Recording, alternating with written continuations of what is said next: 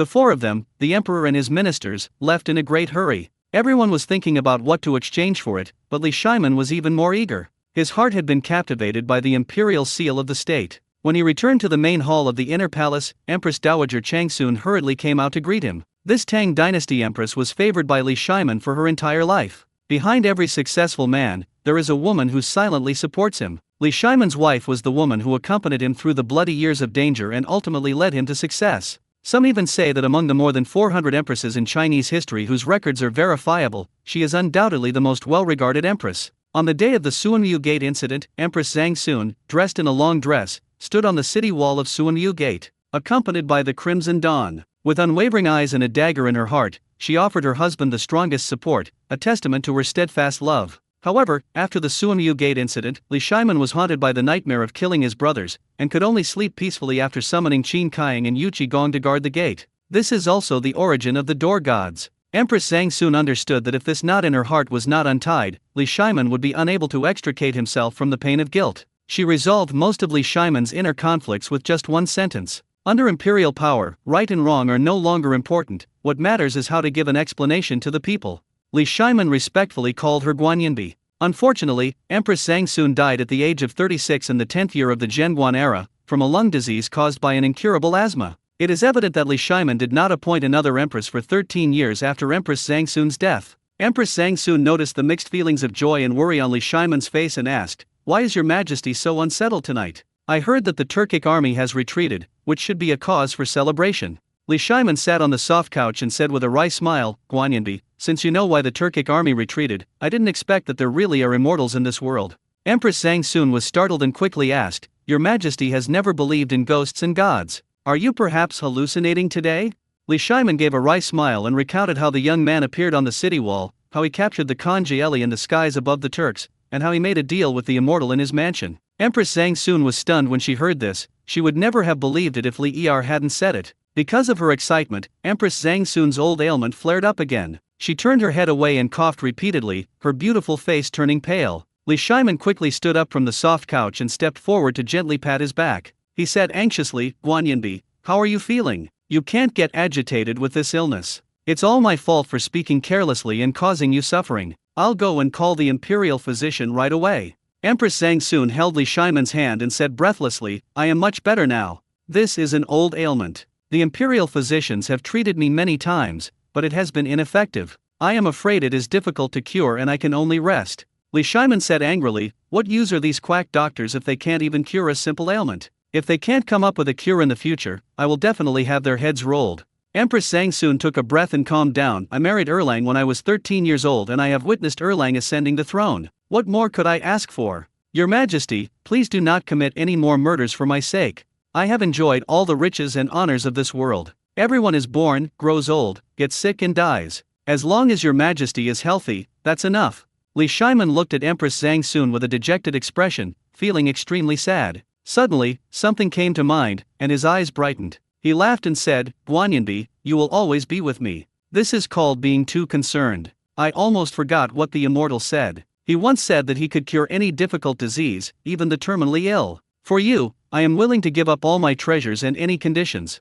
After saying that, he laughed heartily again. Zhang Jianzhun stood on the covered bridge in the central courtyard, looking up at the starry sky, trying to figure something out using the stargazing method in the art of astrology. Unfortunately, even after his eyes ached from looking at it, he still couldn't figure it out. He could only lower his head and sigh that the study of astrology was too complicated, and even though he was already a high-level qi cultivator, he still couldn't comprehend its mysteries. "I haven't really put the aura gazing technique to any real use since I learned it. After all, these charlatan spells can't be learned overnight." Actually, there was a charlatan named Yuan Tiangang in the Tang dynasty who wrote a book called Tui Bei Tu, Back-Pushing Diagram, which was passed down as incredibly powerful by later generations. If one could meet him, one could ask him for advice and see if this old charlatan truly had any real knowledge. Rubbings of the Tui Bei Tu were still available for sale in the late Qing dynasty, but they were criticized by many as spreading heresy and were later banned. Filled with anticipation for tomorrow, Zhang Jianzhun returned to the main house. Two maids, around 15 or 16 years old, were waiting outside the door.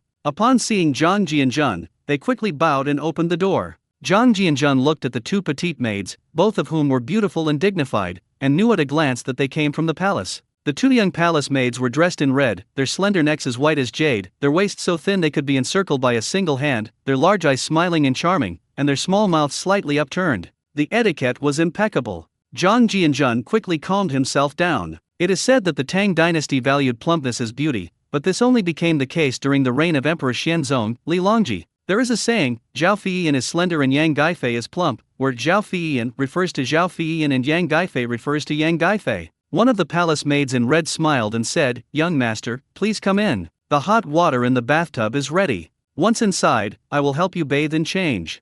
Zhang Jianjun's eyelids twitched. My goodness. This Li Er is really good at handling things. As someone from a later era, I really can't bring myself to do it. He smiled and said, "You two should step back for now. Those who cultivate in seclusion should not be close to women, otherwise it would be bad if you disturb my Dao heart." After finishing his sentence, Zhang Jianjun waved his sleeve and went inside. Two shy palace maids were left standing there in a daze. Tears welled up in her eyes as she watched Zhang Jianjun's retreating figure enter the room. What would she do if His Majesty found out that she had been disliked? As Zhang Jianjun lay in the bathtub, he felt a sense of comfort. Looking at the red flower petals scattered on the wooden tub, he couldn't help but sigh. The ancients certainly had a lot of ingenuity. Just as Zhang Jianjun was taking a shower by himself, he heard light footsteps outside. Because of his strong spiritual sense, these sounds could not be missed by his ears. Zhang Jianjun's eyes nearly popped out of their sockets. What the hell? Using this to test cotters. One on the left and one on the right started helping to scrub their backs.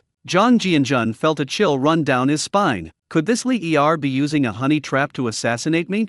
Thinking about it, I realized I was being a bit paranoid. The two palace maids seemed to have no ill intentions and even appeared somewhat aggrieved. Zhang Jianjun smiled gently and said, "Why are you two so persistent at such a young age? Didn't I tell you I don't need you to serve me?" A clear, tearful voice came from behind. "His Majesty has ordered us to follow you, young master, otherwise we will be punished when we return. Please don't despise us, young master." Seeing the two young palace maids with tears streaming down their faces, what could Zhang Jianjun do? After his bath, Zhang Jianjun dismissed the two maids and told them not to disturb him. He then lay down on the soft couch. I felt someone enter my room in the middle of the night. Zhang Jianjun.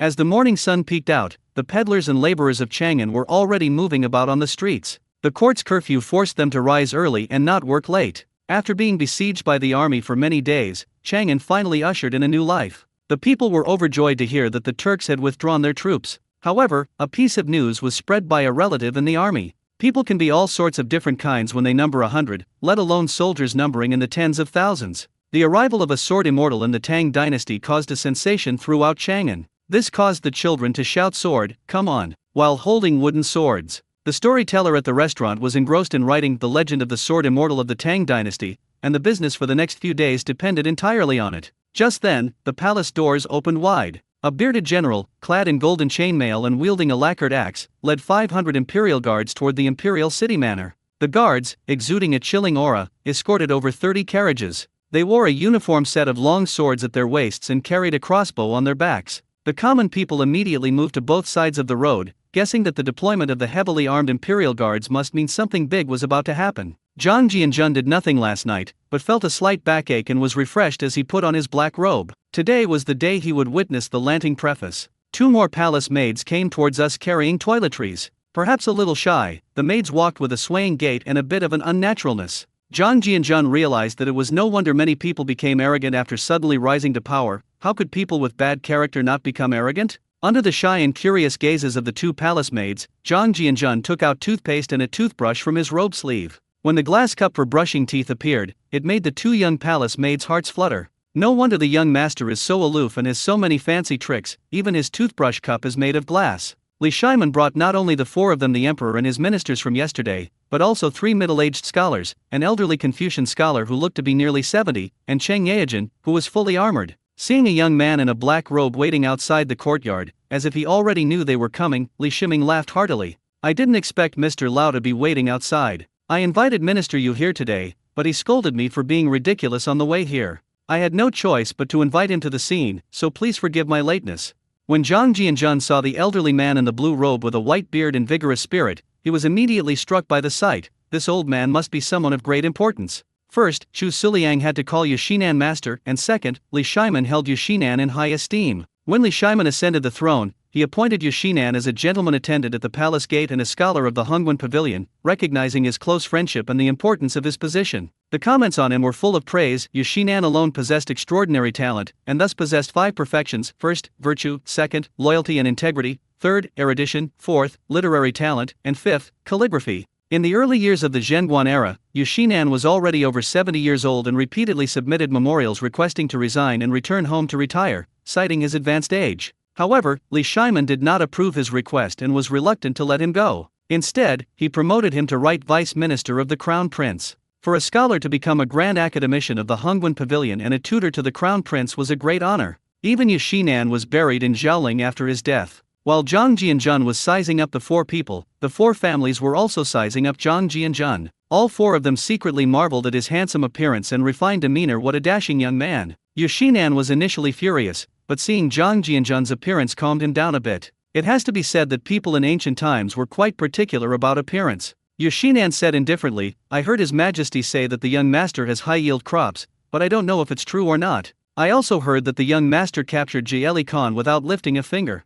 Could you also let me see what 100,000 caddies of seeds look like? If you can really get 100,000 caddies of seeds, I will not only apologize, but also give you all my humble works. What harm is there in that?"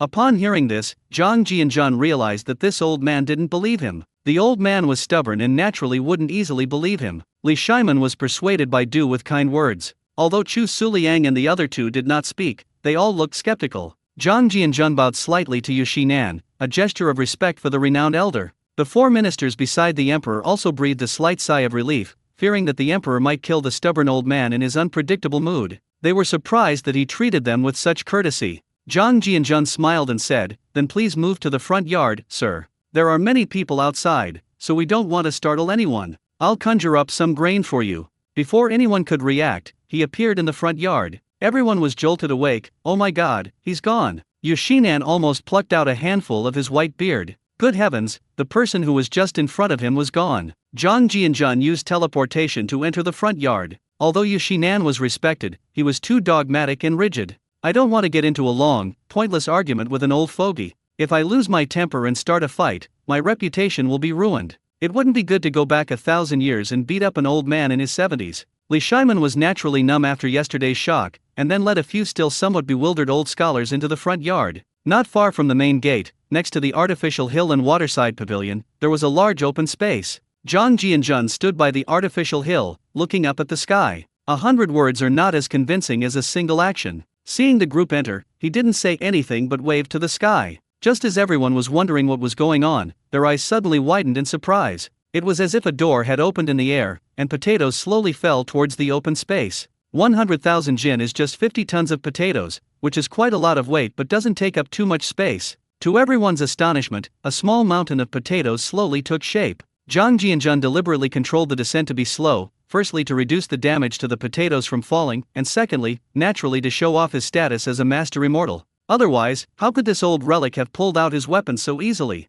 Yushinan's blood pressure soared as he watched the potatoes falling from the sky. His face was flushed and his breathing was rapid. He rubbed his slightly blurry eyes several times, his heart trembling beyond measure. Don't assume that people in ancient times believed in superstition. It was just ordinary people who believed, with the guidance of those who were interested. Truly prominent families would only worship their ancestors and not believe in ghosts and gods. The saying "the master did not speak of strange phenomena, physical prowess, disorder, or spirits" perfectly explains their attitude. The emperor proclaimed himself the son of heaven in order to consolidate his rule. Therefore, superstition is merely a means for rulers. But today's scene completely shattered their worldview. Yushinan suddenly rushed to the pile of potatoes, picked up a potato, and slowly stroked it with his trembling old hands. This old man, who had been unsuccessful in the Sui dynasty, had seen and experienced too much suffering in the world. At this moment, he couldn't help but shed tears and murmur to himself, "We will never go hungry again." Li Shimin and the others were startled at first, but when they came to their senses, they rushed towards the pile of potatoes with great excitement. Cheng Yaojin, holding 2 potatoes, laughed heartily and said, "Congratulations, Your Majesty. This is truly an auspicious omen from heaven. Our great Tang will no longer have to go hungry, and our soldiers will no longer have to worry about not receiving their pay." This day is vaguely recorded in historical texts. In the autumn of 626 AD, before the Zhenguan era, the Sword Immortal descended upon the Tang dynasty and defeated the 200,000-strong Turkic army in Chang'an. The following morning, auspicious omens suddenly appeared in the capital, after which their whereabouts became unknown. Li Shimon laughed heartily as his hands were covered in mud. Yijin, bring me the preface to the Orchid Pavilion. As everyone came to their senses amidst their ecstasy, Zhang Jianjun had already taken a sandalwood painting box from Cheng Yaojin's hands. The painting box is carved with dragons and phoenixes, depicting the sun, moon, mountains, and rivers. The purplish-red painting box is about 25 centimeters long. Under Zhang Jianjun's divine sense, a beige painting of the preface to the Orchid Pavilion, about 70 centimeters long and 25 centimeters wide, was rolled up and lay quietly inside. Zhang Jianjun used his appraisal skill to examine the scroll, and the result showed that it was over 273 years old. Zhang Jianjun was overjoyed to find that it was indeed a genuine work. The preface that Wang Zizi wrote for a friend on the third day of the third month of the 9th year of Yanghe, 353 AD, is correct. Now it is 626 AD, more than 273 years have passed. To prevent damage to this national treasure from not wearing gloves. After opening the wooden box, Zhang Jianjun used his mental power to lift the scroll and slowly unfurl it. In early late spring, we gathered at the Orchid Pavilion in Shanyan, Kuiji, for the purification ritual. All the wise men were present, young and old alike. This place boasts towering mountains and lofty peaks, dense forests, and tall bamboos. It also has clear streams and rushing rapids, winding around us, which we used as a winding stream for floating wine cups.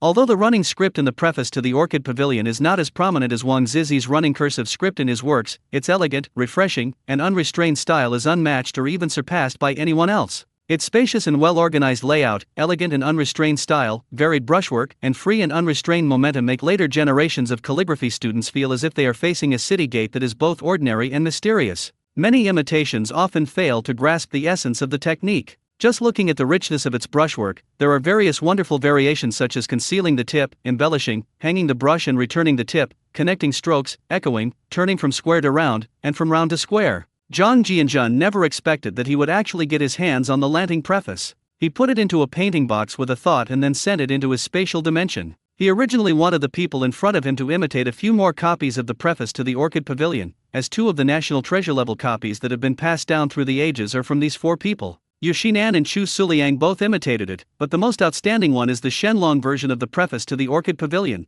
which was stamped by many emperors in later generations, especially Emperor Qianlong. The Shenlong version of the preface to the Orchid Pavilion was also written by a calligrapher of this era. Feng Qinsu, 617–672, courtesy name Wanshao, was from Xindu, Chang'an. In 626, Feng Qinsu was only a 10-year-old child. Therefore, Emperor Qianlong earned the nickname the Stamping Maniac because he had to stamp and sign any priceless treasure that came into his possession. But with the real Lanting preface, what more could one ask for? Emperor Li Shimon and his ministers circled the Potato Mountain several times. After about the time it takes to drink a cup of tea, they slowly recovered and immediately ordered the imperial guards to impose martial law and begin moving the potatoes. Li Shimon ordered 500 armored soldiers and dozens of horse-drawn carriages to begin their operation. These potatoes would mark the beginning of this dynasty's golden age. Yu Xinan's face was still flushed with excitement, and he wiped away the cloudy tears from the corners of his eyes. He was about to bow deeply to Zhang Jianjun when he said excitedly, "Sir, you are kind-hearted and have brought good fortune to the Tang dynasty.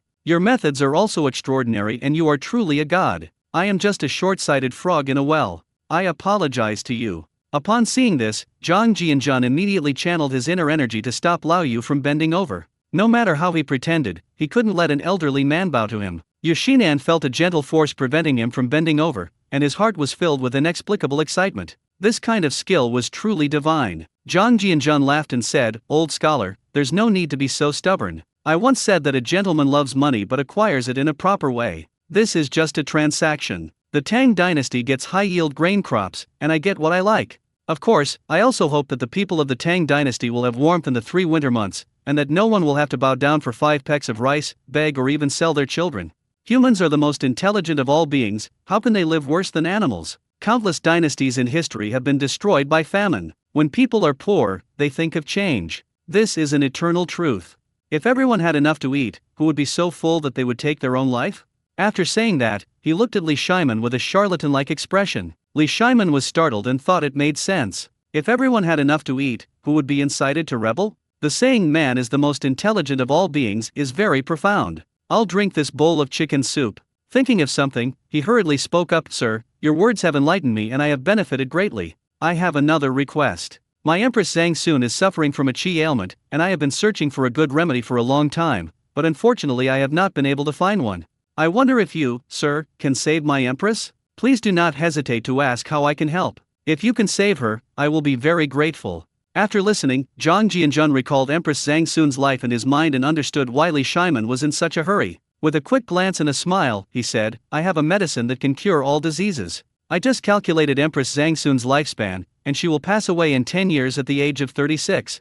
The emperor and his ministers present were shocked upon hearing this. If the young man hadn't been an immortal, they would have all wanted to step forward and rebuke him for talking nonsense. Li Shiman, in particular, was so shocked that he was completely disoriented. His hands trembled as he spun around in circles to relieve his distress. He now absolutely believed Zhang Jianjun's words. Empress Zhang Sun's illness is about to relapse, and the imperial physicians in the palace are helpless. They wanted to find Sun Simiao, but this old doctor's life was unpredictable. Chang Sun Wuji panicked even more. If his younger sister were to leave, it would be absolutely detrimental to him. Li Shiman gritted his teeth and took off the Longquan sword from his waist. This sword was the first precious sword made by Ouyuez, the Long Yuan sword. After the Tang dynasty, it was called Longquan sword to avoid the taboo of Li Yuan's name. The creation of the Long Yuan sword by Ouyuez marked the beginning of his lifelong pursuit of forging divine weapons, and it is also the first legendary sword in ancient China with verifiable historical records. According to the ancient book Yuju Shu, in order to create extraordinary weapons, Ouyuez sought out teachers and learned from various masters, collecting and integrating the knowledge of different weapons, and eventually formed his own theory of sword forging. He carved open Sishan Mountain, diverted the cold spring stream from the mountain, and took out iron ore and bright stone from the mountain, combining the essence of heaven and earth to forge 3 precious swords with ingenious craftsmanship. These 3 swords are known as the 3 swords of Sishan by Ouyuez, namely Long Yuan, Tai, and Gongbu. Among them, the Long Yuan sword ranked first, holding the position of the eldest brother. Therefore, the Long Yuan sword became the first divine sword created by Ouyuez. After Emperor Taizong of Tang, Li Shiman, died, it is said that the Long Yuan sword was buried with him in his mausoleum, Jiaoling. From then on, the world-renowned first divine sword disappeared from the mortal realm. Zhang Jianjun's eyelids twitched when he saw Li Shiman's actions. What was this old Li doing, taking off the emperor's sword? Yu Shinan also exclaimed in alarm, "Your Majesty, you mustn't." Li Shiman stroked the Long Yuan sword and laughed heartily. "As long as the people of the Tang dynasty can live in peace and prosperity, and as long as my beloved wife can be healthy, what's wrong with that? As you said, these things are precious, but they are just collectibles. In the face of life, a mere sword is powerless. You already have the title of Sword Immortal, so I will bestow it upon you. Please, sir, grant me your help." After saying that, he held the sword out to Zhang Jianjun with both hands. Zhang Jianjun was starting to feel a little embarrassed. Was he taking advantage of the situation? The treasure belongs to the virtuous. If one does not share something of equal value, one would feel ashamed to accept it. After storing the Dragon Abyss sword in his spatial storage, he began to think about how to compensate for it. An uneasy mind is not good for spiritual practice. Let's give the Tang dynasty a little more hope. After thinking it over, he waved his hand towards the air. It seems as if another opening has appeared in space and time. When some crop seeds fall, Zhang Jianjun suddenly felt a warm energy flow into his danshan. With continuous energy input, it is breaking through the bottleneck. The sight of corn, sweet potatoes, peanuts, and potatoes appearing in the air left everyone on the scene speechless, a sense of unreality washing over them. Zhang Jianjun seemed to feel a gentle energy gathering in his danshan, not just spiritual power, but like it was being infused into his body, allowing him to easily break through to the 9th level of qi refining. Even his mental strength broke through the bottleneck and reached the 9th level. When a crisp cracking sound came from the danshan, this mysterious energy was still flowing into the danshan and had not yet finished. Zhang Jianjun was greatly alarmed and quickly circulated his 36 small cycles to circulate this fullness, causing his spiritual energy to burst forth and form a 3-meter protective barrier. Due to the gathering of a large amount of spiritual energy, the spiritual energy protective shield shimmered with a milky white, misty light, just like a large white cocoon tightly surrounding him. As the surrounding rulers and ministers were excited to see the immortal descend with auspicious omens once again, they discovered that the immortal was emanating a white light and a powerful aura. Everyone felt short of breath and retreated until they reached the courtyard gate, where they were spared. The 8 or 9 people watching from afar exchanged bewildered glances, cold sweat beading on their foreheads. The oppressive aura they had just witnessed was simply terrifying. As they watched the white light shield, the expressions on their faces changed continuously. Not knowing whether this was good or bad, everyone felt a little uneasy. When Zhang Jianjun had completed half of the small circulation, the feeling of fullness in his danshan gradually subsided. Just as he breathed a sigh of relief, a soft cracking sound came from his dantian, and he broke through again. At this point, the energy in his body gradually subsided, and he finally stopped due to insufficient stamina. Zhang Jianzhan's microcosmic orbit was also forced to be interrupted because there was no spiritual energy in the outside world. If it continued to circulate like this, his dantian would absorb the turbid energy of the Dharma ending age, which would be detrimental to his cultivation. He had tried running it in the main world and almost crashed, so he naturally knew to stop. The spiritual energy shield on his body also penetrated into his body.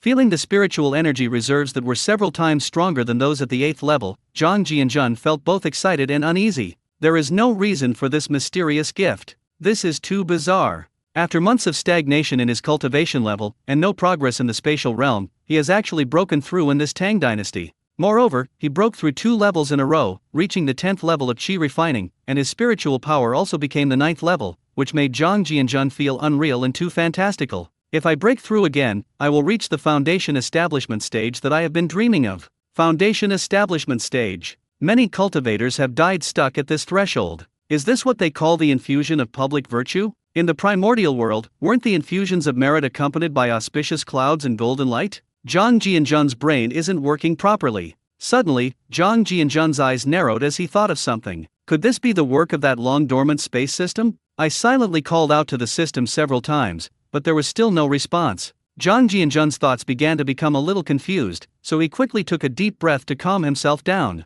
Opening his eyes, he saw several bewildered and uncertain ministers in the distance, and couldn't help but sigh that these people were his lucky stars. Then he waved and laughed. Don't be alarmed, everyone. I just comprehended a trace of the rules of heaven and earth, and my cultivation has improved as a result. I'm sorry you were startled. Upon hearing this, everyone felt relieved. However, upon seeing the strange pile of grain, they became excited and curious again, and hurriedly rushed to the pile of grain to take a closer look. Chang Sun Wuji asked first, I wonder what kinds of crops you have this time, sir. Zhang Jianzhan then shared the memories in his mind with everyone. Peanuts originated in the Americas and had not yet been introduced to China at this time. There is a plant with a similar name called groundnut, but it is not the same species. Zhang Jianzhan's detailed explanation helped them understand how to eat these varieties and their high yield. The emperor and his ministers, their faces flushed with excitement, were practically dancing with joy as they surrounded the mountain of crop seeds. Zhang Jianzhan concluded by saying, Heaven cherishes life. Since I have been sent here, I cannot bear to see the common people suffer. I hope you can treat them kindly and also handle these seeds properly. After saying that, he looked at the sky with a compassionate expression, glancing at a 45-degree angle. Upon hearing this, the emperor and his ministers all became solemn, clasped their hands in a salute, and thought to themselves that this immortal was not as otherworldly as they had imagined. He still had human feelings. This time, Zhang Jianzhan did not avoid the bows from the group. Since he had received recognition from something, he was worthy of this bow. After all, he had brought hope to the ancients 1,000 years ago. Yushinan laughed heartily and said, Sir, you are so righteous, how could we care about a few paintings? I will go home and bring all my lifelong treasures with me. Without waiting for anyone's reaction, he led the 3 of them out of the courtyard. Zhang Jianzhan thought to himself that his goodness hadn't been wasted after all his bluffing. Zhang Jianzhan smiled at the remaining 4 officials and said, Let's not all stand here. How about we go to the pavilion across the way for a chat? Li Shimon stroked his beard and laughed heartily. Today, sir, you have opened the door to merit and bestowed auspicious omens from heaven. We, the emperor and his ministers, all have requests of you, sir, and we should obey your will. Having experienced several shocks and surprises, Li Shimon had already lowered his stance considerably. He had no choice, after all, who would listen to rules when dealing with an immortal. At least for now, this immortal is still quite good to the Tang dynasty. If the immortal hadn't said he wouldn't be staying for more than a few days, he would have wanted to solidify the relationship by marrying the immortal and betrothing his young daughter, Li Lizi, to him. They can get married when they reach a certain age. He and Empress Zhang Sun were only 12 or 13 years old when they got married, and it was normal to get married at 15 or 16 in that era. The 4 of them then walked across the covered bridge into the octagonal pavilion in the center of the pool. After the guests and hosts took their seats at the stone table inside the pavilion, Zhang Jianzhan then spoke. Actually, I already know the purpose of you 4, the emperor and your ministers. Immortality is an eternal topic, but in reality, there is no elixir of immortality in this world. You might wonder how I could fly around and become an immortal if there is no elixir of immortality. The truth is, the world I live in is not in your time and space. You can also understand it as being in another world. Even in my world, there is no elixir of immortality. Immortality is achieved through one's own understanding of the secrets of heaven and cultivation. Therefore, I advise you all to abandon this idea and focus on managing this country properly. However, don't be discouraged. If you leave behind your virtues, perhaps a wisp of your soul can travel through time and space to be reborn as a human or even attain immortality 100 years from now. Only there are the necessary conditions for cultivating immortality. Your world is just a country of mortals. Even if you were given the methods of cultivation, you would not be able to become an immortal. Otherwise, the Qin Emperor would not have been unable to achieve immortality even after searching all over the country. All the elixirs in this world are actually fake, so I don't need to tell you what to do from now on. Your Majesty, please rest assured that I can indeed cure Empress Zhang Sun's illness. I have a medicine here called Lingquan, which can not only cure all diseases but also extend one's life by 5 years. I'll be frank and say this is a diluted elixir. There's a saying that the body can't tolerate strong tonics. For people who have been ill for a long time, drinking highly concentrated water will have the opposite effect. I also cannot give you undiluted water, otherwise it would be a disrespect for the laws of time. In other words, I can give you medicine that will extend your lifespan by 5 years. As for what else you can offer in exchange, you should think it over carefully. Of course, I have already prepared Empress Zhang Sun's portion. This kind of medicine cannot be stored for a long time as it is easy to evaporate. It must be drunk in time to take effect immediately. Amidst the stunned gazes of the crowd, Zhang Jianzhun launched into a lengthy narration. This approach also prevented several historical figures from frantically pursuing alchemy after their passing. In fact, I didn't just talk nonsense. Even Einstein studied theology in his later years, and the soul is an inescapable topic in theology. Having just received this gift of mysterious energy, I mustn't let the people of the Tang dynasty start practicing alchemy after I leave. That would be a huge loss. Who can explain the mysterious causes and effects in this world? Since that's the case, it's better to just eliminate their desires altogether. If the Tang dynasty weren't part of the world of the Chinese people, Zhang Jianzhun wouldn't bother with all this rambling. The moment I received the Emperor's sword, I felt as if I had been tainted by karma. The Dragon Abyss sword will reappear in the future. After listening to Zhang Jianzhun's account, the 4 people, including the Emperor and his ministers, felt both disappointed and delighted. The lack of an elixir of immortality disappointed them. However, the existence of a cure that could cure all intractable diseases surprised them, and most importantly, this medicine could directly extend their lifespan by 5 years. Moreover, the immortal's ambiguous words seemed to reveal a glimpse of heavenly secrets. Death is not necessarily true death, there is also the soul. If one can do something beneficial for all living beings, perhaps one's soul can be reborn in another world after one's death. This filled them with immense joy, and they decided that they would definitely write this passage into their family genealogy when they returned home. Fang Xianling was the first to react and then laughed. "Thank you, sir, for clearing up the doubts of the 4 of us, the Emperor and his ministers. I will definitely remember your teachings. I feel a little ashamed that I almost became greedy for immortality." Zhang Jianzhun smiled and said, "No one can laugh and joke in the face of death. Death is not the real end. When someone is forgotten by the world years after their death, that is the real death. I also wish that you all will be remembered in history, and as long as you are remembered in history, none of you here will truly die." Zhang Jianzhun's persuasive words made the eyes of the 4 men, the Emperor and his ministers, light up. Indeed, who wouldn't want to be remembered in history? Li Shiman smiled and said, "Sir, your words are like a resounding bell, so bring me up. I also want to create a peaceful era for the Tang dynasty and become a wise ruler who will be remembered in history." Upon hearing this, the 3 civil officials immediately rose and echoed, "Our Emperor will surely usher in a golden age for the Tang dynasty." Seeing that the atmosphere was getting lively, Zhang Jianzhun flipped his hand and produced a bottle of diluted spiritual spring water, which he handed to Li Shiman. He smiled and said, "Your Majesty, this is the spiritual spring water that cured Empress Zhang Sun. A total of 1 pound of water only requires half a pound to cure her. Once this disease is cured, it's not as simple as just adding 5 years to one's lifespan. Empress Zhang Sun was originally young. Now that she has been cured, she can live to at least 60. If she takes good care of herself, she could even live to 70. She was originally only supposed to live for 36 years. So, Your Majesty, how many years do you think she has gained? The other half Jin is the extra reward for the Emperor's sword. I'm not one to take advantage of others. As for who His Majesty gives this half bottle to, that's your business." Li Shiman was overjoyed and laughed heartily. "Thank you for the elixir. My worries are now gone." As soon as he finished speaking, he quickly stood up and carefully took the mutai bottle. He burst into laughter again amidst the intense gazes of the crowd. Chang Sun Wuji also quickly rose to offer his congratulations. "Congratulations, Your Majesty, on obtaining this miraculous medicine. The Empress will no longer be plagued by illness. Your Majesty's lifespan will be extended by 5 years. This is a blessing for all officials and a boon for the entire nation." The other 2 also stood up to congratulate him, and Li Shiman was so happy that his mouth almost twisted into a crook.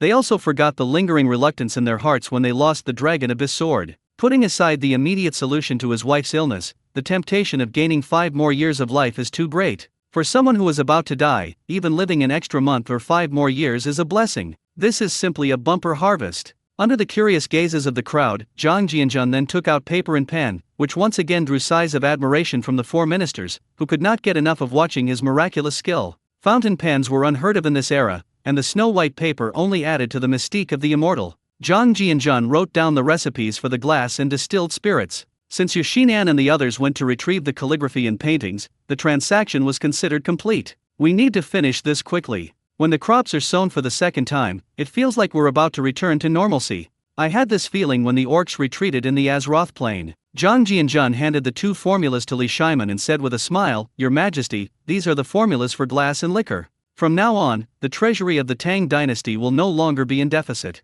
The era of plenty is coming soon. When that time comes, we can go and take revenge on the Turks. By the way, Yang Zhendao is currently in the Turks. What you want is in his hands." Upon hearing this, Li Shaiman was greatly surprised and overjoyed. No wonder the Li family searched the former Sui imperial palace from top to bottom but couldn't find it. It turned out that it had been taken away by their good cousin, who was suppressing his urge to immediately attack the Turks. He carefully took the formula and put it in his pocket. He laughed heartily. "Thank you for the reminder, sir. The time for sowing grain is the day for conquering the Turks. Yesterday, you displayed your great power outside the city, causing chaos among the Turkic army. At most, the Tang dynasty will have 2 years to recover, and I will definitely avenge yesterday's humiliation." Zhang Jianzhan chuckled, realizing that his arrival had brought forward Li Jing's command of the army to attack the Turks by 2 years. Ignoring the changing expressions of Fang Xianling and the other 2, he then said, "I estimate I will be leaving the Tang dynasty today. His Majesty has already sacrificed a great deal for the Tang dynasty. If the 3 of you need anything, hurry up and do so. There's no such thing as a free lunch. Actually, I really dislike dealing with you intellectuals. You're too pedantic and verbose, and you love to nag. The word willingness can be broken down into 2 parts. You have to give up something to gain something. Constantly calculating in your heart will only cause trouble. Be straightforward about what you want to exchange, or you'll miss out." Zhang Jianzhan felt he was about to make a comeback and was no longer concerned about their feelings. Otherwise, these guys could talk to you for ages. The faces of Chang Sun Wuji and the other 2 turned red and white as they were spoken to. It wasn't that they couldn't win, they all wanted to stand up and curse him for being uncivilized. But upon hearing that Zhang Jianzhan was about to leave, they didn't have time to argue. Just then, a cheerful voice came from outside. "Sir, you are absolutely right. I, Lao Cheng, also dislike people who are overly sentimental. I have brought what I have exchanged, please take a look." Chang Yaojin was followed by a dozen strong men carrying large boxes. The 4 people at the front were carrying a bronze cauldron together. When Zhang Jianzhan saw it, his eyes lit up as he scanned it with his divine sense, and memories from his previous life flooded into his mind. This is identical to the Nanru Dinglading from Taiwan, which is now in the collection of the National Palace Museum in Taipei. The tripod, representing royal power and national unity, originated in the Jia dynasty. Legend has it that in the early Xia dynasty, King Yu divided the world into 9 provinces, and from then on, the legend of the 9 tripods arose. The Nanru Dingla pattern ding is the largest bronze ritual vessel discovered from the early Shang dynasty to date. The mouth is rectangular, with a pair of arched ears cast twice. It has a deep belly with slightly inward curving abdominal walls, a flat bottom, and 4 hollow columnar feet that are thicker at the top and thinner at the bottom. The vessel is decorated with a single-line animal mask pattern on each of its 4 sides and 4 corners. Each side and the lower part of each side are decorated with nipple patterns. The upper part of the foot is decorated with animal mask patterns. When the vessel was unearthed, there were soot marks on the bottom and foot. This ding is the earliest large bronze square ding discovered from the Shang dynasty, and it is a valuable resource for studying bronze casting in the early Shang dynasty. In the early days after liberation, the Nanru Dingla ding was transported to the small island. Zhang Jianzhan was very excited. It was a huge piece of equipment. Chang Yaojin stepped forward and laughed. "I, old Chang, don't know anything about art or anything like that. I just like things that are grand and bold. Besides this cauldron, there are 5 boxes of gold, silver, and jade artifacts behind it.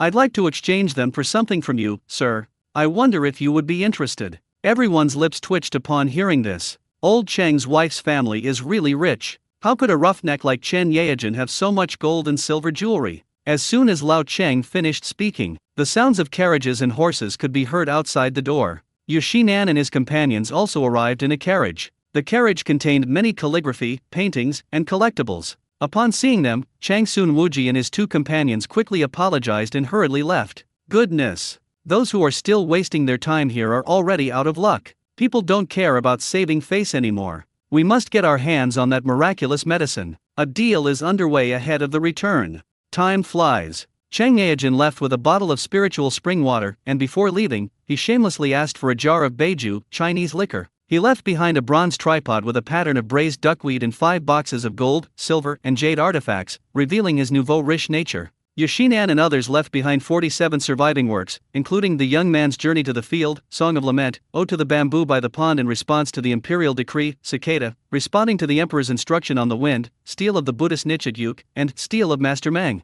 When Yashinan learned of the effects of the miraculous medicine in his hand, his stern face broke into a wide smile. What could be more real than adding 5 years to one's life in one's 70s? Many of his works have not yet been published due to their early age, but Zhang Jianjun is still very satisfied in content. These calligraphy and paintings that have been passed down to posterity are of immeasurable value. When money becomes just a number, people pursue perfection and lose interest in ordinary cultural relics. Li Shiman also hurriedly left with the others. After all, as the emperor of a country, he could not stay away from home for long. Moreover, Empress Zhang Sun at home was waiting for medicine to be administered. This transaction was left with only 3 people, including Chang Sun Wuji. Anyway, there are plenty of watered-down spiritual springs, as long as you bring the items. Just then, the vortex in his hand lit up. Zhang Jianjun was a little disappointed that he still hadn't managed to take all the benefits from the big shots. The great Tang dynasty military genius Li Jing, Li Shiji, Qin Shibao, and that little lowly Wu Meinian, well, I mainly wanted to see the splendor of an empress.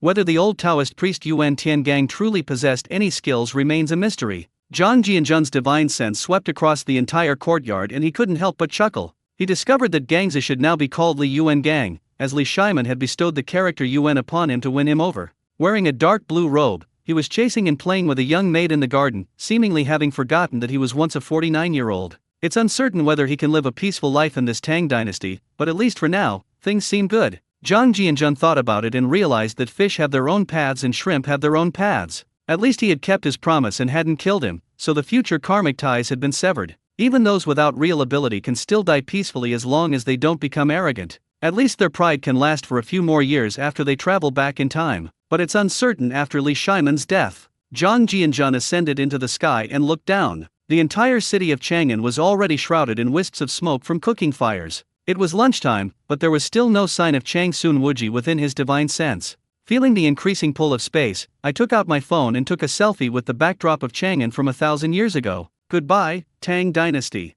Goodbye, Chang'an. The figure disappeared into the air. The 2 palace maids in the pavilion stared wide-eyed. Not long after Zhang Jianjun disappeared, Chang Sun Wuji and the other 2, as if they had just made an appointment, prepared their carriages and left home. Opportunities are very subtle. Once missed, they are gone forever. After returning to his space, Zhang Jianjun took a deep breath, feeling as if every cell in his body was actively pulsating. I checked my watch, it was 4:30 a.m. Only a little over an hour had passed since I started this time travel. The timeline in the Tang dynasty seems quite different from the previous ones. The previous 3 times each lasted longer than the last, but this time it felt like the previous ones were just for completing a mission. It was like a task issued by the system, to erase the shame of the Tang dynasty, and then leave behind high-yield seeds in the Tang dynasty to change the living environment at that time. Then, you'll receive another energy infusion as a reward. Otherwise, this inexplicable breakthrough cannot be explained by common sense. After thinking for a while, Zhang Jianjun took advantage of the early hour and sat down by the ancient well to begin circulating his energy through 36 small cycles to stabilize the instability in his realm caused by the breakthrough. As a large amount of spiritual energy from the ancient well enters the meridians and then slowly circulates through the 36 acupoints, the exhaustion and longing that came with the lack of external spiritual energy support during the breakthrough gradually disappears. The spiritual ring in his consciousness had now become 9 rings. If Zhang Jianjun were to face the old mage of Stormwind City now, the 9 rings of spiritual power, combined with the support of spiritual energy, should be enough to put up a fight. However, legendary mages like Medivh could easily defeat him. Besides Medivh, the most powerful human mage known in Warcraft is his mother, Egwene. Those were astral sorcerers who challenged gods with mortal bodies. Egwene once fought the Dark Titan Sargeras single-handedly, even though she was only an avatar of Sargeras. It should be noted that Sargeras was still Sargeras, and the 5 dragon aspects had to address her as the guardian of the astral realm. Zhang Jianjun traveled through space using a spatial vortex, while Eglen could open a void gate to travel to another world. In terms of cultivation, this ability already qualifies as breaking through the void. An hour later, Zhang Jianjun exhaled a breath of fresh air, feeling refreshed.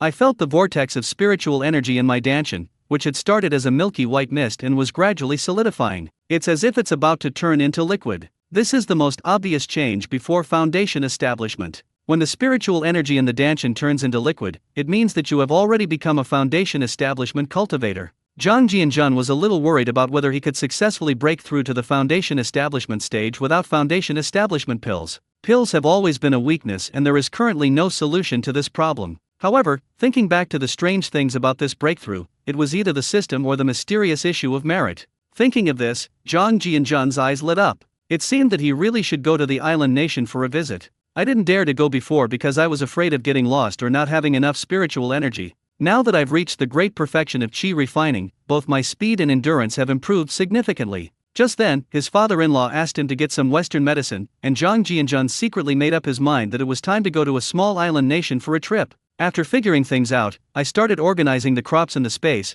harvesting the herbs from the other world and sowing the seeds. Then, with a thought, he scattered a large number of radishes into the pit, and the number of wild boars has now increased to 71. Luckily, he had enough radishes, otherwise he really wouldn't have been able to afford to raise them. After doing all this, I glanced at the two leopard cats and saw that they were unharmed before leaving the space. Early in the morning, Zhang Jianjun pushed his bicycle out of the backyard, and everyone washing up by the pool greeted him. The army was established early. There's a reason why Jianjun became a cotter. He gets up earlier than us every day. Hee Erhuza, I didn't expect you to change so much and learn to flatter people. What are you little brats saying? Erhuza's words make sense, so you should all learn from him. Who says otherwise? Jianjun is doing the best in our compound right now.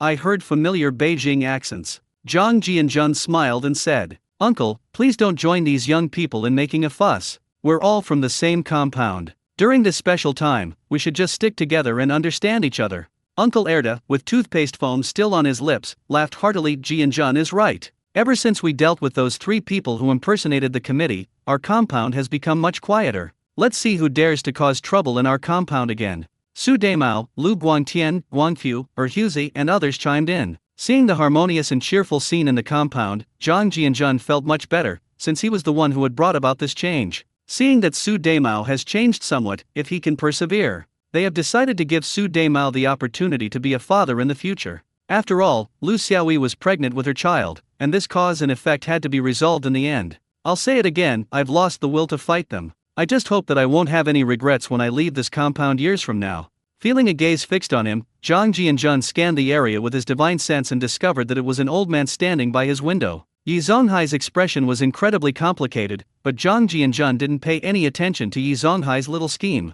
Old Yi is now a salted fish and can no longer make waves. As long as he doesn't come looking for trouble, that's fine. After greeting everyone with a smile, Zhang Jianjun rode his bicycle straight to the third steel rolling mill. Today he needs to make all the preparations for his trip to the small island nation. This was also the starting point for his 0 yuan purchases. There were far fewer workers on the streets this morning than before. Zhang Jianjun drove at high speed and arrived at the steel rolling mill. Looking at the key units that were much more desolate than before, I sighed softly. Although they hadn't come to a standstill yet, they had been significantly affected. Just as I was about to enter the gate, I felt a resentful gaze subtly fixed on me. Zhang Jianjun's expression remained unchanged. He glanced over and saw that it was Deputy Section Chief Wang from the security section, whom he had met just 2 days ago, staring at him. There were 3 guards talking in the guard room, but they all shut their mouths and didn't say anything when they saw Zhang Jianjun coming over. Deputy Section Chief Wang felt utterly unlucky and disheartened. The connection he had painstakingly built with Deputy Director Ma was gone. All their investments went down the drain, and they inexplicably came to hate Zhang Jianjun. Do you remember a few days ago when Deputy Director Ma asked him to keep an eye on Zhang Jianjun's girlfriend?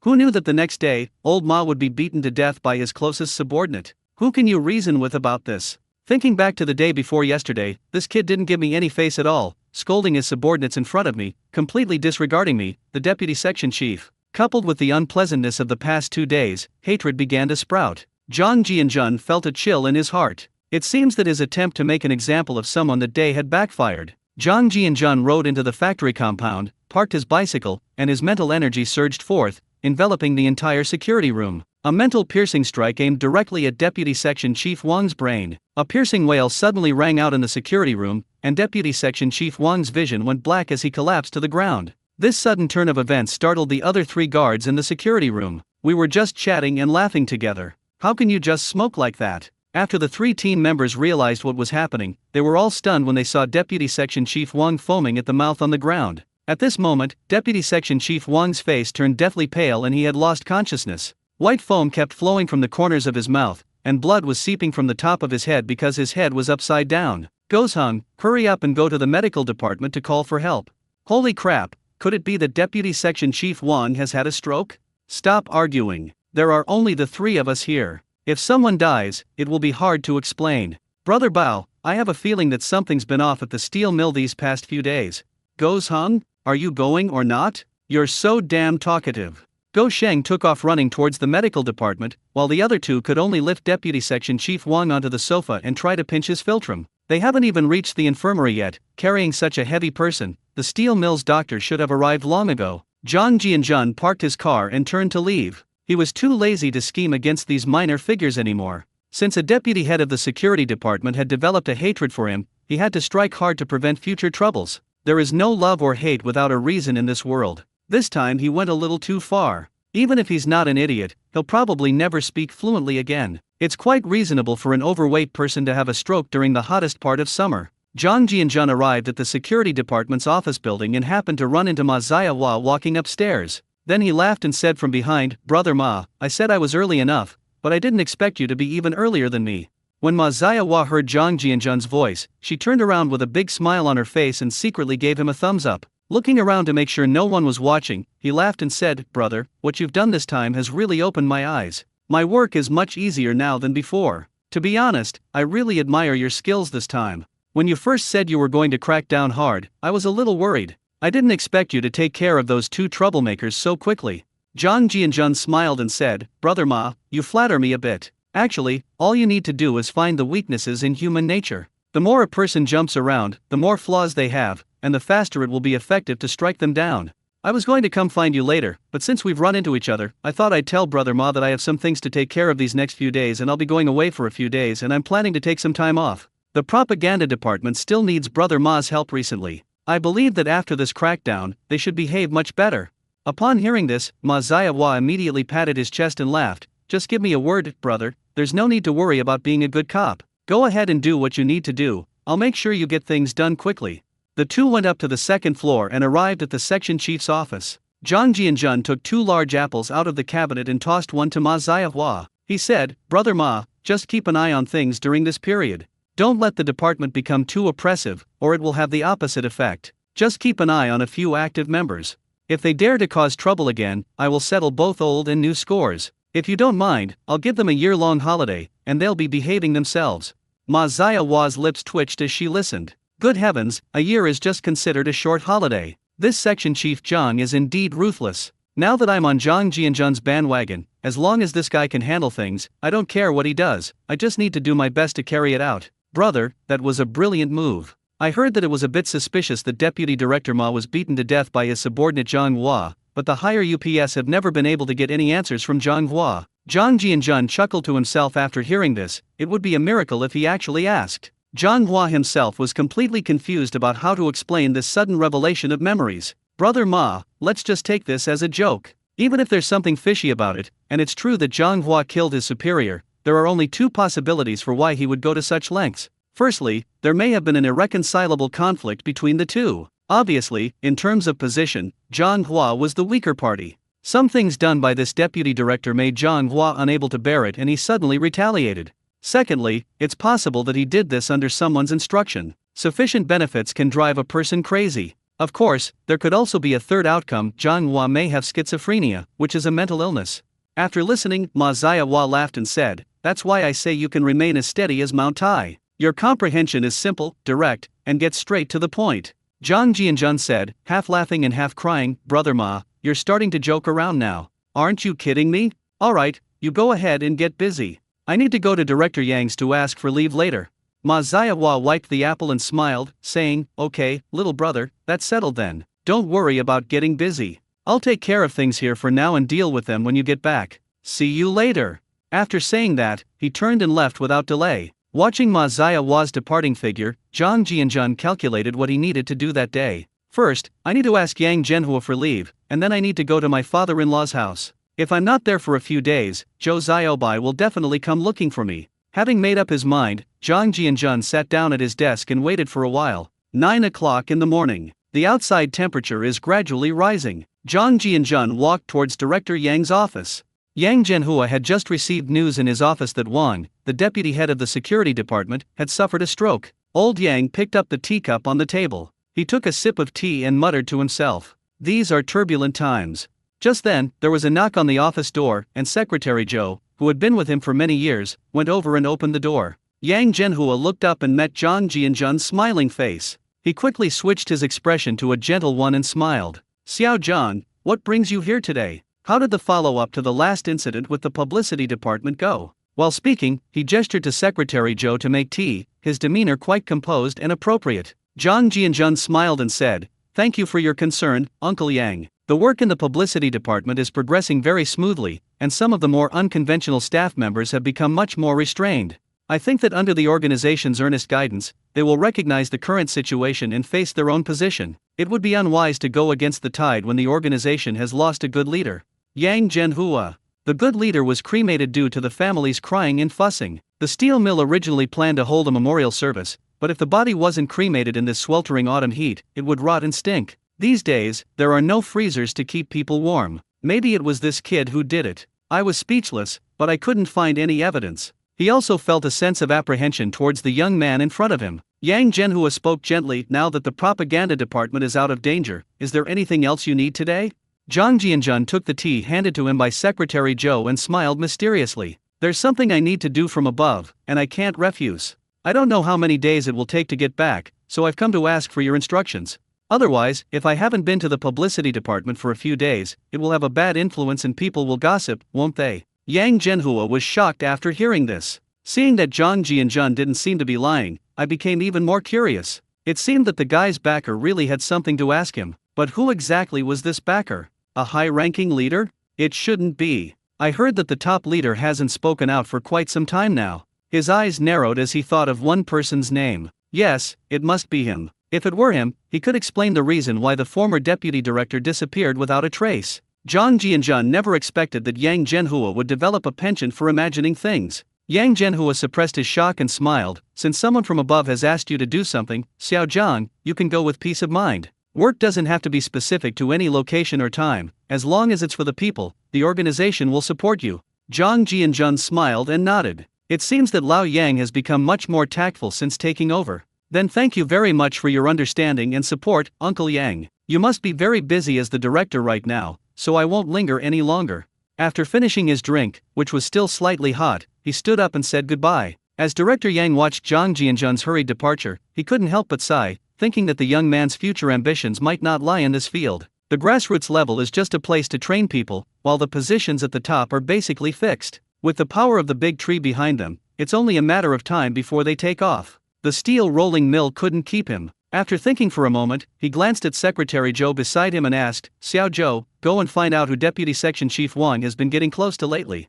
Zhang Jianjun returned to his office, organized some materials, slung his backpack over his shoulder, grabbed a large watermelon, and headed out the door. He glanced at his watch. It was exactly 10:30. At this time of day, it's perfect to ride my bike to my father-in-law's house for a free meal. It might rain today, so the sky over Beijing is a bit overcast. Although there's no sun, the weather feels rather muggy. Seeing the groups of enthusiastic young people on the street, Zhang Jianjun avoided them from a distance and tried to travel through the various alleyways. "I won't bother with anything unless it crosses my bottom line. I'll just pretend I don't see it and it doesn't bother me. It's impossible to make so many people who make a fuss disappear just because I don't like them." Because of the detour, it took more than 40 minutes to arrive at the Zhou family compound. The Zhou family of 3 had already served the dishes and were about to start eating when they heard the clear sound of a bell outside. Zhou Xiaobai's face lit up with joy, and she quickly got up and opened the door. Zhou's mother laughed from behind. "Old Zhou, your daughter can recognize people by their voices now." Zhou Zhenyi's laughed and said, "You Jun, it's like she's not your daughter.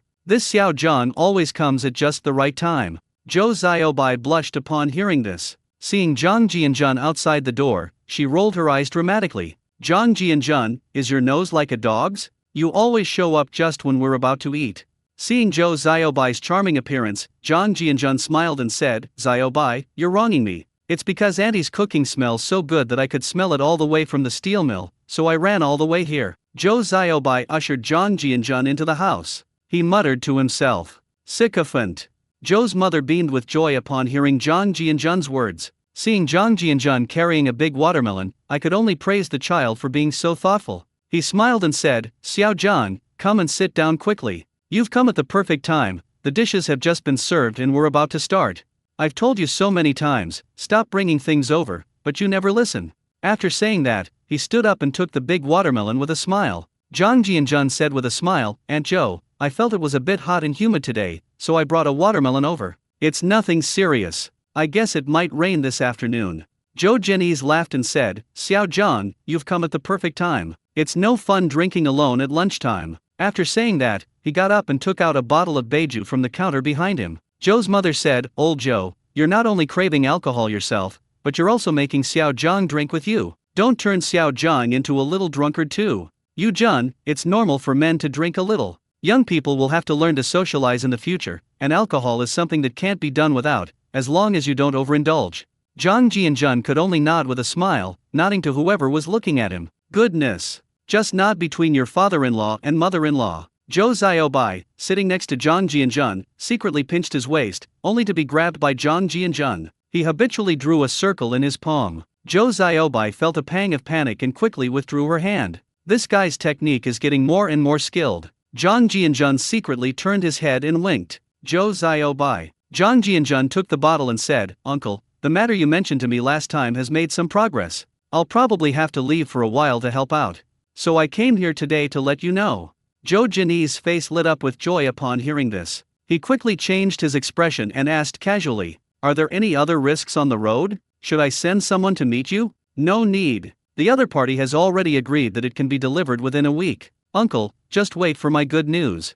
The mother and daughter looked at each other in bewilderment. What kind of riddle are these two playing? But those with good manners did not interrupt or ask further questions. A family dinner is in progress. Time slips away unnoticed. After lunch, seeing Zhou Xiaobai's expectant eyes, Zhang Jianjun could only take her for a stroll, and before they knew it, they had arrived at Bihai Park again. Gazing at the shimmering surface of Bihai Lake, both of them were captivated by the beautiful scenery. Zhou Xiaobai tidied her wind-blown hair and secretly glanced at Zhang Jianjun beside her. She felt that he was much fairer than when they first met last year. Don't you think I've become even more handsome? You're so vain. But Zhang Jianjun, won't your skin get tanned? Hee, I've never even been in the sun, let alone never gotten a tan. You're lying. You're in the sun every day on your way to and from get off work, and you've actually gotten whiter over the summer.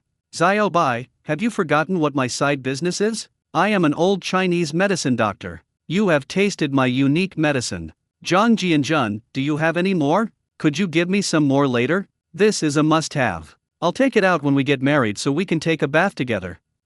You're being indecent again. I don't believe you would take such a precious medicine out for a bath.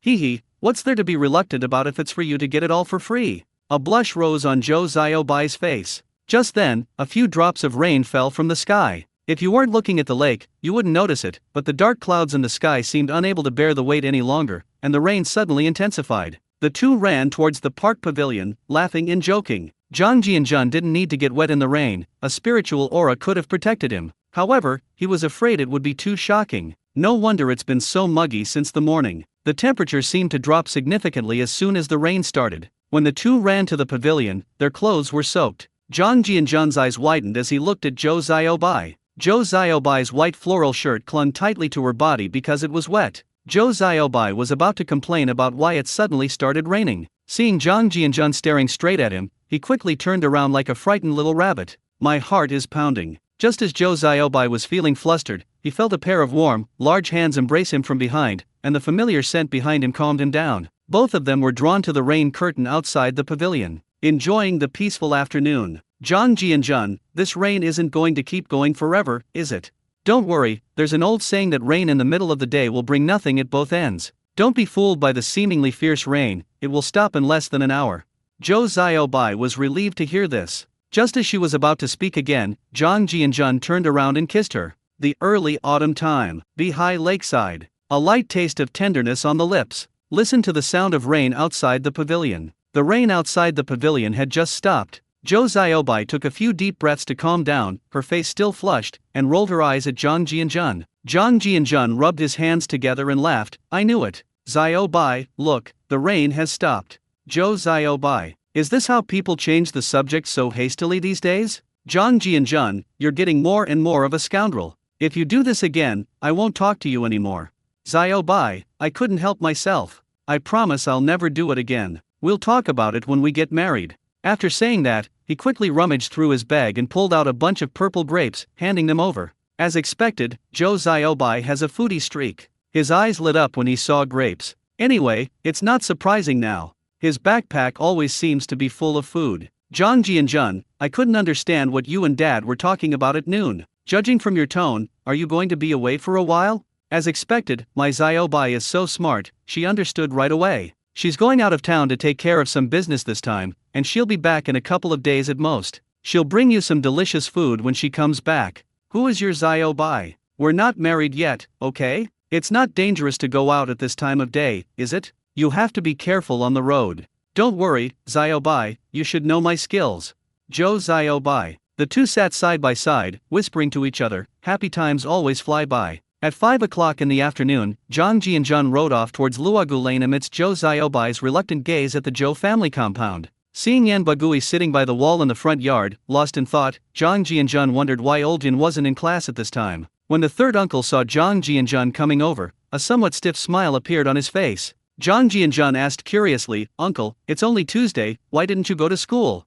Yan Bagui sighed and said, Alas, the school has been almost empty for the past week. The school has decided to suspend classes for a few days and let the students go home to study for a while. If I hadn't had to clean at school, I probably would have come back last week.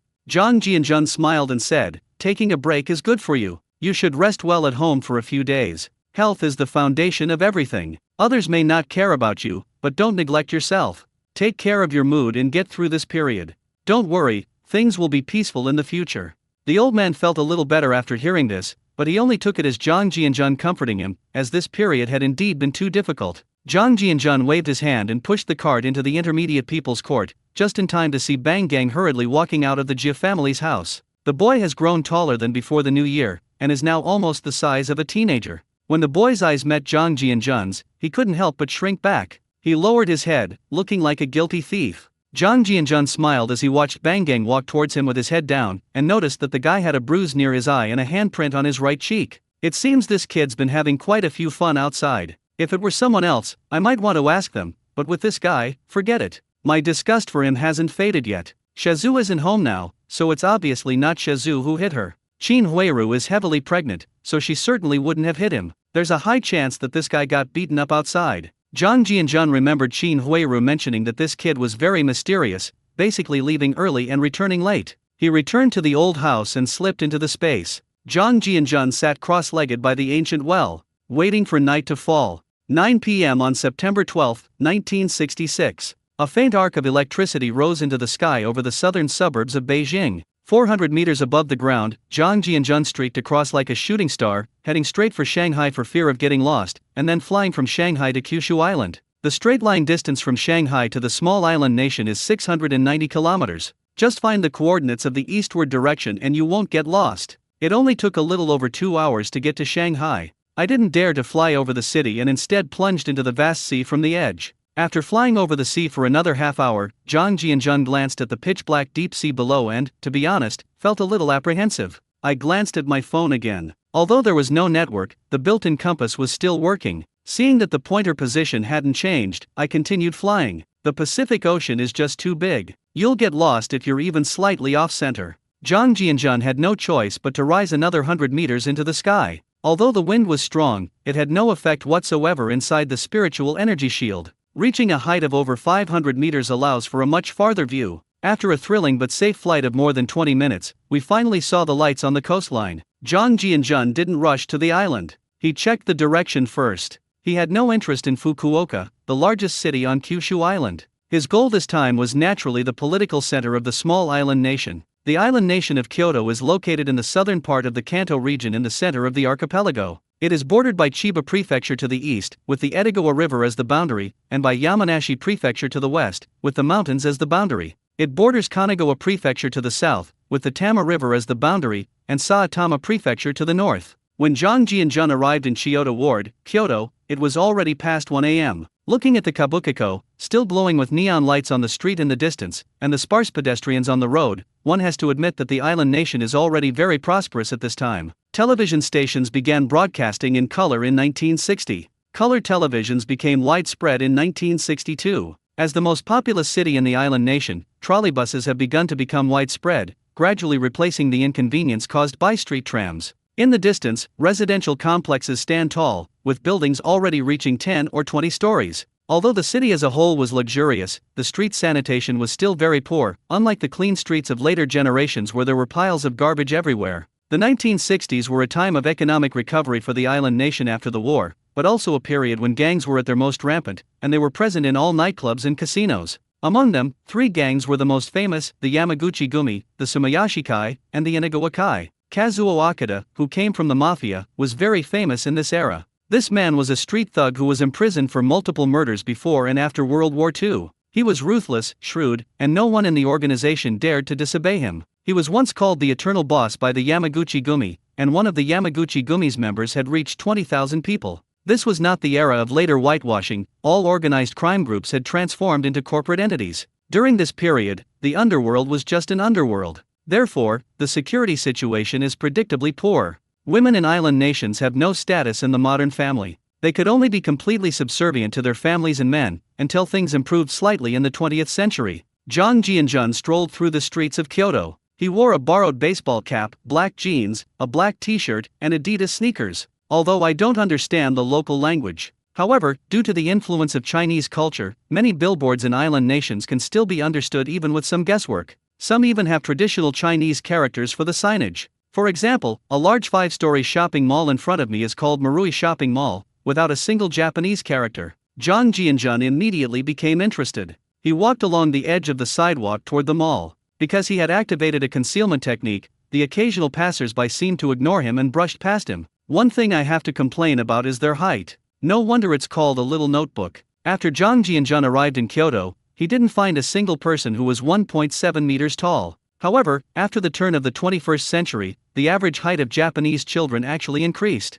They were once ranked among the tallest in Asia. It might be because of the soldiers. Zhang Jianjun had thought about this with some malice in his previous life. We approached the corner of Marui department store. Zhang Jianjun's divine sense burst forth, his spiritual sea directly covering an area of 350 meters in radius, and the entire shopping mall was under the influence of his divine sense. The first floor appears to be the non-staple food section. It was filled with all kinds of seafood, vegetables and fruits, and the shelves behind the counter were filled with fresh food, milk, cola, and all kinds of beverages. The second floor offers shoes, hats, clothing, bags, and a wide variety of international brands, while the third floor houses the hardware and home appliance section, featuring televisions, washing machines, refrigerators, vacuum cleaners, bicycles, and more. Zhang Jianjun was somewhat surprised. He never imagined that the technological level of this small island nation had developed to such an extent in this day and age. No wonder Kyoto, the island nation, would become the second richest city in the world in later generations. Zhang Jianjun only learned later that in the 1960s, the penetration rate of washing machines in island nations was 46%, refrigerators 10%, vacuum cleaners 8%, and washing machines accounted for about half of all households.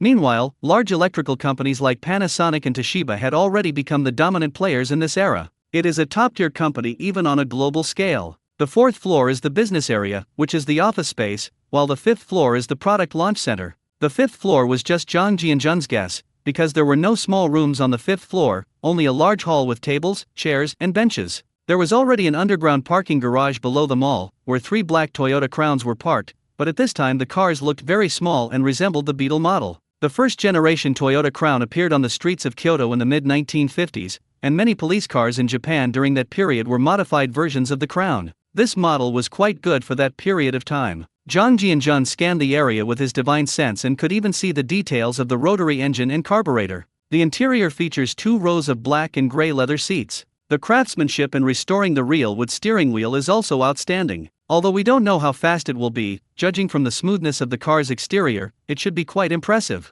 2 young security guards dressed in black uniforms were chatting and smoking in the duty room below the garage. They looked to be around 30 years old. Height is at most 1.6 meters. After thinking it over, Zhang Jianjun decided to empty the mall first, then steal the 3 cars. The Crown sedan would be quite useful for transportation once things calmed down. His SUV was still a bit too ahead of its time. Furthermore, the fuel level does not meet the minimum requirements. To avoid being discovered by accident, Zhang Jianjun used a teleportation technique to pass through the wall and enter the mall. Although the mall was completely dark inside, under his powerful divine sense, every floor was clearly visible. So he began to collect his divine sense from the fourth floor. Genuine leather sofas, solid wood tables and chairs, printers, and a large oval office conference table that can seat at least 30 people. All income was collected into the space without exception. These things might come in handy when I start my own company in the future. A mechanical computer caught Zhang Jianjun's attention. This antique calculator sat on an office desk. The lettering on the side is clearly visible, Monroe PC 1421. Zhang Jianjun was a programmer before.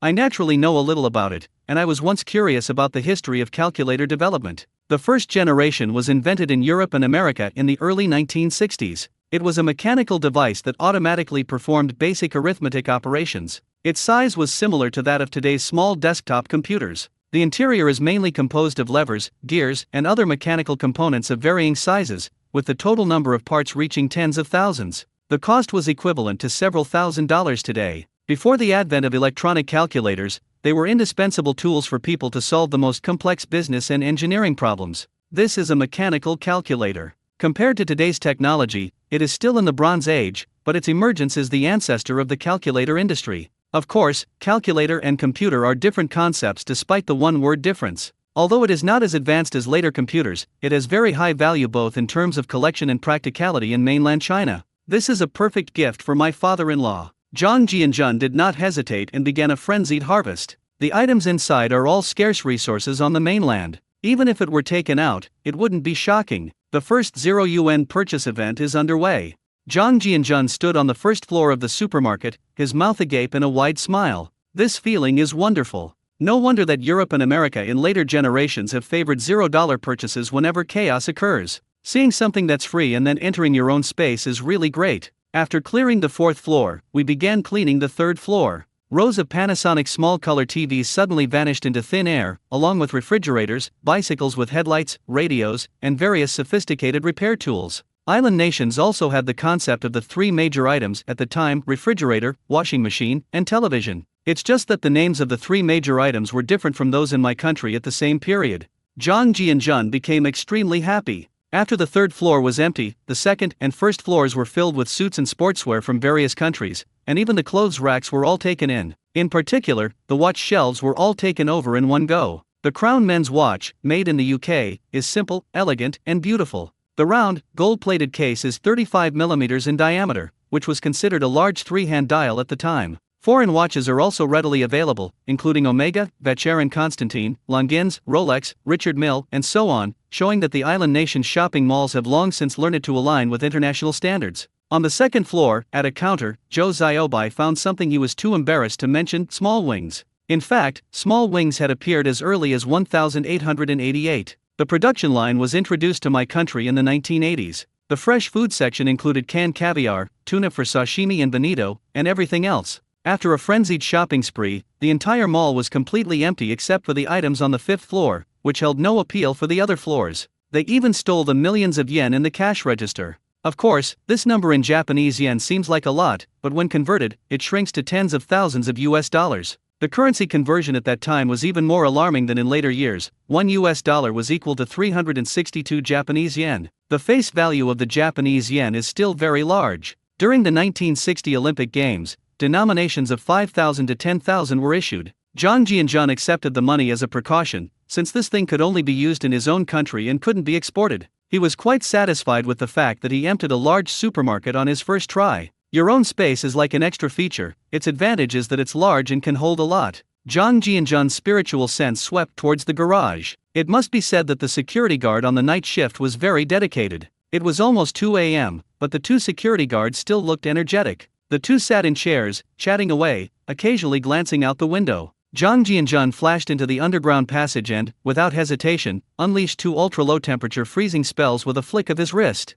This time it's not the kind of localized freezing technique like Zheng Yuanhua's. The two security guards froze, their bodies trembling as they tried to move, only to find their legs no longer obeying their commands. The biting cold seemed to freeze your blood. His pupils gradually dilated, and he tried to shout but couldn't make a sound. Fear and the low temperature made it difficult for the two to breathe, and white frost began to quickly form on their skin, turning them into two popsicles in less than 3 minutes. They remained seated and motionless. They were honored to become Zhang Jianzhen's first test subjects after he achieved the great perfection of qi refining. Anyway, Little Notebook used to enjoy doing freezing experiments, so let's consider this a way of giving back. With his divine senses expanded and guided by his spiritual power, the 3 crown cars suddenly vanished from their spot. It left the entire island nation with a strange legend. Anyway, their superstitious beliefs are very strong, so they don't mind having one more ghost story. The disappearance of everything in a large shopping mall is bound to cause a media frenzy the next day. It's better to add fuel to the fire and make the whole of Kyoto even more lively. I also want to take advantage of the situation. Logically, such a large shopping mall should have a warehouse, but Zhang Jianzhen did not find one under his divine sense. However, in a dark corner of the underground parking garage, they found one stray fish, a Mitsubishi forklift parked quietly there. If we were to say what was the most impressive thing in Japan at that time, it wouldn't be cars or electronics, but this forklift. Its quality even surpassed that of Germany during the same period.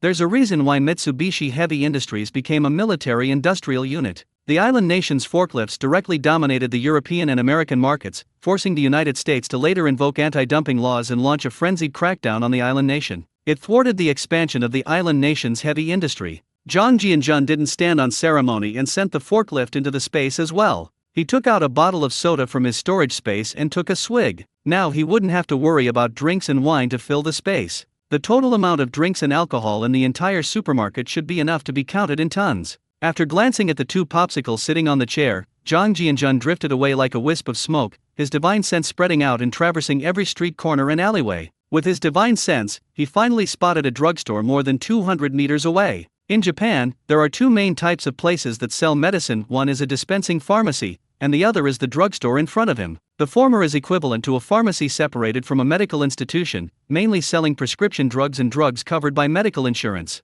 Of course, it is unknown whether medical insurance existed in this era. The latter sells over-the-counter drugs and some medical devices. Japan's pharmaceutical industry is highly developed under the background of separating medicine from medical practice, and with close relations with Europe and the United States, importing drugs has become commonplace. Some convenience stores even sell cold medicine and other medications. After Zhang Jianzhen skillfully and deftly approached, he slipped into the drugstore. Despite its name, it was a major medical and pharmaceutical sales organization in the island nation. So the space inside is no different from a supermarket, except that there are only 3 floors. The first floor mainly sells various prescription drugs, while the second floor sells various Western medicines and hospital surgical instruments. The facility included wheelchairs, prosthetics, and crutches. A quick scan of the 3rd floor revealed a stark contrast to the empty space below. It was divided into 8 rooms on each side, each filled with boxes of unopened medicine. The 3rd floor was clearly a temporary medical storage warehouse. Zhang Jianzhen didn't stand on ceremony and took in all the medicines, whether Western or Japanese.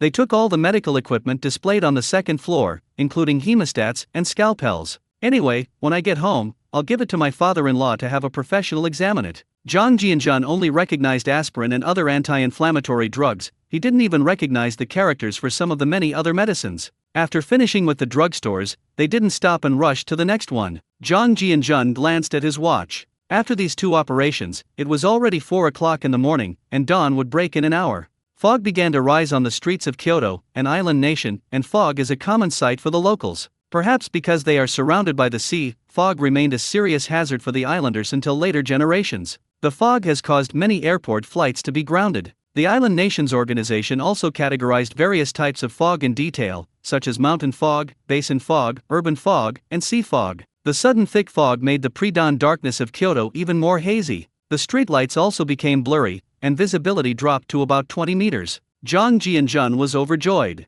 This fog came just in time. This may have an impact on ordinary people. However, for a qi refining cultivator with divine sense, this level of fog has no effect whatsoever. He had his eye on a 13-story building ahead. A bronze plaque is embedded in the wall at the main entrance, with the 4 large characters Sumitomo Bank engraved on it. Zhang Jianzhen recalled that Sumitomo Bank ranked second only to the Bank of Tokyo in the island nation. It is the 2nd largest bank in the island nation. Founded in 1895 by Satoshi Iba with funds from the Sumitomo family, it is one of the major banks that are indispensable to the island nation's finances. Its biggest attraction is that Sumitomo Bank has gold bars stored in its coffers. Zhang Jianzhen was overjoyed. This bank has a very large amount of foreign exchange reserves. A major financial event is about to occur. It was already bright at 5 in the morning. A young man who looked to be around 30 years old strolled through the streets of Dongdu, and the smile on his lips could not be hidden even in the thick fog. Recalling what he had just received, Zhang Jianjun genuinely smiled this time. The 1-meter-thick steel-clad vault door couldn't stop Zhang Jianjun's steps.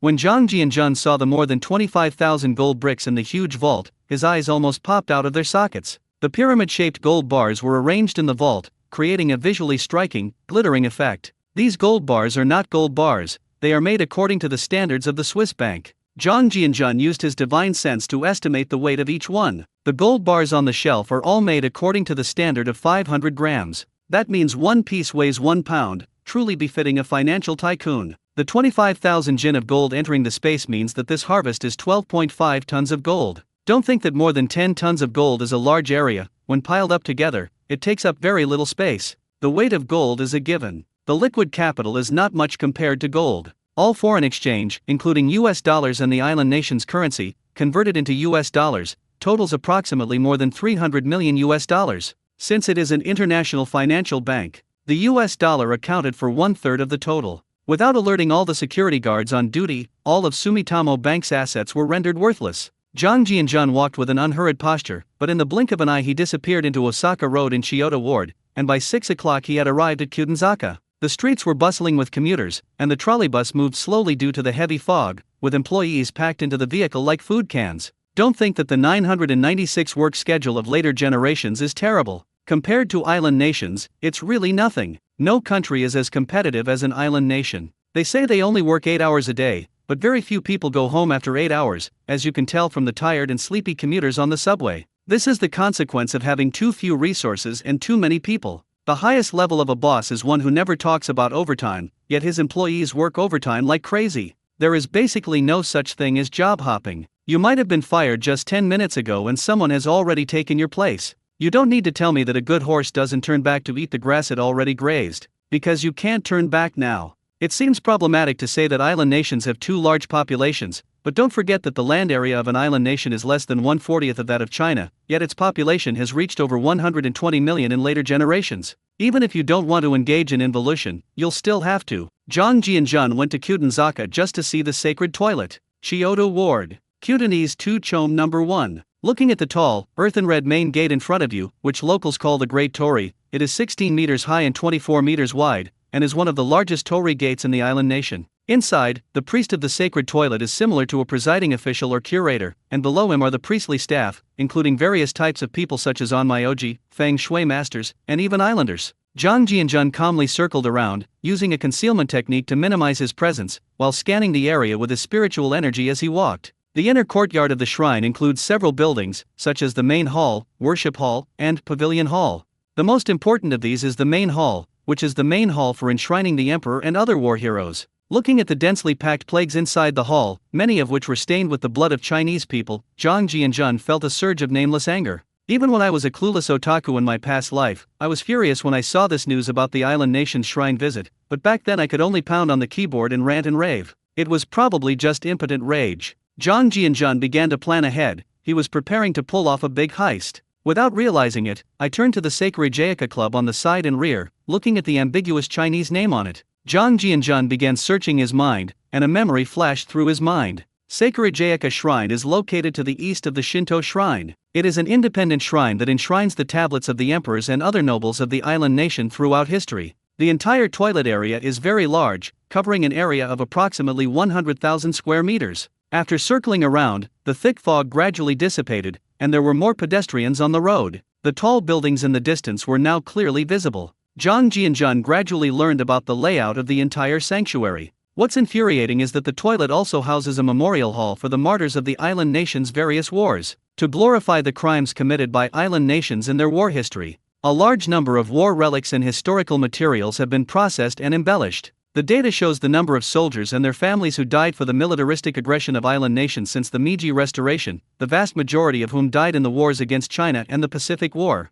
It is similar in nature to the martyrs' shrine in Chinese communities, but this is a shrine that beautifies and distorts the facts. Because the island nation's shrine honors 14 Class A war criminals and more than 2,000 Class B and C war criminals, the shrine is regarded by East Asian countries as a symbol of island militarism. The history of the shrine is only a little over 100 years old. The original doctrine was to appease the wronged spirits through sacrifices so as to prevent them from bringing disaster to the people of the island nation. Who would have thought it would later become a resting place for the lingering ghosts of war criminals? It also became a gathering place for right-wing forces in the island nation, with Japan still harboring ambitions of empire even after the war. While Zhang Jianjun was still carefully memorizing the location of the communal toilet, suddenly, the piercing sound of police sirens rang out from the distant street. At 7 a.m., the Kyoto Police Department and the Metropolitan Police Department were in an uproar. The phones of all subordinate departments were ringing off the hook, and even the Kyoto Defense Minister, Sao Hadoyama, was alerted. Hadoyama Sao, carrying a briefcase, hurried toward the Prime Minister's official residence. An unsettling message spread rapidly in Kyoto. 3 major thefts occurred in the busiest area of Chiyoda Ward, one of which was particularly shocking. One of the thefts involved a powerful family, Sumitomo family. The Sumitomo family conglomerate rose rapidly after the war. Sumitomo Corporation is increasingly involved in international financial and trading activities in sectors such as metals, machinery, petroleum, chemicals, food, and textiles. It became a core company of the Sumitomo Group. It is also one of Japan's 4 major trading companies. Finance and power are definitely among the top 3 in island nations. The fact that such a large family's bank was emptied overnight, with nearly 13 tons of gold disappearing without a trace, shocked the entire island nation like a major earthquake. If this matter is not handled properly, it will become much more than just a bank theft case. It is no exaggeration to say that it will cause turmoil in the entire island nation's financial stock market. This is something the island nation, which is beginning to recover, will not allow. The island nation, which suffered from the economic depression, knows better than anyone else that it has launched several wars in an attempt to divert attention from the problems caused by the economic downturn. So it's no wonder the defense minister and the National Police Agency can't stay put. The Metropolitan Police Department deployed more than 1,000 officers, over 200 police cars, and more than 500 police motorcycles, filling the skies above Tokyo with the sound of sirens. The Metropolitan Police Department is the police department responsible for maintaining order in Tokyo, the capital of the island nation. The location of the Metropolitan Police Department headquarters is commonly known as Sakura-daemon, while the various police stations within Tokyo are referred to as branch offices. It is a department that specializes in handling major and serious incidents, equivalent to the Criminal Investigation Department in mainland China, and has the nature of an intelligence police force. It also oversees and handles incidents that threaten the country's security and confidentiality systems. They possess significant executive power. 8:30 a.m. More than 100 employees and security guards in the lobby of Sumitomo Bank stood together with their heads bowed, trembling. Standing in front was a thin, short, middle-aged man wearing black-rimmed glasses. The suit and shiny leather shoes looked rather out of place and quite comical on a man who was only about 1.55 meters tall. But none of the employees dared to look up at him. This short, unattractive man is the current manager of the bank. The bank chairman, publicly acknowledged by the Yuzu family, Sozo Horita. Behind him were 8 young men, all dressed in black suits. At this moment, Horita Sozo's face was ashen. I felt both angry and fearful. He didn't know if he would have a future. What awaits him is utter ruin. Or perhaps, a victim of this financial crisis. September 13, 1966. 8 a.m. Osakadori in Chiyoda Ward was completely blocked by a large crowd. Special measures were implemented for the special incident along the entire road, with the Metropolitan Police Department Commissioner personally issuing the order to enforce traffic control. 3 A-56 Cheyenne attack helicopters circled over Chiyoda Ward. This is the island nation paying twice the price to buy helicopters manufactured in the United States in the 1950s and 60s. The A-56 Cheyenne is an attack helicopter developed by Lockheed Martin in the 1960s specifically for use during the Vietnam War.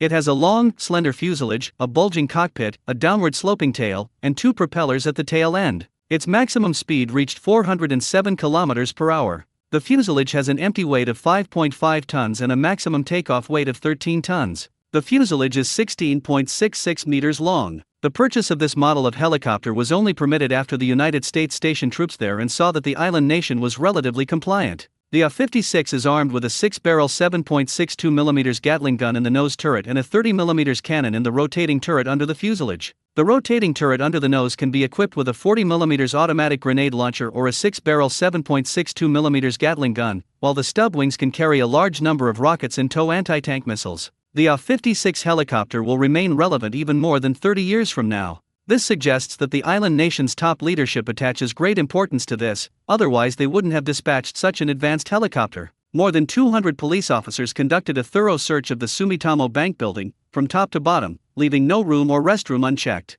Sozo Harita accompanied Deputy Commissioner of the National Police Agency, Kojiro Yamano, toward the Sumitomo Bank vault, leaving more than 100 employees at the scene to be questioned. 20 criminal investigation experts were searching for clues at the vault door, but there were no signs of damage on the more than 1 meter thick steel door. The general manager, Yamamoto Otsuka, who held one of the keys to the vault door, was deathly pale. Opening this door required the presence of both the internal security guard and the bank's supervisor. This 30-something-year-old high-achieving student, a PhD graduate from Waseda University with a degree in financial management, was utterly panicked. He knew better than anyone the seriousness of the theft. Although he is also a member of the famous Yamamoto family in the island nation, the island nation's family is also divided into the main line and the side branches. He comes from a branch of the Yamamoto family. He finally climbed to this position through his genius, but while he still had the key to the vault, more than 10 tons of gold bars had vanished. Although he wasn't the only one with the password and key to the vault, he was the youngest and lacked the support of a powerful family.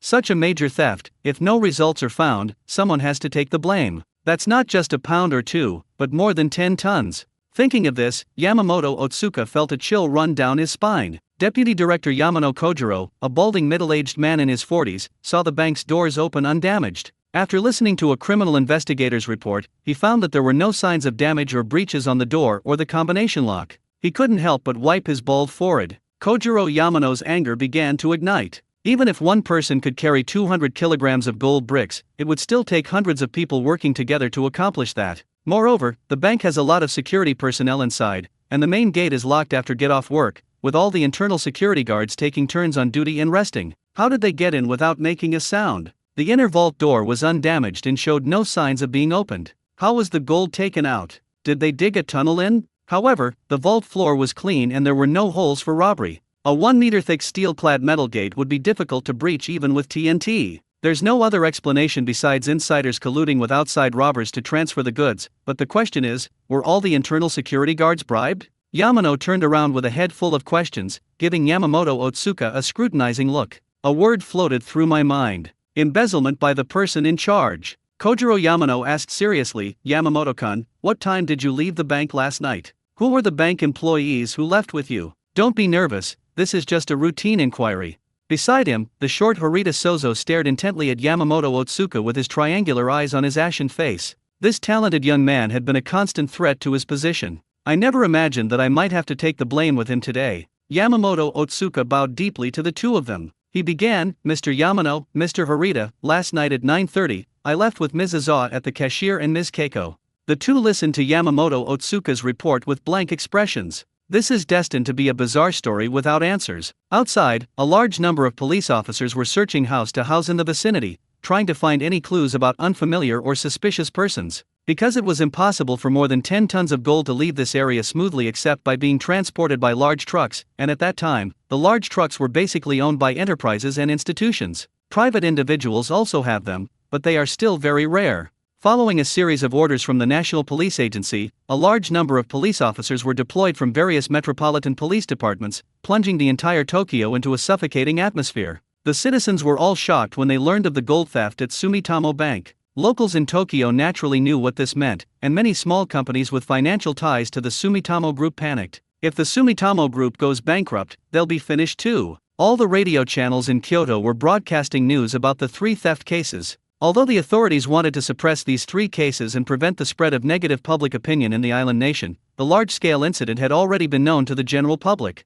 It can't be hidden. In this situation, it's better to guide than to block. They simply broadcast a message to beautify the police department's efforts and reassure the citizens of Kyoto. After all, deceiving the public and glorifying ugliness is a common tactic used by the island nation's high-ranking officials. Meanwhile, a dozen or so police officers from the mall came to the underground parking garage to look for clues and found 2 popsicles sitting quietly in the security room. The surfaces of both corpses had turned into a transparent layer of ice. Through the ice, the deceased's wide-open eyes could be clearly seen on their face. The pupils of the 2 deceased were cloudy white, and the pupils could no longer be found. The visual impact of this design perfectly accentuates the eerie atmosphere. The entire squad stared wide-eyed. Absurd, terrifying, and eerie are the words to describe the scene before us. Keep in mind that the temperature is still over 30 degrees Celsius at midday, which is the hottest time of the day. What's with these 2 ice sculptures? the dozen or so team members thought of the various ghost stories from the island nation. Slit-mouthed woman, human-faced dog, 8-foot lady. The temperature in the entire basement seemed to drop by tens of degrees. Just then, a foul odor wafted over, bringing the dozen or so island nation police officers, who had been staring wide-eyed, back to their senses. A young police officer named Suzuki had a yellowish-brown stain on his crotch, with an unidentified liquid dripping down his trouser leg. The officer, who had been on the job for less than 3 months, was so frightened that he lost control of his bladder and bowels. Island people do indeed possess the Bushido spirit and are not afraid of death, but they are genuinely afraid of ghosts. This can be seen from the countless shrines throughout the island nation. Too many ghost stories have their advantages. This makes the horror films from island nations very realistic. The squad leader of the police team snapped out of his daze and hurriedly ran out to report the strange incident in the parking lot. As expected, it quickly attracted the attention of the upper echelons of Kyoto, an island nation, who dispatched 5 experts from a certain biological laboratory. Then the island nation's self-defense forces were deployed to escort and monitor them. 2 bizarre corpses. That's how it came to the attention of higher UPS. The police officers who discovered this strange incident at the scene, under the watchful eyes of heavily armed island nation self-defense forces, they were all secretly taken to the Self-Defense Forces Defense Agency, Dongdu Gas Station. A young man wearing a baseball cap stood in the corner. A strange smile appeared on his face. 9 a.m. on September 13th. The streets of Nagatacho, Shiotoku. Zhang Jianjun saw a gas station 300 meters away, and pretended to be nonchalant as he approached it, stopping when he was about 50 meters away. Due to vehicle restrictions in the entire East City today, there are very few vehicles on the streets, and it's mostly police cars speeding by. As a result, the gas station employees had a rare moment of free time. Zhang Jianjun's current divine sense search range has reached 350 meters, allowing him to locate the oil depot from 50 meters away. Undoubtedly, the first step was to explore the underground of the gas station. He was familiar with the location of the gas station's oil storage facilities, as all gas stations typically have their oil depots built underground for safety reasons. Firstly, the threat of open flames or lightning was minimized. Secondly, all oil pipelines were underground, and of course, fuel oil at this time was mostly stored in tanks.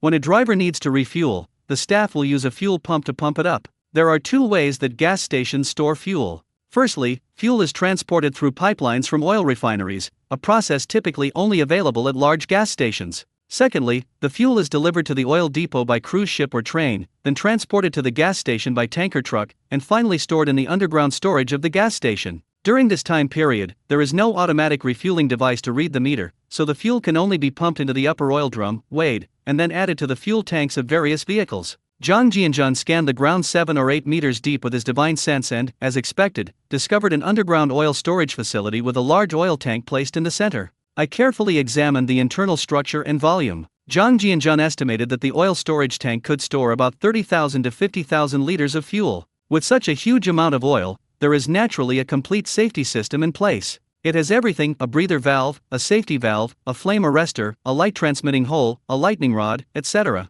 The valve at the top of the oil pipe connects to a suction pipe. There is a plate-shaped valve in the middle of the pipeline in the oil storage tank, which is closed when not in use to prevent gasoline leakage and evaporation. The oil storage tank only has about 1/3 of its fuel remaining, which is around 10,000 liters. Combined with the tank's weight, it weighs around 15 to 16 tons. Since reaching the great perfection of chi refining and breaking through to the 9th level of mental power, Zhang Jianjun's ability to collect has increased dramatically, reaching around 25 tons. Then an idea popped into my head. Zhang Jianjun first disconnected the oil pipe and then turned off the safety valve. Then I tried to collect it with my mental power, and as expected, the entire oil tank disappeared into the underground oil storage tank. Zhang Jianjun didn't linger and turned to leave Nagatacho, heading back the way he came. The streets were bustling with pedestrians, and at this time of year, suits were becoming increasingly common among the island nation's citizens. Most office workers wear suits and ties, while factory workers wear various factory-branded work clothes. Women in this era often wear kimonos after starting a family.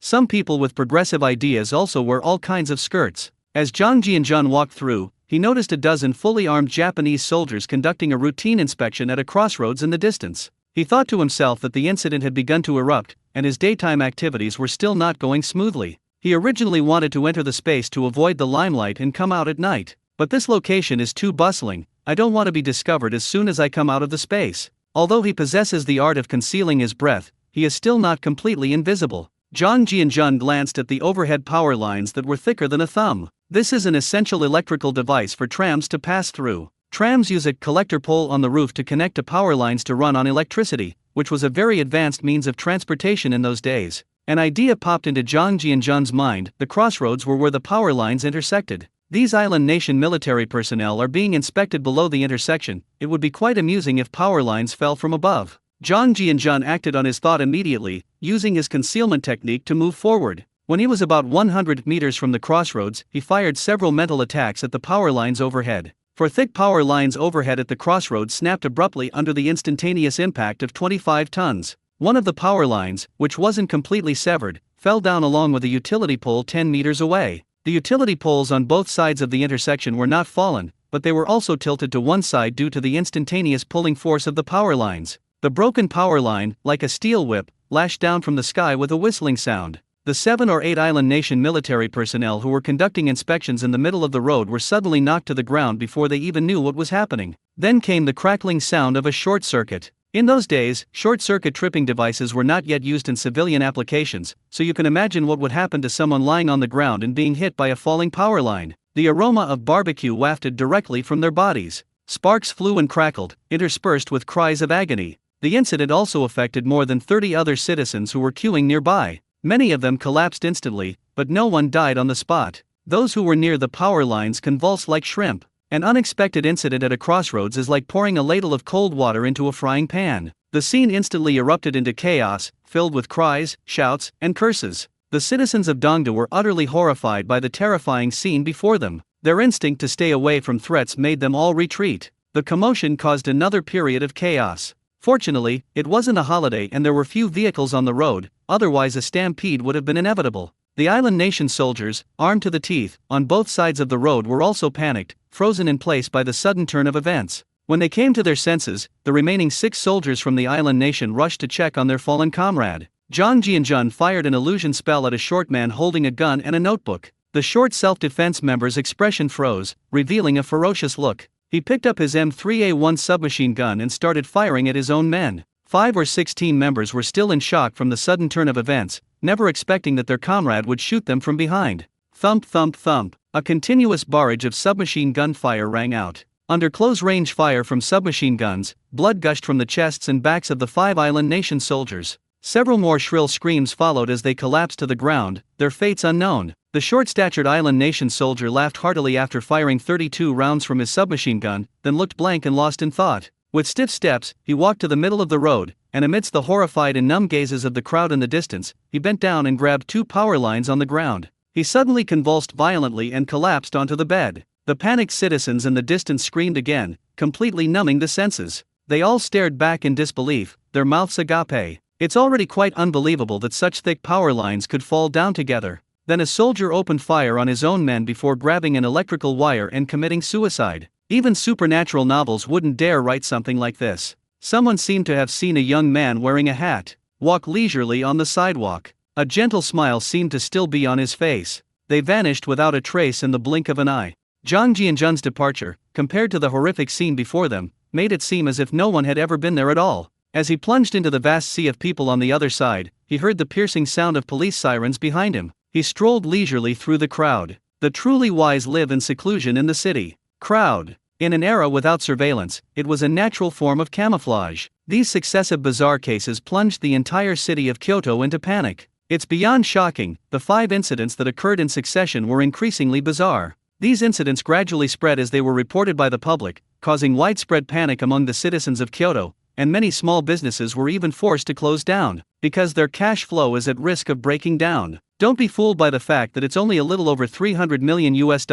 Keep in mind that this was in the 1960s. Converted to Japanese yen, that's close to hundreds of billions. It's no wonder small business owners are in no mood to run companies. 9:50 a.m. A police car stopped at a gas station in Nagatako, Kyoto. As usual, the staff brought out oil drums, opened the oil valve and pumped to prepare to pump oil. After pumping for several minutes, the oil drum was completely empty, not a single drop of oil came up. It was a complete waste. They were all long-time employees and naturally knew the amount of fuel stored. They thought the fuel pump pipes in the underground oil depot had broken down, so they quickly shut off the pumps. If the fuel had sprayed into the underground depot, it would have been a real problem. The 2 staff members quickly ran to the back of the gas station and descended a staircase to the underground oil storage tank. When they opened the door to the underground oil storage facility, they were astonished to find that the large oil tank in the middle was gone. "That's all?" The two workers looked at the empty oil depot and subconsciously rubbed their eyes, thinking they were seeing things. When they opened their eyes again, they realized that it was not a hallucination. The two were so frightened that their hearts almost jumped out of their chests.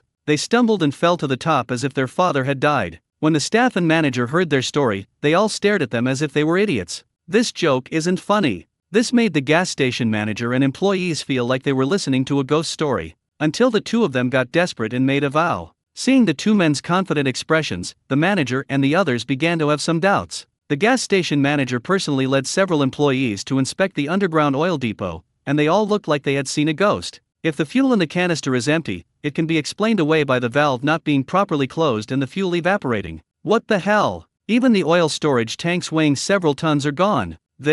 What's the point of even imagining this? A buzzing sound began to run through the manager's head, making him start to question the meaning of life. A bead of cold sweat rolled down his forehead. "I happened to be in a police car on the way, so I called the police." The four policemen almost drew their guns upon hearing this. "What? Are oil tanks going to disappear underground?" Everyone present, from the police to the gas station employees, was starting to feel a bit overwhelmed. A string of question marks floated through their minds. Thinking about the strange news broadcasts on the radio this morning, everyone felt a chill creeping down their spines at the gas station. Jang Ji-jun returned to Kyuden Manami in Chiyoda Ward because there is a small park not far from the shrine. The park's lush vegetation makes it a perfect place to rest. He didn't sleep for a day and a night. After all, we haven't reached the fasting period yet, so we still need to eat, drink, and rest. Furthermore, one must conserve energy and recharge when in a foreign land. He wanted to do something that everyone in the country wanted to do that night, and the purpose of going to the gas station was to prepare for that. As Jang Ji-jun arrived at the lush cherry blossom trees in the park and was about to slip into the space, an A-56 helicopter circled overhead in the distance. Looking at the 16-meter-long armed helicopter in the air, Jang Ji-jun's eyes lit up and a bold idea came to mind.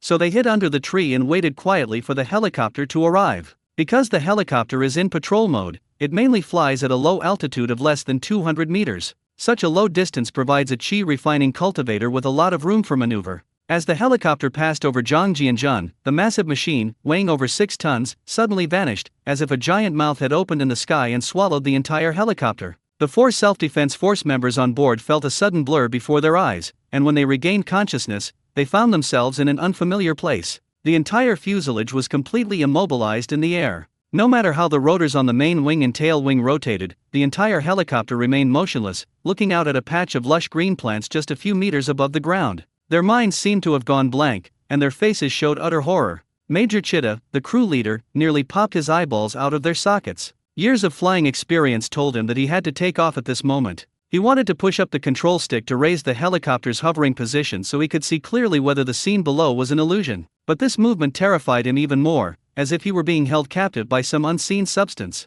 He couldn't even move a single finger. This bizarre phenomenon caused Major Ikita's heart to pound violently. Amidst the fearful gazes of the 4 people, the helicopter fell to the ground under the force of the laws of space. The engine suddenly shut down as if the pause button had been pressed. While the 4 people on the helicopter were still in shock, everything went black before their eyes, as if they had entered a passage to the underworld and instantly lost consciousness. It's as if the 4 of them have never been to this world before. This was naturally the work of Jang Ji-jun, who slipped in afterward. He was also afraid that the crew members might become too frightened and fire all the weapons on the plane, which would destroy his large herb garden. He was too lazy to ask about the notebook. Even if he did, he wouldn't understand the Japanese language, so he might as well use the power of spatial rules to decompose it directly. Looking at the huge thing in front of him, Jang Ji-jun was overjoyed, wondering what his father-in-law's expression would be when he saw it. The fuselage is 4.18 meters high and 16.66 meters long. Cheyenne is a true air tank, with a maximum takeoff weight of 13,600 kilograms. In contrast, Cheyenne's successor, the widely recognized heavy attack helicopter A-64 Apache, has a maximum takeoff weight of only 7,270 kilograms. The main rotor is tilted slightly forward to generate both lift and thrust for forward flight. However, when flying at full speed, it still needs to be nose down and tail up, which at first glance looks like it is sweeping the ground forward. This allows the main rotor to generate a larger forward thrust airflow. Despite the significant wind resistance, the speed is extremely fast under strong power. The 6-barreled Gatling gun XM140 30mm cannon under the fuselage brings out the brutal aesthetics of dense firepower to the maximum. Jang Ji-jun sat in the helicopter cockpit, carefully looking at the rows of sophisticated instrument panels. One can't help but marvel at how the United States has begun to demonstrate its dominant position in this era. It is absolutely true that technology is a productive force. It is also hoped that this aircraft can provide a reference point for the Chinese people. Embark on the path to soaring through the skies. 10:55 a.m. on September 13th.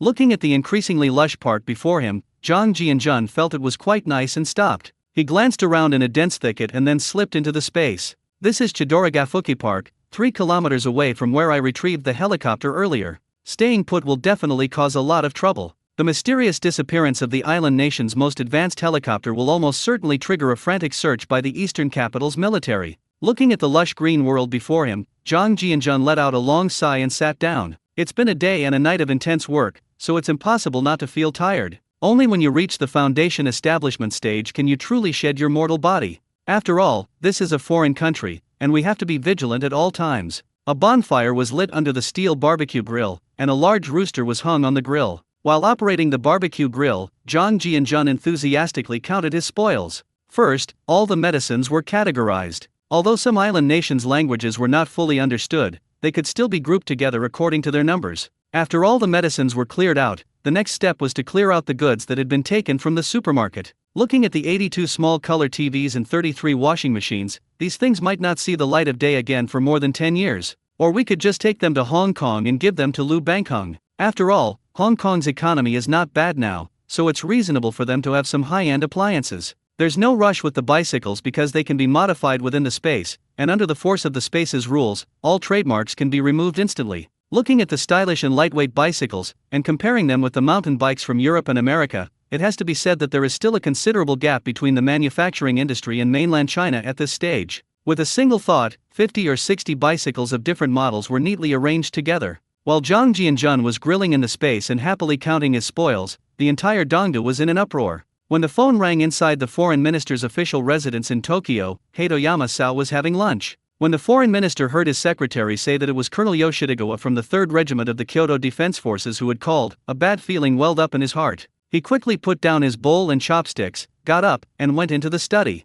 Foreign Minister Hatoyama has been extremely busy since this morning. He had just returned from a briefing at the Prime Minister's official residence that morning, and a whole host of things awaited him that afternoon. Putting aside the impact of this bank robbery on Kyoto, the 2 bizarre frozen corpses shocked them greatly. Around 9 a.m., the Prime Minister personally requested to check the condition of the deceased. As the Foreign Minister, he could only accompany them. When the island nation's high-ranking officials put on protective suits and entered the biological laboratory, they were so shocked by the unusual state of the 2 corpses that they remained speechless for a long time. According to biological experts, the 2 bodies were frozen between 1 a.m. and 2 a.m. It's almost 10 a.m. now, which means 8 or 9 hours have passed, and the body still shows no signs of melting. Although everyone was a little incredulous, the facts were undeniable. The officials present would not doubt what the experts said. Because the island nation's biotechnology has always been their pride, high-ranking officials looked at the 2 ice-sculpted corpses and felt as if the temperature in the room was dropping. Isaka Sato, the prime minister who has been in office for less than 2 years, also broke out in a cold sweat. He succeeded Hayato Ikeda, the former prime minister who passed away. This prime minister is quite capable. During his time in office, Japan was in its golden age of rapid growth. It maintains an average annual economic growth rate of over 10%. Isaka Sato pursued a pro-American and anti-China policy, signed the Japan-South Korea Basic Treaty during his term as prime minister, and even unilaterally extended the Japan-U.S. Security Treaty. This is a prime minister who is very pro-American and anti-China. But undeniably, he also led the island nation's economy to take off. When Hatoyama Sao returned to the foreign minister's residence exhausted, the scene before him unfolded right after he had eaten. Upon learning of the mysterious disappearance of an A-56 helicopter over the phone, Hatoyama Sao nearly dropped the phone. This is the most advanced helicopter ever purchased by the island nation. A helicopter this big disappeared over Dongdu. Are you kidding me? Damn it. Even if it falls and doesn't explode, it will still create a huge crater. This was purchased at a cost of over $200 million to curry favor with the United States, while Lockheed Martin claims that the cost of its manufacture was only $120 million. The island nation currently has only 5 in total. Good heavens, it's gone just like that. This is terrible. The exorbitant cost was one of the reasons why this high-tech helicopter was discontinued. By the mid-1970s, Lockheed Martin could no longer sustain itself and began to cease production. Hatoyama Sao could no longer sit still. Although he was a little hungry, he had no appetite. One phone order after another was issued, and Dongdu mobilized a large number of military and police personnel to enter a state of level 2 combat readiness. Even all the search and rescue military dogs were brought out. If this helicopter cannot be recovered, it may trigger economic sanctions from the United States. When the island nation made the purchase 2 years ago, both parties signed a confidentiality agreement. Armed helicopters cannot be allowed to end up in other countries under any pretext, not even a single part can be left behind. Now, even the best aircraft has lost its entire crew. Hatoyama so wiped the cold sweat from his brow, his heart pounding with anxiety. He thought about the accountability measures his masters in the United States might take, and he realized he might also be impeached by the island nation's upper echelons. After finishing all his phone calls, Foreign Minister Hatoyama sat on the carpet for about 10 minutes, his mind racing as he tried to figure out how to respond. The disappearance of a military helicopter cannot be concealed. The only option is to go to the Prime Minister's official residence again to ask for instructions. It's better to take the initiative to find the higher UPS than to have them find you. At noon, citizens who were having lunch and resting at home gathered together to listen to the radio, while those with better conditions gathered around the television to watch the news. The various rumors circulating in the morning made them panic. The employees who were still working at the company took advantage of their lunch break to browse through various newspapers in Dongdu. The newspaper industry in Dongdu is quite developed. Because of their pursuit of Western democracy, they dared to write anything, so all sorts of tabloid news appeared in newspapers. Eye-catching headlines and articles appeared in the newspaper. Sumitomo Bank in Osaka was robbed, 12.5 tons of gold disappeared, and hundreds of billions of yen are missing. The head of the Sumitomo family has personally arrived at the scene to handle the aftermath. All department stores in Marui Department Store have mysteriously disappeared. The store manager, Mr. Kuko Umkawa, strongly condemns this and offers a private reward of 5 million yen to anyone who provides useful clues. Shocking! The thieves are so ruthless that they even targeted a drugstore. Horror! Over 20 tons of fuel tanks have vanished from a gas station in Chiyoda Ward, Kyoto. Rumor has it that a military helicopter has mysteriously disappeared while patrolling over Kyoto. Breaking news! What is the purpose of Defense Minister Saiko Hatoyama's 2 secret meetings with the Prime Minister in one day? We urge the relevant departments in Kyoto to give the public the truth. Under the bombardment of bizarre news, the island nation's citizens were completely stunned, and its top officials were in a panic. It was exactly 1 p.m. The Secretary General of the Prime Minister's Office of the island nation announced that the third plenary meeting of the cabinet this year will be held ahead of schedule. 4:00 in the afternoon. Foreign Minister Hatoyama presided over the press conference. An official statement was given regarding the several serious thefts that occurred in the early hours of the 13th, and questions from reporters from more than a dozen newspapers were patiently answered. After more than an hour of press conference, finally, Foreign Minister Hatoyama stated, "Everything is under control." This gradually put the island nation's citizens at ease. What they didn't know was, the real nightmare has only just begun. 1 a.m. on September 14th. In the dense forest of Chidoragafuki Park, it was pitch black, and the dim yellow light of the distant streetlights could not penetrate the thick trees. A dark figure suddenly appeared under the cherry blossom tree, looked around a few times, and stepped out of the park. It was Zhang Jianjun, who had just woken up, who had deliberately come out at this time. The street, which should have been bustling with pedestrians, was completely deserted. Something was very wrong, it was eerily quiet. He couldn't help but feel a sense of unease and became wary. After more than 10 hours of rest, he looked radiant. Looking at the quiet streets of Tokyo, Zhang Jianjun realized that what he had done during the day had thoroughly taken hold, and with his full spiritual awareness, he indeed discovered something was wrong. Police cars or military vehicles were parked at every street corner and intersection, and police officers and soldiers were patrolling the intersections in full gear. Some soldiers were even leading police dogs, and Zhang Jianjun couldn't help but gasp. It seemed like they were going a bit too far. When Zhang Jianjun retrieved the helicopter, he knew that the island nation's military would be searching frantically, but he didn't expect to encounter so many people when he came out at 1 a.m. It seemed that his plan for tonight would be difficult to carry out. After putting on the concealment technique, his figure became like a ghost, quietly drifting past the dark building. Zhang Jianjun simply gave up crossing the road and instead teleported directly into various residential areas, then teleported back and forth between the residential areas and the opposite side of the road. Since his mental strength reached the level of a grand mage, he can now teleport 50 meters with a single blink spell. If it were an advanced teleportation spell, it could teleport at least 100 meters at a time. However, the matrix of an advanced teleportation spell is too complex, and he is still studying it. Otherwise, it would be easier to deal with the current situation. 50 meters is barely enough for now. As long as I see military or police personnel, I can teleport to the other side of the street or to the residential area. I have to say, the concealing breath technique is really powerful in the dark. With the concealment technique activated, even military dogs dozens of meters away didn't react. It should be noted that the military dogs currently deployed in Japan are called wolf dogs by the Japanese. It was bred from the German Shepherd. During the most arduous stalemate phase of the Chinese resistance against Japan, the island nation launched a so-called mountain and forest sweeping campaign, using hunting dogs and wolves to search for anti-Japanese troops. Sometimes, the ambushes painstakingly laid by the anti-Japanese army were destroyed right under the noses of the Japanese wolves. Zhang Jianjun glanced at the military police in the distance and sneered inwardly. "You'll have your day. It would be a joke if a high-level chi refiner fell into your hands."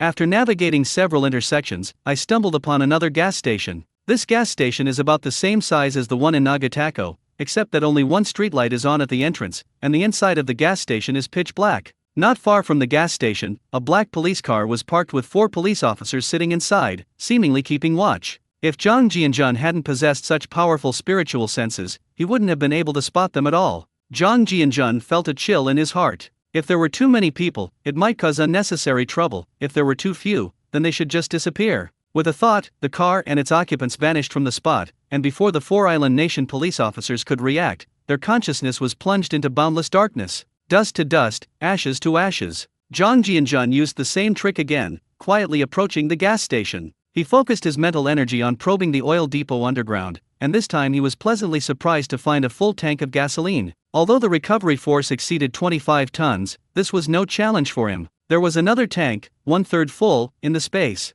Under the control of thought, the fuel in the underground oil tank began to swirl, as if there was a black hole inside swallowing the gasoline. The jars in the space were filled in less than 3 minutes. The rest is much simpler. The same operation is performed, simply disconnect the oil pipe, close the valve, and it is sent into the space. With the 2 tanks combined, the space now contains nearly 40 tons of gasoline. Zhang Jianjun didn't linger long, his figure vanished into the vast night. I arrived at Kutenzaka at 2 a.m., and looking at the building shrouded in darkness in the distance, I finally reached my destination. There were groups of police officers all around, about 30 in total, according to my divine sense. Because of the special status of the shrine in the hearts of the islanders, the shrine is patrolled by police at night even when nothing is happening. After Zhang Jianjun's outburst, patrol efforts were naturally intensified. Zhang Jianjun discovered through his divine sense that although there were many police officers in this island nation, they were not clustered together. After all, patrolling requires moving back and forth between various locations, and spreading out would make it easier to observe more positions. Zhang Jianjun came up with a plan to defeat them one by one. So he quietly turned towards the east side of the shrine along the roadside greenbelt, since the streetlights were much sparser there, since it wasn't the main gate. 3 island nation police officers are walking towards us on the gravel path at the east corner of the wall. The policeman at the very front is from an island nation, and he's about 1.7 meters tall, which is considered quite tall even in Japan these days. The 2 Japanese officers behind him are of average height, around 1.6 meters. The 3 carried powerful flashlights and shone them around as they walked. Without hesitation, Zhang Jianjun unleashed his spiritual power, hurtling towards the 3 Japanese police officers. With a thought, the 3 vanished from their spot. 10 minutes later, a policeman, about 1.7 meters tall, walked alone on the gravel road. He patrolled with an air of nonchalance, smiling and waving whenever he encountered a fellow patrolman, and that was it. Any patrolman he met from a distance were gone. Using his bone shrinking technique, Zhang Jianjun, dressed in a police uniform, was practically untouchable. He eliminated more than 30 island nation police officers in front of him and to the east.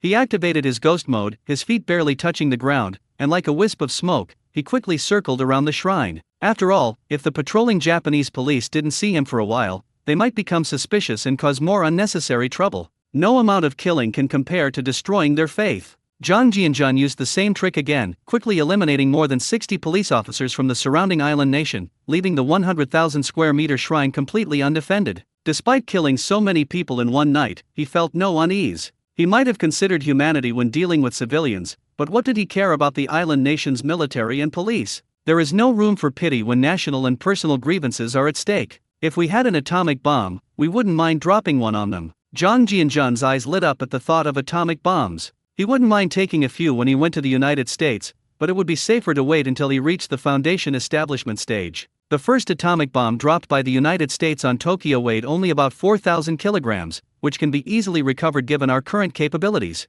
To prevent any unforeseen complications at night, Zhang Jianjun stopped his thoughts and pointed to the air, where a dark flying sword floated. He leaped onto the flying sword and began to circle rapidly 50 meters above the shrine, as this was the only way to do it due to the large area. Flying so low serves two purposes: first, to avoid being detected by radar, and second, to ensure the gasoline is spread more evenly. 10 meters below Zhang Jianzhen's feet, the space seemed to crack open, and gasoline rained down like raindrops. This is a crazy move. It was a major event that shocked the world. 2 a.m. on September 14, 1966. The tragedy of island nations begins. Tsukuba Fujima was awakened by a nightmare. The shrine priest, who was in his 50s, sat on the bed, panting heavily. My back was covered in cold sweat. Some of the presbyopia-stricken eyes looked outside. It's raining? Tsukuba Fujima recalled a dream he had just had that felt incredibly real. He was thrown into a sea of fire by countless wailing, wronged souls. The old priest of the shrine, listening to the patter of raindrops outside, fell into a reverie.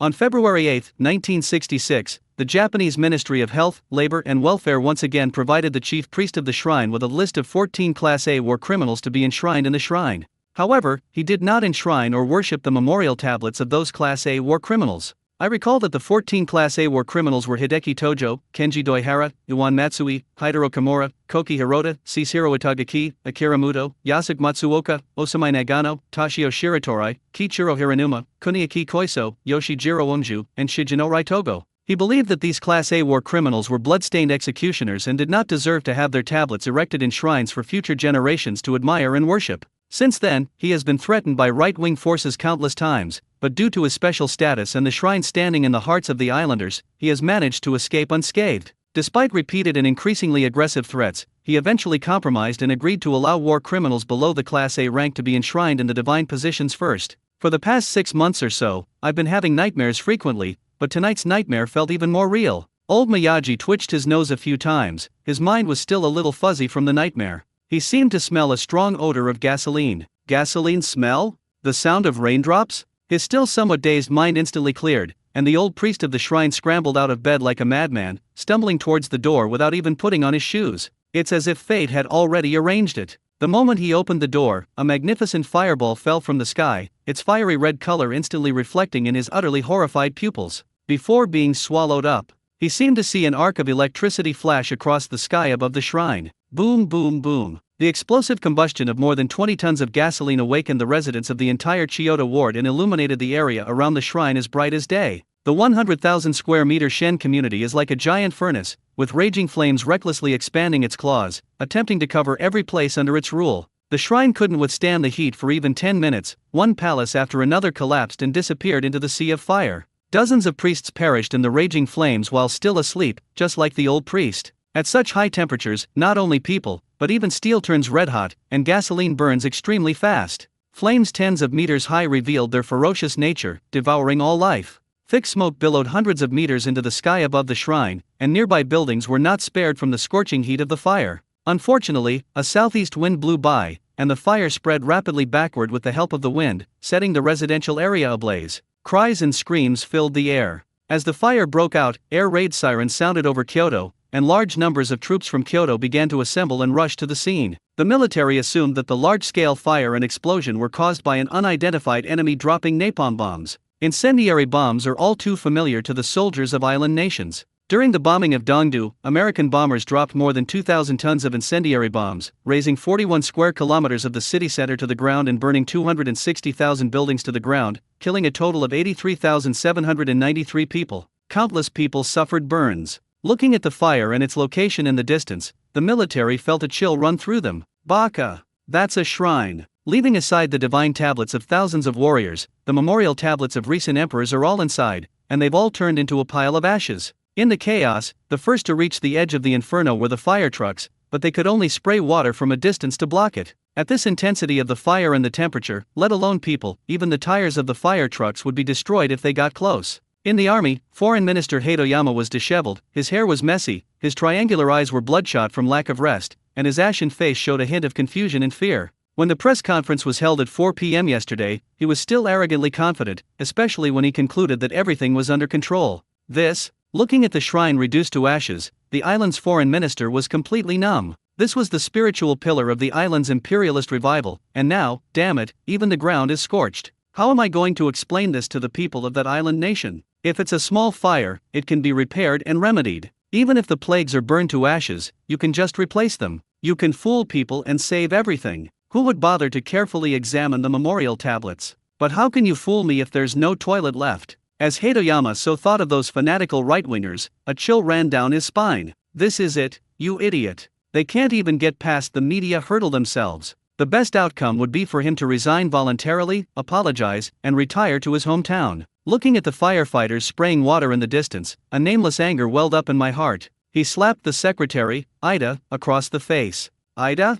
What? I didn't start the fire, so why are you shooting me? Hatoyama Sao roared, his eyes bloodshot. Baka! A bunch of cowardly good-for-nothings. Pass on my orders to stop the fire at all costs. Anyone who disobeys will die. Just then, the remaining 4 armed helicopters took off from the military base and headed straight for the shrine. Zhang Jianjun had already returned to Chidora Gafuki Park. Recalling his journey back, a smile returned to his face. All the military and police on duty along the way had disappeared. After the shrine caught fire, the military and police patrolling nearby were all in a panic trying to put out the fire. Military and police vehicles sped past on the road. Under such circumstances where safety is guaranteed, Zhang Jianjun began to search around on the road. Perhaps his luck improved after burning down the shrine, and he saw a company within the range of his consciousness. Yamazaki Mazak Precision Machine Tool Distribution Company. Overjoyed, Zhang Jianjun quickly moved closer and began collecting materials from 50 meters away. In less than 10 minutes, the Yamazaki Mazak Machine Tool Company warehouse was reduced to an empty shell. 18 sophisticated Japanese machine tools lay quietly in the space.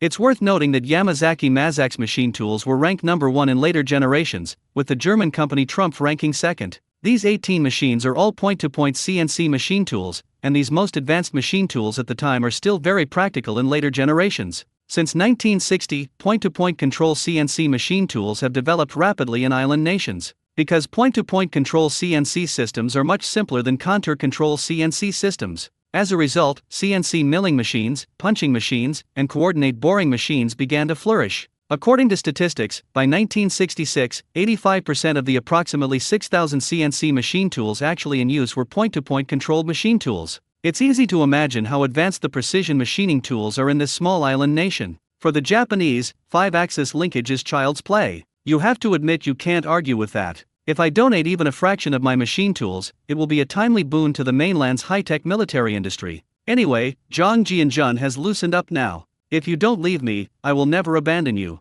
As long as the organization continues to provide support. He didn't mind taking more good stuff back with him. Although the saying with great power comes great responsibility doesn't fool him. Why not help if it's a side benefit? Basically, if you need anything, just go to Japan. In Kyoto, the early morning hours seemed to be paused. All schools and factories were closed, and the streets were filled with citizens who had fallen into a state of numbness. Panic and helplessness were evident on their faces, and the citizens, who had long been brainwashed by the island nation's upper class, began to wail. Looking at the lingering black smoke and dust over the city center, commuters received devastating news. 7 a.m. All the radio broadcasts in Kyoto were broadcasting the same news. The island nation's largest shrine had been reduced to ashes overnight, leaving all the citizens feeling as if their fathers had died and weeping with despair. In recent years, they have been brainwashed by the higher UPS, who have glorified the glorious deeds of the heroic spirits of the Toto Shrine and the terrible price they paid for the path of peace and prosperity for all of Asia. The fact that most people regard shrines as a source of spiritual sustenance, and that many of the spirits within bear their family names, is something that the vain Japanese writer could hardly tolerate.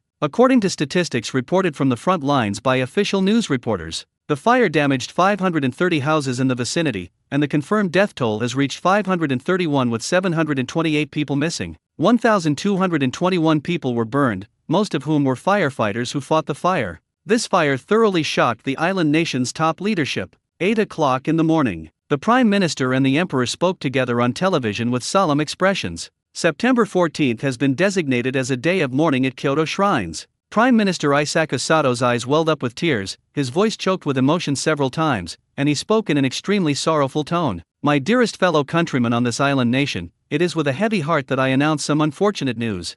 Kyoto shrines were set on fire by depraved terrorists. Our great and sacred Kyoto shrines were reduced to ashes. This is the day with the highest number of deaths in our country since the earthquake and war began. On behalf of the island nation's government, I swear that we will spare no effort to bring these terrorists to justice. They will face the wrath of the entire nation and be put to trial. After finishing his televised address, Prime Minister Sato had 2 tear tracks on his face and stood in front of the camera, bowing at a 90-degree angle for a long time without getting up. The Prime Minister made the final announcement. All factories across the country will shut down, schools will close, and entertainment venues will be closed for one day. The entire island nation mourns the great spirits of the shrine's fallen heroes and prays for those who tragically perished in the fire. Veterans near the shrine couldn't help but shed tears as they looked at the charred ruins. That's so tragic. The once vast shrine complex is now just a barren wasteland. These veterans had vacant, bloodshot eyes, their aged souls seemed to have been burned away by the fire. Their youthful dreams and glory were destroyed in the fire.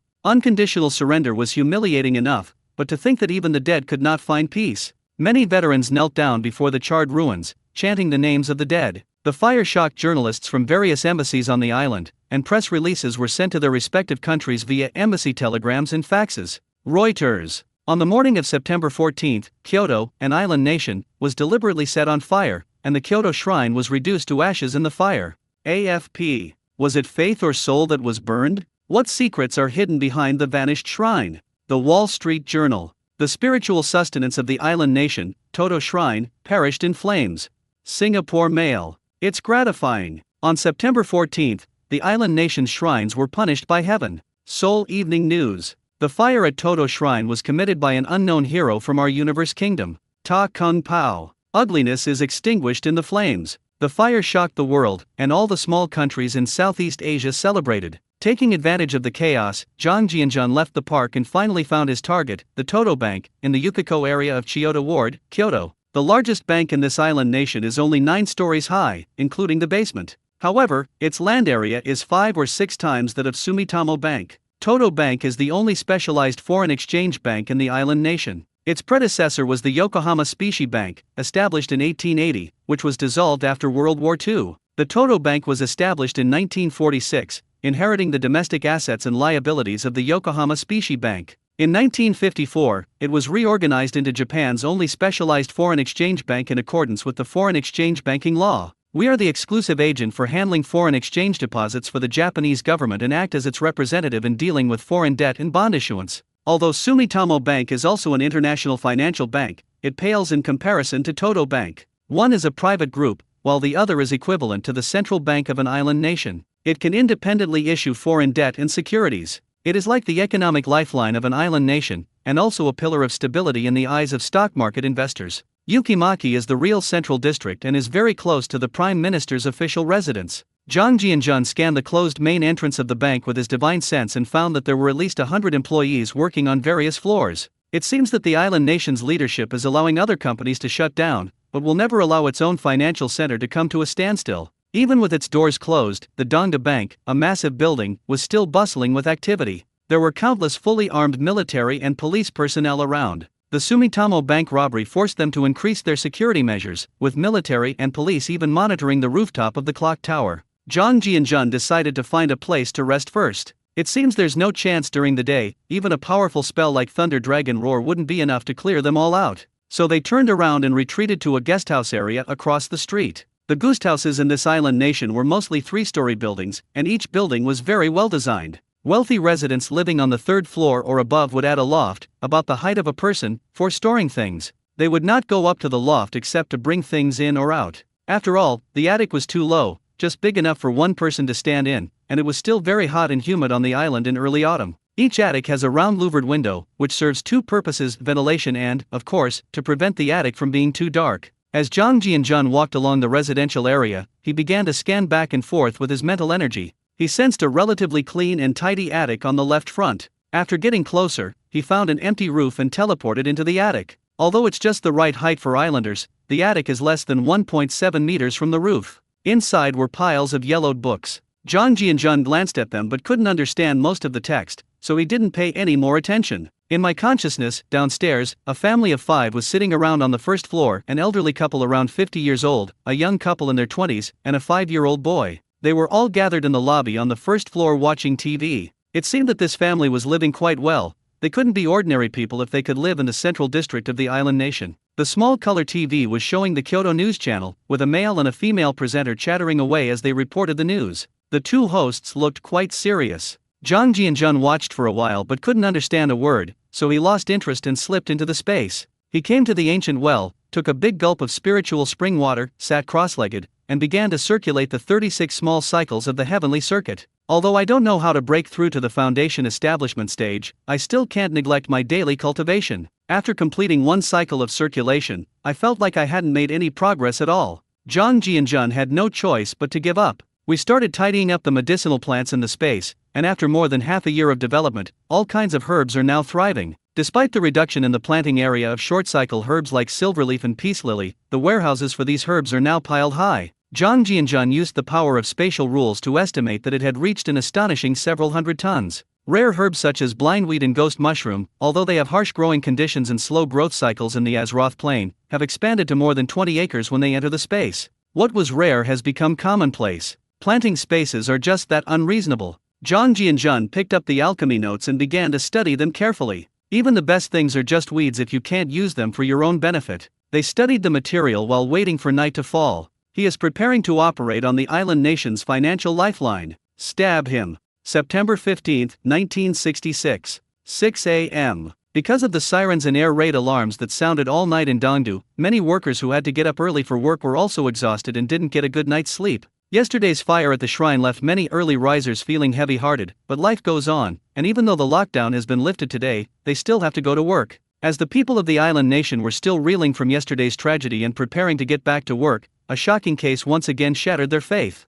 The bad news came again via radio. Around 4 a.m., another fire broke out at Dongda Bank. The fire engulfed the bank and 51 shops in the vicinity of Dongda Bank in the central district. All that remains at the bank ruins is scorched earth, and traces of gasoline residue were detected, just like at the shrine site. The foreign exchange reserves of the East Capital Bank, amounting to nearly $6.3 billion, and the more than 850 billion yen in bonds issued by the island nation's government, were all reduced to ashes in the fire. The 5th Special Operations Squadron, belonging to the 3rd Wing of the Ministry of Defense, has lost contact. A Special Operations Squadron is equipped with 180 Special Operations personnel. The 5th Special Operations Squadron is equipped with state-of-the-art standard equipment and has received guidance and training at the Guam base. They were the island nation's most loyal and fanatical elite, a special forces team of 180 heavily armed, who vanished without a trace. Even more alarming news is that the island nation's government reserves of approximately 56 tons of gold were not recovered despite the military's desperate efforts to salvage the situation.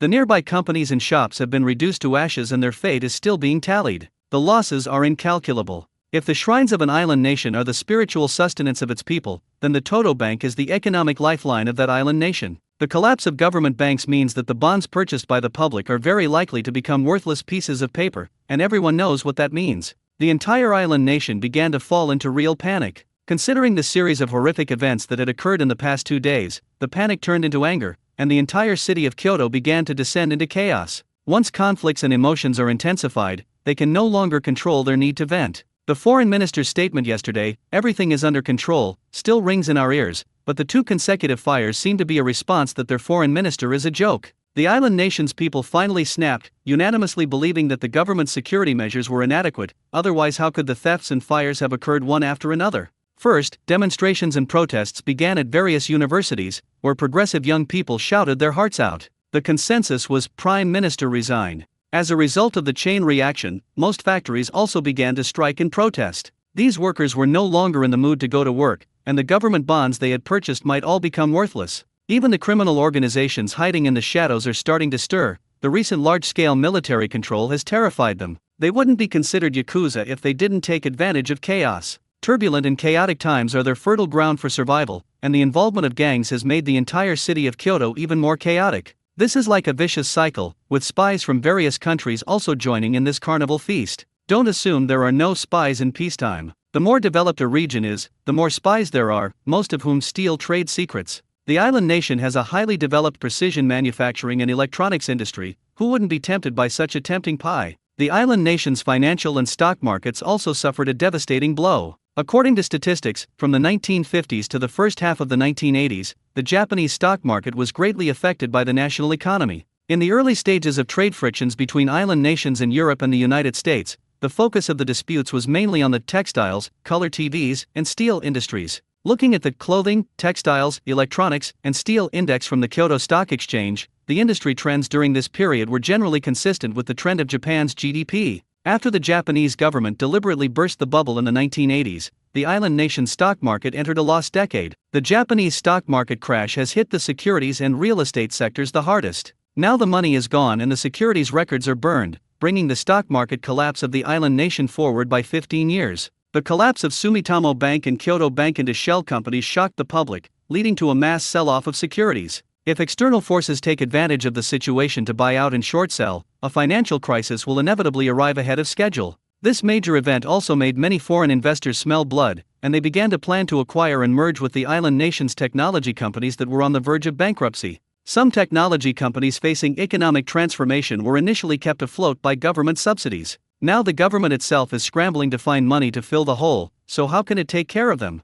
Without the support of the funding chain, bankruptcy and sale are inevitable. At 10 a.m., a young man wearing a baseball cap mingled with the crowd of people in the Tokyo Metropolitan Government's parade on Osaka Road. Looking at the notebooks filled with students, each one brimming with enthusiasm, Jang Ji-jun smiled with satisfaction. The streets of Tokyo were filled with people chanting slogans, and many citizens spontaneously held up banners, venting their discontent and fear. Driven by a mischievous impulse, Jang Ji-jun would occasionally wave his fist, even if he didn't understand what he was doing, just pretending was enough. Armed troops were stationed at every intersection, standing on both sides of the road with protective shields, and could only passively defend against the large-scale parade. You can't just pick up a gun and start shooting without saying a word. When encountering overly aggressive civilians, the army can at most use tear gas to disperse them. Taking advantage of the chaos, Jang Ji-jun, a fraud, plundered everything in sight, leaving no pharmacy or shop untouched within his consciousness. Now, most of the shops on both sides of the road are closed. No one dared to open a business during such a chaotic time, which made his $0 purchase even smoother.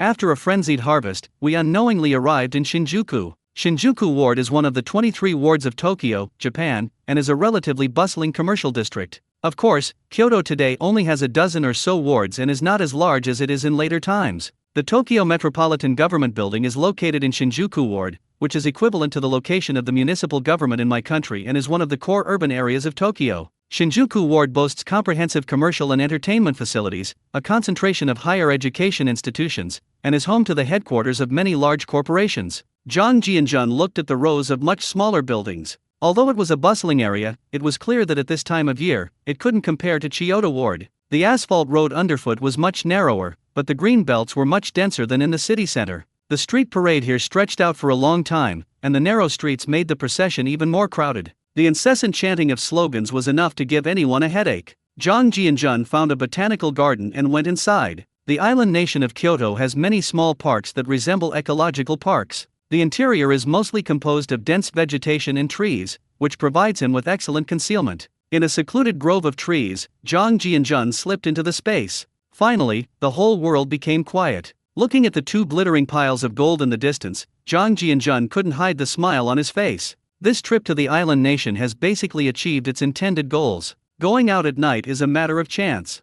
Jang Ji-jun entered the space and checked his watch. It was already past 11 a.m. Standing in front of two piles of gold bricks, one large and one small, I couldn't stop smiling. It's strange how people are sometimes. Even though there are many things more expensive than gold, I still feel great looking at piles of shining gold. The two harvests of nearly 80 tons of gold brought this 0 yuan purchase to a climax. I remember being quite pleased with myself when I got a few hundred small yellow croakers, but compared to these two piles of gold, they were nothing. Indeed, the size of the scene determines the breadth of one's vision. After admiring the gold for a while, Jang Ji-jun started making barbecue. He hadn't eaten anything since he got up at 1 o'clock in the morning. With a wave of his hand, a large pig's trotter was hung on the barbecue grill. While grilling, he wondered whether he should still carry out tonight's plan. Shinjuku Ward is mostly home to universities, including the well-known Waseda University, Law School, Medical School, and Japan University. Other company headquarters buildings here don't offer any real profit. At most, you can get some technical data, which is less tangible than working in a factory. There's no rush for technical data right now. I can make some more when I go to the United States. Besides, the mainland is in turmoil right now, and at this time, only military data can be of the greatest help. The island nation's military industry is currently not allowed to develop, as it is being closely watched by the United States. It seems it's time to head home. This period also marks the most intense period of defense for the island nation. They have already exceeded their objectives, so there is no need to dance on the edge of a knife. If things go wrong and we end up losing our boat, it will really become a joke. Furthermore, there are still more than 2 weeks left, and I need to go to Hong Kong again to see that Easy Eye's due date is not far away. After thinking through the whole story, Jang Ji-jun waved his hand and a bottle of French red wine appeared in his hand. Life still needs a sense of ritual, and good things should be savored. He filled a brand new stemmed glass with red wine. He could still recognize the letters on the bottle, Bordeaux. The quality of vintages of Bordeaux wines has always been a concern for wine enthusiasts. They also know the vintages of Bordeaux by heart, for it is these different vintages that have made Bordeaux a legend. Actually, the 1960s were the worst period for Bordeaux red wines, as France had several years with terrible weather. As is well known, various factors such as sunlight, rainfall, and temperature at the time of grape harvesting have a significant impact on the quality of wine. France experienced an exceptionally long rainy season in the 1960s, resulting in insufficient sunlight. Consequently, the Bordeaux wines produced by the vineyards were almost all barren, astringent, and lacked fruitiness in body. Therefore, collectors of French red wine will try to avoid red wines produced during this period. Zhang Jianjun swirled the wine glass and began to taste it. The wine didn't taste as mellow as I had imagined. Although the overall flavor was not bad, with a moderate level of acidity and sweetness, it still couldn't mask a hint of rawness. Zhang Jianjun wasn't an overly pretentious person, at least this was no worse than some of the wines of later generations that only sold their packaging. People only pursue quality after they have the financial means. In the current era, being able to drink high-end red wine is enough to be content. After finishing his meal, Zhang Jianjun lay down on the sofa in the wooden cabin and fell into a deep sleep, waiting for the night to fall. Time flies. At 2 a.m., a faint arc of electricity ripped through the night sky over Yokohama, and Zhang Jianjun walked on a sword 500 meters above the ground. Sure enough, when he came out around 1 p.m., the number of military and police on the streets had increased several times over, and there were fully armed troops everywhere in the streets and alleys. Roadblocks and searchlights were set up on key sections of the road, illuminating the entire block. The daytime protests in Kyoto have left the island nation's government in a state of chaos, with numerous incidents of vandalism and looting occurring throughout the city, further exacerbating the disorder in Kyoto. To prevent another terrorist incident from occurring at night, a large number of military and police personnel had to be deployed to maintain a strict vigil. The island nation's economy has already begun to show signs of collapse. If anything else goes wrong, it will be truly beyond saving. If it cannot recover its huge amount of bonds, the government's credibility will be severely damaged. The island nation's government faces a fiscal deficit crisis if it takes back its securities. If it doesn't provide the money to exchange the securities, the protests and demonstrations will only get worse, creating a vicious cycle. When Zhang Jianjun came out and saw this situation, he could only reluctantly go home. He had originally wanted to take a bath and see if the photo studio really had a hot spring. The journey home is much safer now, and there's no fear of getting lost. After all, the mainland is very large, and as long as you don't go too far off course, you'll eventually be able to fly back to the mainland. We made landfall in Shanghai before 3 p.m. after a full-speed drive, and by 5 p.m. we could already see the city. Zhang Jianjun landed his flying sword in the southern suburbs, took out his bicycle, and sped along the familiar streets. This time, he encountered no trouble or any dramatic events in the early morning. When we arrived at Nanlua Guxiang, the sky was already turning a pale white. Zhang Jianjun put away his bicycle and floated into the backyard. In his consciousness, everyone in the compound was still asleep, and there was no sign of the gate being disturbed after he had been walking for 3 days. It seems that the previous attempt to establish authority had some effect, as they opened the door and entered the old house. Zhang Jianjun flashed into the space, sat down by the ancient well, and no longer felt sleepy, so he simply sat cross-legged and began to circulate the microcosmic orbit. By 6:30 a.m., the entire compound was back to life, with people outside brushing their teeth around the pool as they went to work. Lu Haizhong brushed his teeth by the pool while gazing at the moon gate leading to the backyard. Old Lu hadn't seen Zhang Jianjun for several days and was starting to get worried. Good heavens, he'd just dealt with 3 committee members, and this kid had disappeared for 2 days. Could something have happened to him? After all, he and his 2 sons had all joined his cause, and if something happened to Zhang Jianjun, it wouldn't be good news for the Lu family. Just as Lu Haizhong was eagerly waiting, a familiar figure emerged from the backyard pushing a bicycle. Lu Haizhong couldn't help but exhale deeply, and the tense expression on his face instantly blossomed like a chrysanthemum. He ran over amidst the surprised looks of the crowd and started laughing. Jianjun, the neighbors were a little worried because you haven't been home for the past few days. I told them that Jianjun must have gone out to do something important, and look how he's back now. Everyone. Zhang Jianjun smiled mysteriously and said, "Second uncle, you've gone to a lot of trouble. I must say, you guessed right. You were indeed away on important business for the organization these past few days." Everyone looked on with envy after hearing Zhang Jianjun's words. It seems that Zhang Jianjun's backer values him highly. Uncle ER's smile grew even brighter after hearing this. He had been working in the Revolutionary Committee for a few months now and had seen a lot, so he gradually understood the importance of having a powerful backer. Those who have no powerful backers suffer greatly when they are persecuted, and the better Zhang Jianjun does, the more he benefits from it. He quickly smiled even more obsequiously. "We were overthinking it. People who are going to do great things can't just stay cooped up in a small tenement all day. Shazzu chimed in, second uncle, I didn't expect that you not only shout slogans so fluently, but your verbal skills have also improved so much, don't you all agree? Everyone laughed when they heard that. Zhang Jianjun exchanged a few jokes with the group and then turned to leave. Amidst envious glances, they rode towards the steel rolling mill. 7 a.m. Zhang Jianjun rode his bicycle to the steel rolling mill and found that many nearby factories had stopped production, indicating that the turmoil in September was indeed quite serious. No wonder there are far fewer workers on the streets than before. Many light industries have begun to shut down, especially textile factories. If the steel rolling mill were not a key national enterprise, it probably wouldn't have been able to sustain itself for so long, but its current state doesn't seem ideal either. After entering the factory area and parking his bicycle, Zhang Jianjun originally planned to go to his father-in-law's house first. However, after 3 days of travel, he decided it would be safer to go to the publicity department first to check the situation. The roar of machines in the steel rolling mill has decreased significantly. Zhang Jianjun estimates that the parts quota issued to the workshop this year has shrunk considerably, and this is probably the same across the country, which is unavoidable. It's considered a good job to still be able to work and get paid these days. In 6 or 7 years, which is next year, there will be a massive wave of people being sent to the countryside, and many unemployed youths and students will leave Beijing. The real down to the countryside movement actually began in November 1955, and was expanded in 1967 to alleviate urban employment pressure. At that time, the focus was mainly on supporting the Great Northern Wilderness and Xinjiang regions. Lu Guangqi, for example, must have gone to those places with the production and construction corps. By 1966 or 1967, there was a nationwide movement to send people to the countryside, and at the beginning, the people being sent there probably didn't even know where they were initially being sent. This is why Zhang Jianjun was able to keep his secure job all along. He didn't want to lose his job and be sent to the countryside for 10 years when he was 6 or 7 years old. Even many children from military compounds couldn't escape the fate of being sent to the countryside. Zhong Yuemin in Blood Romance is an example of this, and of course, his father's investigation also played a role. In this era, a secure job is truly a talisman, reducing a lot of unnecessary trouble for most people. With the increase in unemployed youth, going to the countryside is not an option. Zhang Jianjun arrived at the propaganda department's office building, pushed open the door to his office, and found his desk spotless with neatly stacked documents. He was quite satisfied. It seemed that putting Ma Ziahua in charge was indeed a wise move. Zhang Jianjun had barely sat down when the office door was pushed open, and he looked up to see Ma Ziahua walking in from outside. Ma Ziahua smiled and said to Zhang Jianjun, "Brother John, is everything going well outside? I was planning to work here today, but it seems I don't need to anymore."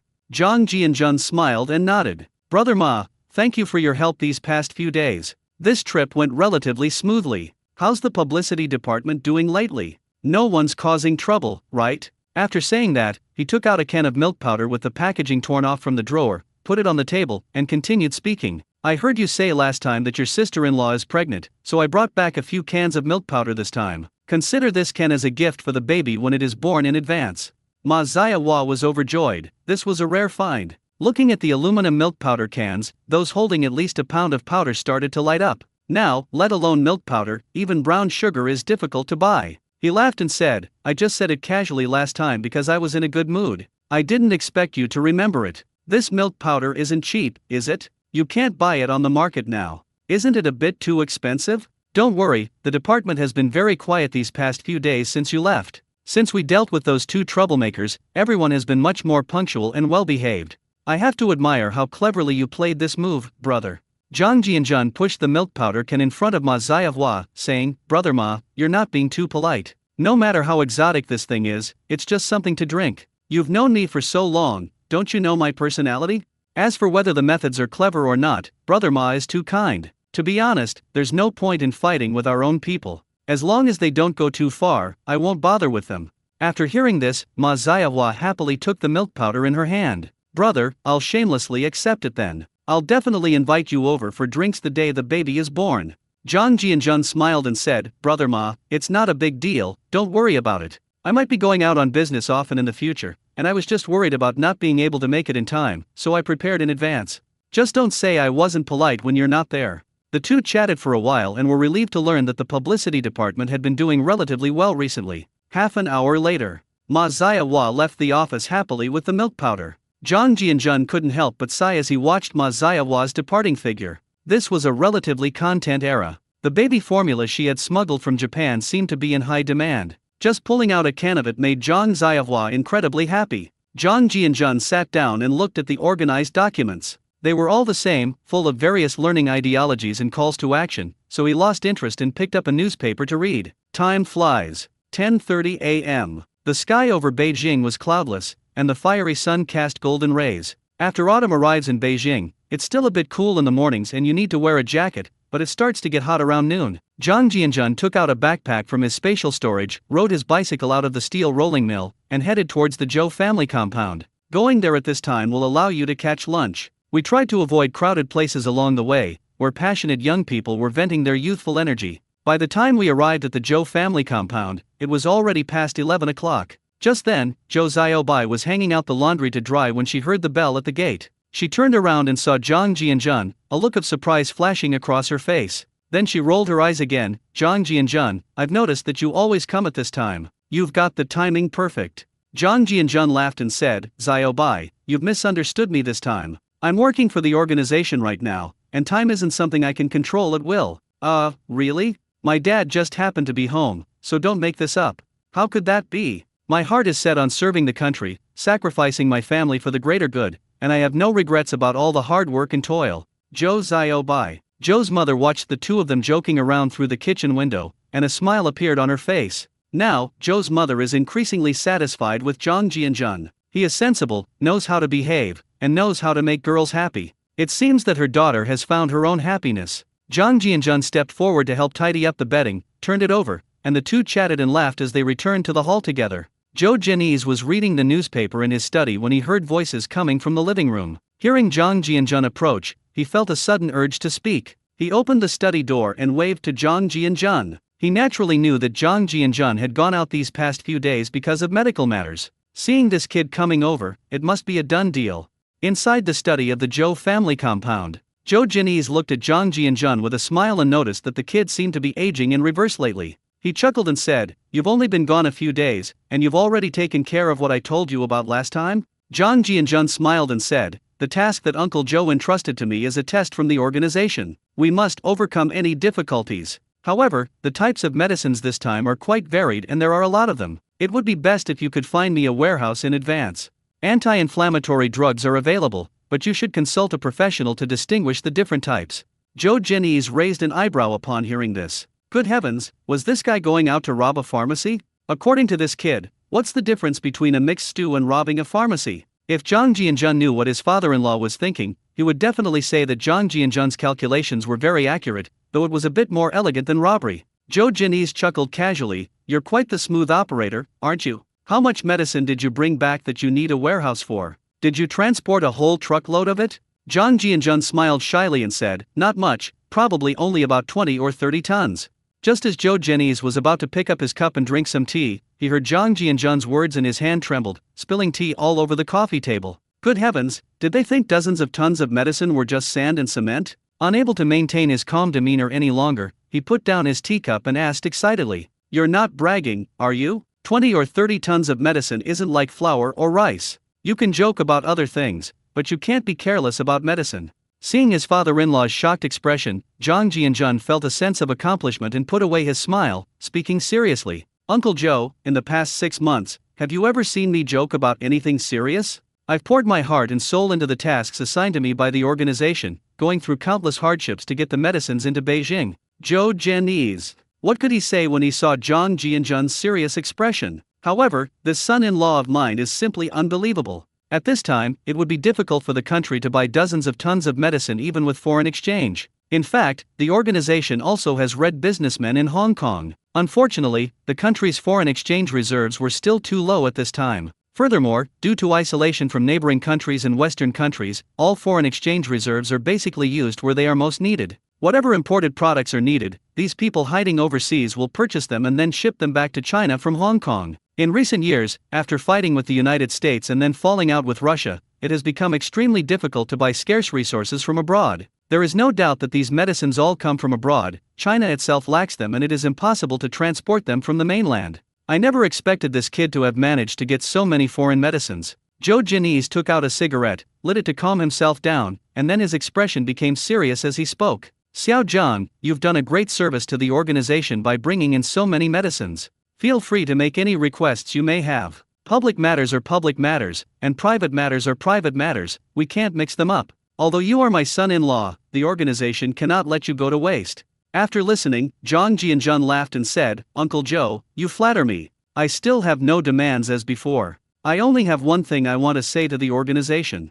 If you don't leave me, I will never abandon you. As long as the organization thinks I am still useful, I will firmly support the decisions made above.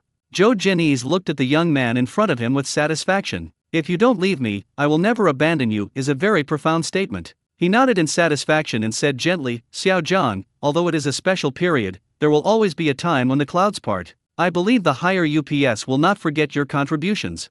If you've thought it through, you can change positions at any time. The old leader already said this during the Spring Festival. You are now enjoying the benefits of a national science and technology worker. For the sake of secrecy, let's keep the warehouse at the state-owned No. 3 textile factory. So many things happened there after the new year and the machines still haven't been replaced. They're still shut down. Anyway, you've been there before. Zhang Jianjun nodded and smiled. Uncle Joe, tomorrow morning you will order a group of reliable and loyal soldiers to go over there. I will present a few big gifts to the organization's military industry. Zhou Jinyi's eyelids twitched upon hearing this. Goodness! Could it be that they brought back sophisticated foreign blueprints like they did before the Lunar New Year? The shock brought by those few drawings seems like it was just yesterday. I remember when dozens of experts from various fields came up with the results, it was as if an earthquake had struck the entire upper level. Judging from the kid's tone, it shouldn't be blueprints. Since it's a big gift package, it should contain some precision products or something. Zhou Jinyi's is starting to get a little nervous about Zhang Jianjun's antics. Who can sit still when he's constantly bombarded with technological gifts? Suppressing his excitement, he laughed and scolded, You little rascal, you're starting to play riddles with me now. What kind of big gift package is this that's so mysterious and requires the army to receive it?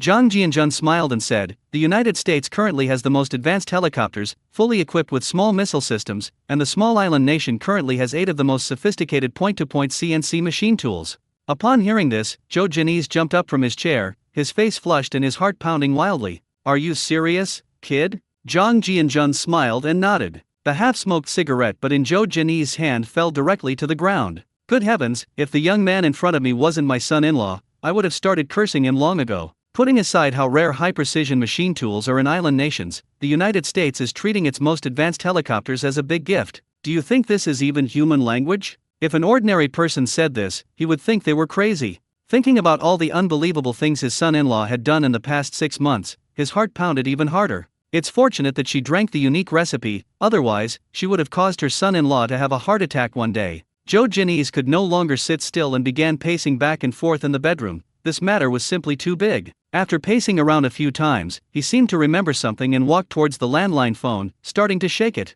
Telephones in the 1960s were still hand-cranked antiques. In many places, you can't call the other party's landline directly, you need an operator to transfer you. Zhou Jinyi's call was naturally to his old superior. This matter required the higher UPS to be prepared. After all, this involves the United States' most advanced helicopters, while China's helicopters are still the Mi-4 series, which is still in its honeymoon period with its big brother. Although my country introduced a helicopter production line from Russia in the late 1950s, the Mi-4 was already an outdated product. The copied Z5 series, although it played a significant role and achieved great success then and now. However, it is not in the same league as the world's most advanced helicopters. China's first helicopter was manufactured in Harbin in 1958. Its top speed was 210 km per hour. When it was first built, it did not have metal wings and its speed was even lower, at only 180 km per hour. The overload load is only 1,550 kilograms. As a high-ranking military officer, he naturally knew some secrets, and one can imagine what the most advanced helicopters in the United States were like.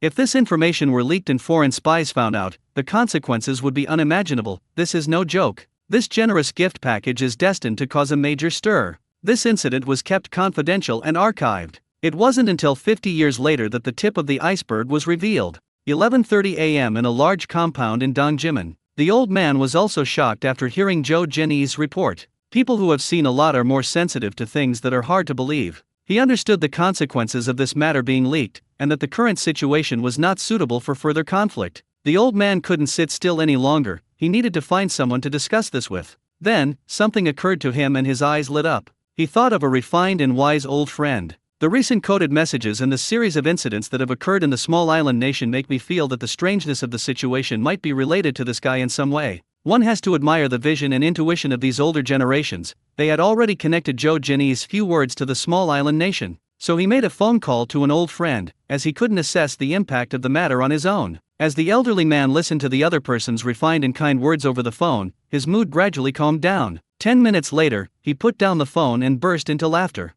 He never expected that he would be disturbed by a mere kid. Sitting under the pomegranate tree outside the courtyard, looking up at the blue sky, the old man smiled. Zhou family compound. Zhou Jinyi had drunk a bit too much. He was a little tipsy today because of his son-in-law. As a soldier who had fought in wars, he was also very excited when he thought about the advanced equipment. He desperately wanted to see the helicopter right now, but looking at Zhang Jianzhan's young face, he hesitated several times before speaking, so he simply drank some alcohol to numb his feelings. As a result, he got drunk as soon as he picked up the glass, and fell asleep on the sofa in a daze. Zhou's mother was speechless and took a blanket to cover her husband. Zhou's mother was a little curious about what Zhang Jianzhan had said. Ever since the two of them came out of the study, she felt that her lover seemed to be acting a little strangely. Zhang Jianzhan, with an innocent expression, helped tidy up the table, but he felt that his mother-in-law's eyes were constantly staring at him, which made him a little uneasy. "This is not my fault." Zhou Xiaobai, standing nearby, said coquettishly, "Zhang Jianzhan, it's one thing for you to come over for a free meal, but how did you manage to get my dad drunk?" Zhang Jianzhan laughed awkwardly. "Xiaobai, you're wronging me. You all saw your dad's state of mind today. He must have had something happy happen. I couldn't stop him from drinking. Besides, uncle is very busy with work every day. Having a drink and taking a nap can help him relax, right?" Zhou Xiaobai rolled her eyes dramatically after hearing this. "Zhang Jianzhan, you're really good at talking now, you can't even hold the bottle down. The wine bottle is nice in my hands, but I also have to obey orders and follow the instructions of my elders. I seem to remember that I have some good stuff in my backpack." Zhang Jianzhan thought to himself that with his mother-in-law nearby, he could only try to distract Zhou Xiaobai. It's true what they say, daughters are their father's little cotton-padded jackets. Sure enough, Zhou Xiaobai's eyes lit up when he heard there was something good in the backpack, and even his mother next to him became curious. "I still remember the turtleneck sweater that Zhang Jianzhan brought over. It really boosted my image, and everyone in the nearby compound praised how nice and good-looking it was." Zhou Xiaobai picked up the backpack next to the sofa and felt it was quite heavy, but he didn't unzip it immediately and asked with a smile, "Zhang Jianzhan, there can't be any secrets in here, can there? I wouldn't dare to go through your things." After wiping the table, Zhang Jianzhan walked over and said with a smile, "Xiaobai, you're being too polite. How could I dare to have any secrets here?" After saying that, he took the package and started showing off by taking things out of it. The first thing he took out were two exquisite women's watches. The 7042 dive watch was produced in 1959 in collaboration with the case manufacturing company, Pequars SA. This watch features a 42mm diameter and a double crown design, which allows the rotating diving bezel to be protected beneath the crystal covering the dial. It also guarantees excellent waterproof performance at a depth of 120 meters. The bright yellow genuine leather strap looks elegant and noble. However, this watch has been modified by Zhang Jianzhan in the space. The English logos on the dial were all erased by the power of spatial rules, replaced by red stars in the original trademark position, and the logo in the center of the dial was changed to Chinese. Zhang Jianzhan watched as the mother and daughter examined the watch's structure with obvious delight. Zhang Jianzhan laughed and said, "This watch is not only exquisite, but it is also not afraid of rain or water. It can even be soaked in a pool for a whole day without any problems." Zhou's mother was also a little surprised after hearing this. Her own Plum Blossom brand watch was already considered high-end, but she did not expect there to be such a high-end product. The mother and daughter were a little confused as they looked at the logo on the watch. When did a new watch brand appear in China? Zhou's mother chuckled as she looked at her watch, saying something under her breath. "Xiao Zhang, you just won't listen to advice. I told you not to bring anything over, but you just won't listen. Well, I'll let it go this time, but don't let it happen again." After saying that, he carefully untied the watch strap and put it on his wrist. Zhou Xiaobai was speechless at his mother's actions. She said she didn't want to wear anything, but she put the watch on anyway. Zhang Jianzhan nodded in satisfaction. Sure enough, women of any era can't escape the "it's actually good" principle when it comes to beautiful things. Anyway, I got these for free through a purchase, so it's no big deal to give them to my mother-in-law as a token of my appreciation and to win her favor. Next came Zhang Jianzhan's grand gift-giving: perfume, a full set of cosmetics, premium milk powder, and various types of malted milk powder. Looking into Zhou Xiaobai's shining eyes, Zhang Jianzhan's vanity was satisfied. Good things should be shared. He was someone who found the things in his space very meaningful. It seems this show-off was quite successful. When Zhang Jianjun took out the last item, he was startled. In his smugness, he accidentally pulled out a packet of small wings. Zhou Xiaobai, having used it before, naturally knew what it was.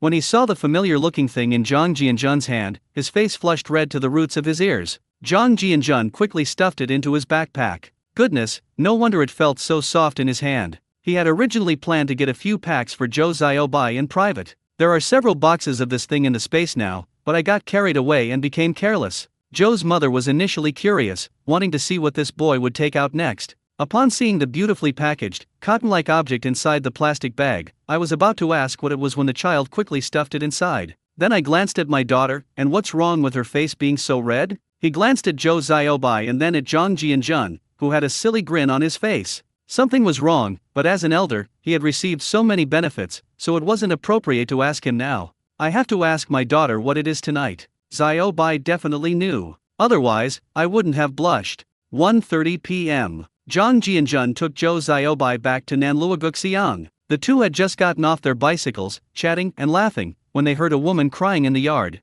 Zhang Jianjun, with his keen senses and sharp ears and eyes, naturally recognized the voice as soon as he got out of the car. I could tell from the twitch of my ears that it was Qin Huiru sobbing in the courtyard, and it sounded like Huihua and Xiao Dang were crying too. Zhang Jianjun was a little curious. Although Qin Huiru was heavily pregnant, her living conditions were much more comfortable than when she was working alone. Since becoming pregnant, Shazhu has treated his sister Qin like a godmother. I gave her a long leave of absence early on. She was fine in the morning, but something went wrong in the afternoon. Zhang Jianjun was also afraid that an outsider had entered, so he quickly channeled his spiritual energy to envelop the entire courtyard. In her consciousness, Qin Huiru, heavily pregnant, sat on a chair outside the courtyard, sobbing incessantly. Beside her were her second and third aunts, Yuli, and others, trying to comfort her. Qin Jingra stood beside her but did not speak, her expression complex. Meanwhile, the two young maids, Huihua and Xiao Dang, stood helplessly in front of the Jia family's door, crying as well. The third uncle was watching from afar in the passageway between the middle and front yards, while Yan Jifang and Yan Jiichin were whispering to each other at the door, looking gloating.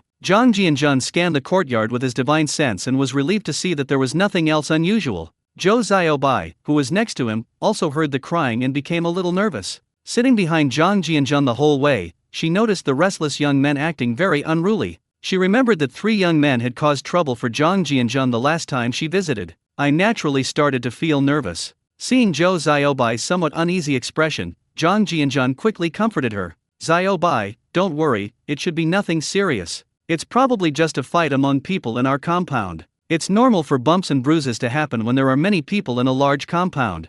Zhou Xiaobai breathed a sigh of relief, patted his chest, and his high, undulating chest almost made Zhang Jianjun's eyes glaze over. Goodness, I never expected that the spiritual spring water could have the effect of secondary development. Last time at Bihai Park, I almost lost my bearings. When I saw Zhou Xiaobai looking over, I quickly turned my head, put on a serious face, and pushed my bicycle into the front yard. When Yan Jifang and Yan Jiichin saw Zhang Jianjun enter, their cheerful smiles froze on their faces. Ever since Yan Jiichin tried to ask Zhang Jianjun for a job and was scolded, he has harbored a grudge. They felt that Zhang Jianjun had become arrogant after he rose to power, and they began to resent him, but they didn't dare to have any thoughts about Zhang Jianjun. Zhang Jianjun had 2 lives on his hands, and his subsequent series of ruthless actions made the 2 brothers keep their tails between their legs and behave themselves. Seeing Zhang Jianjun come in without even glancing at them, they felt very uncomfortable, but what could they do? Zhang Jianjun naturally noticed the expressions on the Yan brothers' faces. To be honest, he had thought about giving them a ride before, but these 2 were the kind of people who couldn't bring themselves to do it.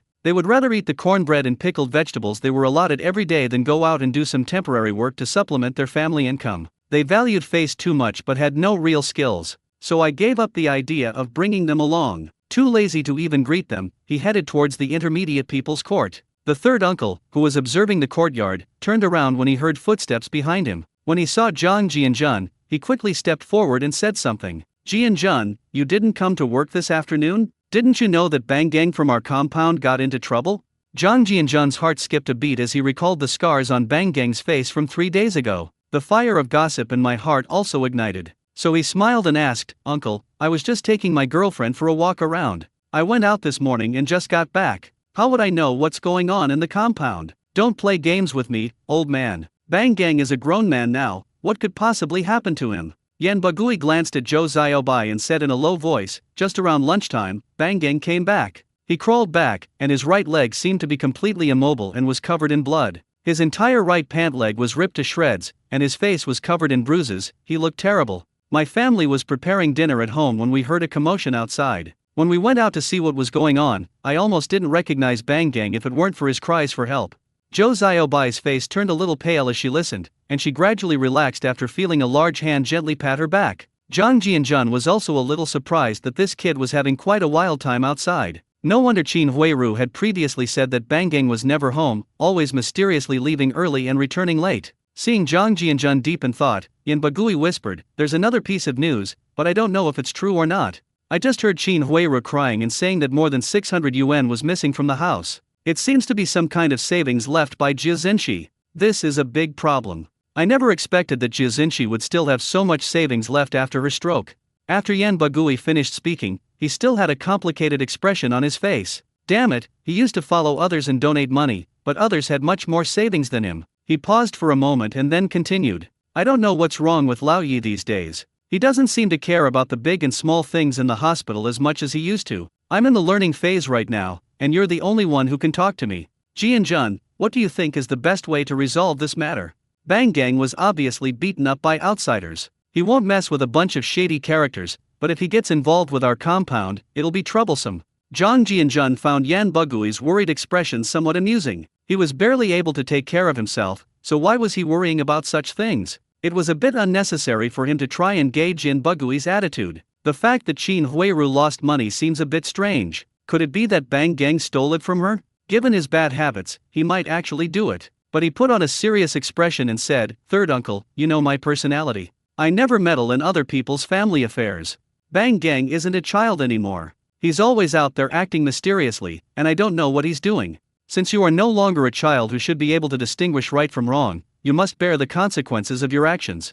Of course, if anyone dares to cause trouble in our compound, you and the other gentlemen should take the lead. After all, the organization asked you to study, but it didn't remove your title of Master in Charge, did it? Don't worry, I will support you silently from behind and will not allow outsiders to do whatever they want in our compound." Yan Bagui's face twitched when he heard this. Good heavens, he was practically laid off himself, so what kind of leading role could he possibly play? This kid is really good at keeping his mouth shut these days, but his last sentence put him at ease. He was actually a little afraid that someone outside would come in and cause trouble. "I can't take any more trouble now. I've been through so much in the last few months that I'm a bit scared." Zhang Jianjun asked softly, "Third uncle, where is Bang Gang now?"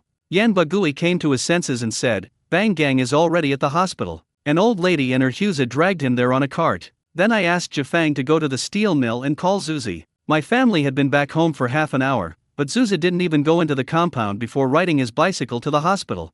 I heard that the hospital is barely managing to keep him afloat. I think Bangan's right leg is probably broken. I don't know what the outcome will be for this child."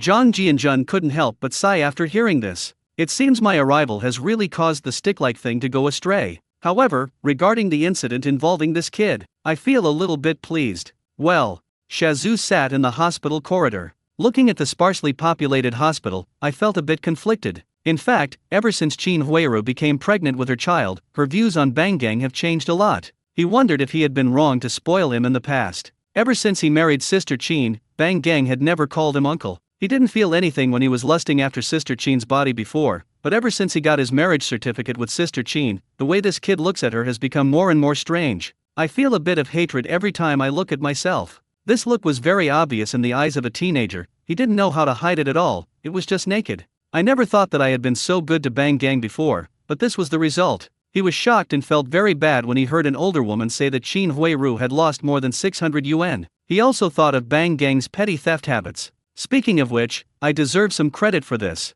In the past, whenever Bang Gang came to his house to steal things, I would deliberately put the delicious food in a conspicuous place, afraid that the child would not be able to find it. This has led to the neglect of rainwater. He felt a pang of sadness when he thought of Yushui, who had been married for more than 4 months. His sister had never come back since she got married. Had he, as her brother, really been wrong in the past? While Shazhu was lost in thought, his old acquaintance, Dr. Wang, came out. The middle-aged doctor no longer had his former sense of superiority. Now, the hospital was just as unsettled as the outside world, and the turmoil had caused a significant reduction in the hospital's drug quota. they barely managed to maintain the situation. We've reached a point where various medications are in dire need of replenishment. Shazzu snapped out of his thoughts and quickly stood up to ask, Dr. Wang, how is the child who was just brought in doing now? Dr. Wang sighed, his expression shifting from tired to serious. Shazzu's heart skipped a beat. The things hospitals fear most are doctors sighing and having serious, earnest expressions. Good heavens, we've run into them all now.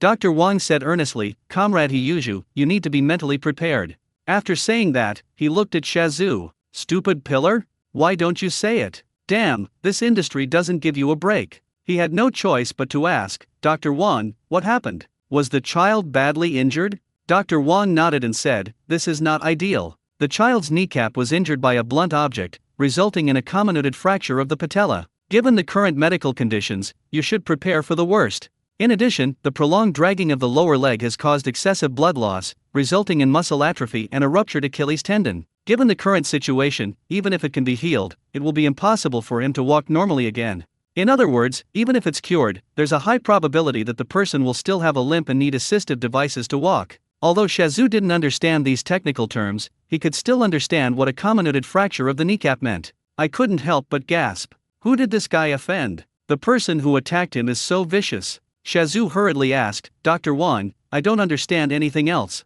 Just tell me if this child's right leg can be saved and how much the treatment will cost. Dr. Wang shook his head and said, it's not a matter of money now. The child needs surgery in this situation, but our hospital doesn't have the facilities for internal fixation with plates and nails. We haven't introduced such advanced equipment. Even if we did, the child's right leg has been delayed for a long time, so surgery would probably be useless. Anti-inflammatory drugs are also in short supply right now. To put it bluntly, our hospital can only offer conservative treatment with splints right now. As for how well it can recover, that's up to fate. If the calf continues to atrophy, amputation will be the only option. Shazzu was a little numb now. Good grief, now they're just saying it's up to fate and they might even have to amputate. I don't care, but if Sister Qin knew this news, she would be heartbroken. If this affects Sister Qin's fetus, it will be a real problem, but there's nothing we can do about it. The hospital doesn't have the equipment, we can't just ask someone else to conjure it up. In fact, in later generations, comminuted fractures of the kneecap can be completely cured with timely treatment. Even if it becomes necrotic, the joint can be replaced. With proper care, it is possible to return to normal walking. After surgery, under the guidance of a professional rehabilitation therapist, it is no longer a big deal to carry out rehabilitation exercises such as exercise training and occupational therapy. But in this era of scarce medical resources, it's basically useless. Putting aside how overwhelmed Shazzu was at the hospital, Zhang Jianzhen and Zhou Xiaobai could only offer some words of comfort to Qin Huiru after they entered the Intermediate People's Court. Qin Huiru had seen Zhang Jianzhen treat the people from the previous committee. The anti-inflammatory drug he used was amazing, and she wanted Zhang Jianzhen to help her.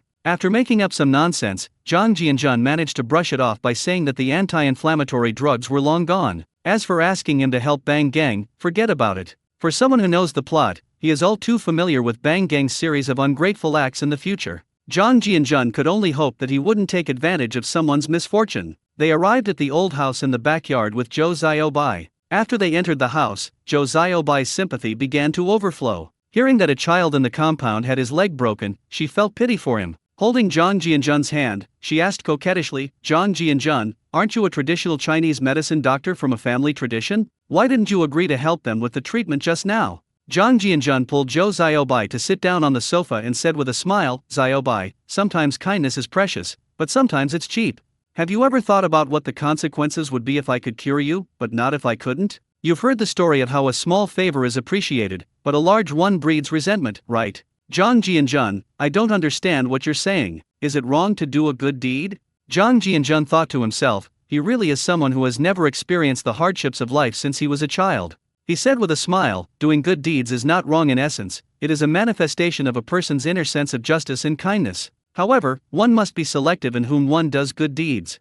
I would not hesitate to help a kind person, but their family situation is too complicated. Some people will take it for granted if you help them, but if you don't help them even once, they will turn around and scold you. The Jia family possesses this kind of bloodline attribute. So Zhang Jianzhen recounted the glorious deeds of the Jia family in the compound in great detail, because he didn't want Zhou Xiaobai to always be a good person after she married into the family. As Zhou Xiaobai listened, his mouth gaped wider and wider. Good heavens, there were so many bizarre stories about this compound. The Jia family's past actions have utterly shattered her worldview. I thought that a small number of children from high-ranking compounds forming cliques were bad enough, but compared to this family, they were nothing. After Zhang Jianjun's description, they described Jia Xinqi as a terrifying necromancer, and Bang Gang as a notorious bandit who could scale walls and leap across rooftops. Zhou Xiaobai felt a little flustered, wondering how she would cope with these people after marrying into the family. I listened to Zhang Jianjun's story with a pounding heart. Zhang Jianjun, what happened to Jia Xinqi afterward?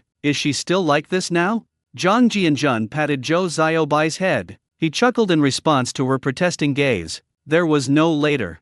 Zhou Xiaobai sat in Zhang Jianjun's lap and was very curious after hearing her boyfriend say that Jia Xinqi was gone. He asked, why doesn't this old woman have any descendants? Has she already passed away? Zhang Jianjun smiled and said, Xiaobai, sometimes being alive is more painful than being dead. This old woman is probably too sharp-tongued. She had a stroke before the new year and is now hemiplegic. Just as Zhou Xiaobai was about to ask how he had suffered a stroke, he sensed something was wrong and his face flushed red all the way to his ears. I felt both ashamed and angry. Good heavens, what kind of nonsense is this person thinking? Just as Zhou Xiaobai was a little at a loss, they were face to face. Just as she was about to exclaim in surprise, Zhang Jianjun kissed her. Since the two secretly kissed a few times, Zhou Xiaobai has not resisted as much as before. This feeling is very strange. Zhang Jianjun felt Zhou Xiaobai's body getting hot in his arms and was startled. Had he gone a little too far? In a panic, he scanned her up and down with his divine sense. No wonder her face turned so red. So Zhou Xiaobai whispered in his ear, Xiaobai, you should know about the partitioned bathroom. I'll figure out how to install running water in there after we get married. After listening to Zhang Jianjun's account, Zhou Xiaobai's heart pounded wildly and her face turned bright red. Could this guy have X-ray vision? Good heavens, this is practically insane. As she got up, she pinched Zhang Jianjun's lower back and then quickly ran into the inner room. Watching Zhou Xiaobai run away like a frightened little rabbit, Zhang Jianjun felt a surge of joy, finally breaking through the first line of defense in their relationship. Outside the compound, Shazhu rushed back on his bicycle, but he didn't know what to do. Dr. Wang asked him to sign for conservative treatment. If he signed the consent form and his leg was amputated, Qin Huiru would blame him for the rest of his life. They could only ask the older woman in the hospital to hold on for now. If there was no other way, they would have to come back and ask Qin Huiru what to do, since Bangang wasn't their own flesh and blood. After being persuaded by several older women, Qin Huiru returned to her room. Thinking of Bangang and her more than 600 yuan, she felt a pang of sadness. Actually, there was another item she didn't dare mention. The small yellow croaker hidden under the partition was also gone. During this special period, Qin Huiru had no choice but to accept it. She wasn't stupid, she knew that if people found out she was secretly keeping small yellow croakers, things would get out of hand. It felt as uncomfortable as swallowing a fly. She also suspected that Bang Zhuang took the money, but she never suspected that Shazhu was the one who took it. After so many years of grudges and grievances, she knew Shazhu's character all too well. Just as she was still feeling unsettled, she heard the sound of a bicycle bell from the courtyard. Shazhu rushed in, seemingly wanting to say something but then stopping himself. Qin Huiru noticed that Zhu Ziai's expression was rather unpleasant. My heart skipped a beat, and an ominous premonition welled up inside me. He hurriedly asked anxiously, Zhu Ziai, how is Bangang doing now? Why are you back from the hospital so soon? Seeing Qin Huiru's anxious expression, Shazhu didn't know how to start a conversation when he got close to her. He moved his lips a few times but still couldn't say anything. Qin Huiru became even more anxious upon seeing this, instantly forgetting all about losing the money. Although she knew that Bang Gang had never really liked her, after all, this child was her precious firstborn. Qin Huiru grabbed Shazhu's hand immediately. With tears welling up in her eyes, she said, Zhu Ziai, tell me, how is Bang Gang doing now? As soon as she finished speaking, 2 streams of tears flowed down her cheeks. When Shazhu saw Sister Qin crying, he panicked. He had heard from the older generation that pregnant women shouldn't get too excited, as it could easily lead to premature birth. She quickly recounted what Dr. Wang from the hospital had said. After listening, Qin Huiru felt a chill run down her spine. What kind of idea could a woman like her possibly have? Hearing that Bang Gang might have to have his leg amputated and nearly lost his balance, Shazhu was so frightened that he immediately shut up and stepped forward to support the swaying Qin Huiru. She said anxiously, Sister Qin, Dr. Wang only said it's possible, not absolute. The stalk might grow well while it's still growing. They say pregnancy makes you stupid for 3 years. Qin Huiru was completely at a loss, but after hearing Shazhu's words, she felt a little relieved. Zhu Ziai, I don't know anything about the surgeries at the hospital, so I don't know what to do. You should make the decision. If all else fails, how about we try another hospital? Shazhu shook his head with a wry smile and said, Sister Qin, Bang Gang's condition can't be worse now. He's still in the hospital getting in 4 drip and waiting for the consent form. If he goes to another hospital and it gets delayed, then he'll really be beyond saving. Qin Huiru felt a pang of sorrow. What sins had the Jie family committed? Was this truly retribution? Her father-in-law died young, her mother-in-law suffered a stroke, and Jie Dongxiu is now dead. The only remaining member of the Jie family bloodline is likely to be disabled. Is there anything worse than this? When she married into the Jie family, it caused a sensation in Qin family village. Everyone said that she had finally escaped the fate of labor and was going to enjoy a life of luxury in the city. That's good, the Jie family is almost wiped out. Good heavens, Qin Huiru dared not think any further. Seeing that Qin Huiru hadn't spoken for a long time, Shazhu assumed it was tacit consent, turned around, and hurriedly rushed back to the hospital. Qin Huiru was left behind, questioning the meaning of life. Suddenly I realized that Bang Gang was beaten by outsiders, and wasn't Shazhu's brother-in-law a policeman? This debt cannot be left unresolved. At the very least, the perpetrator should be bankrupted by paying the medical expenses. An autumn breeze blew in. Qin Huiru shuddered. Time flies. At 6 o'clock in the evening, everyone who was still at work in the compound returned home. When they learned that Bang Gang had been beaten, everyone's expression was different. Yi Zonghai felt the worst. Ever since Shazhu and Qin Huiru got married, his long-planned retirement plan had been basically ruined. Old Yi had been searching for the next suitable person to take care of him, and after thinking it over, he realized that Bang Gang was the most suitable candidate. So after Jie Xinqi suffered a stroke, while Qin Huiru was still working, he had an older woman take over the task of caring for the 3 children. He didn't stop until Shazhu and Qin Huiru got married. Once you get too involved, there's no turning back. Anyway, Shazhu isn't Bang Gang's biological father, so the 3 children still often eat and drink at his house. Now that Bang Gang is disabled, he may need someone to take care of him in the future. How can he support him in his old age? Yi Zonghai became increasingly frustrated and almost spat out a mouthful of blood. What the hell was the point of raising an old man? He realized he was essentially raising someone else's child for free, and without any visible return. He never imagined that after a lifetime of scheming, he would end up worse off than Shazhu. At least Shazhu still has some hope now. If Qin Huiru is carrying a boy, Shazhu will have an heir. After thinking about the whole story, Yi Zonghai turned green and became completely withdrawn. He stood in the courtyard, staring blankly at the gate of the Jie family. The Jie family, which he both loved and hated, had come to a complete end. Just then, Su Demao's cheerful laughter came from the front yard. "I, Su Demao, have a son today." Yi Zonghai was startled and looked towards the front yard, where he saw Su Demao walking and happily carrying a child, his face full of bright smiles. Lu Haizhong was walking and chatting with Su Demao when Lu Guangtian and Guangfu followed them in. Su Demao looked at the surprised and uncertain gazes of everyone, and laughed so hard he was completely out of control. Ever since I reconciled with Zhang Jianjun, I've remembered one of his sayings: if you raise a child while you're young, they'll be just like your own when they grow up. Today, since there was no work at the steel rolling mill, I thought of this matter and, on a whim, took my marriage certificate and household registration book to the neighborhood office. Then they brought back a little boy of about 2 years old from the orphanage under the jurisdiction of the Civil Affairs Bureau. Su Demao smiled at everyone and said, "Today I adopted a child at the Civil Affairs Bureau. From now on, his name will be Su Hainan." Yi Zonghai. In the bangs. Uncle Erda felt an urge to curse. Everyone had mixed feelings, some were optimistic, while others were pessimistic, since they weren't actually holding their own child. In this era, there are still some considerations regarding the closeness of relationships. Otherwise, if Old Yi didn't care, he would have adopted someone long ago. He's not stupid to have been able to become a big shot and control the compound for so many years. Qin Jingru heard Su Demao's voice outside and ran out. When she saw the child in Su Demao's arms, she felt a mix of emotions. She had lost the right to be a mother after marrying into the city. But a look of joy appeared on his face as he went to greet her. Perhaps this was the price of pursuing city life.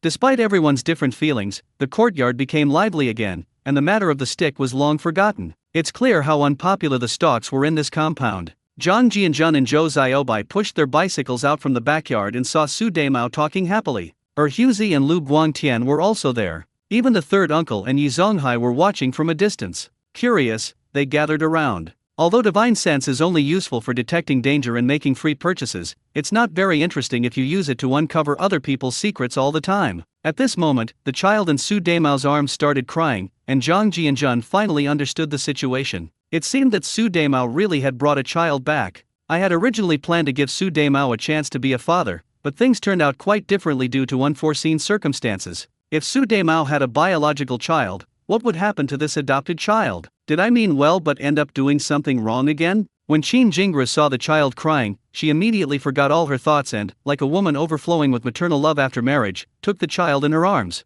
She rocked him back and forth in her arms. The awkward thing is that such a young child still needs to be breastfed, and she, a woman who has never raised a child, has no milk. Just then, Zhang Jianjun walked over and said with a smile, "Brother Demao, I didn't expect you to be so quick to do things. First of all, congratulations on having a son, Brother Demao. I don't have much to give, so I'll just consider these 2 cans of milk powder as a gift." When people around saw Zhang Jianjun coming, they quickly made way for him. Su Demao was overjoyed to see the 2 cans of milk powder in Zhang Jianjun's hand. "I was so excited when I adopted the child that I didn't really think about how to raise him after bringing him home. These 2 cans of milk powder are a lifesaver." A wave of emotion welled up inside me. As a first-time father, I haven't been as thoughtful as a stranger. Jianjun, to be honest, I, Su Demao, now truly understand why you were able to become a cotter. I am very grateful for your care and the gift you gave me. Don't worry, I, Su Demao, will definitely pull myself together and work hard so as not to embarrass our compound. Everyone was somewhat surprised that Su Demao could say such a thing, but Zhang Jianjun's actions were also the envy of everyone. The 3 old men in the crowd stared intently at the 2 cans of milk powder. He subconsciously swallowed. Goodness! Since my workplace started frequently suspending classes, my family's finances have become quite tight. We've been eating bland, low-quality cabbage every day, and my face is starting to look green. Where else can you find this? Zhang Jianjun handed it over and said with a smile, "Brother Demao, you're being too polite. You're able to pull yourself together not for everyone or for the organization, but for your family responsibilities. You had to pull yourself together the moment you became a father. As someone who lives in the same compound, I still maintain that I will never flatter anyone nor refuse anyone. I also hope that this compound will no longer be filled with infighting and that the neighbors will live in harmony. Nobody wants to live in a terrible environment, right? After all, a close neighbor is worse than a distant relative, and this little gift is nothing."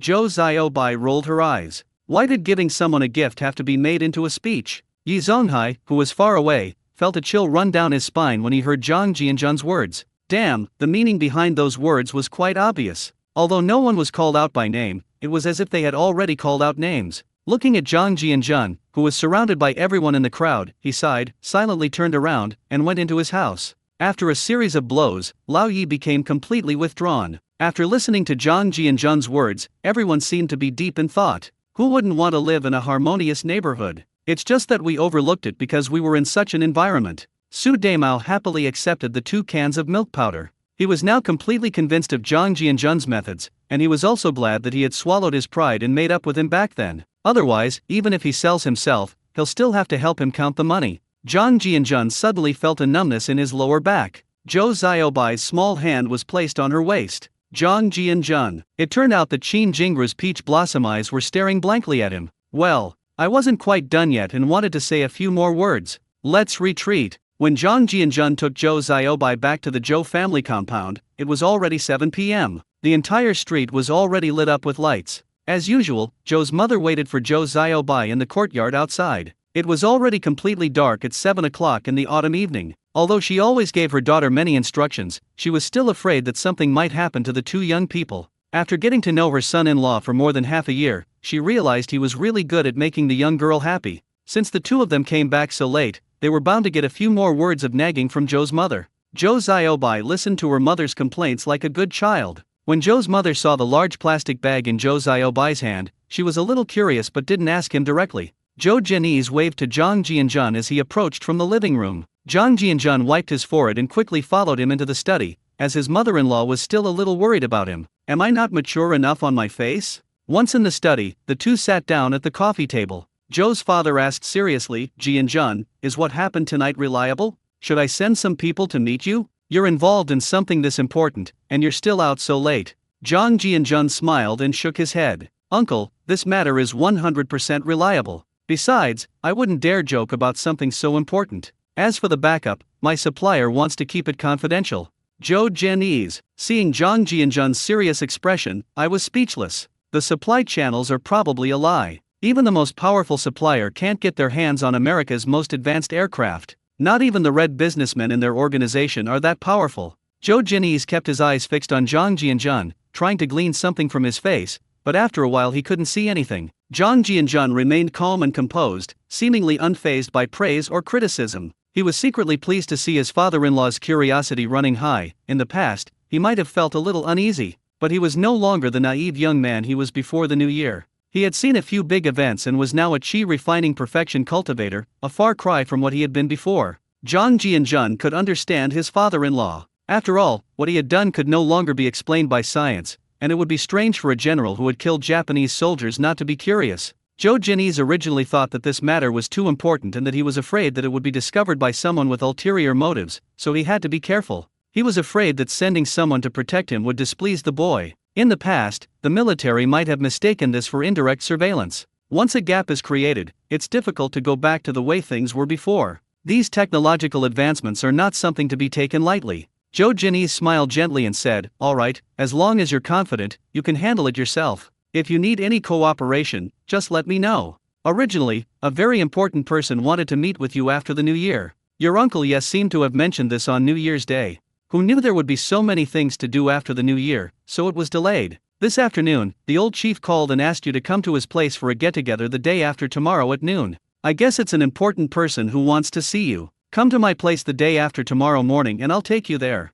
Zhang Jianjun's heart skipped a beat after hearing this. The important person who could meet him at this time of year must be someone important. He remembered that old Ye had said that it was an important person on New Year's Day. Could it be Elder Nai? This founding father is also a great figure revered by later generations. He made invaluable contributions to the country's military industry, but at this stage, he seemed to be somewhat preoccupied with his own affairs. Zhang Jianjun didn't speculate too much. He spoke earnestly, "Uncle Joe, rest assured, since this is an arrangement by the organization, I will definitely obey orders, do a good job in this reporting work, and resolutely support the policies and instructions of the superiors."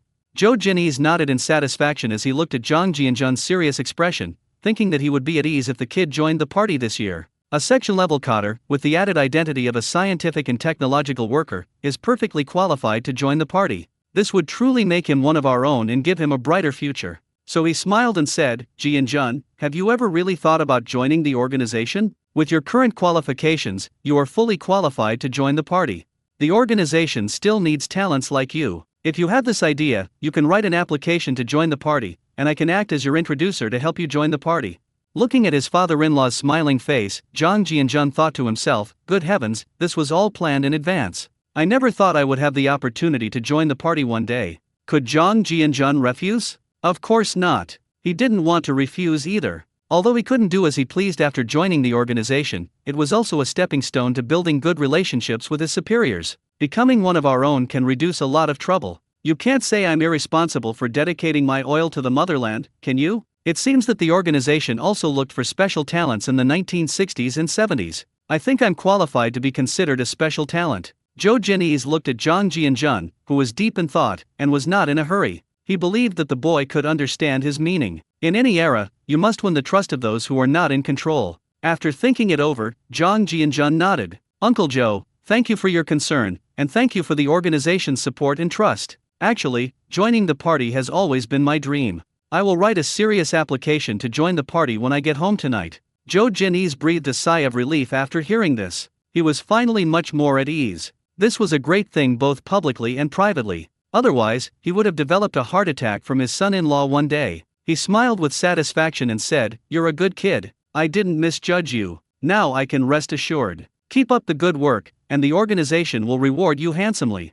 Zhang Jianjun, I can't even finish this big pancake. But it's a win-win situation, isn't it? Just then, the mother-in-law spoke up from outside. "Old Joe, little John, you two really have so much to talk about. It's almost 8 o'clock, hurry up and come out to eat."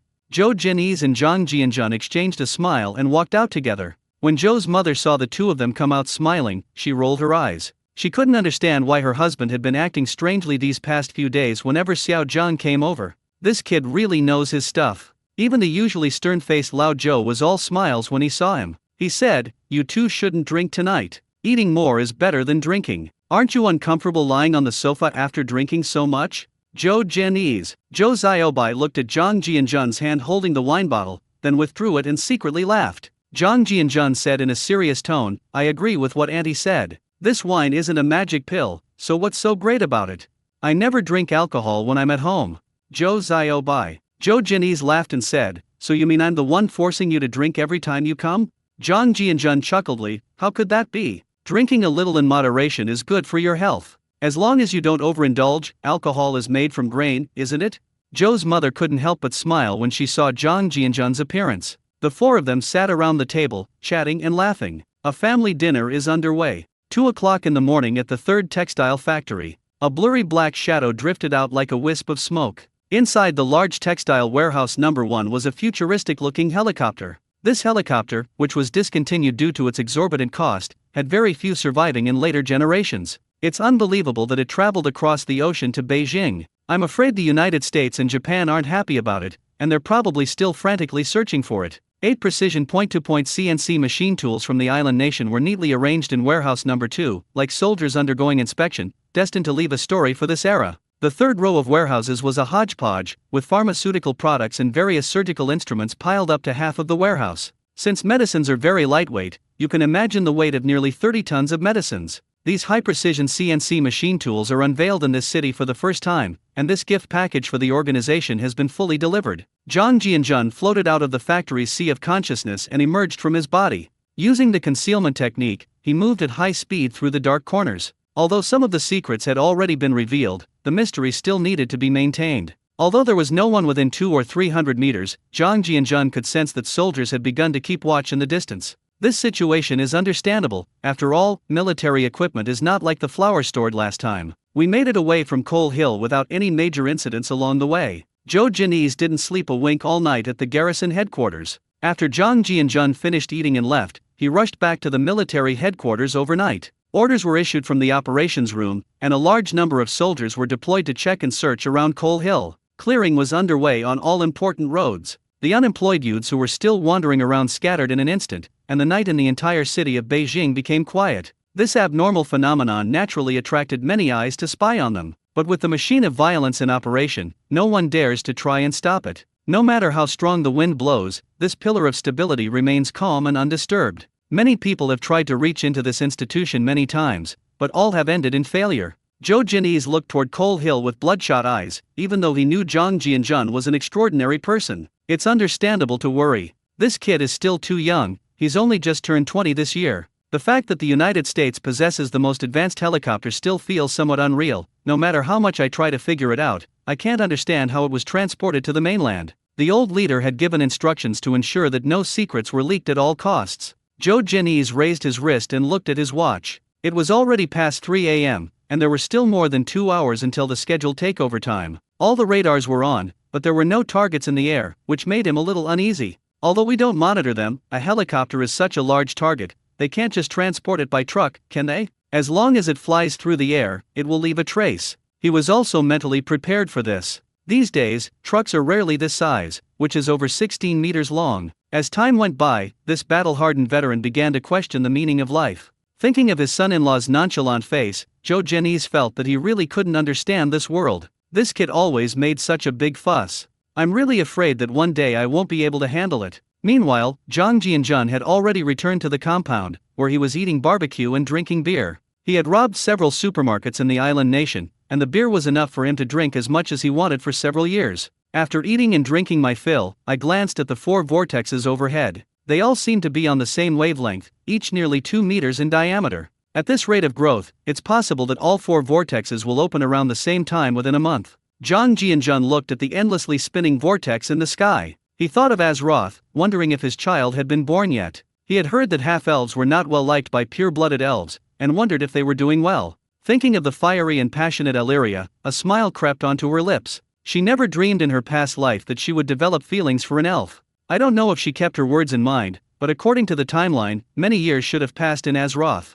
It's unknown whether the terrible undead scourge has ever passed. After a moment of daze, he came to his senses and sat down by the ancient well, beginning to circulate the 36 small cycles of energy. As the spiritual energy flowed through his meridians, he emptied his mind of all distractions. At 4 o'clock, Zhang Jianzhan flashed out of the space, silently chanted a difficult magic incantation, and the whole room seemed to be swept by a gentle breeze. The floor and the somewhat messy bed were spotless, and even the clothes all over the body seemed brand new. This was the magical effect of the arcane magic cleaning spell. This is far superior to any vacuum cleaner or washing machine. If you opened a cleaning company with this in the future, you would definitely make a fortune. Zhang Jianzhan crawled into bed and gradually drifted off to sleep. Early morning. Bang Gang was awakened by a nightmare in the hospital. In the dream, he was stabbed several times by Chang Bin, Xiao Wu, and the other two, and he was struggling frantically on the verge of death. The excruciating pain in his leg brought Bang Gang back to his senses. He opened his terrified eyes and screamed, waking Shazhu, who was sleeping by the bedside.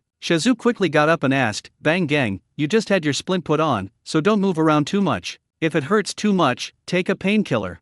Bang Gang couldn't listen to anything anymore, his body trembled uncontrollably. The nightmare he had just experienced, combined with the pain in his legs, made him suffer pain that he shouldn't have to endure at his age. Tears streamed down her face. The painkiller that Shazhu handed over was knocked to the ground by Bang Gang's waving hand. Shazhu wanted to throw a big scoop at him. If it weren't for the fact that Sister Chin was carrying his child, he wouldn't have bothered staying up all night to stay by Bang Gang's side. Shazhu became much more clear-headed after having a child. "I no longer have any fondness for the sticky meme." So he asked coldly, "Bang Gang, tell me honestly what you've been doing these past few months. You're almost 15, you're not a child anymore. Do you know how hard your mother worked to raise you? If you don't speak up now, what will happen if others come knocking on your door in the future?" Bang Gang howled in anguish, and upon hearing Shazhu's words, a surge of anger welled up inside him. He was being bullied outside because of this idiot. He really thinks he doesn't know that he wants to covet the Jia family's wealth. So he cried and cursed, "Silly Zhu, I don't want your fake pitifulness. Do you really think I'm young and ignorant? Ever since my grandma became paralyzed, you've been eyeing my Jia family's business. Luckily, I'm smart enough to take grandma's money." Bang Gang seemed to remember something, and the crying and cursing stopped abruptly. She started moaning in bed. Shazhu felt a chill run down his spine upon hearing this. Damn, what an ingrate. Hearing the last half of the sentence, Shazhu finally realized that this kid had stolen the money. A slap was raised. I saw the stick-like creature covered in sweat. It was put down again. Bang Gang tried to turn over, but he couldn't muster any strength and felt that he had lost all feeling in his right leg below the knee. After crying myself to sleep, I vaguely felt as if my body was soaking in hot water. The scene of Chang Bin, Xiao Wu, and Mao beating him that morning flashed through his mind, along with the sound of two short steel bars cracking as they struck his right leg. He also recalled his time with them, and the pain shattered his memories. He hated the man in front of him for making him feel like he had lost everything. He also began to hate Zhang Jianjun, the man who had given him nightmares. Ever since witnessing Zhang Jianjun commit murder before the Lunar New Year, Bang Gang has been haunted by an indelible shadow in his heart. He has struggled to fall asleep at night and has become quiet and taciturn ever since. Life makes it difficult to erase a person's habits. For someone accustomed to petty theft, it's as if life isn't complete if he does nothing. Bang Gang is no exception. His hands started to itch. But I couldn't find an opportunity. He became much more timid after losing his grandmother. Later, when Shazhu married his mother, it infuriated Bang Gang, who had been brainwashed by his grandmother since childhood into believing that Shazhu was an idiot. Helping his family was also a way to take advantage of them. This is the after effect of brainwashing, especially since some things really shouldn't be taught to children indiscriminately. So this kid even hated Qin Huiru. On one occasion, he saw Shazhu and his mother rummaging through things under the bed. Out of curiosity, he secretly peeked out from outside and was surprised to find that his grandmother had hidden so much money under the bed. His eyes lit up the moment he saw the money. The thought that Shazhu might take over. Bang Gang was burning with jealousy. This was his Jia family's money, and he couldn't let two outsiders take it away. That's right, in his mind, his married mother had become an outsider. After discovering where the money was hidden, Bang Gang started plotting against it, secretly taking a few cents or dimes every day or two.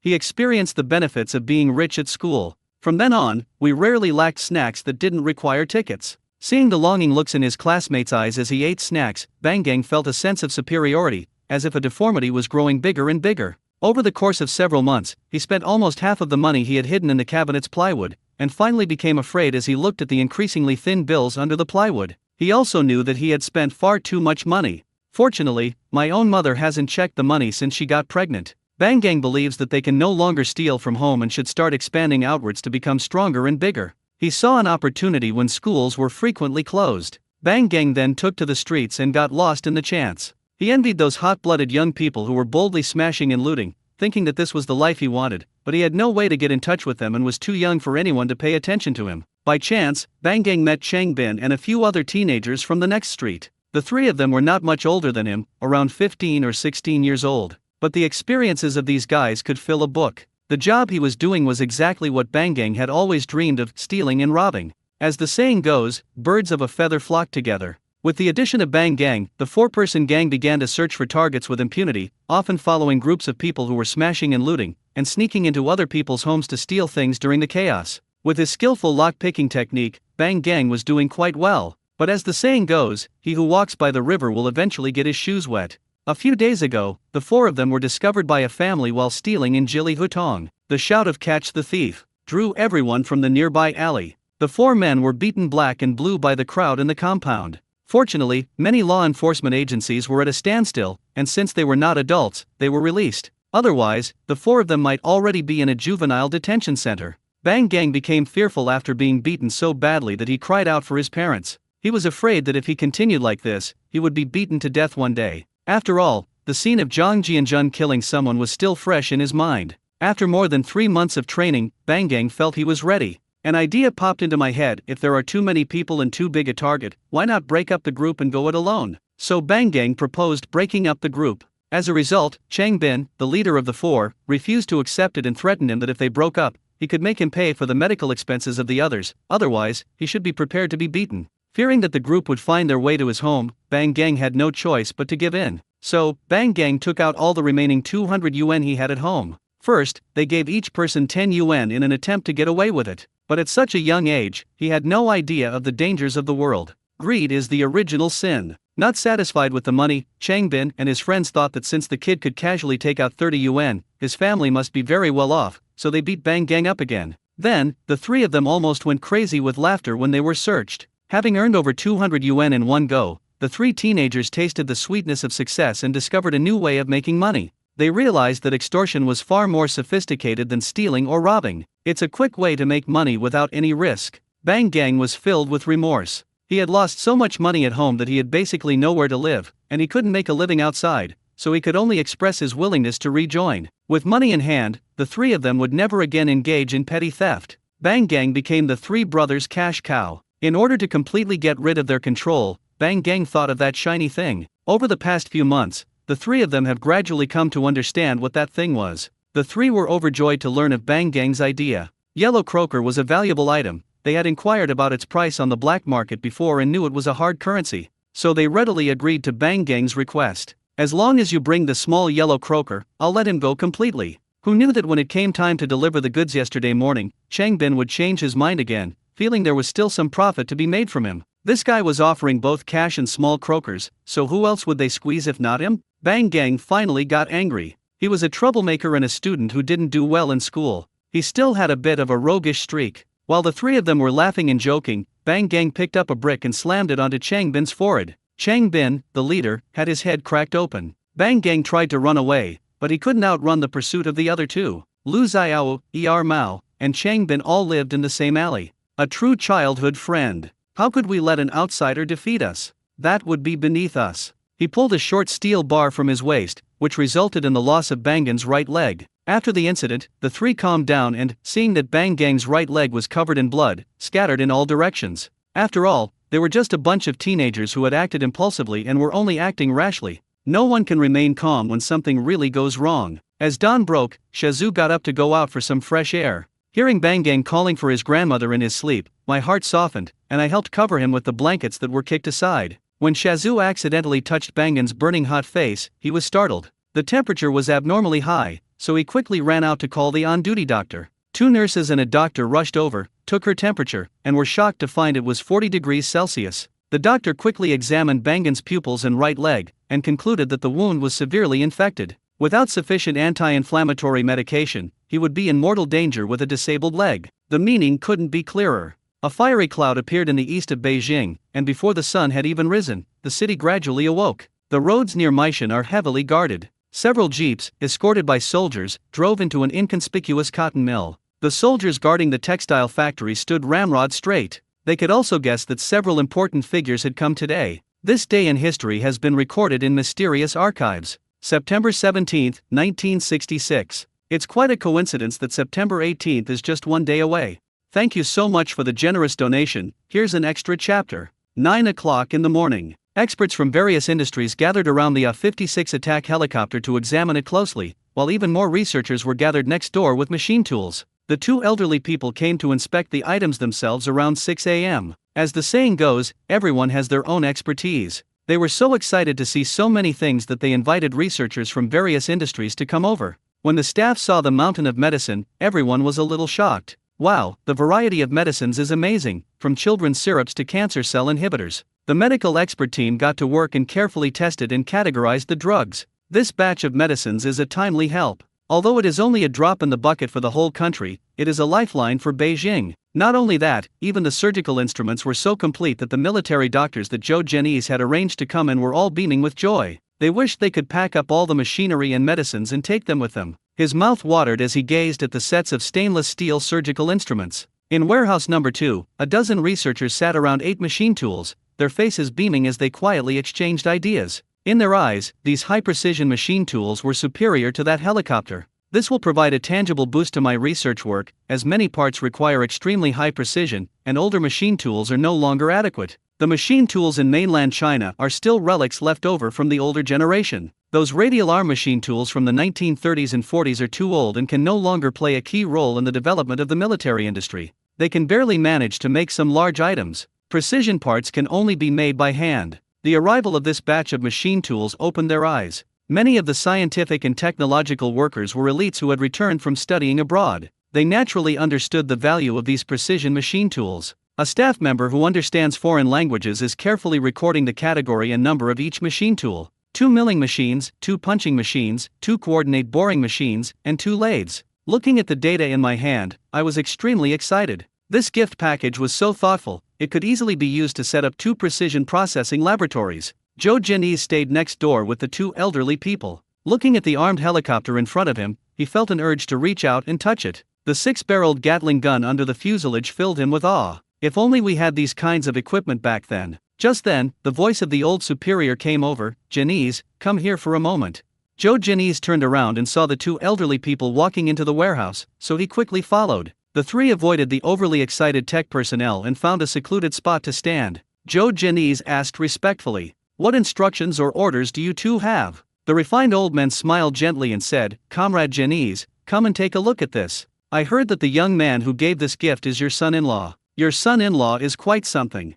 After speaking, he handed over a translated copy of the code, which Zhou Zhenyi quickly took with both hands and began to carefully read through. On September 13, a theft occurred at the Toto Marui department store, and on the same day, a nearby drugstore was also robbed, with all medicines disappearing. On the morning of September 14, Sumitomo Bank suffered a theft, with 5 tons of gold disappearing at midnight. On the same day, an A-56 helicopter mysteriously disappeared. Zhou Zhenyi's eyes nearly popped out of their sockets when he saw this, and his head started buzzing. Good heavens! Zhou Zhenyi glanced at the helicopter surrounded by onlookers in the distance, his Adam's apple bobbing as he felt a surge of horror. I resisted the urge to swear and continued reading. He knew that a certain company in the island nation was destroyed in a fire in the early hours of the 15th, as it was already international news, but when he connected it with these other events, his heart couldn't help but clench a few times. This is too exciting. I can't even imagine it. The next passage almost made Zhou Zhenyi exclaim in surprise. Between the 15th and the early morning of the 16th, several stores and drugstores in Dongda were burglarized, and 56 tons of gold belonging to Dongda Bank disappeared. It is rumored that billions of dollars also disappeared along with it. Even the old man watching from the sidelines had his mouth twitching. What a monster! There is also a smaller description. Kyoto Yamazaki Mazak Precision Machine Tool Distribution Company is suspected of being robbed. Although the exact amount of the loss has not been released to the public, according to company employees, at least a dozen high-precision lathes were lost. Well, even if Zhou Zhenyi was slow to react, he could understand what this meant. Goodness, no wonder this kid's medicines are all sold in bulk, all sorts of things. This is simply unbelievable. Thinking of the 8 precision machining machines next door, Zhou Zhenyi almost blurted out, "Holy crap." At this moment, the old man spoke up, "Comrade Zhenyi, we are facing difficulties because our foreign exchange reserves are too low. These scientific and technological workers are our treasures. We can't let them suffer, but we can't buy or afford many advanced equipment, and our finances are so tight." He sighed after saying that. Zhou Zhenyi, the refined old man smiled and said, "Special talents deserve special treatment. Don't make things difficult for the little guy. We can still manage if we tighten our belts." Zhou Zhenyi carefully put the translation into a leather bag, unsure how to begin, his mind reeling from the overwhelming shock. I didn't expect the outside workers to be so thorough. All these things put together and it's solid evidence. This kid came back on the 16th, and apart from the incredible speed, everything else matches up. The old man continued, Janice, where did that kid go after delivering the big gift? Joe Janice cleared his still somewhat dizzy head and said, Old man, I really don't know where this kid went. When I came to take over, he was no longer there. I guess he's already working at the steel rolling mill. Xiao Zhang is quite dedicated to his work. The two elders were speechless. They thought it was quite audacious to be in the mood to go to work after receiving such a generous gift package. The refined old man spoke earnestly, this matter must be kept secret during this special time. I'll leave this to you and Comrade Joe Janice, old friend. It's not safe to leave these medicines and weapons here. We should discuss a solution as soon as we get back. I think you understand this better than I do. I originally wanted to meet this young comrade after the new year, but my schedule was too tight, and I didn't have time afterwards. Comrade Janice, you did a great job this time. I'd like to meet this young comrade tomorrow, is that all right? After listening, Joe Janice said seriously, please rest assured, I will definitely bring this kid to you tomorrow. I will actively cooperate with my superior to complete the good work.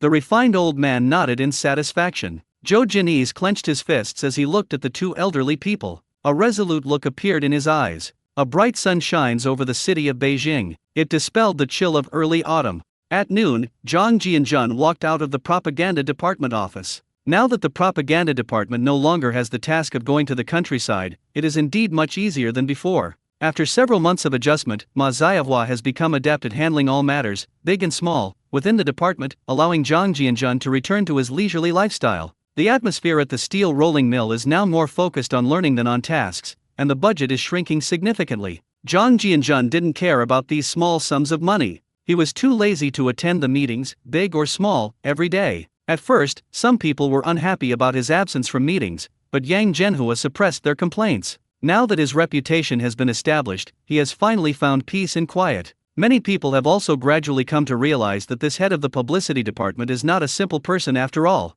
Everywhere there's smoke, there's fire. The bizarre experiences of the two deputy directors have already proven everything. In addition, the propaganda department is now completely under his control, so many people who want to take advantage of it have to think twice. A dozen minutes later, Zhang Jianjun returned to the gate of the compound. He came back today mainly to tidy up the bathroom. He had bought a lot of PVE pipes from a building materials store in Japan. At this stage, mainland China only had PVC rigid plastic pipes. My country's first PVC plant was produced at Jinxi Chemical Plant. This old established enterprise was founded in 1958 and has remained so ever since, only changing its name. However, it's not quite suitable for use as a household water pipe. In the northern climate, hard plastic pipes are prone to freezing and cracking. PVC is quite good for growing seeds in agricultural films. In northern China, for example, experiments with it began as early as 1961. When Zhang Jianjun entered the front yard, he found that the third uncle was wiping his bicycle. Yan Bagui hadn't wiped his bicycle for at least 3 months, which made him a little curious. Zhang Jianjun saw Yan Bagui raise his head and said with a smile, "Third uncle, you seem to be in a good mood today. It's been a while since I've seen you clean bicycles, it's a bit unusual." Yan Bagui's face was full of smiles, though they seemed a little unnatural. His family's financial situation forced him to return to his old trade of fishing. Going fishing nowadays involves some risk. It could easily turn into a display of idleness and bourgeois sentimentality. The whole family started experiencing acid reflux from eating too much cabbage, and even the third uncle couldn't stand it anymore. "I was just thinking of treating myself to a better meal and going fishing at Hauerhei this afternoon to try my luck. Why are you back now? Is things so relaxed at the factory now?" Zhang Jianjun looked at Yan Bagui's thinner face and felt a little dazed. He remembered that before the new year, Yan Bagui was still full of vigor and took advantage of others every day. Even the third uncle, who always had a smile on his face when he entered the door, had sad times. Even the gold-plated abacus cannot escape the general trend. Zhang Jianjun smiled and said, "Our steel rolling mill is still doing well. The publicity department hasn't been too busy lately, so I can just take a leave of absence and come back. Now that the weather is getting colder, I'm planning to make some renovations to my house." The old man's small eyes lit up. "Jianjun, you need manpower to renovate the house, right? How about I go and call Yan Jiichin and the other two to come and help?" Zhang Jianjun was speechless for a moment. Even in this state, the old man still wants to take advantage of the wealthy. "Uncle, I'm just going to connect a water pipe to my house. It'll be enough for one person. I'll just tell you guys who are in charge. I'll fill in the hole I dug without damaging a single brick." Yan Bagui was a little disappointed after hearing this, but became curious again when he heard about connecting to the tap water pipe. "Jianjun, the water pipes are all iron pipes. Where did you get them?" I heard that you need a certificate from your work unit to get iron pipes. Zhang Jianjun said mysteriously, you'll find out when the time comes. I'm just letting you know in advance, just don't say I'm damaging the courtyard. The pond is only 15 meters away from the house, it can be done in an hour or two. After saying that, she pushed her bicycle and left the front yard. In the middle yard, Qin Huiru walked back and forth, holding her pregnant belly, with a gloomy and miserable look on her face. Shazhu went to the hospital last night and hasn't returned by noon yet, it's impossible not to worry. He only managed a weak smile when he saw Zhang Jianjun return. After returning home, Zhang Jianjun went to the neighborhood office again to avoid trouble, since it's always best to ask permission before illegally connecting water pipes. Everything went even more smoothly than expected. Aunt Wang from the neighborhood office was an old acquaintance who used to come to the compound often to promote fire prevention and guard against enemy agents. With Zhang Jianjun's net full of oranges, the formalities were completed quickly. Now that I'm a section-level cotter, things are much easier for me. Zhang Jianjun first used the power of spatial rules to dig a pipe from under the marble floor, and then used his mental power to send the soil in the pipe into the space. Then the plastic pipe was run through the ground. This cheating method made drilling incredibly fast. The marble surface remained untouched while the pipe was already in place. Upon reaching the door and looking left and right, no one else was using the same cheating method. The pipe passed through the moon gate area. The connector for this type of flexible hose is generally called a T or T. Simply insert the double connector and heat it with fire. With Zhang Jianjun's cheating methods, it wouldn't be so troublesome. They flipped up the blue bricks above the pipe and covered it up, pretending it was a construction site. When they arrived at the middle courtyard, where there were many people and eyes, they could only take out a brand new pickaxe from the space and start digging the ditch. The noise from Zhang Jianjun's construction work aroused the curiosity of the women and children in the courtyard who were not at work. Second aunt, Qin Jingru, Qin Huiru, Erhuzi, and others all gathered around. Third uncle, who was originally about to carry the bucket out, also walked from the front yard to the middle yard after hearing the noise from the middle yard. Looking at the brand new PVE tubes next to me, I was filled with questions. Auntie Er asked curiously, Jianjun, what are you doing digging this ditch? What's that pipe for? It's so light and straight. After saying that, he curiously bent down and lifted the pipe on the ground. Zhang Jianjun laughed and said, Second aunt, I'm planning to get married after the new year. This time, I'm planning to install running water at home. I've already spoken to the neighborhood committee, and third uncle knows about it too. Then, looking at the third uncle with his mouth agape, he said, Right, third uncle? Third uncle. Yan Bagui felt something was wrong. It had only been half an hour, so how did the pipe get out of his house? So he asked, Jianjun, you're moving way too fast. I've never seen this kind of pipe before. Do you have any more? Zhang Jianjun. Good heavens, Yan Bagui likes everything he sees. For ordinary people, what use is a pipe? A bamboo pole is more practical for drying clothes. Zhang Jianjun laughed and said, Uncle, you can't eat this stuff, why are you interested? Here's what we'll do, if there's any left over, I'll give you one. However, you have to be careful if you keep it at home. This kind of thing is not common. It would be bad if outsiders mistook it for smuggled goods. The old man's lips twitched and he quickly waved his hand, Jianjun, I was just joking. I have no use for this thing if I take it back. Everyone almost burst out laughing when they saw the old man's face turn pale. Erhuzi stepped forward and said with a smile, Brother Jianjun, let me help you dig. You just need to give me instructions. Zhang Jianjun nodded as he looked at Erhuzi, who had grown taller, and handed him the pickaxe. Erhuzi's original name was Li Erhu, a passerby in the series. He had a good impression of the kid. His father, Old Li, was lame and relied on a handcart to do odd jobs outside, earning about 5 or 6 cents a day. His family's handcart played a significant role in the compound, essentially functioning as an ambulance. Whenever someone is injured and hospitalized, they usually borrow his family's cart. The whole family are honest people, and they have never said they wouldn't lend it to anyone as long as the cart is at home. His mother was an honest woman, and he had a 10-year-old sister. In the story, this family was just a background character for the main characters in the compound. After Zhang Jianjun transmigrated, these people became flesh and blood neighbors. This family used to be much poorer than the Jia family, and every time the old man donated money, he never mentioned his family. But their family has never been heard to argue about this. In the past, not only did they not receive the money after donating, they also had to pay out 3 or 2 cents. Zhang Jianjun had originally intended to help them out, and since they were so sensible, what more could be said? You need to find a reason to help someone, right? If someone has a strong sense of self-respect, they might think you're pitying them when you offer to help them. So Zhang Jianjun didn't refuse when Erhuzi came to work. As the saying goes, life is the same. Instead of complaining about the environment, we should strive to rise to the top. A person with lofty ambitions, even the faintest dust, it still has a rich fragrance. Giving roses to others leaves a lingering fragrance on your own hands. 2 o'clock in the afternoon. A major event occurred in the compound. After Zhang Jianzhen's family had running water installed, Shazhu returned with bloodshot eyes. Although the people in the compound didn't like Bang Ji, they were all shocked by the news from Shazhu, their mouths agape. The limb of the club was amputated. Qin Huiru nearly fainted upon hearing this. The only bloodline of the Jia family had lost a leg, and even Jia Xinqi, who was paralyzed on one side, had to get out of bed. Seeing Qin Huiru's heart-wrenching cries, his somewhat dazed mind sensed that something big had happened,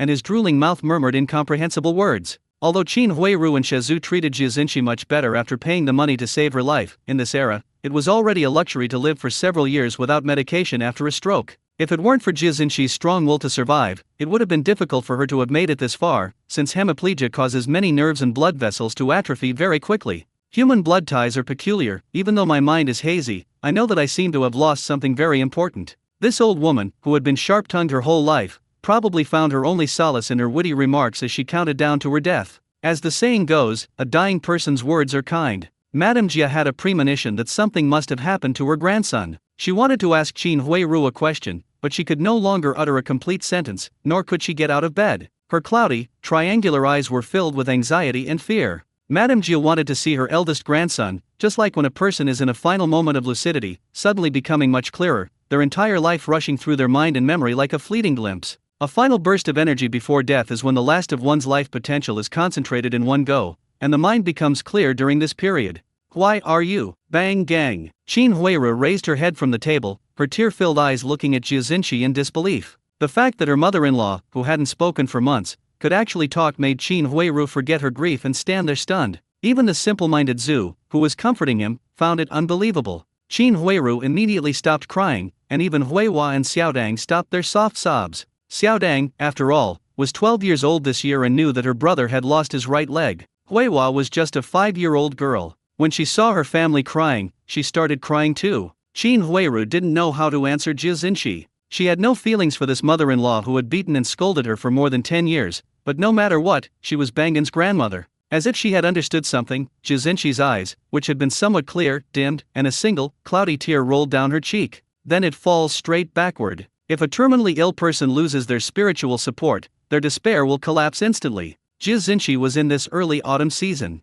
She has come to the end of her life. Shazhu, despite feeling drowsy from staying up all night, rushed over and touched Jia Xinqi's nose. The former protagonist of this compound had a complex expression on her face. I'm free. Jia Xinqi was freed, and so was her family. Shazhu sighed, but he didn't feel the ecstatic joy he had imagined. Perhaps this is the awe one feels when facing death. In the face of death, a person is as fragile as a thin sheet of paper. The Jia family's weeping resumed. But this time, I don't know if it's for the sake of the stick or for Jia Xinqi. Zhang Jianzhen was at home eating watermelon with her Huzi. Li Huzi had never been so excited before, because Zhang Jianzhen had just promised to find him a job. While eating watermelon, he quietly observed the interior furnishings of the room. This was the first time he had ever entered Zhang Jianzhen's home. Looking at the bright marble floor and then at his worn-out cloth shoes, he slowed down his eating of watermelon. Zhang Jianzhen could easily see the boy's nervousness. He said with a smile, "Tiger, don't be shy here. I'm only 2 or 3 years older than you. You'll have a bright future too if you work hard. As long as you don't steal or rob, even if you do hard labor, you won't lose face. No matter what others think of you, you must respect yourself." A warm feeling welled up in her Hughes's heart after hearing this. My family was probably among the poorest in this compound, so it's understandable that I felt somewhat inferior growing up. Aside from his parents, few people spoke to him so gently, especially since he had no memory of warmth in this compound. A simple expression of concern can easily touch a young person's heart. Hughes said earnestly, "Brother Jianzhen, thank you. I will work hard. No matter how hard or tiring it is, I am not afraid. My dad can do hard labor even though he has a limp, so I think I can too." Zhang Jianzhen nodded with satisfaction. "Tiger, it's great that you have this idea. Effort doesn't guarantee a return, but without effort, you won't even have the chance to get a return. As long as you're not lazy, you won't starve." Just as Zhang Jianzhen was about to start serving the chicken soup, footsteps came from outside. Zhang Jianzhen sensed something and realized that Shazhu had rushed over in a hurry. They learned the general idea when they were digging for tap water. Although he was somewhat surprised that Bang Gang was completely crippled, Zhang Jianzhen didn't have time to deal with such matters. "This kid left me with an extremely bad impression, both in my past life and now. If it weren't for the inappropriate situation, I would almost want to laugh. Shazhu walked into Zhang Jianzhun's house, glanced at Hu Ziyi with surprise, and then spoke without thinking much. Jianzhun, Jia Xinshi is dead. What do you think is the best way to deal with this at this time? Huiru is crying all the time. I'm not very smart and can't think of a solution. Zhang Jianzhun appeared nonchalant, but Hu Ziyi, standing nearby, was taken aback, his hand holding the watermelon trembling. This news was too unexpected. In fact, Zhang Jianzhun was also very surprised. Although he knew that Jia Xinshi did not have many years left to live, he was shocked to learn that Jia Xinshi had passed away just today after Bang Gang had his limb amputated. The Jia family is in such a terrible state now. So he began to speak with a sorrowful expression on his face. Brother Zhu, you know I've never been one to get involved in other people's family affairs. I feel deep regret and sympathy for the passing of Jia Xinshi. What a tragic end. Brother Zhu, don't rush to eat a piece of watermelon to soothe your throat. Huzi. Shazhu took the watermelon, looking bewildered. I took a bite, and it was really sweet. Shazhu, as if remembering something, continued, Jianzhun, I'm not saying you should take care of the Jia family. What I mean is, can we discuss this matter at a few tables? After all, it's a large compound, and people who have left need help. Sister Qin has been crying all this time because of the Bang Gang incident. I'm also worried that it will affect the fetus and I don't know what to do. That old hag died at the worst possible time. After saying that, he took another bite of watermelon. Zhang Jianzhun thought that he really couldn't let it affect the fetus. Although he didn't like the Jia family, the child in his belly was also partly his responsibility. If he hadn't removed Qin Huiru's IUD, she wouldn't have been able to conceive. Under their watchful eyes, Zhang Jianzhun went into the inner room and took out a wine bottle. Shazhu stared blankly at the bottle of mutai handed to him. Good heavens, was he trying to get Sister Qin to drink some good wine and take a nap? What Zhang Jianzhun handed over was certainly not alcohol. There are too many calming flowers in the space. Brother Zhu, you can use traditional Chinese medicine to calm your nerves and protect your pregnancy. 1 spoonful at a time keeps me calm and helps me sleep soundly. As for inviting someone for drinks now, do you think this time of year is appropriate? It's best to keep everything simple. Shazhu happily accepted the bottle. He turned and left. 2 p.m. on September 17, 1966. The death of Jia and Zhang. At 6 o'clock in the evening, a white cloth was hung on the gate of the Jia family's house. According to the old custom, the mourning period lasted for 3 days. However, not a single male member of the Jia family was present. Jia Xinshi's coffin was placed in the center of the house, and no one dared to burn paper money or set up a mourning hall at this time. Qin Huiru only had a piece of white cloth wrapped around her arm. Wearing mourning clothes might be seen as a remnant of feudal thinking, so she could only go through the motions. Xiao Dang and Huihua kowtowed to their grandmother a few times and then stood aside sobbing. Shazhu readily borrowed the cart, and Hu Ziyi's cart came in handy again. When the people who came home from get-off work heard about Jia Xinshi's death, they were all a little shocked. Although they all knew that Jia Xinshi wouldn't live for more than a few years, they didn't expect that day to come so soon. Even the deaf old lady, who hadn't been seen for a long time, came to the Jia family and, accompanied by Shazhu, took a look at Jia Xinshi's remains. The deaf old lady only stayed for a short while before shuffling back to the backyard, her old eyes glancing at the Zhang family's house one last time. Her health has been deteriorating over the past 6 months, and only Shazhu and an old lady regularly visit her. There used to be a Lu Xiaoyi, but she disappeared after divorcing Su Daimao. Being an old and shrewd woman, she always felt that she had some kind of connection with Zhang Jianzhun. Even Yi Zonghai was completely subdued by this kid. Her current physical condition doesn't allow her to think too much. After all, she's over 70 and every day she lives is a bonus. Although her most beloved fool Zhu was unreliable and married a widow, she came to terms with it after Qin Huiru became pregnant. If it's a boy, then it counts as having children, right?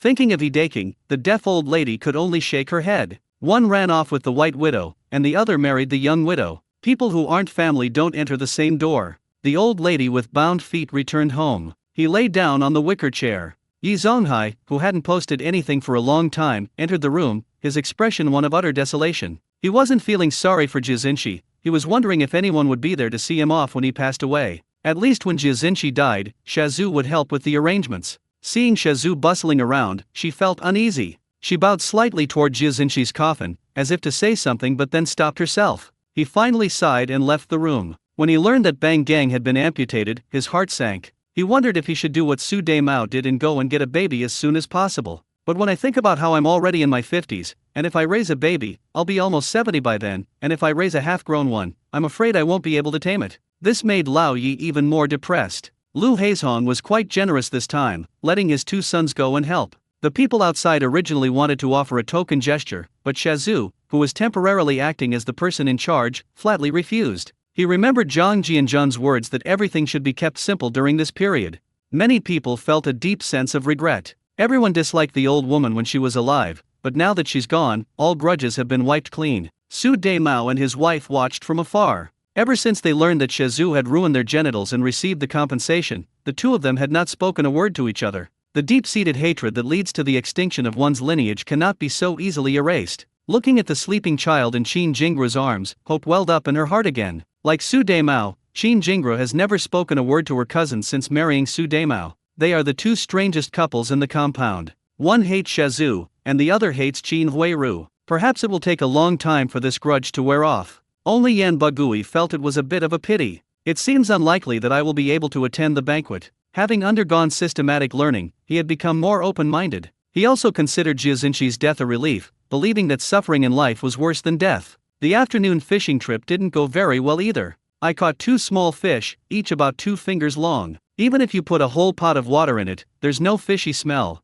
As darkness fell, the crowd gradually dispersed. This proves the saying that when a person dies, it's like a lamp going out. People might discuss it for a few days at first, but it's usually forgotten after a year or two. Just like this person. It has never existed in this world. It's possible that in the future, when we're drinking and chatting, we might occasionally mention that so-and-so passed away in a certain year. Since Hu Ziyi went out to help out, Zhang Jianzhan started tidying up the house. After the bathroom was connected to running water, the flush toilet finally became a real toilet. A pipe was connected to a T-junction and led to the water tank. A faucet was installed, and the house was finally equipped with water and electricity, giving it the feel of a home. Zhang Jianzhan was too lazy to even bother going through the motions at the Jia family's house. It felt a bit awkward, since he had played a part in the old woman's passing. He had only wanted to teach the old hag a lesson, but who knew he would suffer a stroke? I glanced at my watch and it was time for dinner. So he bolted the door and slipped into the space. Zhang Jianzhan took out the Divine Thunder True Explanation and began to read it carefully again,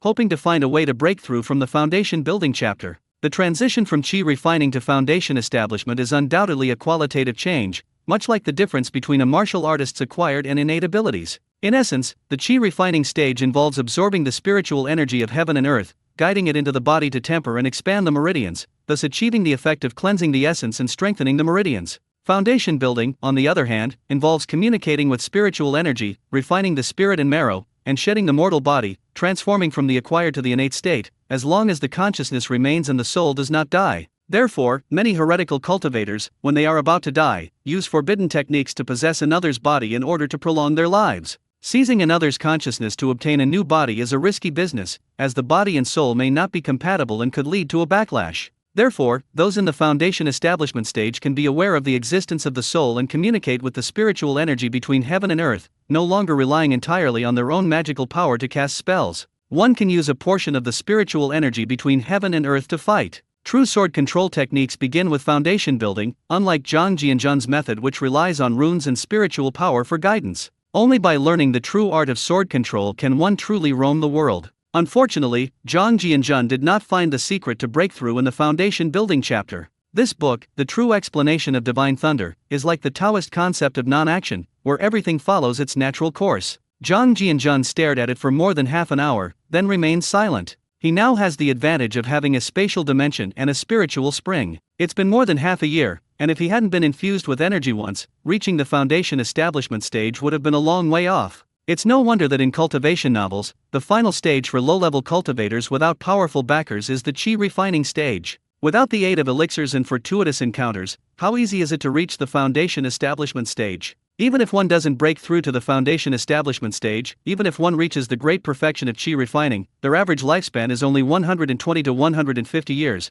and that's only if they're not targeted by anyone else throughout their life. Cultivating immortality is inherently defying the heavens, so killing and plundering are perfectly normal things. Zhang Jianzhan looked up at the 4 vortexes in the sky, hoping that this time he would be lucky and a cultivation world would appear. Otherwise, he wasn't even sure if he could ever reach the foundation establishment stage in this lifetime. Zhang Jianzhan thought about it for a while and then stopped dwelling on it. The Tao follows nature and everything is subject to fate. So they started making barbecue. After eating and drinking his fill in the space, Zhang Jianzhan, as usual, sat down by the ancient well to meditate and circulate the 36 small cycles of the universe. Before he knew it, it was already past 10 o'clock at night. After finishing his training, he left the space without delay, since he was going to meet the mysterious leader tomorrow. He hadn't had a proper rest since his trip to the island nation. Lying in bed and calming my mind, I quickly drifted off to sleep. Nothing was said that night. Zhang Jianjun got up in the early morning, went into the space to wash up, and found the black Zhongshan suit that he hadn't worn in a long time. With a single cleaning spell, the Zhongshan suit was as good as new, and a pair of black leather shoes matching the current style were picked out from the department store warehouse and put on. Arriving at the lakeside, he began to tidy his somewhat messy hair in front of the water, and shaved and groomed himself in one go with the help of the spatial rules. Looking at her reflection in the lake, her sharp eyebrows, bright eyes, red lips, and white teeth made her appear even more fair-skinned by her black Zhongshan suit. A satisfied smile appeared on her lips. Since you're going to meet a leader, you need to pay attention to your appearance. It's a sign of respect for others. Her original short hair has now been parted in a 3:7 ratio, which makes her look more mature and composed, though it doesn't look as sharp as before. After all, as a cultivator, one can still maintain control over one's aura. The aura emanating from oneself is the best aura. After a little dressing up, I started tidying up the space. He categorized and piled up various mature herbs together. This was his best asset. Even if he didn't start a company, with his marksmanship, he would probably have no shortage of children in the future. Breakfast was simple: a bottle of yogurt and a piece of bread. Thanks to my Japanese friend for the generous donation. Zhang Jianjun left the space and pushed his bicycle out of the courtyard. I was a little curious about the crowd of people not at work in front of the Jia family's house.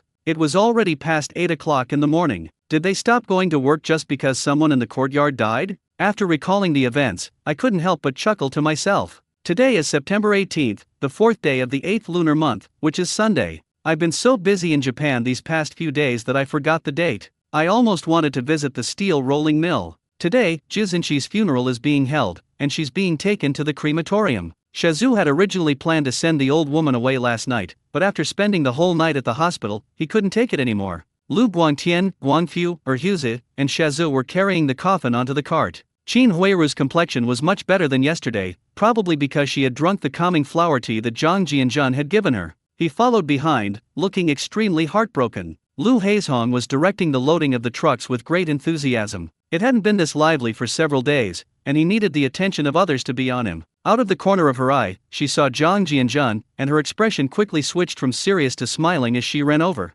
Jianjun, are you still out working on Sunday? The Jia family has just lost their old sister-in-law who had her leg amputated. Shouldn't we donate some money as a token of our respect? What I mean is, should I call a college-wide meeting tonight? Zhang Jianjun rolled his eyes and remained silent for a moment. It seems Lu Haizhong still has his eye on the old man's position. He smiled and said, "Second uncle, what are you up to? It's best not to hold a general meeting during this time. There's a saying, give a man a hand in an emergency, but don't give a man a hand in a bad one." If Bangang really doesn't have the money for treatment, and everyone feels bad and wants to donate some money, that's their idea. You're now a member of the Revolutionary Committee, so you can't just focus on your own little corner of the world. This compound can no longer contain your talents. You need to expand outwards, explore new avenues, and innovate to grow bigger and stronger. Don't you think it's a bit narrow-minded to continue developing within this compound? If others donate on their own initiative, that's voluntary. But if you hold a hospital-wide meeting and ask others to donate, the nature of the donation changes. Aren't you following the same old path as someone else? Don't you know his current situation? You think about it carefully. After Zhang Jianjun finished speaking, he glanced at Yi Zonghai, who was watching from a distance. Lu Haizhong was startled. I also glanced at Yi Zonghai. Yi Zonghai? Old Yi was puzzled for a moment. Why are these two looking at me now that Ma Dijiazinchi is dead? Lu Haizhong slapped his forehead and laughed. Jianjun, your words really hit the nail on the head. Your vision is truly beyond that of ordinary people. I understand. Thinking about it, it makes sense. Now that I'm a team leader, I'm not in a position like some big shot anymore. I guess I'm still a bit narrow-minded. The mindset has improved, but the level of understanding hasn't kept up. Zhang Jianjun smiled and nodded, walking out of the intermediate people's court amidst envious glances from the crowd. A few teenagers, watching Zhang Jianjun's departing figure, subconsciously thought that the Zhongshan suit must be the best-looking clothes. I need to figure out a way to get a nice outfit for the new year. Zhang Jianjun traveled through the streets and alleys of Beijing and arrived at the Zhou family's house at 9 o'clock in the morning. The family of three was chatting in the living room. Zhou Jinese didn't get up until after 7 a.m. He hadn't had a good rest since Zhang Jianjun came the day before yesterday, and he was busy with the aftermath work until midnight before he could finally relax. All the machine tools and medicines were transported out of the textile factory under cover of darkness, while the helicopter was disassembled and packed away by the scientists. Zhou Jinyi's finally breathed a sigh of relief when not a single part was left. Hearing a knock on the door, Zhou Xiaobai quickly got up to open it and saw Zhang Jianzhan smiling broadly outside. He looked incredibly handsome today. Standing outside the compound, bathed in the morning sunlight, he created a truly picturesque scene. The close-fitting black Zhongshan suit made the young man's figure appear even more slender and well-proportioned. The smile on his lips exuded confidence and sunshine, and his deep, bright eyes were like stars. "What's wrong? Don't you recognize Xiaobai?" Zhou Xiaobai blushed, realizing she had been so distracted today. Her heart was pounding, but she said, "Zhang Jianzhan, you're a bit early today. Lunch hasn't been cooked yet." After saying that, he glanced at Zhang Jianzhan again. Zhang Jianzhan feigned grievance, "Xiaobai, I didn't come here on purpose to freeload. It's just that Auntie's cooking is so delicious. Ever since I ate at your house a few times, the food I cook at home tastes bland and tasteless." Zhou's mother's face lit up with a smile when she heard their conversation, while Zhou Jinyi sighed inwardly, thinking that this boy's ability to please women was truly remarkable. "It seems like both of my own children have been completely bought off." The elderly couple looked at Zhang Jianzhan walking ahead, a strange light flashing in their eyes. Zhang Jianzhan, dressed in a formal suit, looked quite presentable, exuding the refined and scholarly air of a gentleman. Zhou's mother smiled and said, "Is Jianzhan dressed like this today because he's preparing to do something?" Zhang Jianzhan smiled and said, "Auntie, you truly have a keen eye. I'm just following Uncle's instructions to go to the organization today to broaden my horizons. After all, it was my uncle's recommendation, so I couldn't let him down. That's why I dressed a bit more formally." When Zhou Jinyi heard that this kid had killed two birds with one stone, pleasing both his wife and him, he was both amused and exasperated. This kid was quite the all-rounder. Zhou's mother looked at Zhou Jinyi. She really didn't know some of these things. Zhou Jinyi nodded and smiled. "That's right, he and I will have to go out in another hour. A senior official wants to meet him." Zhou's mother was overjoyed upon hearing this. "I never expected that my son-in-law had already caught the attention of the higher UPS. I feel incredibly proud." Zhou Jinyi's eyes turned green at the thought that his son-in-law might possess dozens of tons of gold eyeballs. If this gold were used for construction, tisk, but it's just a thought. Although I understand now that it's probably all this kid's doing, it's not time to bring it up yet. Otherwise, wouldn't it seem too unseemly? We should wait until my daughter marries him and then try to get some information out of him once he's truly my son-in-law. Zhang Jianzhan felt his father-in-law's gaze. "I started to have some doubts. He seems like he wants to borrow money." So he changed the subject and said with a smile, "Uncle, who from the organization spoke to me this time? I'd like to be mentally prepared." Zhou Xiaobai and her mother also curiously looked over, wanting to know who else besides old Ye wanted to see Zhang Jianzhan. Zhou Jinyi smiled mysteriously and said, "Jianzhan, this matter is of utmost importance. You should know the rules of secrecy. Don't ask questions you shouldn't ask. That's the most basic rule. But don't worry, you just need to remember to listen and learn more." This made Zhang Jianzhan and the other two even more curious, but they didn't ask any further questions. Time flies. 10 a.m. 3 military jeeps drove towards Dongjimen in Chaoyang district. Zhang Jianzhan and Zhou Jinyi sat in the middle jeep, with jeeps in front and behind them. More than half an hour later, they stopped at a quaint courtyard house in Dongjimen. Zhang Jianzhan and his father-in-law went inside. This courtyard house was obviously more than 200 years old. It is a courtyard house from the Ming dynasty, and its layout is different from that of the courtyard houses from the Qing dynasty. Its layout consists of 3 main rooms to the north, 2 side rooms, 3 upper attic rooms, and 1 furnace room each to the east and west. There are 3 rooms in the east wing, 3 rooms in the west wing, and 3 rooms in the south hall. The north building has 2 floors, with 3 rooms visible and 5 rooms hidden on the first floor, corresponding to the east and west wing rooms. It emphasizes axial symmetry. The houses on both sides are basically the same size. Although the area is large, there is no nouveau riche atmosphere at all. The blue bricks and stone slabs on the ground tell the story of the vicissitudes of history, while the dismounting stones and hitching posts at the entrance have been worn smooth, and the blue stones show their hardness. Upon entering the courtyard, a gray screen wall covered with vines immediately comes into view, giving the entire courtyard a mysterious feel. Zhang Jianzhan curiously looked around the old courtyard house. After passing through the screen wall, his view suddenly opened up, and the entire courtyard came into view, with clusters of roses already having flower buds. Various potted pine and cypress trees are lush and green. In the courtyard, there is a stone-built pool with a few lotus leaves swaying in the wind. The whole layout is quiet and peaceful, truly a good place for self-cultivation. Upon arriving at the main hall of the compound, Zhang Jianzhan was greeted by 2 young men in Zhongshan suits standing on either side. A thought struck him: could bodyguards already exist in this day and age? I later learned that it was true, these things existed even before liberation. That is to say, it existed before the founding of the country.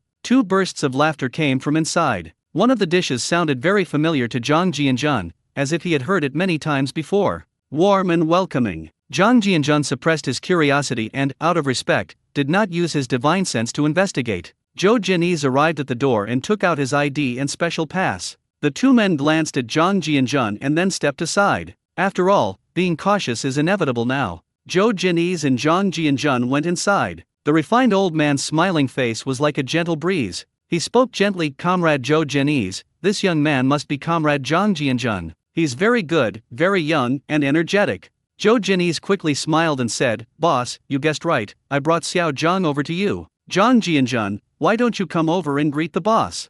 After speaking, she turned to look at her son-in-law. I was taken aback. "Why are you so agitated when your own son-in-law is talking?" Zhang Jianjun's eyes did indeed redden. He was very familiar with the somewhat thin old man in front of him, even though he had never met him in person. The older and more mature you get to know him, the more admirable and respectable you become. His smile was like that of an elder, or an approachable senior. Zhang Jianjun originally thought he had reached a state of calm and composure, but seeing the old man's thin face made him feel extremely sad. It is no exaggeration to describe him as having a charming demeanor and a dignified appearance. Zhang Jianjun never expected that he would come in person today. This person has always been his idol, and it's a bit unbelievable that he could meet him. Although Zhang Jianjun is already a cultivator, he has not yet truly shed his mortal form. He also has emotions and desires. Zhang Jianjun couldn't help but break down when he saw the old man. Although many fragments of memories from her past life came to mind, they were only fleeting thoughts. He quickly suppressed his excitement and stepped forward to bow respectfully.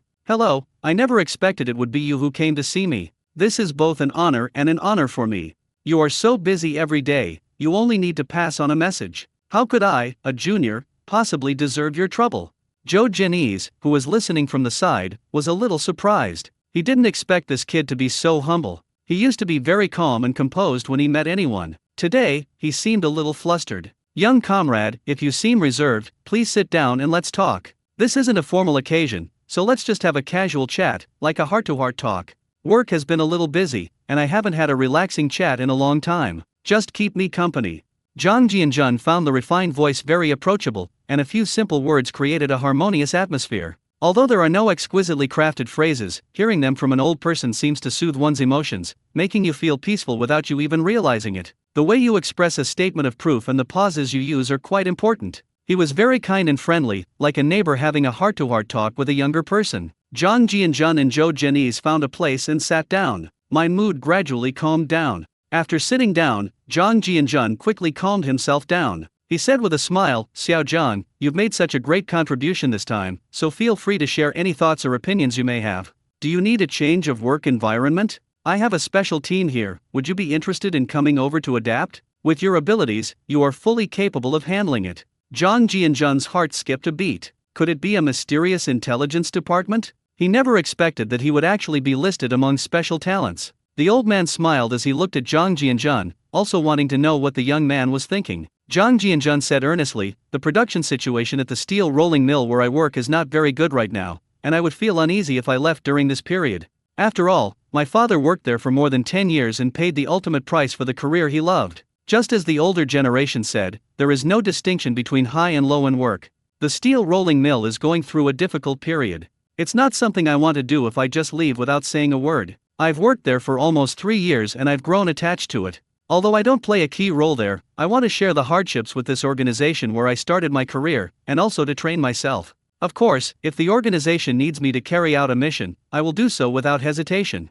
The group looked at each other in bewilderment. This kid speaks with such righteous indignation, even bringing up his own family members who sacrificed their lives. What could he say? Changing jobs is treated like it's killing the dream of a passionate young person. They looked at each other and laughed. The old man smiled gently and said, "Comrade Zhang, your ideological awareness is very good. I know about your unit, it's a heavy industry unit. I want to know what contemporary young people think about the development of heavy industry. Today we're just having a casual chat and won't talk about anything else, so young man, feel free to speak your mind. Ultimately, the development of the times depends on progressive young people like you." Zhang Jianjun glanced at the old man, a surge of emotion welling up inside him. He never imagined he would one day be tested by this old man. Some theories from my past life surfaced in my mind. "Sir, I'm afraid I'll be showing off my limited skills in front of an expert. The scale and technological level of a country's heavy industry development is an important indicator of its national strength. Heavy industry represents the industries that provide the main means of production for all sectors of the national economy. The scale and technological level of a country's heavy industry is one of the important foundations reflecting its national strength. The heavy industry sectors include the iron and steel industry, the non-ferrous metallurgy industry, and the metal materials industry, with the metal industry being particularly important, whether in the Third Industrial Revolution in the West or in the rapid development of modern countries. Steel is of paramount importance. The steel industry is the foundation for a country's modernization and a symbol of gaining international influence. Only with good steel materials can weapons be significantly improved. The Iron Chancellor of Germany, Bismarck, once famously said, "Truth is always within the range of cannons." Zhang Jianzhan completely let loose, unleashing his keyboard instincts and launching into a long, rambling monologue. Therefore, key industries cannot collapse. Even with subsidies, they must be supported. If heavy industry collapses, the economy will regress for many years. Zhou Jianese was dumbfounded, watching his son-in-law talk on, making a lot of sense. Goodness, it actually sounded quite convincing. I didn't expect this kid to actually dare to say it. Due to the limitations of historical knowledge, his knowledge was naturally not as extensive as that of later periods, but he listened attentively nonetheless. Although the kid was rambling a bit, he was right about one thing: heavy industry was definitely the lifeblood of the industry. The three of them were a little surprised to see the energetic young man. I never expected that someone so young would know these things. Without years of training or overseas experience, how could someone have such a general understanding of international matters? The old man nodded appreciatively. He was well aware of the importance of the national steel industry, and that the heavy industrial base of the three northeastern provinces was a top priority after liberation. The old man knew about Zhang Jianzhan's situation. When I heard that Zhang Jianzhan had given the organization 2 advanced steel blueprints before the Lunar New Year, I began to take this young man seriously. He said with a smile, "I didn't expect Comrade Zhang to have such detailed knowledge of heavy industry. It's quite remarkable." The organization is also aware of the current predicament of the factory. But we must also have confidence that there are always more solutions than problems. Many key steel companies are also making arrangements, and we need young people like you to work together to overcome the difficulties.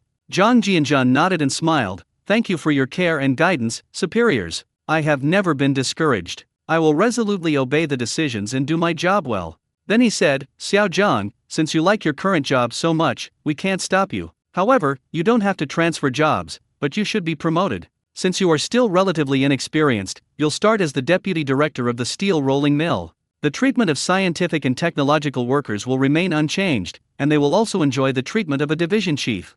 I also hope that after you take office, you can help your beloved workplace overcome its difficulties. After all, it also contains your father's earnest hopes, doesn't it?" Zhang Jianzhan almost blurted out, "Holy crap." He felt something was off. He liked taking risks at the Red Star Steel rolling mill. "I just wanted to be a couch potato for a while." Old Ya looked at Zhang Jianzhan and laughed. "Now that you're a leader in the factory, you can't just watch the steel rolling mill go bankrupt, can you? It's really not a good idea to ask a younger person for money, but you've taken office, so you have to achieve something, right?" He originally wanted to appoint the factory manager in charge of production, but he was afraid that the young man would quit if pushed too far, and besides, he was too young and wouldn't be respected by the masses. The old man stood by, smiling without saying a word. He also wanted to see how this mysterious young man would perform with the load on his shoulders. Zhou Jianyi's lips twitched. "I feel that the old superior's move was really brilliant. Experience truly matters. You keep saying you like your old workplace, so I'll grant your wish." Zhang Jianzhan was numb. "I was careless. Now I've been put in charge of this mess, and unexpectedly, I've actually become Director Yang's partner. Old Yang is now the director of the factory committee and the factory director.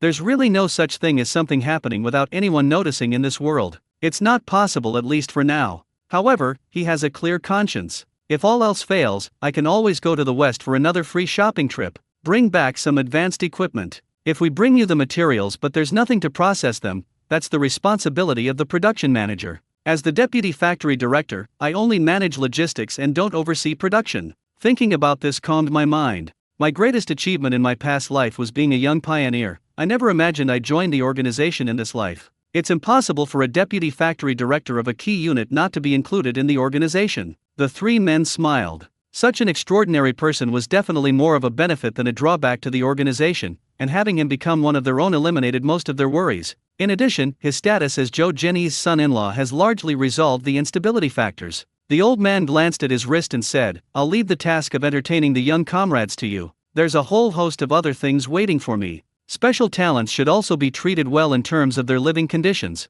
The rewards that should be given must be in place. Based on Comrade Xiao Zhang's 2 outstanding contributions, he is fully entitled to a first-class merit award for scientific and technological progress. We will make up for the material difficulties in the future. Please feel free to make any requests. We must also take into account the living conditions of our young comrade for safety reasons. After finishing speaking, old Joe got up to leave. He was really busy right now, and seeing this young man put his mind at ease. But there's no time to eat here anymore. Seeing that the old man was about to leave, Zhang Jianzhan quickly smiled and said, "Wait a moment. There's an old saying that sharpening your axe won't delay your work. I see that your health isn't quite right, and working at such a high intensity will definitely affect your efficiency. I have a unique skill that will definitely make you look radiant and improve your work efficiency significantly." The old man became interested after hearing this. Zhou Jinyi stepped forward respectfully and said, "Please take a little time to receive treatment. I can guarantee with my integrity that it will be absolutely effective." The old man smiled and said, "Comrade Zhou Jinyi, you're exaggerating. I'm overjoyed to have a master treat me. Then I'll trouble Comrade Xiao Zhang to demonstrate his miraculous skills to me."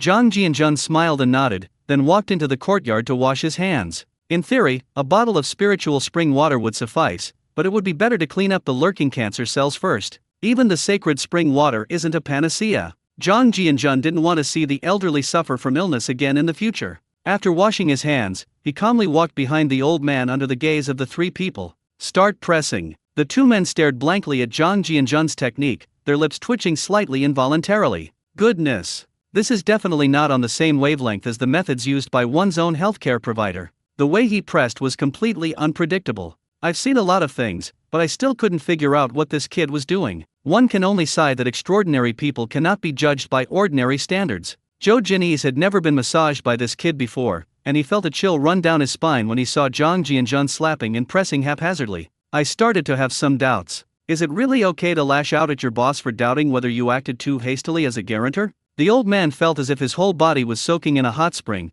and this feeling was especially pronounced when Zhang Jianzhan's spiritual energy began to circulate. When he relaxed and the pressure subsided, Mr. Zhou almost fell asleep. He had indeed felt sleep-deprived during this period and hadn't been this relaxed in a long time. Zhang Jianzhan focused intently, fully activating his senses, and carefully combed through the meridians and blood vessels, making the meridians and blood vessels and the important parts of his body more flexible and softened. The mental energy began to unblock the obstructed parts. The old man was extremely self-disciplined throughout his life and rarely smoked. He only occasionally had a cigarette to refresh himself during the busiest periods of his work. After Zhang Jianzhan carefully examined the old man from top to bottom, the old man became increasingly surprised, feeling a mysterious energy flowing through his body. In his youth, he was a man of both literary and martial talents, and no one had ever heard of anyone possessing such abilities. He has formally studied martial arts. This is similar to the internal energy healing techniques in novels and storybooks. One can't help but marvel at how many hidden masters there are among ordinary people.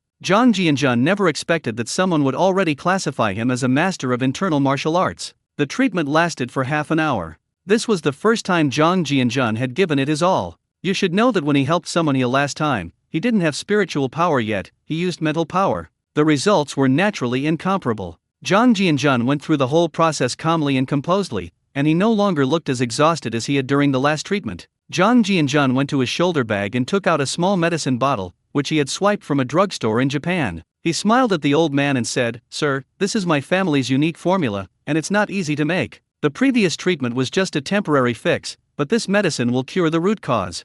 After taking it, it will cleanse and remove impurities, and greatly improve the body's immune function. Your current physical condition needs some conditioning. Rest assured, there are no side effects. I guarantee that you will look radiant after drinking it." The old man listened with great curiosity, wondering if such a medicine even existed in the world. But ever since Zhang Jianzhan had cleansed his body and he experienced that strange feeling, as the saying goes, health is the foundation of everything, so I took it without hesitation. The 2 quickly ordered someone to prepare bathwater, as he knew the reaction when this medicine was ingested. The old man smiled and said, "Comrade Zhang, you really are an extraordinary person. When Elder Ye told me about these things, I almost couldn't believe it.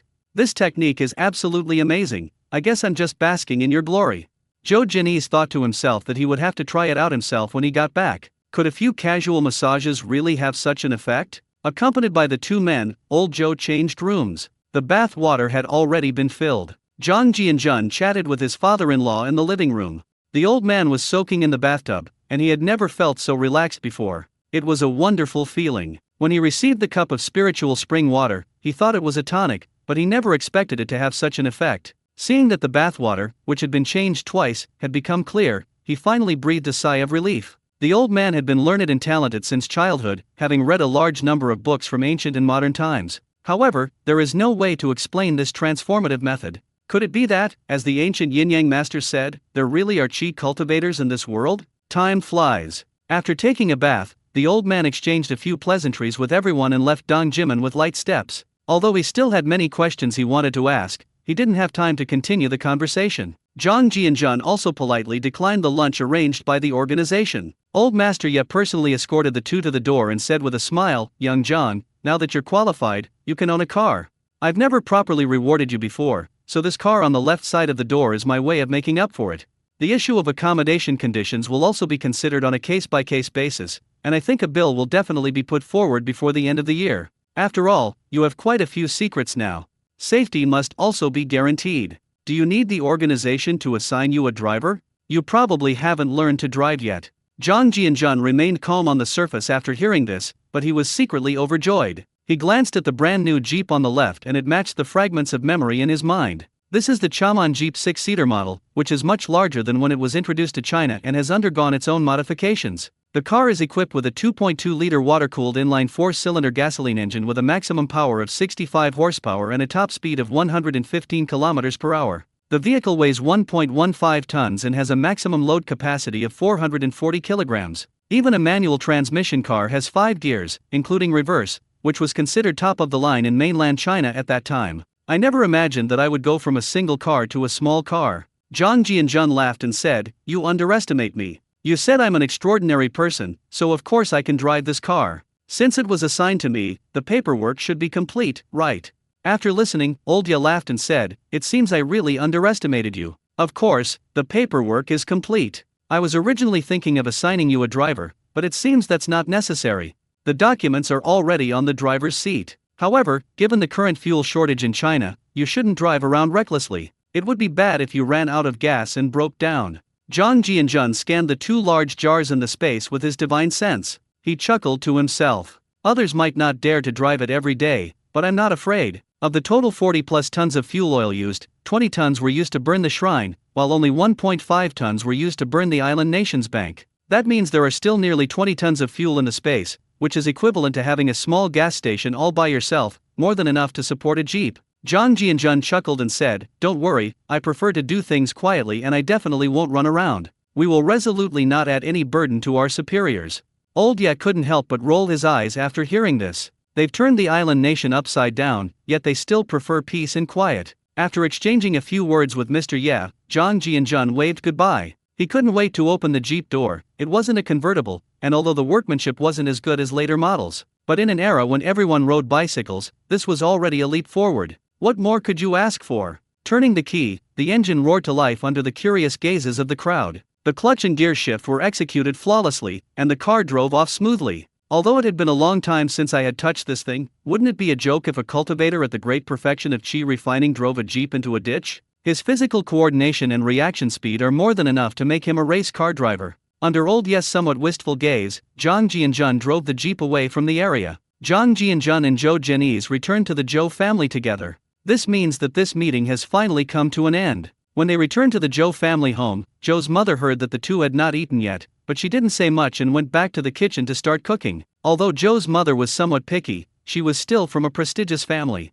She is quite supportive of her husband's career. So I didn't ask them why they were out so late and hadn't eaten yet. Zhou Zhenyi looked at Zhang Jianjun and teased, "Congratulations, Deputy Factory Director Zhang. How does it feel to have reached the level of a full-fledged department head at your age? When did you learn to drive, kid?" Zhou Xiaobai, who was standing to the side, was also taken aback when he heard his father's words. The two of them went out for a while, and when they came back, their partners had been promoted. The section chief hadn't even been a section chief for a year before he became the deputy factory director. How could he be promoted so quickly? Seeing his father-in-law's faint smile, Zhang Jianjun also put on an awkward but polite smile. He didn't want to either. "I originally just wanted to be a lazy bum and drift through life. The publicity department had just been brought to a peaceful state by my own efforts, and I hadn't even had half a month to enjoy my blissful lazy bum life. That's how the organization got him promoted to the position of deputy factory director. So he smiled and said, "Uncle, to be honest, there is pressure, but I've come to terms with it.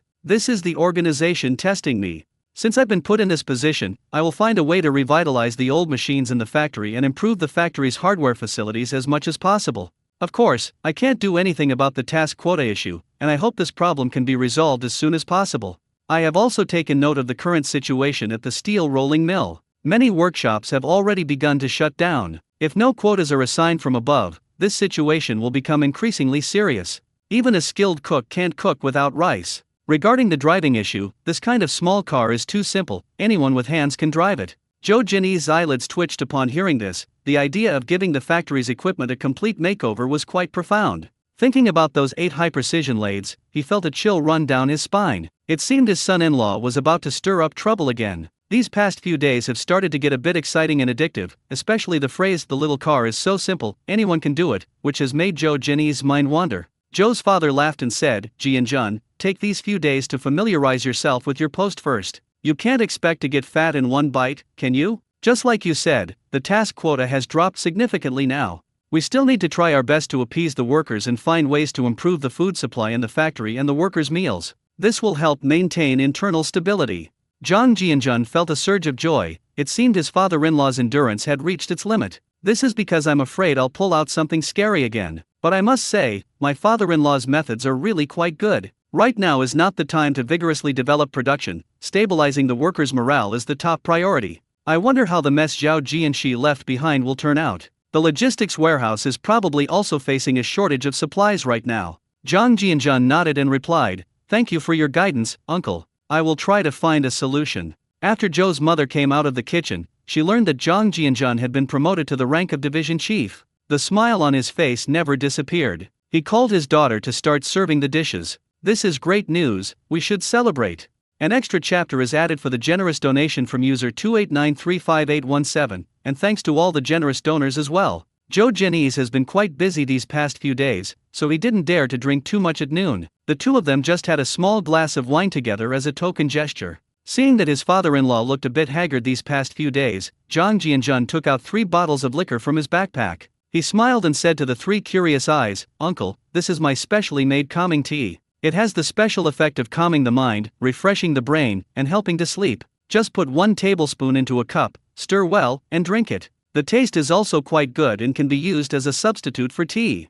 Zhou Jinyi's eyes lit up after hearing this. He now knew that anything produced by this kid was bound to be a good product. The packaging was a bit too sloppy, but he didn't care whether it was a wine bottle or not, he was used to it by now. He gestured to Zhou's mother, who was standing nearby, indicating that good things should be tasted first. Zhou's mother understood and, together with Zhou Xiaobai, took the bottles and started brewing tea. Following Zhang Jianjun's instructions, they first found a large tea canister and carefully poured the 3 bottles of calming pollen into it. Then I took 4 teacups, scooped a spoonful of water into each, and poured boiling water into them. A delicate fragrance, hard to describe, filled the entire living room. "This fragrance is invigorating." Zhou's mother was filled with emotion. "It's definitely good stuff. Since drinking the spiritual spring water before the Lunar New Year, my body has become increasingly energetic. I never expected the things delivered this time to be so precious." If Zhang Jianjun knew what Zhou's mother was thinking, they would definitely be secretly pleased. It might be considered quite precious to ordinary people.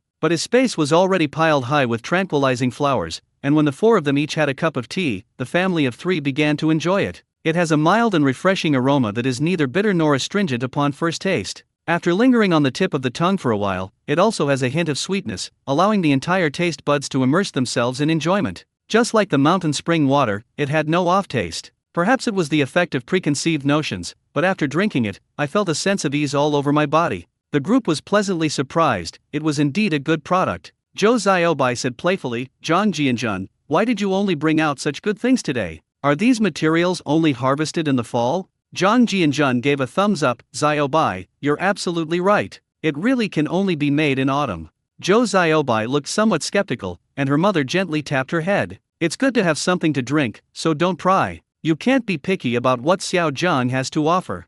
Zhou Jinyi said with a smile, "You're quite thoughtful, kid. After you get back to the factory, you should stay put for a while. Yesterday's curfew may have aroused suspicion in many people. If you're going out, it's best to let me know so I can be mentally prepared."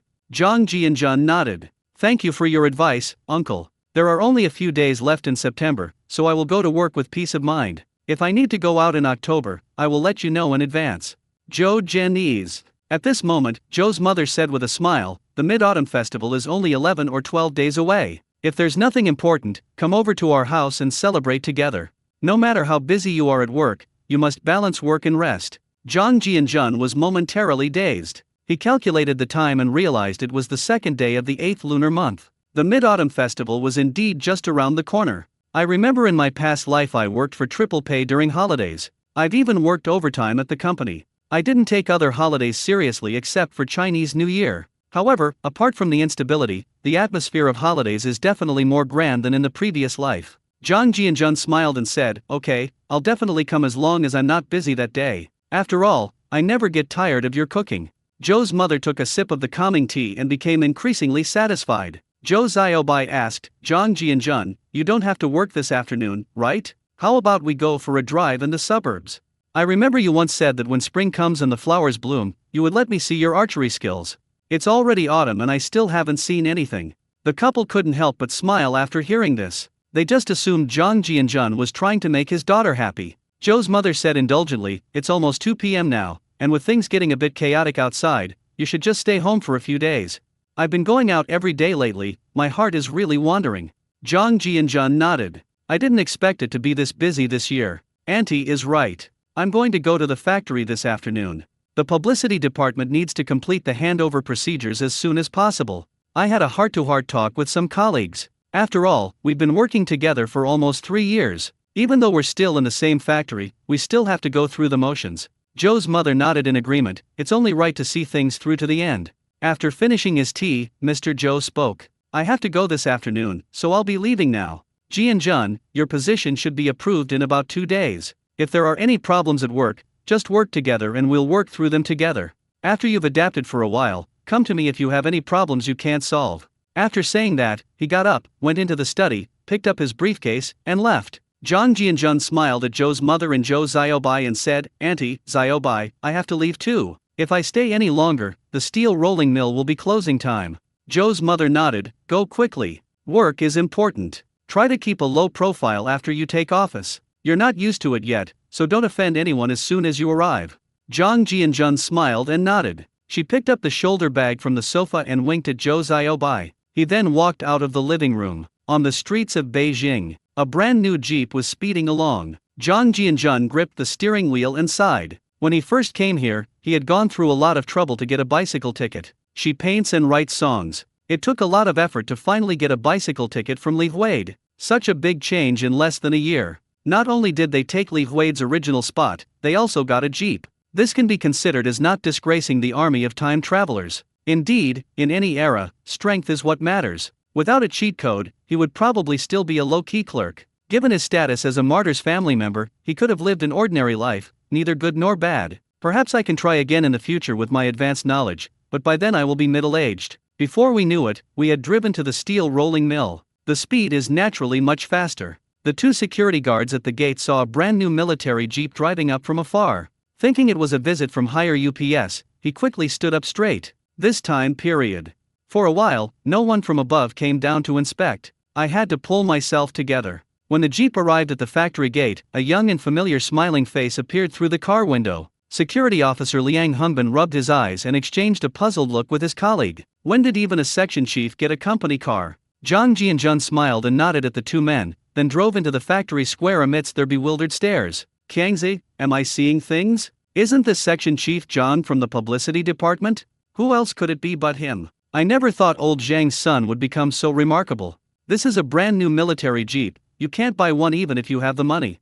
Tisk tisk, looks like it's about to take off. With so many people in the factory, there's bound to be a lot of gossip. Section Chief Zhang has news of a new car. One person tells 10, 10 tell 100. In less than an afternoon, the news spread rapidly throughout the entire steel rolling mill. Many people looked on with confusion. This has also aroused speculation among some people with ulterior motives. Zhang Jianjun never expected that being rewarded with a jeep by his superiors would cause such a sensation at the factory. He greatly underestimated the influence of cars in this era. Zhang Jianjun smiled as he looked at the familiar propaganda building, the place where he had worked hard since he transmigrated here. Although I spend most of my time on Xianyu, a Chinese online marketplace, I still have some feelings about it. When I first arrived, I was writing on the bulletin board every day. Zhang Jianzhan arrived at the second-floor office. The 20 or so people inside greeted the young section chief as he entered. He responded to each question with a smile, indicating that the recent crackdown had been effective. When Ma Xiaohua and Zhang Aijun saw Zhang Jianzhan waving at them, they quickly got up, put down their work, and came out. They walked out of the department together amidst the complex and envious gazes of the crowd. Publicity Department Office. Zhang Jianzhan took out a few oranges from the cabinet, tossed 2 to each person, and said with a smile, "I think things are going quite well in the department these past 2 days. I called the 2 of them over today to talk about something. If nothing unexpected happens, I might be transferred out of the publicity department in the next couple of days." Ma Xiaohua and Zhang Aijun were both taken aback when they heard this, and they stopped peeling the orange. This news came as a complete surprise, without any prior warning. Zhang Xiaohua got a little anxious and quickly asked, "Brother Zhang, why were you transferred from your post? Where are you being transferred to? The propaganda department has just stabilized. If you leave, won't all our previous efforts be wasted?" Zhang Aijun asked curiously, "Your work has always been smooth sailing, so why were you transferred? Is it some kind of retaliation?" Zhang Jianzhan laughed and said, "Don't worry, brothers. Even if I'm transferred, I'll still be in this factory. The organization has already decided to appoint me as the deputy factory director. It'll only take a day or 2. Ma Xiaohua and Zhang Aijun were stunned after hearing this. This news is absolutely explosive. How could a perfectly good section chief in the cultural department be transferred to the management department as a deputy factory director? That's a huge leap. Most importantly, this was beyond their comprehension. Can you believe a deputy factory director is only 20 years old? It's worth noting that when Zhang Jianzhan became the section chief, many people were shocked. This is probably the youngest deputy factory director ever. Seeing the 2 men's surprised expressions, Zhang Jianzhan felt a little smug. Ma Xiaohua, having recovered from his shock, laughed and said, "Brother, you've really taken off from the spot. You've kept such big news hidden for far too long." Zhang Jianzhan feigned helplessness, "I just found out myself. Actually, I'm not interested in the deputy factory director position at all. It's much more comfortable to stay in the propaganda department. I had 2 older colleagues with me every day and didn't have to worry about my work. But now I've changed to a new position and have to start all over again. I feel like this promotion is a huge loss. Although it's very annoying, I can only accept the organization's arrangement with difficulty." Ma Xiaohua, Zhang Aijun. The 2 fell silent for a moment. Many people are eager to get promoted, but when it comes to him, it seems like he has suffered a great injustice, and there is a hint of reluctance in his words. In fact, Zhang Jianzhan wasn't pretending, he genuinely didn't want to be a deputy factory director. Ma Xiaohua asked, "Brother Zhang, what will happen to the propaganda department now that you're gone?" "Brother Ma, you're exaggerating. Even if I leave, the propaganda department still has you, right? The world will keep turning no matter who leaves. Furthermore, as the deputy factory director, I still have the right to review and approve. Although I can no longer directly manage the publicity department, I don't think anyone would jump out at this time. Whether you get a permanent position or not, I will support you. Just go for it with confidence."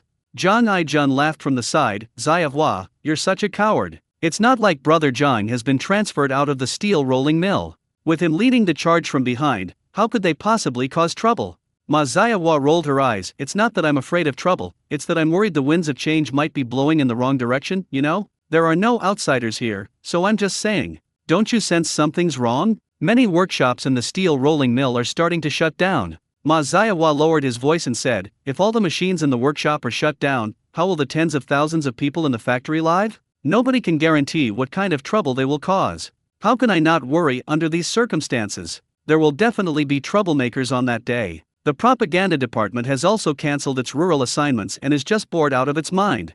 If they start making a fuss, then who can stop them?" Zhang Jianzhan looked at Ma Xiaohua, who seemed a little worried. If you looked at it from his perspective, there was absolutely nothing wrong with him. But as a cheat code, I can't let this steel mill collapse so easily. Damn it. He knew that if he became the deputy factory director, the steel rolling mill would be gone. Although he wasn't the top leader, he couldn't bear the shame. So he smiled and said, "Brother Ma, what you think makes a lot of sense, but even if the sky falls, there are still tall people to hold it up. If the tall people can't hold it up, there's no use in you worrying. Relax and do your job well, as long as you have a clear conscience. We are not saviors either. It's not just our steel rolling mill, our brother units outside are in the same situation. We have to believe that the higher UPS will come up with a solution." The 2 of them thought it made perfect sense. If no tasks are assigned from above, there's nothing they can do about being anxious. Ma Ziawa smiled and said, Brother John is right. I was the one who lost my composure. But shouldn't we celebrate your appointment as deputy factory director? I'll bring 2 bottles of wine over before I go to work tomorrow. It's been a long time since the 3 of us brothers got together. Jang I-jun chimed in, we should celebrate. We've watched our little brother rise through the ranks. I'll try to get some meat over tomorrow. Unfortunately, many restaurants are currently closed for rectification, so it's a bit difficult to buy some meat dishes now. Jang Jianjun smiled and said, Are you two trying to embarrass me? It would be ridiculous for me to need you two to prepare things for my promotion. It's almost time to get off work, so come to my house later. Nothing else can fill you up with alcohol, but I guarantee you'll drink to your heart's content. The two were overjoyed upon hearing this. These days, it's really hard to get alcohol tickets. It's been a long time since they've had a proper drink. The 2 of them have been to Jang Jianjun's house twice. Of course, I know what his family is like. Ma Ziawa smiled broadly, Brother John, we've been eating and drinking at your place for so long, and we feel a bit bad about it. We'll definitely do you the honor of coming over when my child is born. I have to treat you to a proper drink. Jang Jianjun smiled and nodded, Brother Ma, I'm not being pretentious or petty. The 2 of you helped me during the most difficult period when I first took office, so there's no need to be so formal. As for the birth of your child, I will go as long as I am at home, but I can't guarantee it, and I've already told you why. Time flies when people are chatting. Before they knew it, the bell rang signaling the end of the workday at the steel rolling mill. The 3 of them walked out of the office together. The 3 of them left the propaganda department building. Under the bewildered gazes of the 2 men, Jang Jianjun walked towards a brand new jeep. When the engine roared to life, Ma Ziawa and Jang I-jun's mouths gaped open. The crowd of people leaving get off work all turned to look. In an instant, Comrade Jang became the most handsome guy in the factory. Everyone started talking about it. Why does this young man driving look so familiar? Could he be someone's or some leader's driver? Don't talk nonsense. Have you ever seen the head of the propaganda department work as a driver? Holy crap, I remember now, this is Section Chief Jang who wrote that factory song. What the hell are you talking about? His songs have been broadcast all over the country, it's not just about singing. Wow, he's so handsome. I wonder if he has a girlfriend. Jang Jianjun possessed a powerful spiritual sense, and all sorts of discussions drifted into his ears. A slight smile curved her lips, she felt a little pleased. He waved to Ma Ziawa and the other person who were still standing there in a daze. Ma Ziawa and Jang I-jun, having recovered their senses, walked over together, opened the car door, and carefully sat down in the back seat. Both of them have large families to support, and they still haven't been able to afford a bicycle, let alone a jeep. Jang I-jun exclaimed exaggeratedly, Holy crap, bro, you're amazing. Where did you get this car? Ma Ziawa was shocked. Although Jang Jianjun helped him become the deputy section chief, he still had some experience. He naturally knew that these military vehicles were basically awarded or distributed by the organization, and it was impossible for private individuals to get their hands on them. It's easy to imagine how deep the connections are behind this guy. No wonder his actions in the propaganda department immediately calmed things down. This powerful figure was simply too strong, and he had to hold on tight to him. Jang Jianjun laughed and said, Brother, you can't get a car like this. This is also the organization's trust in me and a test. I am now a division-level cadre in a key unit. What's the big deal about having a small car? The 2 were speechless for a moment, having been presented with a Versailles-like image, but what could they say? They had no choice but to accept it. Su Daimao and Lu Haizhong, who were in the crowd, rubbed their eyes, their jaws almost dropping to the ground. Lu Haizhong quickly ran forward, seeing this as a good opportunity to make his presence known. Su Daimao also squeezed in with Lu Haizhong to see what was going on. He was all smiles, his face wrinkled and distorted by the pressure. Jianjun, is this car yours? I knew before the new year that someone extraordinary had emerged from our compound, and I was right. Our compound is truly proud of you. Jang Jianjun chuckled inwardly. You didn't say that at the big meeting before the new year. Back then, you were stirring up trouble behind Yi Zonghai. However, since I was in a good mood today, I said to the 2 of them, Second uncle, you're starting to be able to predict the future now. What are you standing there for, Brother Damao? Get in the car and let's chat. I'll take you home.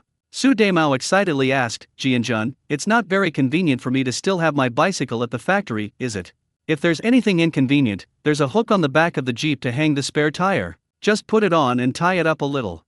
I've been wanting to treat everyone to a meal for a while now. You guys always treat us before, but it's my turn now. I'm inviting my colleagues from the factory to come along today. Jang Jianjun had drunk at Su Daimao's house twice and eaten at Lu Haizhong's house 3 times. Now that he had been promoted, he decided to treat them as well. 5 minutes later, a jeep drove out of the steel rolling mill gate. Lu Haizhong sat in the front passenger seat, his smile never fading. It seemed like everyone on the street was staring at him. This made Comrade Lu feel like he had reached the pinnacle of his life. Later, Su Daimao and Ma Ziawa chatted. They were from the same unit, but they hadn't had much contact. With Zhang Jianzhen's connection, the group got along quite well. Su Daimao no longer feels hatred or even jealousy towards Zhang Jianzhen. If someone is slightly better than you might think they are just being opportunistic. When others have surpassed your understanding, even the reason for jealousy seems so pale, except for the online trolls of later generations. 10 minutes later, the jeep was parked outside the Hongxin compound in Nanlua Guxiang. The group got out of the jeep somewhat reluctantly, and the old man from the front yard came out when he heard the roar of the car. Look at Zhang Jianzhen getting out of the driver's seat, holding a bunch of keys in his hand, his eyeballs almost bulging out of their sockets. Lu Haizhong laughed and said, "Old Yan, are you stupid? This is the first jeep in our compound, and also the first one in this alley. If you put it outside our compound in the future, you'll have to keep an eye on it. It wouldn't be good if it got scratched or scraped." Everyone. Zhang Jianzhen almost burst out laughing. This guy with bangs really knows how to get things done these days. Yan Bagui swallowed hard and looked at Zhang Jianzhen. "Uncle, don't take it seriously. It's not a rare item. No one would dare to steal such a big vehicle if it were left outside. Stealing a military vehicle would definitely result in being shot. I don't think anyone would be that stupid." Yan Bagui's throat bobbed, and a chill ran through him. He deeply regretted not having been able to have a deeper conversation with this kid. Even a blind person can see that this shows the importance the higher UPS place on Zhang Jianzhen. As a former teacher, he naturally knew what it meant to own a jeep. "Jianzhen, you've been promoted again, haven't you? Otherwise, the organization wouldn't have provided you with a car." Lu Haizhong and Su Daimao also realized that they hadn't considered this aspect in their excitement. Zhang Jianzhen nodded and smiled. "Uncle, I didn't expect you to be so insightful. The organization has seen that I have been working diligently and conscientiously for the past 3 years. They've decided to give me more responsibility to train me, and I might be appointed as the deputy factory director in just a few days. I'm just destined to be a hard worker." Everyone was stunned. A burning look appeared in Lu Haizhong's eyes. He was so envious he almost exploded. "I'm already feeling a bit cocky as a team leader. If I were to become the deputy factory director, my ancestors' graves would be emitting auspicious smoke." People working in the compound gradually arrived home. Shazhu hurriedly rode back on a brand new bicycle. He had to relieve the old lady in a while. Bang Gang was now completely silent, neither crying nor making a fuss. Zhang Jianzhen was waiting for Shazhu, who could easily cheat by cooking in the space. It's better to have a professional chef when you're out and about. When Shazhu heard that the new car next to him belonged to Zhang Jianzhen, the same scenario played out again. He had finally managed to get a bicycle through his craftsmanship. They believed that they are not far from following in Zhang Jianzhen's footsteps. Goodness! When I got my bicycle, others already had cars. When he returned, he heard rumors that Zhang Jianzhen had a car, and he was a little incredulous at the time. Zhang Jianzhen said with a smile, "Brother Zhu, I took the day off today and my colleagues from the factory came over for a get-together. If you have time, come to my house and help me out. The ingredients are already prepared." Shazhu snapped out of his daze and said, "Jianzhen, we're a bit late today. You all probably know about Bang Gang's accident. I'm still receiving treatment in the hospital, and an older woman is helping to take care of me and even brings me food."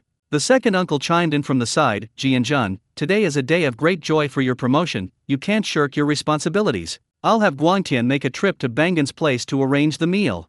Shazhu nodded in agreement. After exposing the old man's hypocrisy, he was quite grateful to Zhang Jianzhen. The group chatted and laughed as they walked into the courtyard. Zhang Jianzhen looked at Yan Bagui. He looked like he wanted to say something but hesitated, his eyes pleading. "All right, let's treat it as a promotion celebration. It's just one more pair of chopsticks." Zhang Jianzhen's home has never been so lively. This was also the largest number of people in his family since he transmigrated. Yan Bagui, Lu Haizhong, Su Daimao, Hiyuzhu, plus Zhang Jianzhen and 2 colleagues, make a total of 7 people. Shazhu was busy cooking on the stove. Several basins contained wild boar meat, bamboo shoots, a leg of lamb, a chicken, and a silver carp. The variety of vegetables available included scallions, ginger, garlic, and chili peppers, which boosted Shazhu's enthusiasm for cooking to an unprecedented level. Even now, the factory's small canteen has never had such a wide variety of produce. The group of people in the living room looked curiously at the furnishings in Zhang Jianzhen's home, and the smooth, mirror-like marble floor under their feet dazzled them.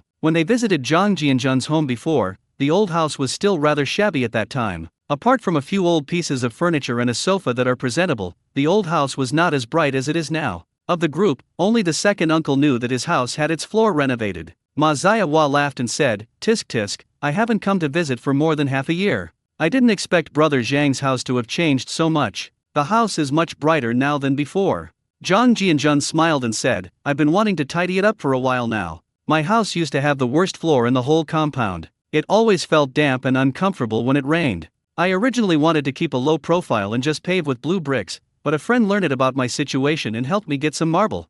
I can't refuse such kindness. What I fear most is being burdened with favors." Everyone's lips twitched upon hearing this. Especially after Yan Bagui entered Zhang Jianjun's home, he kept looking left and right with envy in his heart. This is the style of a cultured person's residence. Lu Haizhong came to the tap water and looked at it carefully. He had heard that Zhang Jianjun's family had installed tap water and had wanted to come and see it for a long time. This was also the first time he had ever seen a plastic tap water pipe. Old Lu believed that he was now a person of some standing and influence, and he had to keep up with the current situation. His role model was Zhang Jianjun. Even when they shout slogans, they now imitate Zhang Jianjun's tone. "Jianjun, where did you buy these plastic water pipes? You must have needed an industrial invoice to buy them, right?" Hearing Lu Haizhong's words, everyone looked at the water pipe with curiosity. Zhang Jianjun smiled and said, "Second uncle, these water pipes don't exist in Beijing. They're only found in coastal cities in the south. These are a few I brought back from my last business trip." Su Deimao laughed and said, "The layout of your home is quite unique in our compound. It seems your wedding day is not far off." The others also showed envious expressions. Zhang Jianjun's old house now has water and electricity installed, and after such renovation, it has been completely upgraded. Zhang Jianjun laughed and said, "We'll get married soon, it'll probably be after the new year. After all, dating someone without the intention of getting married is just playing around. We have to keep up with the times and not make mistakes, right?" After Zhang Jianjun finished speaking, he went into the inner room and brought out a watermelon. "Since no tea was prepared for everyone to come to my house, let's eat some watermelon first to fill our stomachs and have a proper drink later." Lu Haizhong quickly ran over, picked up a knife, and helped cut the watermelon. You see, Zhang Jianjun is now a deputy factory director, so how could his second uncle let him do it himself? Yan Bagui's Adam's apple bobbed as he watched the watermelon, and he almost drooled. He had forgotten what watermelon tasted like. His eyes started to turn green as he stared intently at it. "My stomach feels empty right now, with hardly any oil or food in it. There isn't a single cucumber in the house, let alone a watermelon." Su Deimao gave a thumbs up. "Brother Jianjun is truly magnanimous. Just look at his vision, we can't compare to it." Zhang Aijun and Ma Ziawa quickly echoed, while Lu Haizhong chuckled as he cut the watermelon. "Demao, isn't what you're saying obvious? According to my calculations, it's unlikely that our compound will produce another talent like Jianjun within the next 100 years.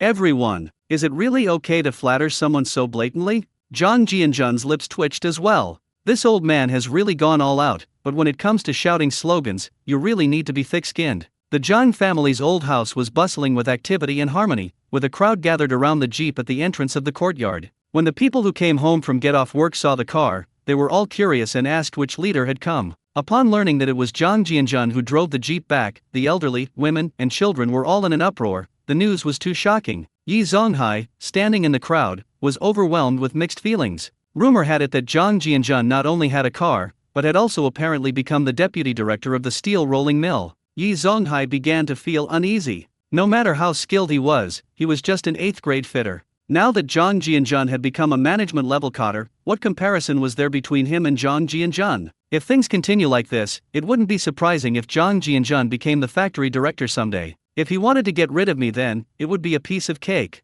I was out of my mind before the new year. If Zhang Jianjun knew what Yi Zonghai was thinking, he would definitely smile dismissively. After all, he is now a high-level qi refiner. People like Yi Zonghai are just fleeting figures in life. I really didn't take him seriously. Since my trip to Japan for $0 shopping, I haven't had any time to think about past grievances. Wouldn't tons of gold be more appealing? That's why I invited Uncle San to come over for a drink too. He's got so much money he doesn't care about a few measly coins. As long as you don't think of yourself as a sucker, everything is negotiable. Everyone gathered around the car, discussing it animatedly. Even people from the neighboring compound came over to see what was going on. The general public was also confused by the constant flow of information. Wow, this car must have cost a lot of money, right?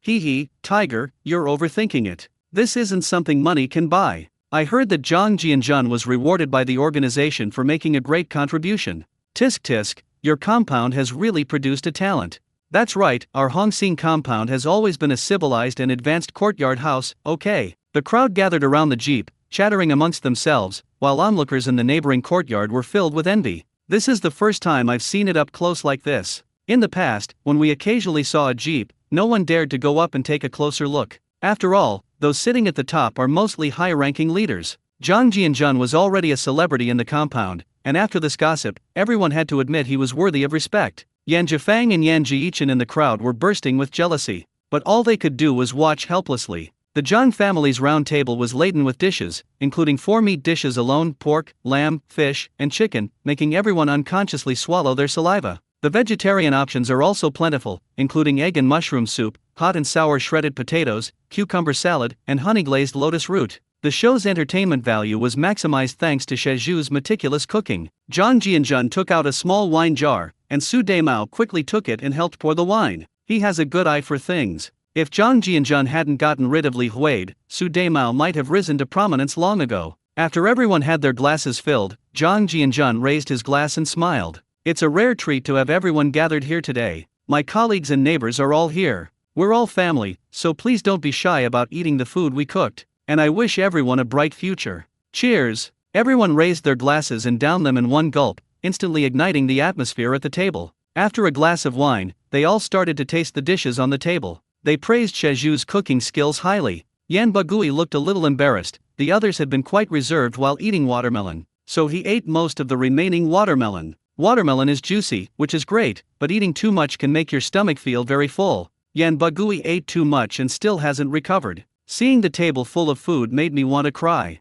The glass of wine I just drank lingered in my throat for a moment. The autumn wind swept through the courtyard. The night was slightly cool. The banquet on the table has officially begun. The banquet at Zhang Jianjun's house in the courtyard was in full swing, and more than half of a 5-gin jar of liquor had been drunk. As everyone became slightly tipsy, they started talking more, toasting each other and chatting about recent events. Alcohol is indeed a catalyst, allowing people to utter the words buried deep in their hearts. Slightly drunk, Su Daimao raised his glass to Shazhu. Shazhu, actually, the person I hate the most in my life is probably you, but after experiencing so much this year, I can't bring myself to hate you anymore. We've been fighting since we were kids, and I've almost always been the one getting beaten up. We're both almost 30 now, and it feels like half our lives have passed in the blink of an eye. Let's have a drink at Brother Jianjun's house, and then we can wipe the slate clean. Otherwise, it's a bit annoying to see each other every day. Everyone found Su Daimao's words rather strange. They hadn't expected him to do something like this after drinking a little baijiu. The two men in the compound had also been at odds since childhood. This time spent drinking actually broadened my horizons. Shazhu was stunned, not expecting Su Daimao to clink glasses with him. Since Sister Qin got pregnant, Shazhu has become much more low-key than before, and his easily angered personality is gone forever. With the people freed from Yi Zonghai's control and regaining their senses, the courtyard has basically returned to peace with the passing of Jizinshi. When a person has hope, their mindset undergoes a significant transformation. The child is Shazhu's greatest hope now, everything else is insignificant. Shazhu laughed and said, "Damao, what can I say after you've put it that way?" Back when Jidangshu was still around, the three of us were the most mischievous people in the compound. We too are quite lucky for Dongxiu. This kid has been hanging on the wall for years. Enough said, let's drink. Everything is in the wine. After saying this, the two laughed and drank it all in one gulp. It has to be said that this scene has a bit of a let bygones be bygones feel to it. Everyone. Yan Bagui wanted to say something but then closed his mouth. His stomach felt a bit full, not from anger, but from being too bloated. Despite the bloating, he ate several more pieces of pork. Old Yan's stomach started to ache a bit, and he wanted to go to the toilet but was too embarrassed to ask. Lu Haizhong laughed and said, "Seeing you two make up makes me feel very comforted. I've wielded a sledgehammer my whole life and I still got by. There's no hurdle in life that you can't overcome. Come, Jianjun, let me toast you. You are a great benefactor to my Lu family." Zhang Jianjun was speechless. He had been looking very pleased, but then he turned around and started flattering her. He picked up his cup and said with a smile, "Second uncle, you should do what you are capable of. Opportunities are everywhere, you just lack the eyes to see them. During this special period, our compound must unite. We need you old men to step forward and raise everyone's awareness. We must avoid infighting. This compound is only a small place. If we want to develop, we need to have a long-term vision. I am certain that there will be a time when things calm down, and when that time comes, as long as we have a solid foundation, we will all have a day when we can move forward. Don't get too caught up in small favors and benefits. they won't get you far. Everything still depends on your abilities. With my skills, I can only help you temporarily. We can't help everyone forever. Everyone has their own family to support. We should all understand the principle of helping in emergencies but not in poverty. To forge iron, one must be strong oneself, right?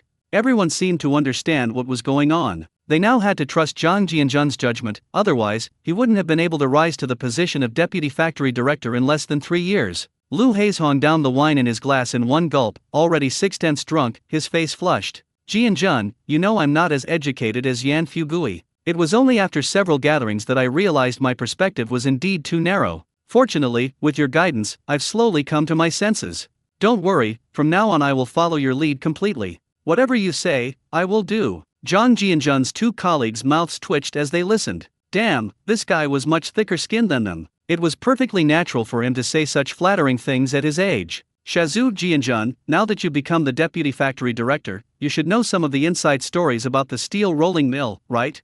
I remember that Director Zhang of the canteen used to report the inventory to Li Huide every quarter, but the food situation seems a bit bad lately. Now that you've taken office, the canteen's logistics and supplies should be under your management, right? I have a feeling that this burden might be quite heavy now. Upon hearing this, everyone looked at Zhang Jianzhen, except for Yan Bagui, who was not at the steel rolling mill. The other workers in the factory all know that the food in the canteen has deteriorated significantly recently, which could be a hot potato. The menu at the steel mill canteen has changed quite a bit, and even the steamed buns seem to have gotten thinner. Zhang Jianzhen smiled and said, Brother Zhu, I understand what you mean. Don't worry, as long as the factory's finance department has money, the grain reserve problem is not a problem in my eyes. If they can't get the food, someone will help them out. Of course, I'm not a charity. Even if I don't have the money, I can find a way to help them as long as they give me an IOU. Don't worry, you won't starve. As for paying wages, that's not something I can handle. You'll have to talk to the factory manager and the finance department. Everyone gasped upon hearing Zhang Jianzhen's words. They all secretly wondered if the factory had tens of thousands of employees. The steel rolling mill currently provides 2 meals a day, and each employee consumes 1 pound of grain, which means at least tens of thousands of pounds of flour are produced daily. It's normal for people who do manual labor to eat half a jin of food coupons per meal. Judging from Zhang Jianzhen's statement, he was able to obtain so much grain by simply writing an IOU, which shows just how incredible his ability is. Zhang Jianzhen chuckled to himself. There's nowhere to sell the grains and vegetables in their own space, but if you give them a few warehouses, the steel mill will question its existence. Now I can finally get my mountain of flour out of the mountains. Although wheat planting ended long ago, it was because flour had piled up to tens of thousands of tons, forcing a halt to the process. The flour in the space was so abundant that the canteen could squander it all, and it would take nearly 10 years to clear out its inventory. Based on an average of 5 tons per day for every 10,000 people in a steel rolling mill, that's less than 2,000 tons a year. Zhang Jianzhen can plant on a large scale at any time, and as long as he plants for a few days, he can harvest a batch, which is not much different from what he needs. It looks like potatoes, radishes, soybeans, cucumbers, tomatoes, and Chinese cabbage can also be planted. Sell some wild boar meat to the steel mill. The workers will be overjoyed if there's even a little bit of meat in their dishes. You have to understand that eggs were considered a type of meat dish in this day and age, and the chickens and ducks in my space were already overflowing, so now they all had a market. Even a tiny mosquito is still meat. I'm not afraid of the factory owing me money, as long as I have an IOU. Maybe this key unit will become privately owned in the future. Later, many state-owned enterprises went bankrupt and became private enterprises. The wave of layoffs in the 1980s and 1990s was not unusual. You should know that the factories now are still in the urban areas of Beijing. Isn't such a large land area appealing? I'm not afraid of you owing money, I'm afraid of you not honoring your debts. No one would deny their own ability, right? Thinking of this, Jianzhen raised his glass and started drinking with everyone again. As time went on, the people at the table became a little numb. No one expected Zhang Jianzhen to be such a heavy drinker. He would accept any drink offered to him. When the second jar of liquor was brought to the table, someone made a hasty pee. Yan Bagui said he had an upset stomach and excused himself before slipping out. I already had no oily or fatty foods, but then I ate a lot of watermelon, and then all that oil and fat from the meat dishes churned around in my stomach. This forced Yanlika to reluctantly leave the scene early. A crescent moon hangs high in the sky outside the courtyard. The banquet was drawing to a close. The drinking session lasted until 8 p.m., and Shazhu packed up all the leftover food to take home. He didn't refuse, even though Shazhu had several people to support after taking over the household. Before leaving, they even gave Shazhu half a watermelon as a reward. Zhang Jianzhen bolted the door and slipped into the space, beginning to take stock of the vegetable inventory in his warehouse. Currently, the largest stockpile is potatoes, totaling over 1,000 tons, followed by soybeans and peanuts. Now, even if the steel mill runs out of cooking oil, there's no need to worry. Peanut oil and soybean oil should still be usable. Under Zhang Jianzhen's control, the vegetable garden, which hadn't been planted in a long time, has started to be sown with seeds of tomatoes, cucumbers, eggplants, and other vegetables with high nutritional value. With cheating methods, the entire plan can be completed in about 10 minutes. After planting all the seasonings such as ginger, garlic, and chili peppers, the job is done. Looking at the waterways and lakes that crisscrossed the space, Zhang Jianzhen laughed. He was worried about not having any meat dishes. He had almost forgotten about seafood. We can plan to consume a batch of the large number of fish and shrimp in the space, and then sell a batch of rabbits, which have become somewhat of a plague. The employees can't exactly say that rabbit meat is a vegetarian dish, can they? Zhang Jianzhen looked up at the 4 vortexes in the sky. The blue edges on the mirror's surface had expanded a little compared to before. He estimated that he could cross over again in another 10 or 20 days. Without much thought, he arrived at the ancient well and began meditating and circulating his internal energy. After completing a small cycle, he washed up and left the space. Nothing was said that night. At 7 a.m., a jeep parked downstairs in front of the propaganda department building. Zhang Jianzhen opened the car door and got out of the car, walking down to the second-floor office amidst the envious glances of the employees. He began his final, laid-back period in the propaganda department.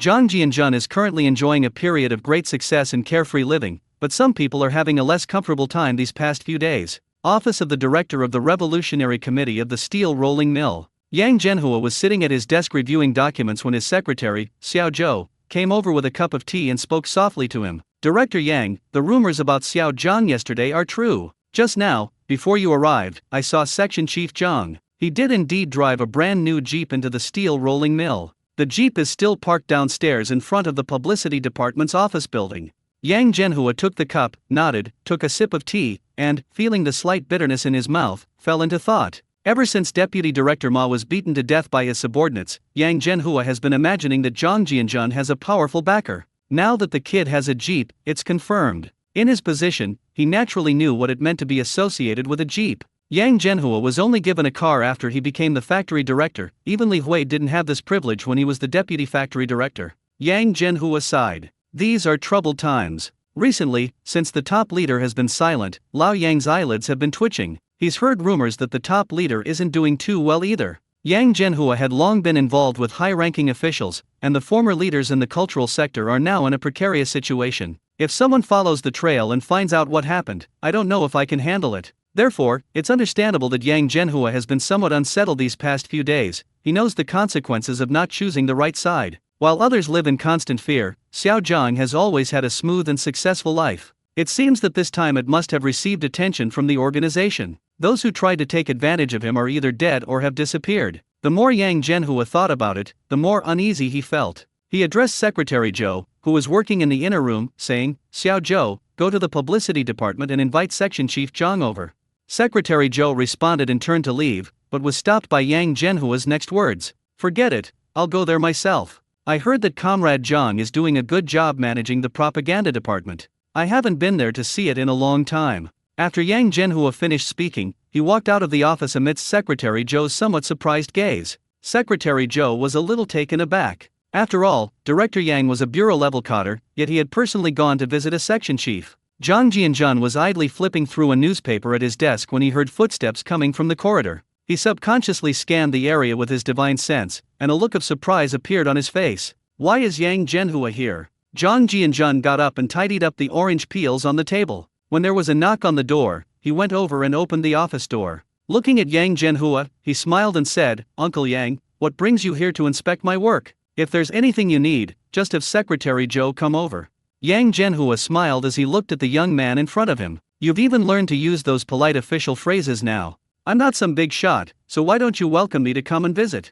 Zhang Jianzhen took out a thermos and started making tea. "How could that be? I was just a little curious. After all, you are the director of the Revolutionary Committee now and have a lot of important matters to attend to." Yang Zhenhua sat down and said with a smile, "I came here today to see the political outlook of the propaganda department, and I also thought I'd chat with you while I was at it. You have been working in the publicity department for more than 2 years now, and have served as the department head for more than half a year. You have always been very dedicated.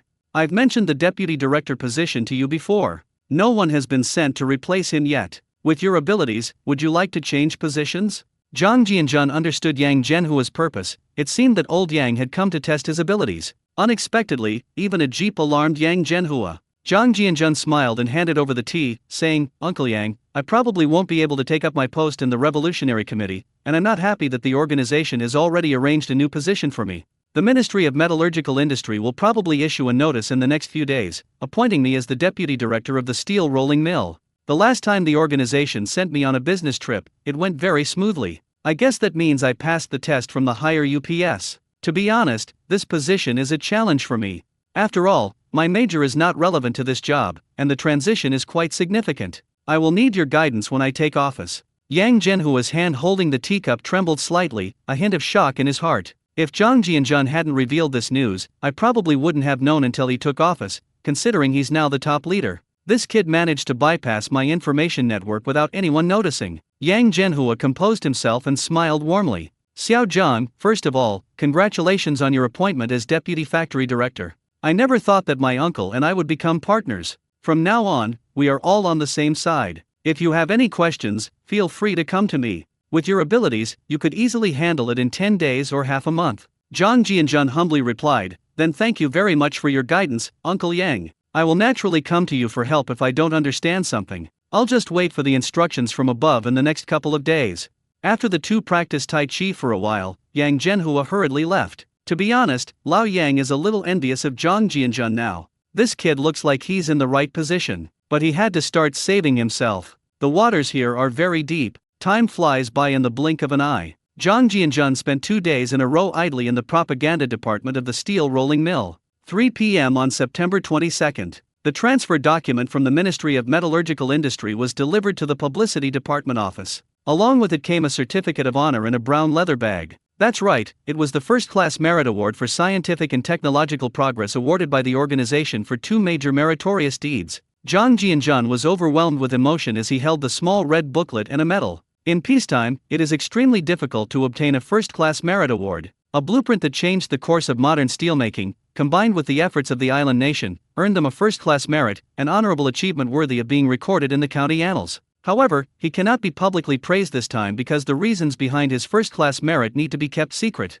But Jianzhan doesn't care about such superficial things. Zhang Jianzhan sealed and filed all the office materials on his desk, glanced at the office where he had spent 9 months, and then pushed open the door and left. The deputy director's office on the 2nd floor of the Steel Rolling Mills Administration Building. Looking at the familiar surroundings, Zhang Jianzhan thought of Li Huide, the place that had saddened Deputy Factory Director Li, which would later become his office. It was quite dramatic. I glanced at the ceiling above me, at the scar that had been patched up with cement. The electric fan has now been installed again. Since Comrade Zhao Jianxi was reinstated, he has applied to be transferred out of the office. Deputy Factory Director Zhao has transformed into the Deputy Director of the Revolutionary Committee. He probably felt a pang of pain whenever he saw the scar on his face in this office. This guy seems to be on the same floor as me, but he didn't run into anyone when he came up. Zhang Jianzhan even had a mischievous urge to chat with him. I wonder how he felt after his porcelain was stolen. Zhang Jianzhan walked around the office and was quite satisfied. It was much larger than his previous section chief's office.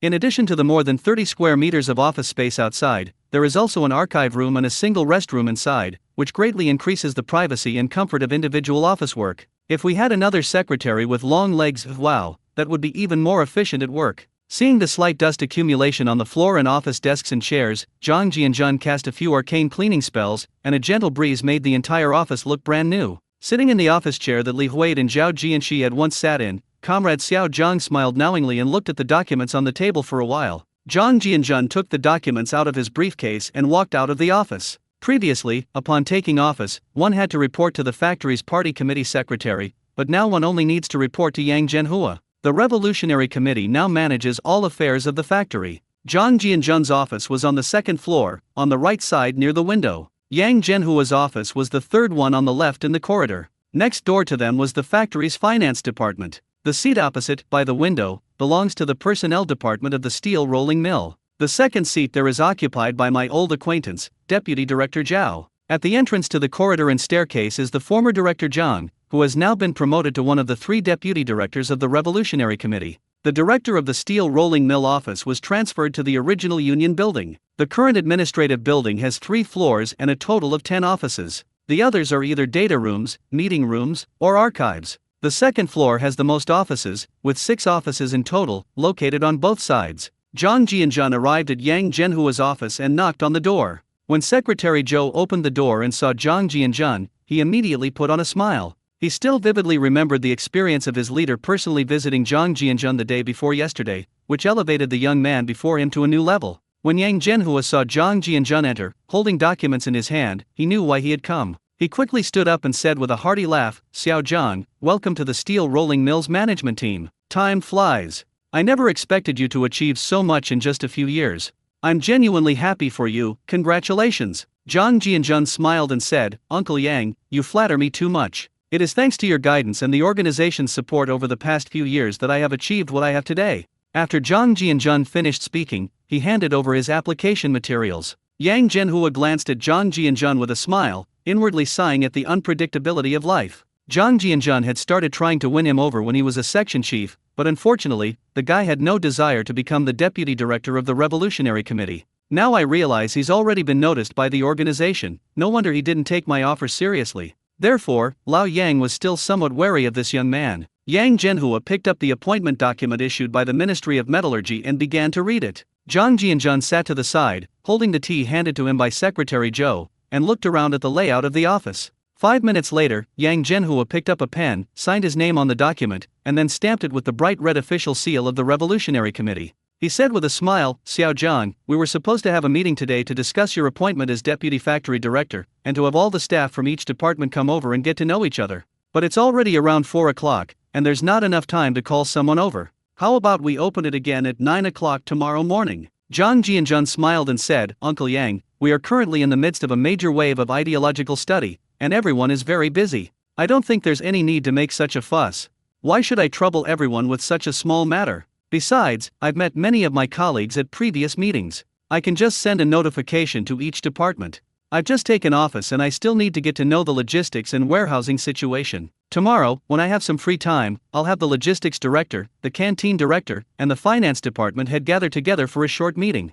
I heard that the steel rolling mill is currently facing a shortage of logistical supplies, so I think the focus should be on addressing the food shortage that the steel rolling mill will soon face. We must find ways to solve the problems that urgently need to be solved. As for my personal problems, they are not worth mentioning compared to the interests of the vast majority of workers in the steel rolling mill." Yang Zhenhua's lips twitched after hearing this. Wow, those words sound so righteous and awe-inspiring. However, Yang Zhenhua also began to have a headache when it came to the logistics issues of the steel rolling mill. Putting aside the significant drop in production targets this year, steel rolling mills are also facing the risk of survival and bankruptcy. If steel rolling mills are forced to shut down, it will make their political future even more difficult. Once the Revolutionary Committee director left the steel rolling mill, the position became a mere shell, and he was bound to be held accountable by his superiors. Someone had to take the blame. Now that Xiao Zhang has become the deputy factory director, it's not just his responsibility to take the blame anymore. Thinking of this, Yang Zhenhua smiled and said, "Xiao Zhang, I completely agree with your suggestion. An army marches on its stomach, and the food supply for frontline workers should indeed be the top priority.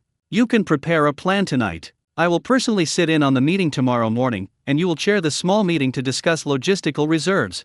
Zhang Jianjun nodded. "Thank you for your support, Uncle Yang. I will draft a plan based on the factory's actual situation during the meeting and implement it as soon as possible. However, it involves financial matters, so I will need your coordination with the finance department. I will try to replenish the warehouse and improve the workers' meals." Yang Zhenhua looked at Zhang Jianjun's calm and composed smiling face. "This is truly shocking. You should know that during the planned economy era, you couldn't just buy food whenever you wanted. Especially for state-owned enterprises like theirs, procurement is basically allocated from above or requested through reports. The factory's task quota has been reduced significantly, which has caused delays in the allocation of government funds. Look at this kid, he seems so confident. None of these seem to be problems." Yang Zhenhua was starting to feel lost. When Zhang Jianjun walked out of Director Yang's office, it was almost time to get off work. Zhang Jianjun sat in his office for less than half an hour when the get-off-work bell rang, and he walked out with his backpack on. As he entered the corridor, he encountered a familiar figure from behind. He recognized the round figure immediately. It was Deputy Director Zhao, with whom he had a past grudge, who was also just leaving the building. Zhao Jianxi turned around when he heard the door close behind him and met Zhang Jianzhen's smiling eyes. Old Zhao shuddered involuntarily, his entire body trembling. He glanced at the doorplate and saw it was the deputy factory director's office where he used to work. A stiff smile appeared on Zhao Jianxi's face, making the scar on his face look somewhat ferocious. "Comrade Zhang Jianzhen, who are you looking for?" Zhang Jianzhen smiled and said, "Deputy Director Zhao, it's been so long, I've missed you terribly. Starting today, I will also be working on the second floor. We will have the opportunity to meet every day from now on. I hope Deputy Director Zhao will take good care of me." Zhao Jianxi was startled. Could it be that this kid had also been transferred to the Revolutionary Committee? Since Deputy Director Ma was beaten to death a week ago, no one from higher up has come to fill the vacancy. Just as Zhao Jianxi's mind was racing, the door to office number 3 opened. Factory Director Yang, carrying a briefcase, pushed open the door to his office and, hearing the two talking, stepped forward and greeted them with a smile. "Old Zhao, since you're here, let me introduce you. Comrade Xiao Zhang will now be a member of our organization. He has been appointed by the higher-level organization as the deputy director of the steel rolling mill." After listening to Director Yang's introduction, Zhao Jianxi was surprised but also felt much more relaxed. In his mind, the Revolutionary Committee was the real core. The position of deputy factory director no longer poses a threat to him. He has lost all ambition since being slashed in the face. He also knew that by serving as the deputy director of the Revolutionary Committee, he had essentially reached the end of his career. The scar on his face had already sealed his political future. A disfigured person could no longer enter the upper echelons of society. So he said with a smile, "Comrade Zhang is really young and promising. He has gained the organization's favor at such a young age. He will surely have a bright future and shine brightly." The three of them walked together toward the stairwell, and Zhang Jianzhen said with a smile, "There was no other way. I actually wanted to gain more experience at the grassroots level for a few more years. I was also very surprised by the organization's decision. But as a young person in the new era, I must obey the arrangements of my superiors and dedicate my youth to the cause of the steel rolling mill." Factory Director Yang laughed and said, "Xiao Zhang's ideological awareness is getting higher and higher. Our steel rolling mill needs talents like you who dare to fight and take risks." Zhao Jianxi laughed and said, "Comrade Xiao Zhang is absolutely right. The silkworm spins silk until its death, and the candle burns until it is ash. We must have the determination to ignite ourselves to illuminate others." The three of them flattered each other throughout the journey, appearing quite harmonious. But when Zhang Jianzhen got downstairs and into the jeep, a complicated expression appeared on Zhao Jianxi's fat face. "I, the deputy director, didn't even have a car after taking office. I never imagined that the nobody I used to look down on would be doing so well now." My heart was filled with mixed feelings. Not only was he inexplicably slashed at the factory, but a batch of porcelain he had painstakingly collected at home also disappeared without a trace. For the past 6 months, Comrade Zhao has been living in constant fear. Fortunately, he has a good father-in-law who is pulling strings behind the scenes, otherwise, he would never have been able to get the deputy director position. Just thinking about his wife, who was just as overweight as him, brought a look of pain and helplessness to his eyes. 30 like a wolf, 40 like a tiger, you just can't stop. Zhang Jianzhen drove his jeep at high speed down the road, disappearing into the envious eyes of the workers leaving get off work. 20 minutes later, Zhang Jianzhen arrived at the Zhou family compound. He took 2 large roosters out of his storage space, opened the car door, and walked into the yard with the 2 chickens in his arms. Zhou's mother came out when she heard the roar of an engine outside the courtyard. Upon seeing the 2 large roosters in Zhang Jianzhen's hand, his eyes lit up and a warm smile spread across his face. Zhang Jianzhen smiled and said, "Auntie, is Uncle Zhou home? I need to talk to him about something." Zhou's mother smiled and took the struggling rooster. "Xiao Zhang, you've come at the right time. Your Uncle Zhou just got back from his unit. I've noticed that the military seems to be quite busy these past few days. It's not easy to get back so early today." Zhou Xiaobai heard their conversation and came out of the living room. Zhang Jianzhen looked at Zhou Xiaobai and laughed. "Xiaobai, don't tell me I came here to freeload today. I brought my own food." Zhou Xiaobai said arrogantly, "You do have some sense. What, now that you're the deputy factory director, your pockets are bulging?" Zhou's mother rolled her eyes at her daughter. He laughed and scolded, "What are you saying, girl? You can't say that outside. If someone with ulterior motives hears this, it will arouse suspicion, especially since Xiao Zhang just became the deputy factory director. Anyone who didn't know better would think he was abusing his power for personal gain as soon as he took office." Zhou Xiaobai stuck out her tongue sheepishly. The girl blinked her long, butterfly wing-like eyelashes, her sparkling eyes secretly observing Zhang Jianzhen. The three of them walked into the living room chatting and laughing. Zhou Zhenyi's looked up at Zhang Jianzhen as if he were looking at a little golden man who could move. Dozens of tons of gold. This kid is incredibly rich. With a smile on his face, he said, Xiao Zhang, has the deputy factory manager position been decided today? Zhang Jianjun smiled and nodded. Nothing can be hidden from you, sir. The main reason I came here this time is that I need the organization to do me a favor. Hearing that deputy factory director Zhang Jianjun had been confirmed, Zhou's mother was overjoyed and pulled Zhou Xiaobai into the kitchen. Zhou Jianese asked, You're not planning to cause trouble again these next few days, are you? It's only been 2 or 3 days, things have calmed down a bit. Last time you made a big commotion, and many eyes are still on this side. Zhang Jianjun smiled and said, How could that be? I'm perfectly safe and sound right now. I came here this time hoping the organization could arrange a place for me to store food supplies. After I took office, I conducted research and found that the steel rolling mill's grain reserves were already stretched thin. I couldn't let the steel rolling mill workers go hungry during my first tenure.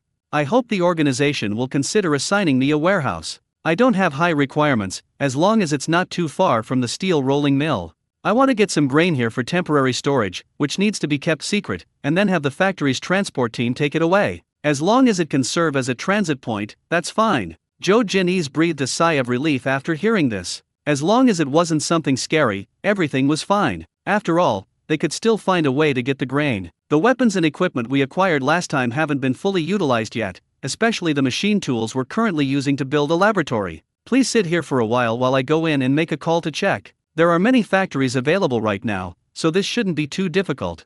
After finishing his sentence, Zhou Jianese got up and went into the study. Zhang Jianjun was bored, so he started reading the newspaper. A dozen minutes later, Zhou's father came out with a smile. He handed a manuscript to Zhang Jianjun. What a coincidence, there's a printing factory on your way to work that closed down in July. I'll have someone notify the person in charge of that factory tomorrow. There's no one in the factory during the day now. An old man from the nearby street helps watch the gate at night. Although the factory isn't big, there are 6 warehouses that used to store books and papers. It's enough as a temporary transit point. Zhang Jianjun glanced at the manuscript in his hand. Hongguang Printing Factory. Zhang Jianjun didn't linger after having dinner at the Zhou family compound. He drove his jeep all the way back to the Hongxing Courtyard. I glanced at my watch and it was already past 7 in the evening. It was the perfect time of year, with clear skies and crisp autumn air, and most of the people in the compound had gone to bed early. Zhang Jianjun entered the old house, bolted the door, and slipped into the space. Many of the vegetables in the space had matured after a day and a night. Under the control of his mind, he categorized and harvested the crops, finishing in less than 5 minutes before entering the small wooden cabin in the space. I sat on the sofa, took out paper and pen, and started organizing a list of vegetable types on the table. In the rural cooperative, pork costs a little over 50 cents, while in the Beijing vegetable market it costs 70 cents. The number of wild boars raised in captivity has now reached more than 86 adulthood. As long as a group of half-grown wild boars and piglets were left, Zhang Jianjun set the price of pork at 7 cents. Although the steel mill was in financial difficulty, it still had plenty of meat coupons.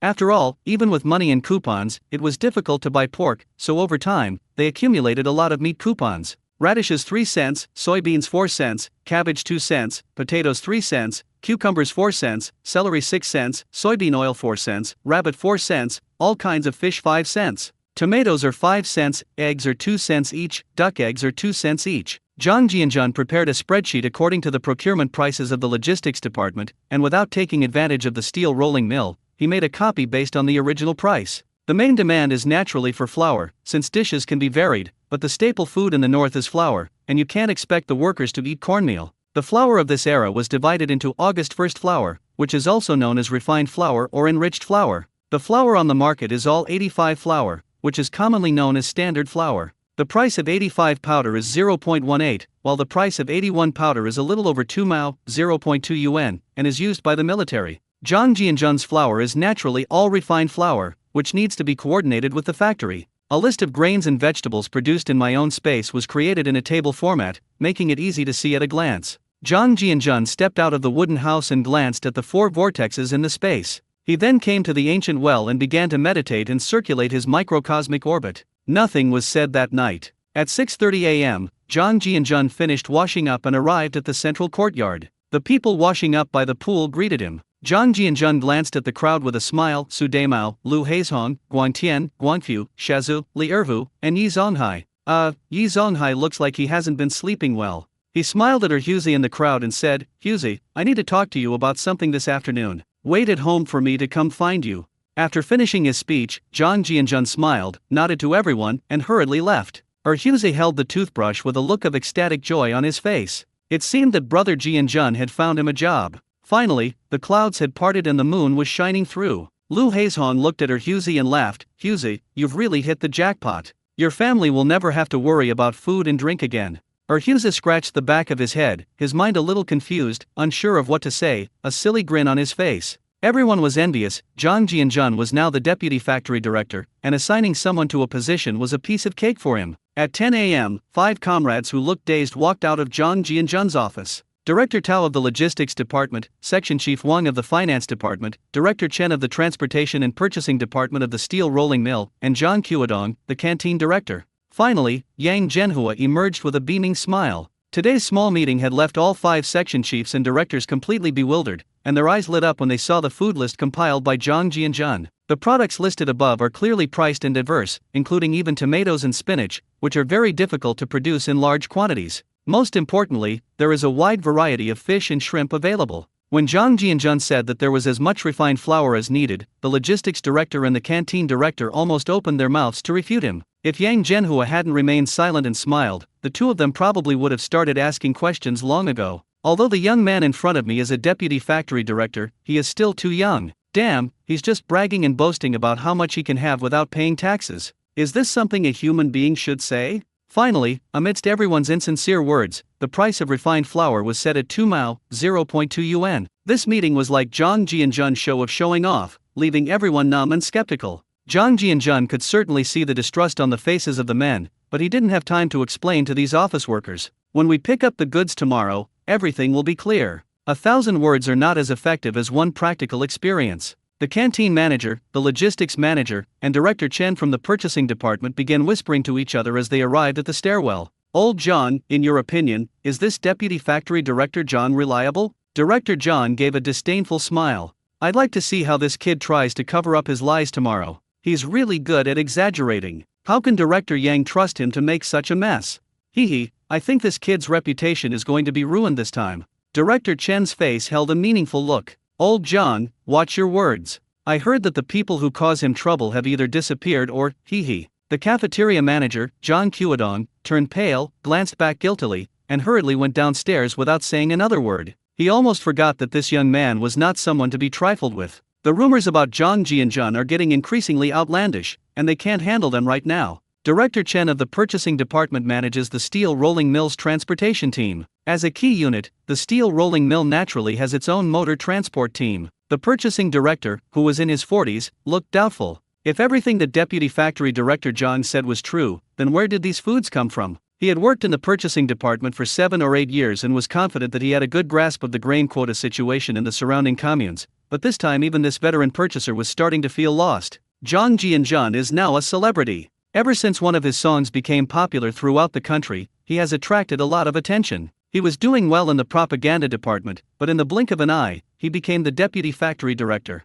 This has left many people puzzled. Factory director Yang returned to his office, his smile fading as he fell into deep thought. If Xiao Zhang can really solve the problem of food and material reserves, then the remaining burden will fall on his shoulders. According to Jang Jianjun, it's possible to buy grain on credit even if you don't have the money. While this alleviates the financial strain, the monthly wages of workers will not be guaranteed as long as the production issues remain unresolved. If you need to get a stamp from yourself and the finance department to pay off debts, wouldn't the steel rolling mill become an empty shell over time? Fine beads of sweat appeared on Comrade Yang's forehead, so the blame fell on his head again. Comrade Xiao Zhang's arrival ensured the factory had food and drink, but the production line he managed was about to shut down. Yang Zhenhua felt his head start to hurt again. The worst thing about anything is comparison. At 1 p.m., Jang Jianjun drove back to the compound from his father-in-law's house. He received a definite reply from Zhou Zhenyi's that it was ready for use, and all matters concerning Hongguang printing factory had been settled. After Jang Jianjun entered the front yard, he arrived at Li Erhu's house.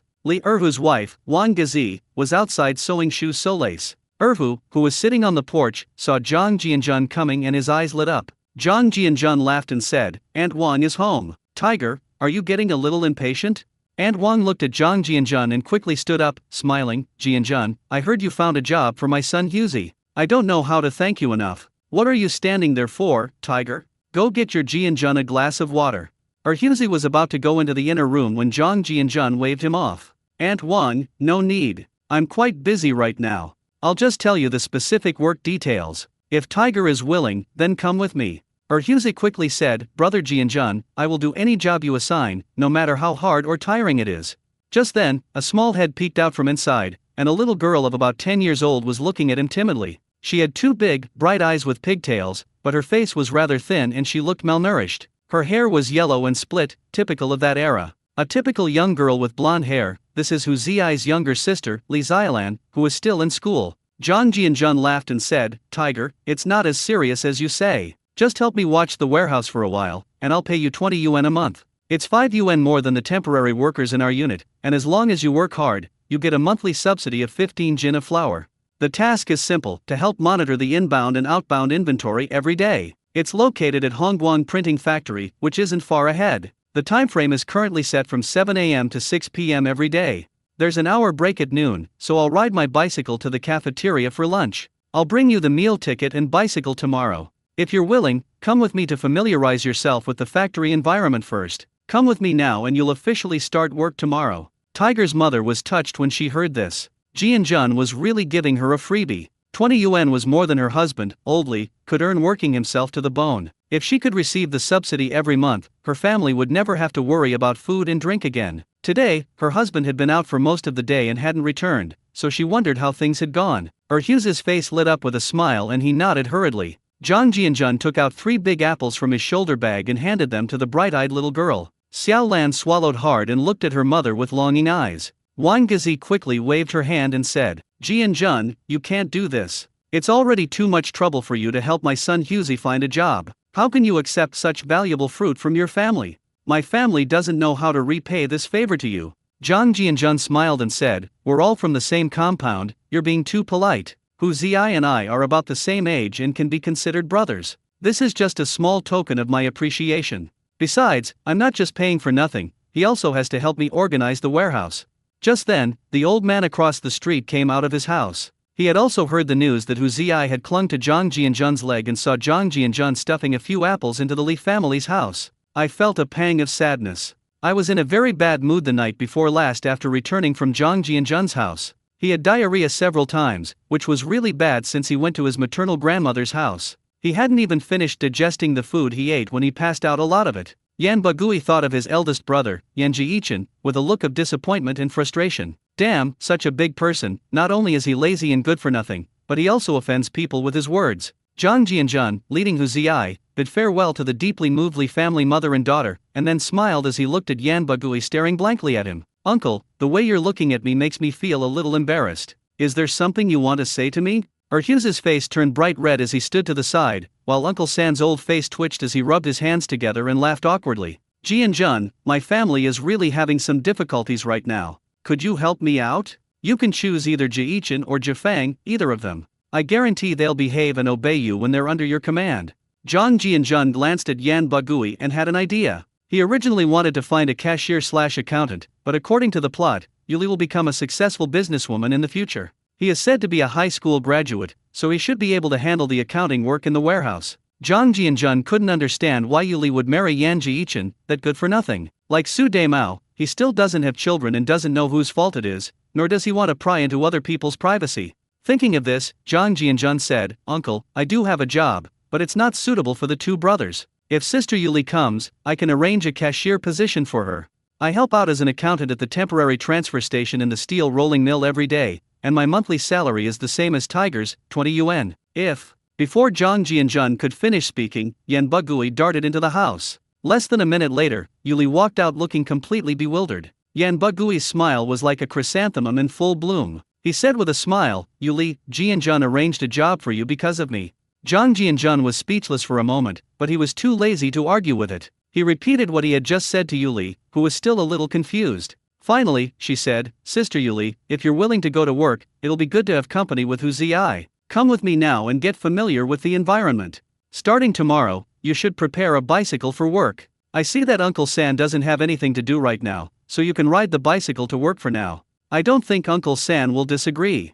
Yuli's eyes lit up after hearing this, and she was extremely excited. She really couldn't stand the food at the Yan family's house. She felt that if she stayed like this, she would starve to death one day. He quickly smiled and said, Ji-Jun, thank you for helping me. This cashier position is perfect for me. Don't worry, I'll calculate the weight of the goods coming in and out every day for you. The old man was stroking the few hairs on his chin with great satisfaction when he heard that a bicycle was also needed. His hand trembled, and he almost pulled out 2 hairs from his beard. Yan Bagui's bicycle was his life, and he was so heartbroken that he trembled. He wanted to say something, but he didn't dare to open his mouth again. He was also afraid of completely offending Zhang Jianjun, which would really lead to a complete loss. Yuli could still contribute some of her food expenses when she went to work. Zhang Jianjun smiled and nodded, then led the two into the jeep. Yan Jiichin, who was eavesdropping in the house, felt uneasy and his face showed a look of shame and anger. It feels like a disgrace. Am I not even as good as a woman? Yuli and Hu Ziyi sat in the back of the jeep, feeling very excited.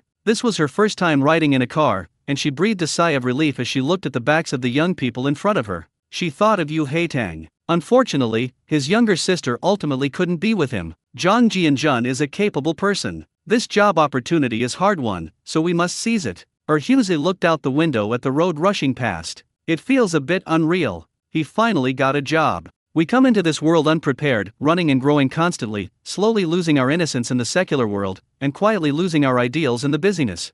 Sweat on the brow, tears on the brow, we must ultimately choose one. My ideals ultimately cannot escape the constraints of worldly affairs. It's simple, I am still a human being with flesh and blood. Book dated September 28, 1966. Zhang Jianjun put down his pen and paper in the wooden cabin in the space. He never expected that one day he would suddenly feel like writing a note. He was thinking about what he had done in the past week. When the steamed buns in the factory canteen were no longer small and the variety of dishes was complete on September 24, the workers all thought they had gone to the wrong canteen. Some even thought it was a farewell dinner for the steel rolling mill. The third steel rolling mill has a total of 9 canteens, and he usually works in the third canteen. A steel mill with tens of thousands of employees can't possibly be sustained by just 1 or 2 canteens. The other canteens were merely used as background in the story. The workers in every canteen were all talking about what was going on today. Some were excited, while others were confused. As time went by and the news spread, they learned that the newly appointed deputy factory director had brought in a large amount of food,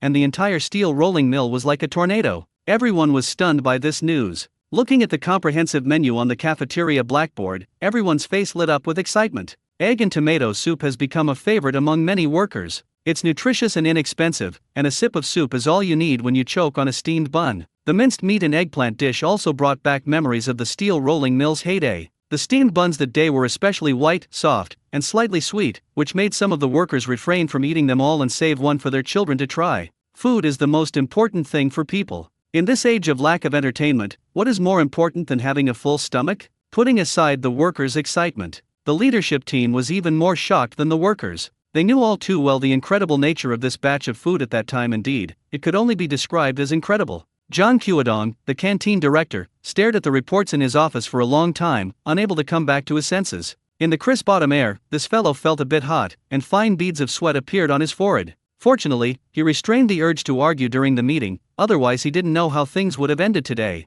He still remembered what Director Chen had said yesterday. The people who were targeting Deputy Factory Director Zhang have either disappeared or... The middle-aged man, who was starting to gain weight, felt a chill on his back. Director Chen was also dumbfounded. When the transport convoy received a notice from the Deputy Factory Director's office to transport grain, Director Chen of the Purchasing Department decided to personally accompany the convoy to take a look at the scene. Despite the exhaustion from a sleepless night, I arrived at the Hongguang transfer warehouse. 3 old Jifang trucks roared into the Hongguang printing factory. When Yuli and Hu Ziyi took him on a tour of the 6 warehouses, the director, who believed he controlled the steel rolling mill's grain supply, was stunned. The 2 warehouses were filled with neatly arranged flour bags, which Zhang Jianjun had naturally collected from the steel rolling mill's logistics warehouse. The 3,000 bags of flour were placed in 2 large warehouses, weighing exactly 150 tons based on each bag weighing 50 kilograms. The visual impact was so strong that it made old Chen, who prided himself on having seen the world, feel his head buzzing. Director Chen took out a thin steel pipe and, with trembling hands, inserted it into several flour sacks to begin spot checks.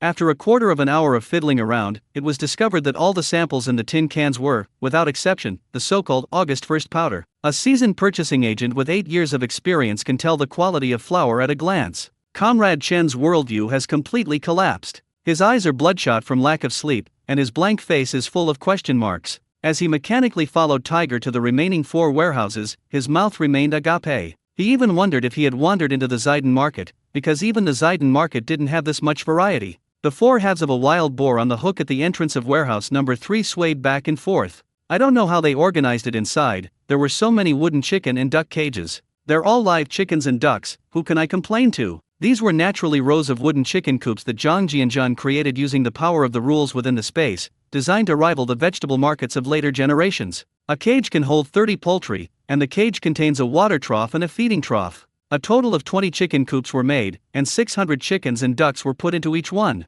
Zhang Jianjun divided the warehouse into 2 sections for grain, 1 section for live poultry and livestock, and the other 3 sections for various vegetables and food products. Hughes's task was to clean and guard the warehouse, while Yuli was doing statistical work with her notebook. Zhang Jianjun was too lazy to come over to restock every day. As long as Yuli kept a good record, she could just let him know if anything was missing. A month's worth of flour reserves could bring him a profit of around 30,000 yuan, which would be at least 15 times more in later generations. The steel mill's large-scale procurement took place in a flurry of activity on the 24th, mainly involving transporting flour by truck. At that time, trucks could only carry about 5 tons. On the 25th, Zhang Jianjun was driving to work when he noticed something was wrong. He scanned the area with his divine sense and saw that there were more strangers on the road near Hongguang Printing Factory. Then his father-in-law sent 4 soldiers to stand guard. Zhang Jianjun's thinking was too simplistic, such a big move naturally attracted the attention of those with ulterior motives. His father-in-law had the foresight to know that someone was spying on him. With 4 soldiers on duty in shifts at the security room at the entrance, those who approached intentionally or unintentionally mysteriously disappeared.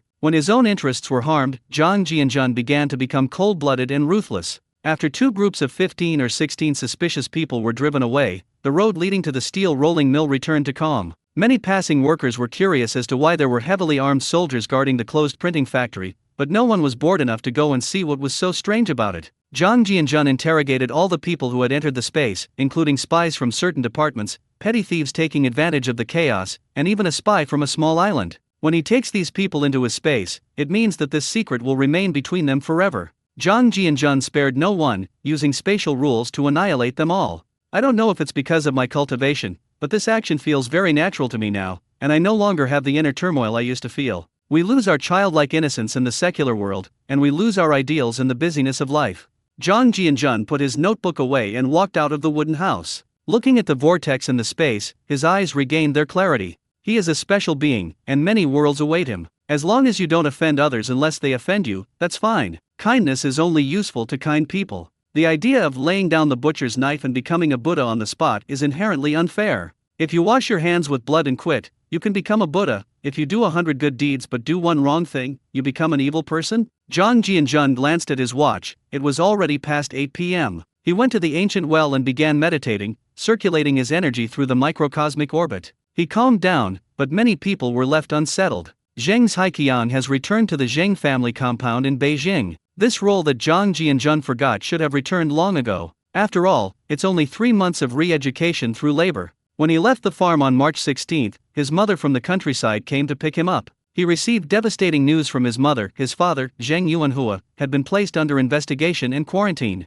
This news was relayed through his father's connections. This once arrogant second-generation rich kid from the military compound returned to the countryside with his mother, his face ashen. I've endured more than half a year of miserable life. He was spoiled and used to being lazy, so how could he endure this hardship? He became as thin as a bamboo pole, and his once handsome face had turned into a skeletal mess. Just when he thought his life would end like this, another piece of good news arrived. His father's opponent had fallen from power. The messenger's explanation led him back to Beijing. He dropped his hoe the moment he received the news, laughing wildly in the wheat field. Then came tears and snot. The old city of Beijing. I, Zheng Zhaiqiang, am back. 9 a.m. on September 29th. The sunlight streamed obliquely through the window pane. Today is the 15th day of the 8th lunar month, also known as the Mid-Autumn Festival. The steel rolling mill had a light workload and only 1 day off for the holiday. After washing up, Zhang Jianjun glanced at his watch and left the compound. He planned to go hunting at Mayun Reservoir in the morning and at noon.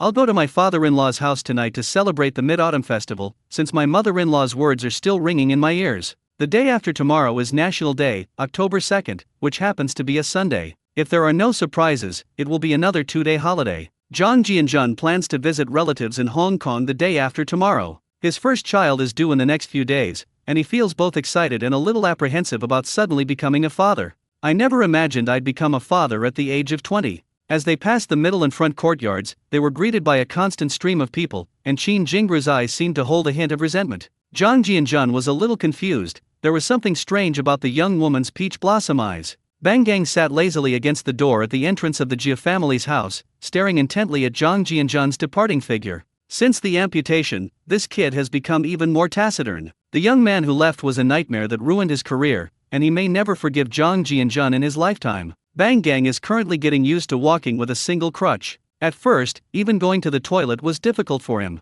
He was admitted to the hospital on the 17th for amputation, the same day his grandmother passed away. For this young boy, it was undoubtedly a devastating blow. Shazhu has now completely given up on this kid. Even Qin Huiru seems to have given up on Bang Gang now, no longer showing him the same concern and care as before. When Bang Gang came back yesterday, he was like a ghost. Almost no one in the compound went over to greet him. Only an older woman was somewhat kind to Bang Gang. Yi Zonghai looked at Bang Gang, sighed, and turned to go inside. Old Yi's last illusions have been completely shattered. He is now starting to consider following Su Daimao's path. His apprentice is dead, Shazhu has woken up, and Bang Gang is crippled. That's the situation. Bang Gang, an important character in the show, has gradually been marginalized, and now he even has difficulty walking if he wants to steal something. Zhang Jianjun drove his jeep away from Nanlua Guxiang, speeding through the streets and alleys of Beijing. His goal for the day was naturally the livestock industry and the space. As the jeep drove out of a secluded section of road in the eastern suburbs, a faint purple arc of electricity rose into the air, and the jeep had already been stored in his spatial storage.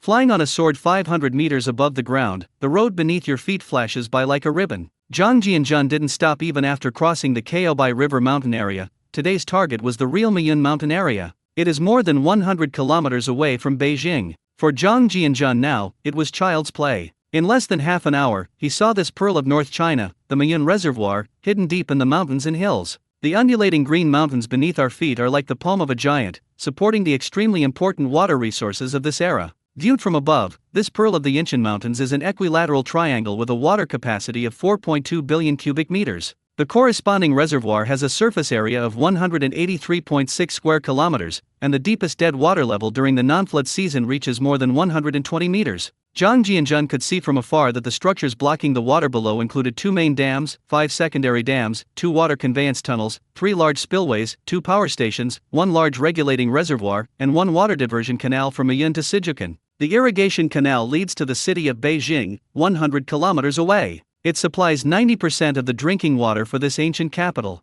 To avoid attracting the attention of the workers protecting the dam in the distance, Zhang Jianjun sped away from the dam and headed upstream. It stopped silently in a dense jungle and landed on the ground. On the shore, Zhang Jianjun extended his spiritual power and probed into the lake of Miyun Reservoir. In my consciousness, the number of fish and shrimp here is frighteningly large, far exceeding that of any river. Previously, it was said online that there were about 100 species of fish in Miyun Reservoir. The fish that appeared in Zhang Jianjun's consciousness were mainly bighead carp, grass carp, crucian carp, and small whitebait. Rare species, such as rainbow trout and sturgeon. Rainbow trout has firm flesh, few small bones, and a delicious flavor. It is especially suitable for people with unstable qi, weak constitution, and cold spleen and stomach. Suitable for cooking methods such as boiling, baking, and frying, it has become a major feature of the suburbs of Beijing in later generations. Fish like silver carp are introduced later and are not native to the wild. Zhang Jianjun carefully observed the underwater area with his divine sense.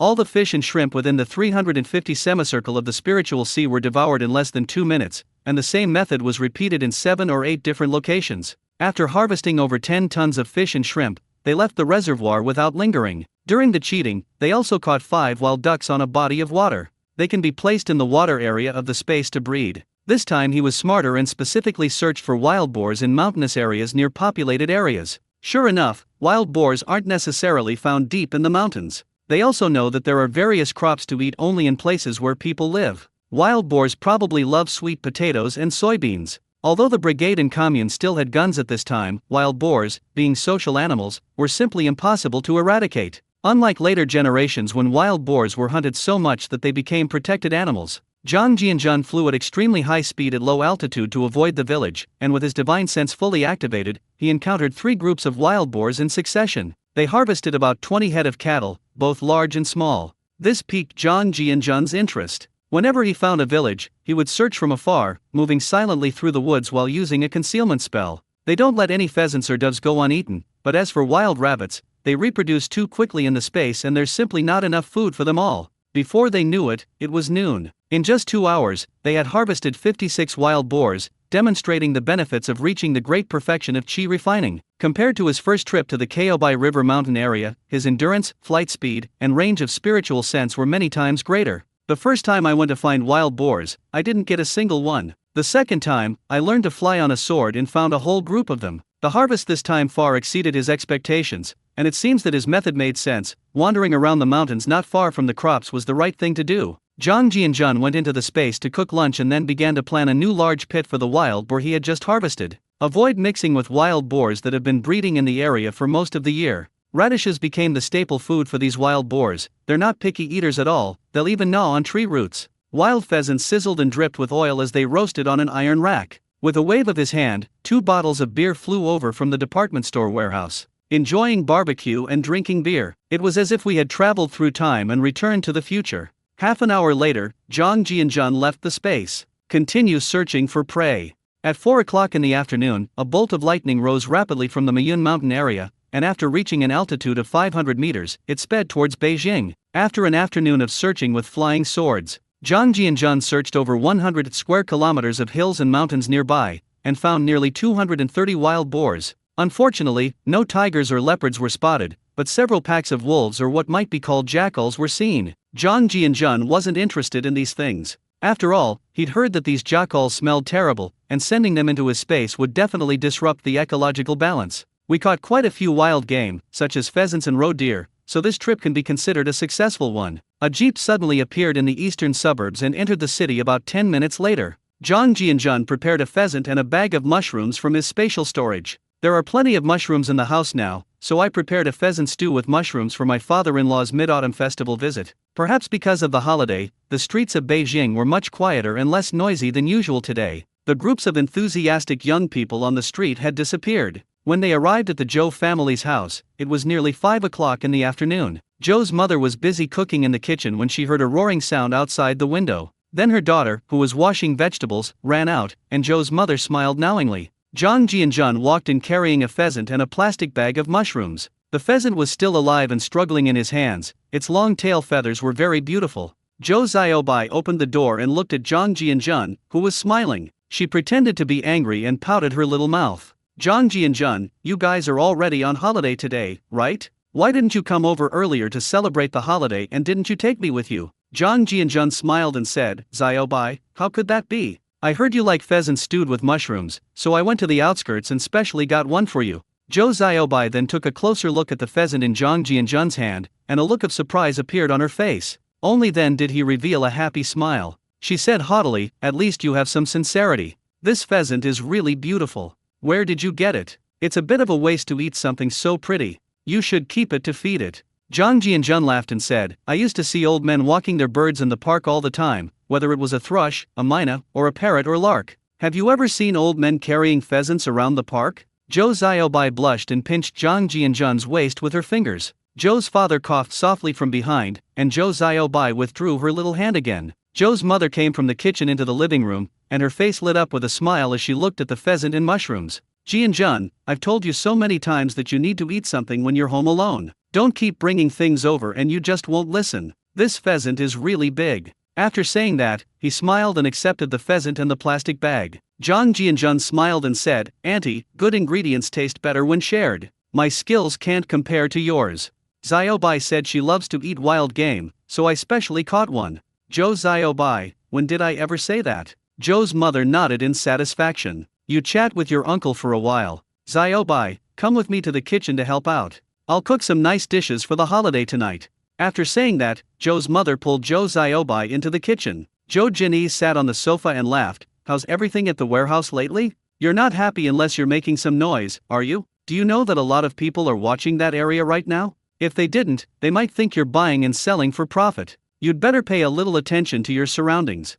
Don't let anyone with ulterior motives catch you doing something wrong, that would be troublesome. I know you've got some skills now, but you can't let your guard down. Zhang Jianzhen smiled and said, Uncle, thank you for your support. Please rest assured that these goods are innocent, neither stolen nor robbed, and there was no deliberate price gouging. They are within the normal procurement range of the steel mill. Not only has it not affected the steel rolling mill's finances, but now many workers are in high spirits. I feel at ease being able to do something practical for the factory.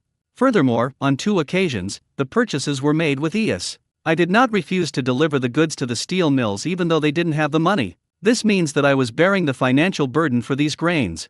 Workers need to eat, and the food supply project is just as important. The real instability factor for the steel rolling mill right now is that it will soon face the shutdown of the workshop due to a lack of tasks. What could Joe Jennings say when he heard this? He thought to himself, even if they didn't go to work, they wouldn't starve to death. Zhang Jianjun paid for the money out of his own pocket when he was short of funds, and he didn't take advantage of the steel mill in terms of pricing. Although this kid is very rich, the money is his own, isn't it? Joe Jennings nodded and said, actually, when the steel mill transported grain and vegetables, it caused quite a commotion, and the higher UPS already knew about it. Old Master Ye even made a special phone call to inquire about the situation. After learning what happened, the old commander was supportive. However, the military also intends to purchase a batch. I wonder if you have any extra refined flour. Public and private matters are separate. The price is the same as what your steel mill purchases. If you have extra vegetables, you can also transfer some over.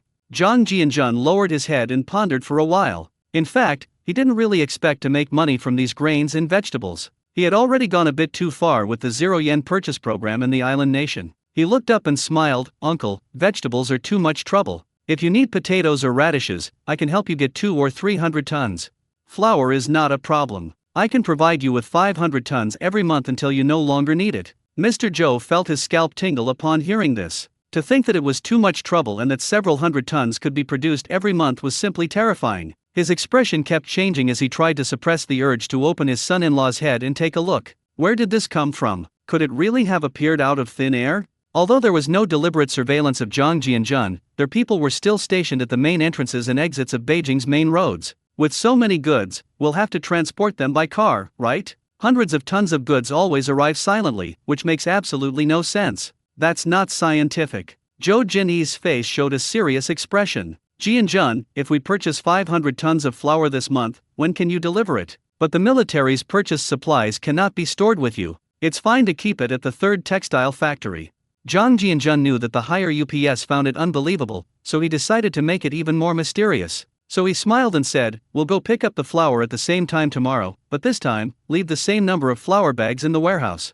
I can't afford to subsidize so many bags. If you don't have bags, I can only give you bulk flour next time. Zhou Jinyi's lips twitched slightly. If he could get hundreds of tons of flour but not bags, who would he be fooling? Actually, Zhang Jianjun didn't have any bags. He was planning to do a big shopping spree in Hong Kong this time. If that doesn't work, go to Japan again and see what's become of Tokyo now. Zhou Jinyi laughed and said, flour bags are not a problem. We will leave you enough bags when we haul the grain this time. But if you have any tomatoes, try to get a ton for Old Master Ye. These are all gifts for scientific and technological workers, since tomatoes have a relatively balanced nutritional value. Zhang Jianjun nodded. He has to think about it if someone asks him if he has it. We absolutely must support these tech giants who work in anonymity. Looks like I'll have to travel abroad some more. It was 6:30 p.m. in the living room of the Zhou family compound. The table was set with 4 dishes and a soup, steaming hot, which was considered a high standard for this period. Pheasant stew with mushrooms, soybean stew with pig's trotters, hot and sour shredded potatoes, a plate of braised duck, and a bowl of fish head tofu soup in the middle. Zhang Jianjun had a bottle of Beiju, Chinese liquor, in front of him and was raising a glass to drink with his father-in-law. In front of Zhou's mother and Zhou Ziobai was a bottle of red wine. This was specially prepared by Zhang Jianjun from his personal space. The Mid-Autumn Festival needs to be a bit lively. Looking at the colored English letters on the wine bottle, Zhou's mother guessed that the wine was probably a foreign product, so she tore off all the labels on the bottle before drinking it. It's clear that Zhou's mother is a rather cautious person. After offering a toast, Zhang Jianjun said, Uncle, I plan to go out during the National Day holiday. The steel rolling mill is currently using a lot of supplies, so I need to plan ahead and get another batch of reserve grain. Zhou Jinyi's eyelids twitched. This was about to cause trouble. Both Zhou's mother and Zhou Ziobai were a little curious about how Zhang Jianjun was contacting the outside world. Was this also a special arrangement by the organization? Zhou Jinyi smiled and asked, Are there any difficulties going out this time? With this batch of grain from you, the organization can last for a long time. It's best to go out as little as possible if it's not necessary. Because Zhou Xiaobai had drunk wine, her pretty face was slightly flushed, and her big, watery eyes looked at Zhang Jianjun. He said excitedly, "Zhang Jianjun, can you take me with you this time? I've never left Beijing before." Before Zhang Jianjun could speak, Zhou's mother said in a slightly reproachful tone, "Xiaobai, Xiao Zhang is on a business trip for the organization. Why are you causing trouble? It's not safe outside right now, Xiao Zhang. You should also try to be careful. While it's true that men should prioritize their careers, they shouldn't push themselves too hard." Zhang Jianjun smiled and nodded, "Uncle, Aunt, please rest assured, safety is absolutely guaranteed this time. Xiaobai, I will take you out a few times after the new year. It's really not suitable to take people out during this period. It's more fun to go out and play when spring is in full bloom." Zhou Xiaobai blushed as she thought of something. Wasn't the wedding date after the new year? Was this what foreign literature called a honeymoon? But he said, "Someone promised last year that he would take me hunting in the suburbs when spring comes, but now the leaves are falling again and you still haven't kept your promise." Zhang Jianjun said awkwardly, "Who knew so many things would happen this year? We just happened to be there."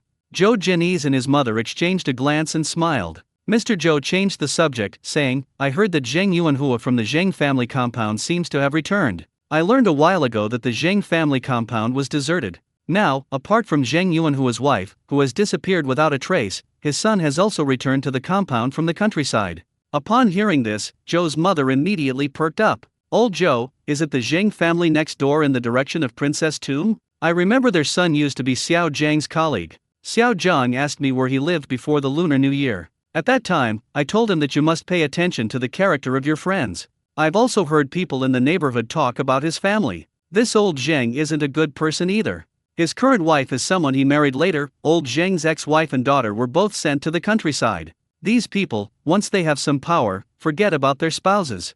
Xiao Zhang, you'd better stay away from his son. I think this is a case of like father, like son." Zhang Jianjun's heart skipped a beat. It seemed that his father-in-law was reminding him, but the Zheng family was really an unkillable cockroach. He physically castrated Lao Zheng, yet he still managed to pull himself together. "It seems we can't keep this kind of person around. Although the Zheng family doesn't pose a danger to him at the moment, there's no reason to be overly cautious. After all, she was going to marry Zhou Xiaobai after the new year, and she wanted to nip any potential instability in the bud. Auntie, I've heard a little about this. After all, Zheng's Haiqian used to be in the same department as me. I heard that he was later sent to Daifeng Farm and received a major demerit. No matter how his father torments him, his son is already ruined. I naturally won't hang out with someone who has been disciplined. Besides, his son doesn't work in our factory anymore, so we'll probably never see each other again and won't have any connection whatsoever."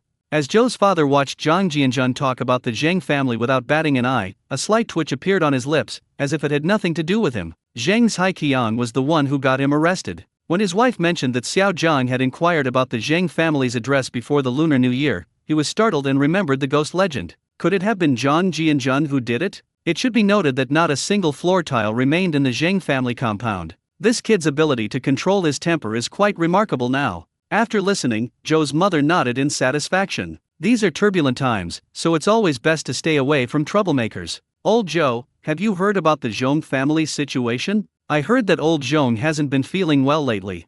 Mr. Zhou frowned and pondered. "Zhong Shanyu? It's a bit of a pity. I remember he took off his military uniform and retired from the army when he was in Hainan. At that time, Lao Zhong was already a very young deputy military officer. He was only 30 years old when he was on the northeast battlefield. He was the division commander of a main force division of a certain column, which was quite a figure. Well, it's a bit of a pity, because he didn't get a chance to be evaluated for military rank when he was transferred to civilian work too early.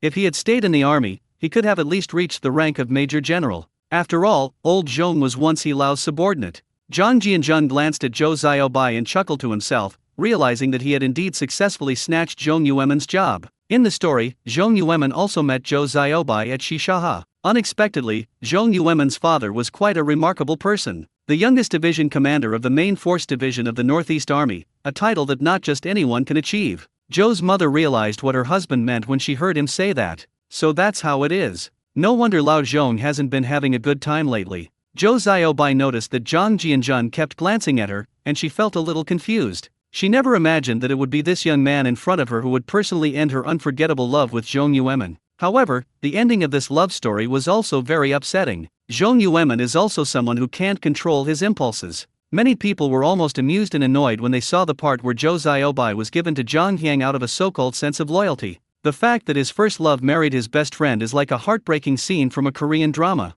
In modern terms, Zhong Yueman was very individualistic and unconventional, possessing the cynicism and brotherhood typical of children from privileged backgrounds. But he's definitely not a good husband. Mr. Zhou sighed and finished the wine in his glass in one gulp. There were some things he couldn't say and he was powerless to do. Often, conscience and self-interest are in conflict. Zhang Jianjun just watched the show quietly. Fragments of memories came to mind. 1968 marked the peak of the Wanzhou movement. The streets and alleys of Beijing were divided into sections by the Wanzhou, each managing its own sphere of influence. Because these troublemakers were too chaotic, they were caught up in the educated youth going to the countryside to receive re-education from poor and lower-middle peasants. Zhong Yueman at the end of 1968. I became one of those sent to the countryside. This is also a product unique to this era. Restlessness. Passionate. Zhang Yang. 7:30 p.m. Only Zhang Jianjun and Zhou Zhenyi's remained in the living room. As Zhou's father watched the mother and daughter enter the inner room, he asked softly,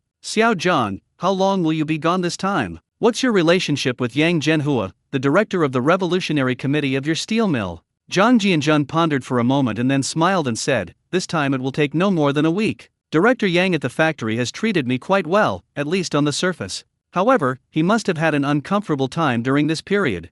There were endless meetings, big and small, where formalism outweighed practicality, and not a single meeting could solve the production problem. I had thought about upgrading a batch of machines in the factory, but under these circumstances, even the best machines would just gather dust, so I came up with the idea of prioritizing the workers' meals. I can't solve the production problem, so it's their business how they mess things up." Zhou Zhenyi nodded. "Xiao Zhang, you're right to think that way. You're not in a position to meddle in politics. You just need to wait for news from the organization. I believe the higher authorities will not stand idly by and watch a key unit collapse, as it's not just a matter of affecting tens of thousands of employees in the factory. All employees have family members to support, which adds up to 50 to 60,000 people. Many businesses will inevitably be affected under the current circumstances, and it would be terrible if a large number of unemployed people were to flood in as well. The risks that cannot be controlled have increased significantly."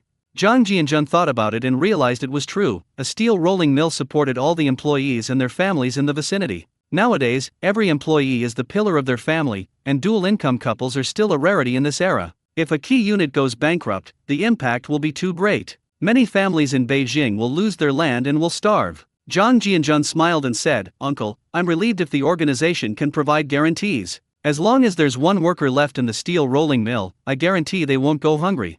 I will deliver the grain and tomatoes immediately, and also give 5 tons of watermelons to the scientific and technological workers free of charge. This is my personal way of showing my respect for them." I had no other thoughts whatsoever. "It's getting late, so I'll be leaving now. I'll leave the financial matters to you in your care." Zhou Zhenyi's face lit up with surprise. This kid knew how to handle things. The watermelon was a perfect gift. He nodded in satisfaction and smiled, saying, "Jianjun, I will report your patriotic heart to the organization. You are now also enjoying the benefits of a scientific and technological worker. If you encounter any trouble in the future, don't shoulder it alone. Be careful when driving after drinking. I won't keep you any longer, go back and make preparations as soon as possible." Zhou Zhenyi personally escorted Zhang Jianjun to the door. Hearing the roar of the jeep, he couldn't help but sigh inwardly, realizing that this mysterious young man had far exceeded his expectations. Zhang Jianjun drove onto Chang'an West Road and then sped towards Maishan. They arrived at their destination in just over half an hour, and everything was normal within the range of Zhang Jianjun's divine sense. The jeep suddenly vanished in the darkness, and a dark figure, like a bat spreading its wings, floated inside. The cotton mill's original warehouse was completely empty, and even the traces on the ground had been wiped clean. The warehouse floor where the helicopters used to be parked was now spotless, and the old cement floor showed signs of repair. Zhang Jianjun could guess that the plane had definitely been handled by professionals when the organization took it away. Zhang Jianjun filled all the flour bags in the space with a single thought. They were all bags he had found in the steel rolling mill's logistics warehouse. That's why the military brought their own bags for the exchange, otherwise, they really wouldn't have any bags to put things in later. 500 tons of flour is the same as last time, which is 500,000 kilograms, or 1 million jin, a unit of weight in China. Zhang Jianjun used cheating methods to put the flour into the left and right warehouses respectively. The flour was densely packed and neatly stacked, which was much more visually striking than that of Hongguang Printing Factory. The tomatoes and watermelons were unloaded in warehouse number 3, and the whole process took less than 15 minutes. Zhang Jianjun didn't linger and used his concealment technique to quietly float away. To avoid attracting attention, he didn't use the main gate, but instead slipped past the west wall of the factory. Zhang Jianjun guessed there might be other spies in the distance, so he didn't even drive the jeep, but instead enveloped his body in spiritual energy and sped away.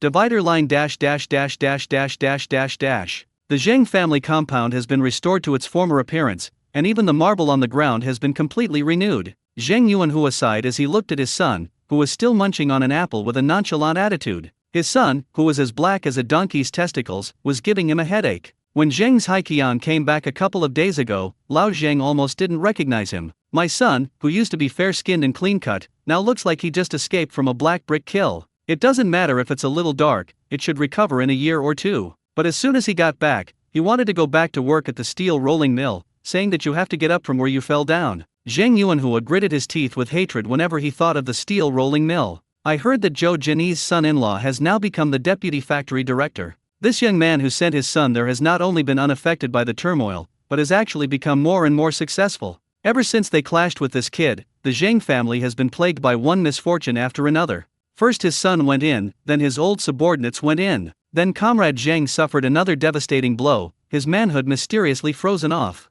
During his recuperation, the situation changed drastically and things started to get turbulent. He was forced to work in a factory again, dealing with machines, starting as a repair apprentice, a disgrace indeed. Who could be worse off than him? To make matters worse, his wife and brother-in-law absconded with the money and disappeared after he was demoted. Many things are just that dramatic. Just when Comrade Zheng was starting to despair, a turning point came. As fate would have it, his rival was implicated due to issues with his superiors, and Comrade Zheng finally turned his life around from the machinery factory. Soon, this Zheng, who was questioning the meaning of life, was reinstated to his original position. Unfortunately, his wealth had been confiscated and his family had not yet recovered, so he had no choice but to return to this place that terrified him. Fortunately, some of his former subordinates, seeing that he had returned to his original position, offered him financial assistance. Otherwise, who knows when this bare courtyard will be restored to its original state. The return of his son should have been a happy occasion, but due to his inability to have sex, old Zheng's temper became unpredictable. The more I look at my son's oval face, the more uncomfortable I feel. Father and son have already argued several times in the past 2 days. After suffering for more than half a year, Zheng's Haiqian returned home and began to eat, drink, and squander money recklessly. I want to go out and reconnect with my old buddies from the compound. Ideals are lofty, but reality is harsh. His former buddies seem to have become strangers, and they all began to distance themselves from Zheng's Haiqian when they saw his appearance. These children of high-ranking officials value a strong sense of community and social circle. Who would want to associate with a bumpkin who has no class and acts all high and mighty? Comrade Zheng's Haiqian suffered a great blow and simply began to give up. His desire to return to the steel rolling mill wasn't because he loved his job so much. There are people I hate the most there. He couldn't get over that mental hurdle until Zhang Jianjun died. What the Zheng father and son didn't know was a pair of eyes smiling in the darkness. They're being watched. Zheng Yuanhua glanced at his watch. It was already 9 o'clock. Just as I was about to go back to my room to sleep, my eyes suddenly went blank, and I was lost in painful memories.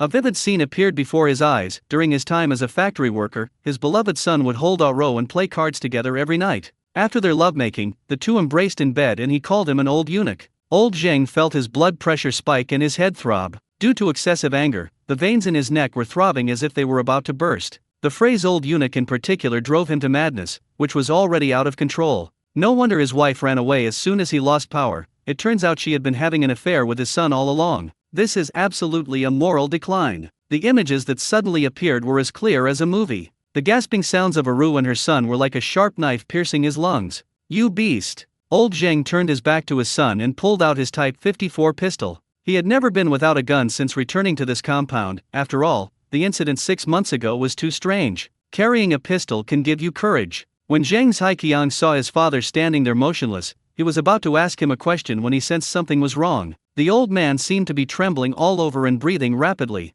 The sound of his breathing, like a bellows, sent a chill down his spine. Damn, could it be that she has some kind of illness? Zheng's Haiqian panicked too. Even he, as clueless as he was, knew he still had to rely on his father to turn his life around. If the old man gets a stroke, what's the point of him being so carefree? Just as Zheng's Haiqian was about to get up and go over to check, Zheng Yuanhua turned around with bloodshot eyes, staring at Zheng's Haiqian with a venomous gaze. A dark gun barrel was pointed at him. What a pair of eyes they were. madness, resentment, utter lack of emotion, and a touch of numbness. Zhang Haiqian screamed in fright, "Dad, are you crazy? I'm your own son. I promise I'll never make you angry again." Bang, bang, bang. 3 gunshots echoed in the Zhang family's room, then drifted away into the distance from the courtyard. Gunshots shattered the tranquility of the entire street. Comrade Zhang was able to shoot accurately and quickly within 3 meters. Zhang Haiqian's dark face was filled with terror, and his wide pupils retained the disbelief he felt in life. 3 consecutive victories were achieved at the center of the forehead and the front of the chest.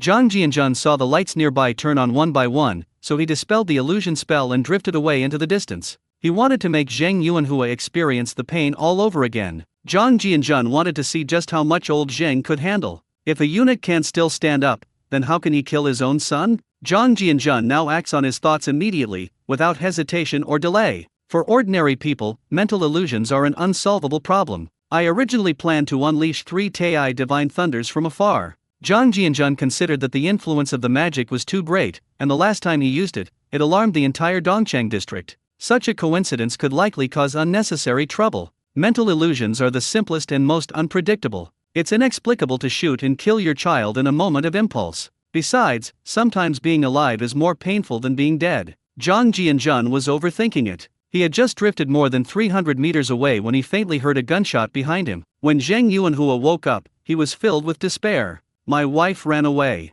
He had sex with his son. What's the point of living if you've lost your manhood? Even if he wanted to live, he couldn't get past the organization's scrutiny. Who would dare to hire someone as ruthless as him, who would even kill his own son? Zhang Yuanhua finally pressed the pistol against his temple. The 2 gunshots thoroughly alarmed the nearby compound. Zhang Jianjun, firing at full power, disappeared into the vast night like a wisp of smoke. At 9:30, a dark figure flashed out of the Hongxing courtyard, and Zhang Jianjun landed silently from the back wall. The courtyard was now quiet and dark. Zhang Jianjun entered the old house, bolted the door, and then slipped into the space. Looking at the 4 gradually enlarging blue mirrors above my head, it seems that the time travel occurred about 10 days earlier than previously estimated. Once you get to Hong Kong, you might have to go through time again. Although it was already Mid-Autumn Festival outside, the space was still full of blooming flowers and lush greenery, with the biggest change being a significant increase in birds and insects. Zhang Jianjun arrived at the ancient well and began to meditate and circulate his internal energy. Although he didn't know how to break through to the foundation establishment stage, he still had to try his best. What if it clicks? Nothing more was said that night. 7 a.m. on September 30th. Zhang Jianjun sat in his office organizing financial statements. The steel mill hadn't paid a single penny of the 30,000 yuan for the 150 tons of flour it delivered on the first day. The steel mill owed him more than 36,000 yuan, and he only received more than 3,000 yuan in cash after a week. Zhang Jianjun was not flustered at all. In fact, he even wanted to laugh a little. Even if the steel rolling mill wasn't his own in the future, he would at least be the largest shareholder. After finishing the accounting, he started looking at the existing equipment files of the steel rolling mill. The performance of heavy plate rolling mills, high-speed wire rod rolling mills, H-section rolling mills, and continuous steel pipe rolling mills was still acceptable in mainland China at this time, but it lagged far behind the international standards. The wire rod mill has a rolling speed of 115 meters per second, while similar products internationally have more than doubled in speed. Fully continuous strip cold rolling mills, 5,500 mm wide and thick plate rolling mills, and continuous H-beam rolling mills are all too bulky, not to mention CNC equipment. Rail cooling beds in large steel rolling mills, wire rod coil cooling to ensure wire rod performance, new 45-degree non-twist finishing mills for rolling wire rods, and chucks for small steel rolling mills. Zhang Jianjun carefully looked through the data and couldn't help but sigh that this era is really not easy. Even with manual positioning of the oil level gauge and calipers, it's not very accurate. The 32,000-ton hydraulic press should be a product from the older generation. This equipment is still usable, as the mainland only produced a similar product in the 1970s. Workshops like Lu Haizhong's produced I-beams, mainly serving the Ministry of Railways, and train cars in that era required forging. So, Lu Haizhong spent his whole life wielding a sledgehammer, dealing with train cars. Many machines are outdated, and these technicians and engineers are the guarantee of production workshops in this era. Yi Zonghai's third workshop contains equipment such as a rail cooling bed and a twist-free precision rolling mill. If I'm not mistaken, Zhi Dongxu was probably killed by the finishing mill. The parts produced by these precision rolling mills require fitter work. When machinery malfunctions, becomes damaged, or loses precision after prolonged use, affecting its operation, it must be maintained and repaired by a fitter. A precision rolling mill requires 3 fitters and 1 crane operator, while apprentices do the most arduous manual labor. After carefully examining the existing machinery and equipment at the steel rolling mill, Zhang Jianjun memorized them and decided that he could acquire a batch of advanced equipment if possible in the future. These outdated devices have a high failure rate, insufficient accuracy, and a relatively high risk of damage. Zhang Jianjun spent the morning learning about various mechanical equipment. Now that I've become the deputy factory director, I still need to brush up on my mechanical knowledge. Otherwise, it would be ridiculous if I couldn't answer any questions when others came to report on my situation. Furthermore, they went abroad. It is also necessary to know which machines and equipment the steel rolling mill currently lacks the most. In the afternoon, Secretary Zhou came over and asked Zhang Jianjun if he wanted to go to the Revolutionary Committee meeting. Zhang Jianjun refused without hesitation. I never participated in any learning activities when I was a section chief. After becoming the deputy factory director, he lost even more interest. He couldn't be bothered to waste his time on those empty and boring meetings. They are not afraid of others making things difficult for them. I went to the printing factory after get off work in the evening. They sent Yuli and her Husey away beforehand. A large batch of goods was replenished. Because we're leaving tomorrow. Zhang Jianjun lay in the wooden cabin in the space, conserving his energy, and time slipped away unnoticed in his sleep. At 3 in the morning, a faint arc of electricity rose into the sky outside the eastern suburbs of the city. Zhang Jianjun seemed quite familiar with the route to Hong Kong this time. With the support of the great perfection of qi refining, it took less than 2 hours to see the outline of Hong Kong. It was just before 5 o'clock in the autumn, and the sky was beginning to lighten. Zhang Jianjun was hurrying through the Yunlong district. The sidewalks on both sides of the street were deserted, with only a few breakfast stalls lit up. Zhang Jianjun found a secluded spot on a street corner, took out a Japanese commuter bicycle, and rode it. He had already changed into a suit and leather shoes sponsored by an island nation, making him look like an elite of a large company. Her slender figure and fair skin, paired with a black suit, immediately elevated her overall appeal. Zhang Jianjun had already memorized the Liu family's address when he came last time, so he didn't need to wait until it was fully light to take a taxi there. Riding a new commuter bicycle, I enjoyed the views of Hong Kong in the 1960s. Around 6 o'clock, the streets began to fill with pedestrians, and the whole of Hong Kong seemed to awaken from its slumber, with trolleybuses running on the main roads of Hong Kong. Buses travel through the streets and alleys. The workers who got up early for work had the weariness of the previous night on their faces, and the clothes of each pedestrian were also a variety of styles. Hawaiian t-shirts, plaid shirts, old man shirts, and even suits and trousers. Many young women wear skirts and have permed hair, which looks very trendy in this era. The weather in Beijing is starting to get chilly in the mornings and evenings, while in Hong Kong, it feels hot as soon as the sun peaks over the horizon.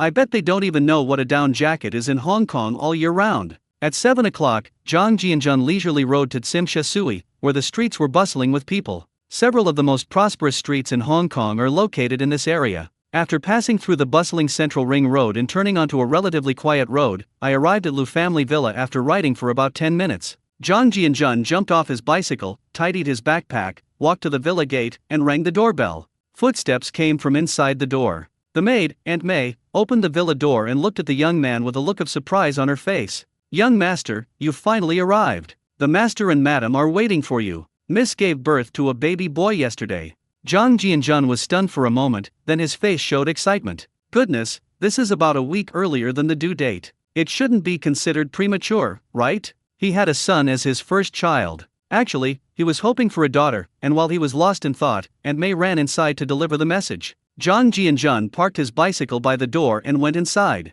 Liu Bangheng greeted him with a big smile on his face. Seeing Zhang Jianjun, she laughed and said, "My dear son-in-law, Ezi has given birth. She has a healthy and chubby little boy. Come inside and sit down so we can have a good chat." Zhang Jianjun asked with some concern, "Uncle, isn't the due date around the 8th? This seems a week earlier. Won't that affect the baby's development?" After the two sat down on the sofa in the living room, Liu Bangheng said with a smile, "My dear son-in-law, you don't understand. The doctor said that it is normal to give birth within 2 weeks before or after the due date. The baby was born around 3 p.m. yesterday. He is very healthy and weighed a full 8 pounds at birth. In order to provide the baby with a quiet environment, we brought him home from the hospital last night. You're not too late this time. Jianjun, you must have arrived last night, right? Otherwise, you wouldn't have come so early this morning." Zhang Jianjun was relieved after hearing this. So he nodded in response, "That's good. Uncle, I only arrived in Hong Kong around 8 p.m. last night. I thought my due date was still a long way off, so I wasn't in a hurry to come over. It wasn't convenient to take a taxi in the middle of the night, so I just found a hotel in Yunlong and stayed there for the night. Zhang Jianjun can lie so easily now, it's almost effortless for him. At this moment, Madame Lu came out from the inner room and saw Zhang Jianjun sitting on the sofa. Her eyes lit up. She realized that her son-in-law seemed to be getting younger and younger. Her demeanor has improved considerably compared to a month ago. Zhang Jianjun stood up from the sofa and said with a smile, "Auntie, I'm a little late, please don't mind. I also brought a small gift for you both as a token of my appreciation." After speaking, he took out a mahogany box from his shoulder bag, inside which were 4 glass test tubes containing the spiritual spring water. To achieve a high-class feel, beer bottles were not used this time. Instead, test tubes disinfected with chemicals from an island nation were used. The bottle opening is sealed firmly with modeling clay, giving it a very high-end feel. Many products in later generations emphasize packaging. For example, an insider revealed that the cost price of AJ shoes is 50, but after packaging and branding, it becomes 8,000. Zhang Jianjun placed the box on the table and then began to speak. "It's the same secret formula that I used to give you, and it contains exactly 4 doses of the medicine. After my sealing treatment, this can be stored for 3 to 5 years without any problem." After hearing Zhang Jianjun's words, the Lu family elders' faces lit up with surprise. Goodness, this is a whole family bucket. The couple had already drunk it twice, so they naturally knew how miraculous it was. It's not an exaggeration to say that bringing the dead back to life and healing bones is something money can't buy. What gift could be more practical than that? Madame Lu smiled and said, "This gift is wonderful. We'll give it to the little one when he's a bit older." "Jianjun, you're so thoughtful." Lu Bangheng couldn't hide the smile on his face, and gave his mother a wink, signaling her to take the medicine to the room. As a businessman who has traveled extensively and seen much of the world, he naturally understands the principle of not flaunting wealth. Watching Lu's mother turn and leave, Lu Bangheng asked, "My dear son-in-law, did you encounter any trouble on your way from Beijing this time? I tried to find out some time ago about the situation on the mainland, and it seems that it's a bit more serious there than before." Zhang Jianjun nodded and said, "Although they came with great force, it didn't affect me much. The organization above is treating me quite well now, and even if someone takes my status as a martyr's family member, I can't take it away. Although the situation is a bit worse than before, the security environment in Beijing is not as chaotic as imagined. It's just very unfriendly to people with identity problems. As long as you can get through this period, it's fine." Lu Bancheng's face showed a complicated expression. "I've also advised you to develop your career in Hong Kong. Jianjun, look at you, you even have a son now. Why don't you develop your career in Hong Kong for a while and wait for things to stabilize on the mainland before going back?" Zhang Jianjun shook his head. "Uncle, I won't lie to you, I'm now a party member, a legitimate member of the organization.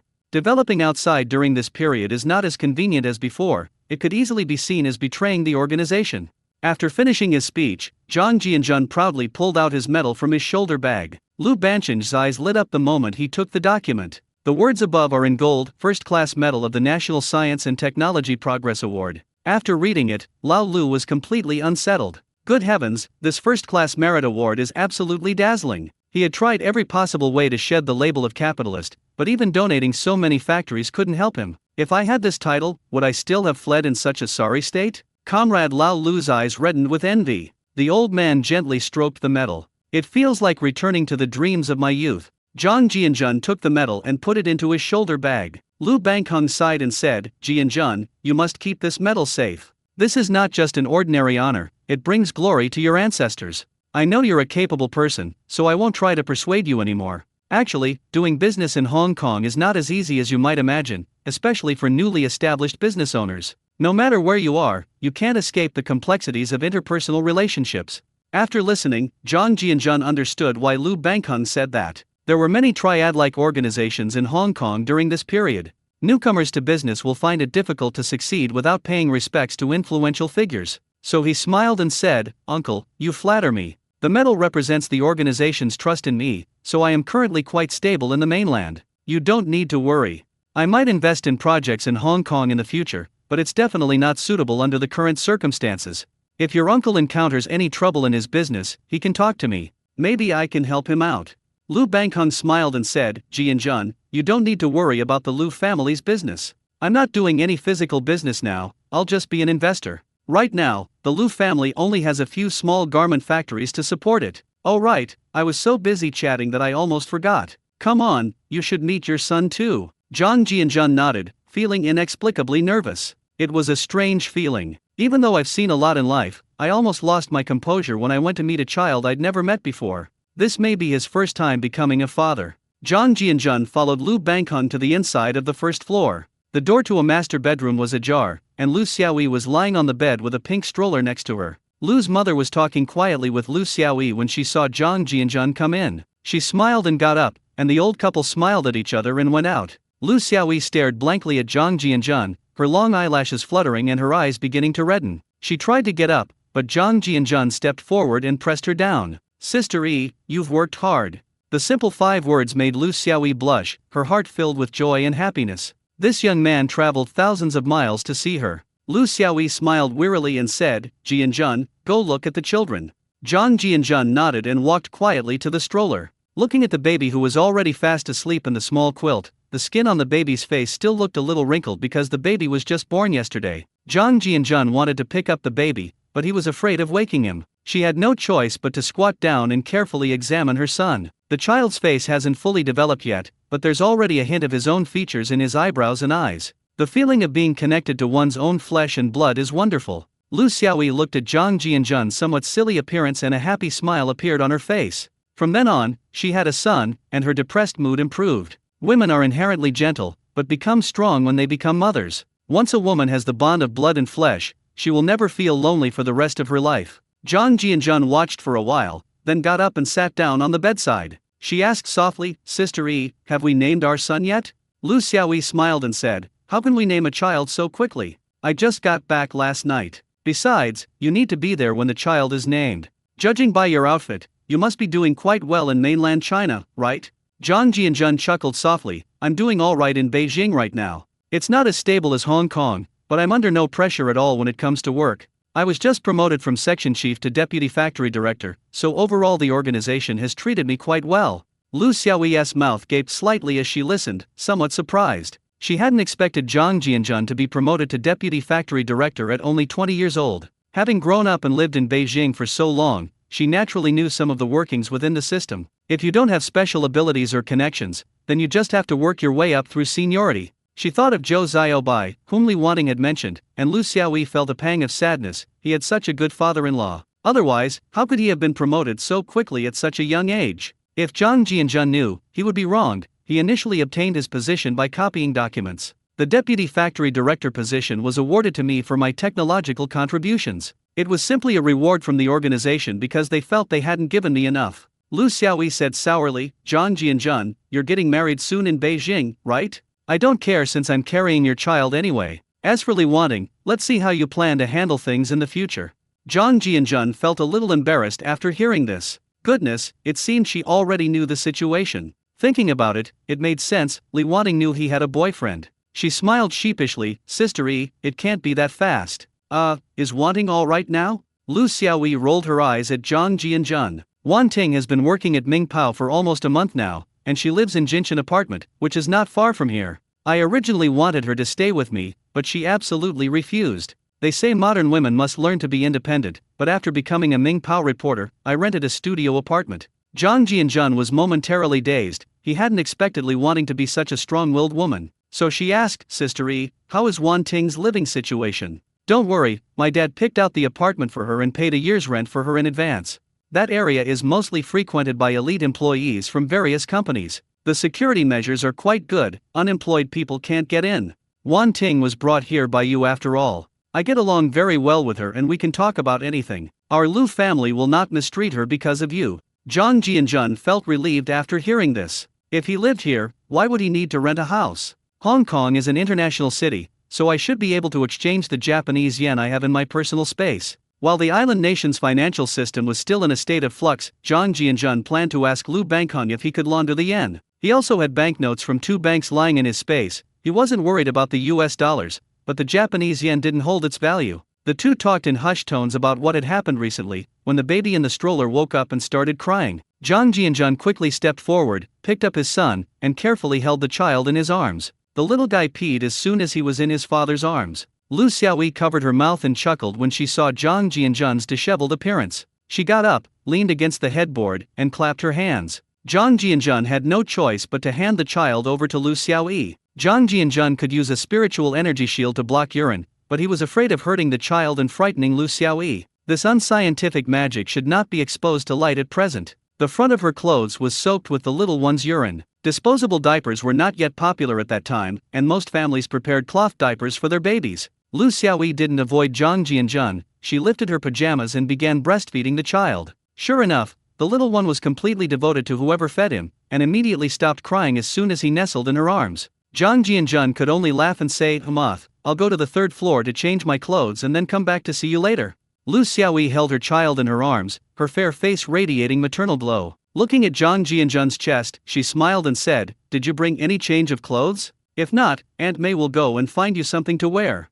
Zhang Jianjun glanced at the child in his arms and nodded with a smile. "I have another set in my shoulder bag, so I just need to change the top, it's not that much trouble." At this moment, Madame Lu hurriedly walked in from outside. She couldn't sit still when she heard the child crying outside. Madame Lu cherished her grandson dearly, knowing that he represented the future hope of the Lu family. Upon entering the room, I saw that Zhang Jianjun's chest was soaked. Then I knew what had happened. Smiling, she said, "Jianjun, you might not be used to holding a baby for the first time. You'll get used to it with practice. Go change your clothes first, I'll take care of things here." Zhang Jianjun smiled and nodded. He turned around and went out the door.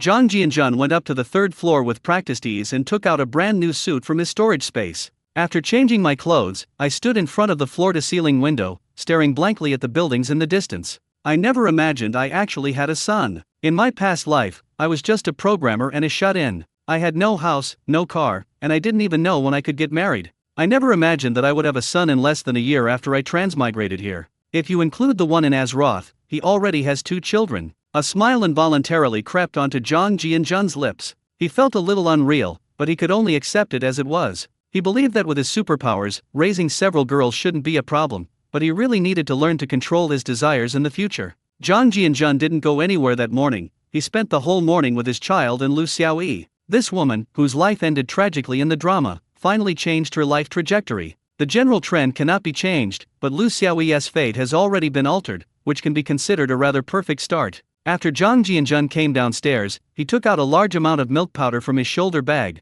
which surprised and intrigued Lu's mother and Lu Xiaoyi. How can this seemingly small shoulder bag hold so many things? 20 cans of premium milk powder and a bottle with a nipple were placed on the round table in the bedroom. Zhang Jianjun didn't explain the strange looks in the mother and daughter's eyes. Often, mystery is the best explanation. After watching her child fall asleep, Madame Lu felt relieved and left. At noon, 2 well-dressed middle-aged men arrived at the Lu family home. Lu Bangheng chatted with them in the living room. They were clearly friends who had come to congratulate the Lu family on the birth of a son. Zhang Jianjun knew someone had come from outside while he was in the bedroom, and curiously used his divine sense to scan the living room. A middle-aged man wearing gold-rimmed glasses, around 45 years old, about 1.7 meters tall, with a thin face, spoke with a heavy Cantonese accent. Another middle-aged man was overweight, less than 1.7 meters tall, with a fat head and big ears, and looked somewhat like Zhao Jianxi. The gray suit looked too tight on him, and several buttons on his abdomen were undone due to his large belly. His large head was slicked back with a shiny color,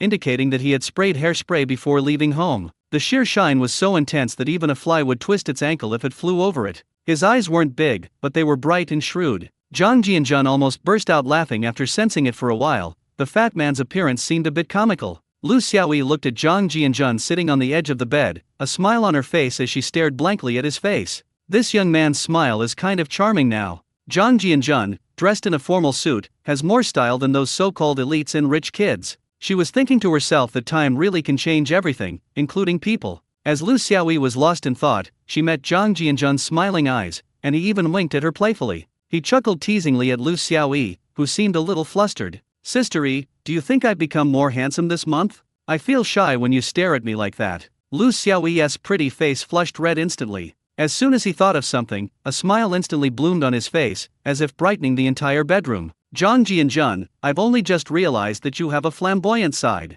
No wonder you can write such strange romance novels. But after reading a few chapters, they are indeed quite touching."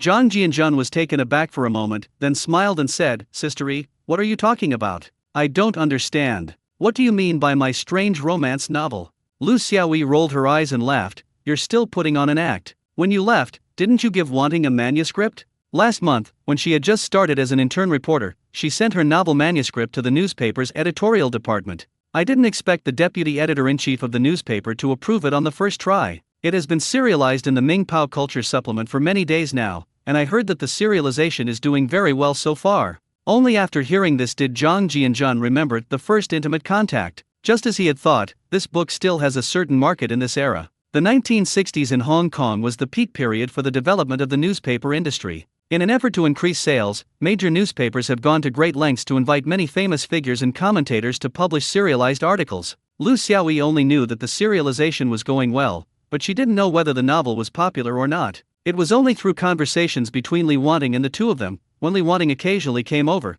that they obtained some information. Zhang Jianzhan didn't care about the novel's situation. After all, he was just a plagiarist. I don't expect to achieve anything significant in literature in the future. Furthermore, one of his songs has already made him famous throughout the country, and it's not uncommon for people to live off a single song for a lifetime. The two chatted for a while, and then Lu's mother came in and called Zhang Jianzhan to go out for dinner. Zhang Jianzhan bid farewell to the two and came to the living room from the bedroom. A wide variety of dishes were already laid out on the large round table. Lu Bangheng saw Zhang Jianzhan coming over and waved with a smile. "Jianzhan, let me introduce you to two of my good friends."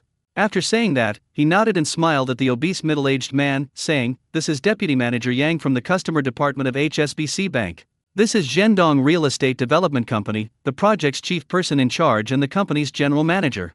Then he smiled at the two men and said, "Manager Yang, Manager Cheng, this young man is my son-in-law, Zhang Jianzhan." The two men glanced at Zhang Jianzhan with surprise in their eyes. Old Yang's son-in-law was too young, but he was quite handsome and had a good image. Deputy Manager Yang wiped the sweat from his forehead and smiled. "Mr. Yang, your son-in-law is indeed a handsome and talented man. Your business is booming and your son-in-law is so outstanding. I admire him very much."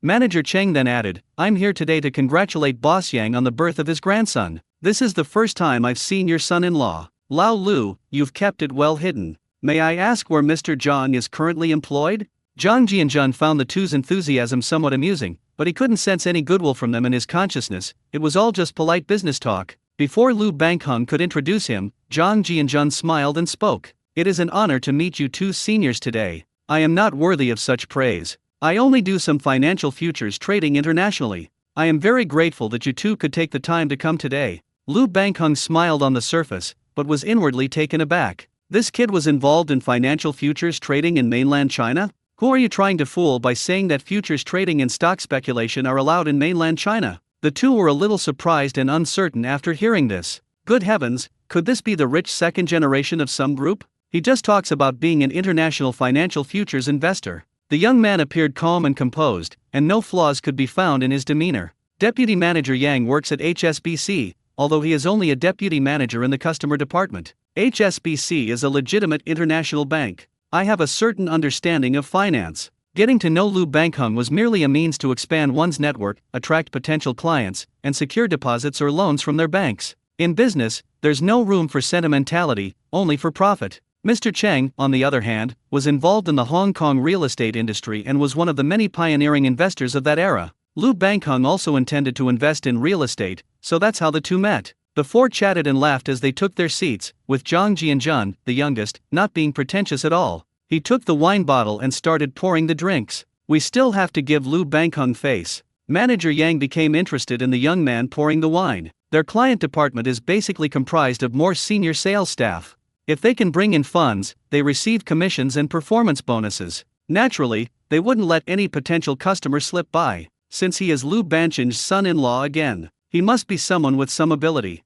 A discussion about finance is unfolding. At the dinner table, Zhang Jianzhan spoke fluently and confidently, from the Great Depression in the United States in the 1930s to how the island nation rose rapidly after the war. From the development of heavy industry in Germany to the decline of the British Empire, to the general direction of Hong Kong's future development, and the financial risks that will come in the 1970s. Let alone the fact that the managers in front of him were just two not-so-big-name managers, Zhang Jianzhan wouldn't be intimidated even if the president of HSBC came. He's seen all sorts of big shots these days. He even emptied two of the East City Bank buildings. Everyone was stunned. If they knew about pyramid schemes, they would definitely think that this was the leader of a pyramid scheme. Although Lu Bangheng was a successful businessman, he was also misled by his son-in-law due to the limitations of history. Looking at his son-in-law, Lao Lu, who was beaming and talking big, he began to have some doubts about life. Both managers had studied finance, so everything Zhang Jianzhan said was based on solid evidence. Moreover, the financial leverage theorem that this young man mentioned provided a very insightful analysis of the current global financial landscape. The two natives' mouths started to open slightly. Good heavens, could this be some old monster reincarnated? Zhang Jianjun took a sip of wine and continued, you investors must be careful in 1967 and 1968. The Hong Kong stock market will experience a sharp decline in the second half of 1967 and 1968. It is estimated that the market will be suspended for at least 10 days in July, and the Hang Seng Index will drop to a record low in August. Because the future market closure measures will cause dissatisfaction among some Chinese people, it has indirectly spurred the creation of a stock exchange targeting Chinese people. Under such circumstances, a group of Chinese brokers would secretly prepare for the establishment of the Far East Stock Exchange, a Chinese stock trading market, which was estimated to be officially listed in the late 1960s.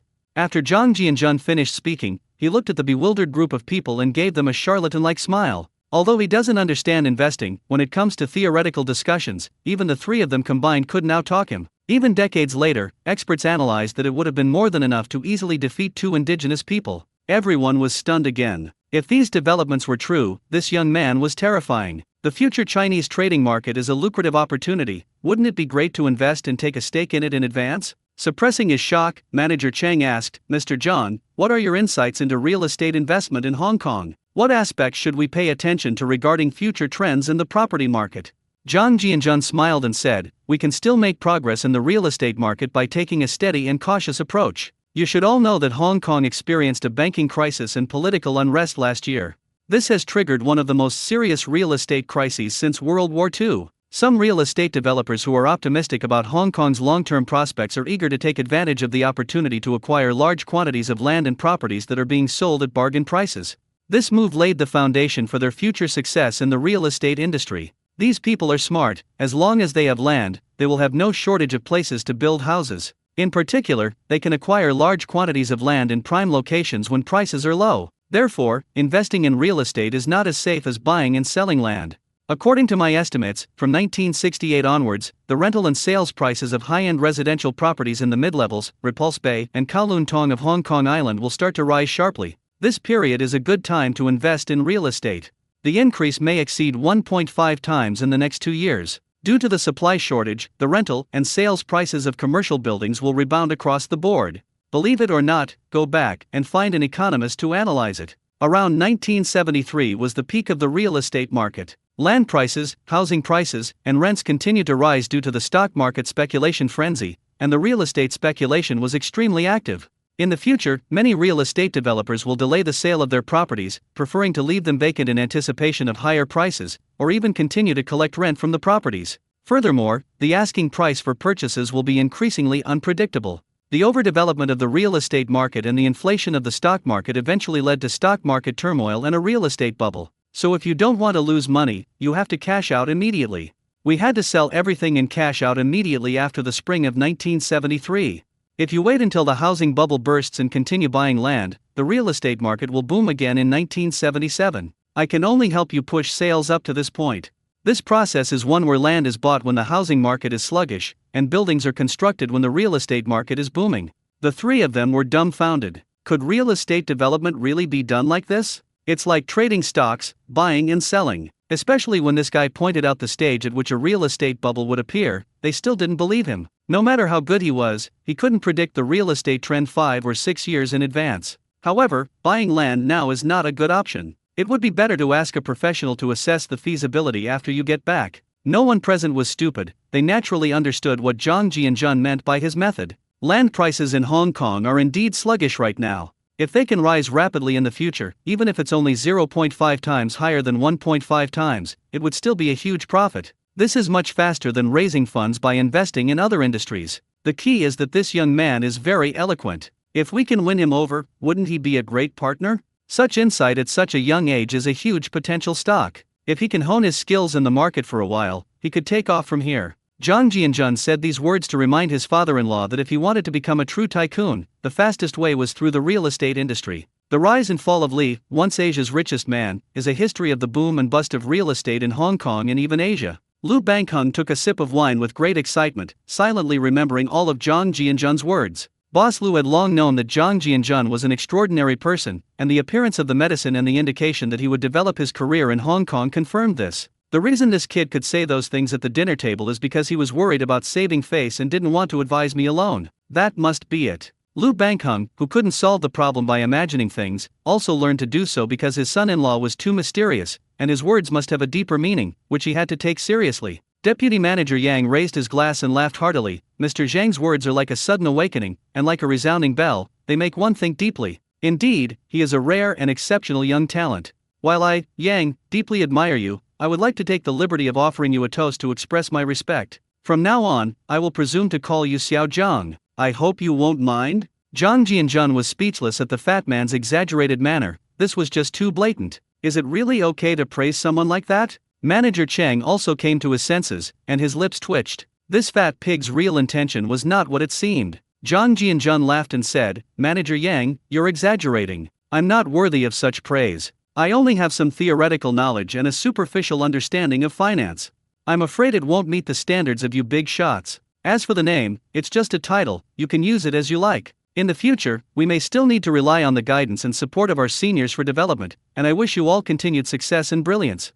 Anyway, everyone knows how to carry a sedan chair. All three of them twitched slightly at the corners of their mouths upon hearing this. To grow bigger and stronger and create new glories. It sounds so catchy. Xiao Zhang, I don't know what your educational background is, but would you be interested in visiting HSBC? You should know that HSBC is one of the world's top 20 banks. Zhang Jianjun smiled slightly. He secretly thought to himself, these guys really love to take advantage of others.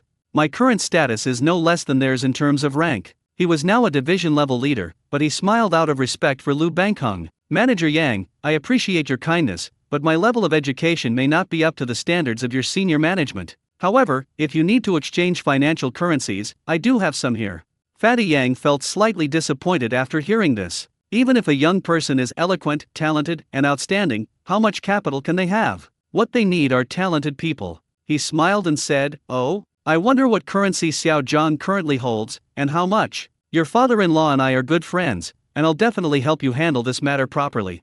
Lu Bangheng and Manager Cheng both looked over curiously. In particular, a glint of interest flashed in Manager Cheng's eyes. He also wanted to see how capable this talented young man was, and how much foreign exchange he actually had, since he was involved in financial futures trading. In the business world, the crudest and simplest way to measure a person's value is by how much they are worth. Zhang Jianjun smiled and said, I still have some island nation currencies in stock. I wonder what the exchange rate is at your HSBC bank right now. Manager Yang was even more disappointed upon hearing this, and Manager Cheng also sighed inwardly. Although he seems to have a lot of expertise in financial analysis, he's still too young. Isn't it just asking for trouble to hoard island nation currencies at this time? Even Lu Bangheng began to doubt whether he had heard correctly. When did this kid start having economic ties with the island nation? The island nation's currency has depreciated significantly. Manager Yang touched his slicked back hair and sighed. Xiao Zhang, if you traded Japanese futures in the early stages, you must have incurred some losses, right? You've heard about the several major events that happened in Japan a month ago, haven't you? It's no secret in the financial world that the shrines in Toto were burned down and Sumitomo Bank and Toto Bank were looted. Moreover, these two major banks have always had financial business dealings with HSBC.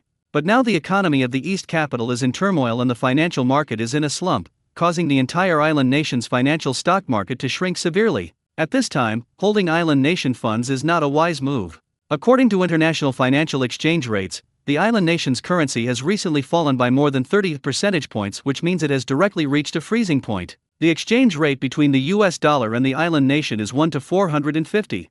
Zhang Jianjun was also shocked after hearing this. He hadn't expected that the things he had done last month would cause such a severe blow to the island nation's economy. The exchange rate, which was originally 300 to 1, suddenly became 450 to 1. My goodness, this is the beginning of an economic bubble. If it ends up like the Zimbabwean dollar in the later stages, then it's all over, Zhang Jianjun said with a satisfied smile. Zhang Jianjun doesn't mind losing a little money himself. He'd accept it even if the island nation's economy collapsed and its currency became worthless. This island nation, which he has always disliked and resented, will see its economy regress by 10 or 20 years once its financial bubble bursts. This rendered the island nation's gold in 2 decades of recovery futile. There's a saying that goes, after more than a decade of hard work, you're back to square one. This was the best news Zhang Jianjun had heard since arriving, and he couldn't hide the smile on his face. He was secretly pleased with himself, even though he couldn't leverage his position to manipulate other countries' stock markets, nor could he become a stock market guru like Buffett. But you can try to achieve your goal indirectly by exploiting loopholes. Zhang Jianjun's joyful smile left the 3 people at the table feeling bewildered. Good heavens, the yen is worthless. Why is this kid still laughing? Has he already gotten a bit tipsy from drinking this liquor? Zhang Jianjun felt 3 surprised gazes fixed on him. Then he laughed and said, I was just thinking about how cute my son is, so I got distracted. My apologies. I'll punish myself with a drink. Upon hearing this, everyone smiled kindly, thinking that it was only natural for someone so young to have a son. Zhang Jianjun poured a drink and smiled. Manager Yang, I'm in a good mood today, so I've decided to exchange a small amount at your HSBC branch. I have 100 billion Japanese yen here. We can discuss it if you're interested. Deputy Manager Yang, who had been wearing a polite smile, said, 1,000? Haha, 100 billion. He shook his wine glass, spilling wine all over the table, his small eyes wide open and his mouth agape. Even with its mouth wide open, you can clearly see the tiny bean in its throat. He stood up, panting heavily, and asked loudly, 100 billion? Mr. Zhang, are you kidding me? The 2 eyeballs on the side weren't much better off. Even though the yen had depreciated significantly, that's still 100 billion. That's over 200 million US dollars. If converted to Hong Kong dollars, that would be around 1.4 billion. Even if the 3 of them combined, they wouldn't have that much wealth, and you have to remember that this is only the 1960s. If someone is just starting out and has tens of millions of yuan, they're considered a big boss. If they have hundreds of millions, they're definitely among the top billionaires. Li Ka-shing's real estate company wasn't famous yet, and he only really turned his fortunes around in the 1970s. Isn't that astonishing? He was overjoyed at the birth of his son and immediately exchanged 100 billion yen. According to him, he had more than 100 billion yen in his hands. Is this young man even speaking human language? Zhang Jianjun was very pleased to see the 3 of them looking stunned. It's not too much to just empty out Dongda Bank and spend 100 billion, is it? He laughed and said, Manager Yang, it's just 100 billion Japanese yen. What's the big deal? In your terms, it's nothing. Please calm down and sit down to talk. If you don't believe me, you can hire a lawyer so we can sign a contract. I can use all of the Liu family's assets as collateral.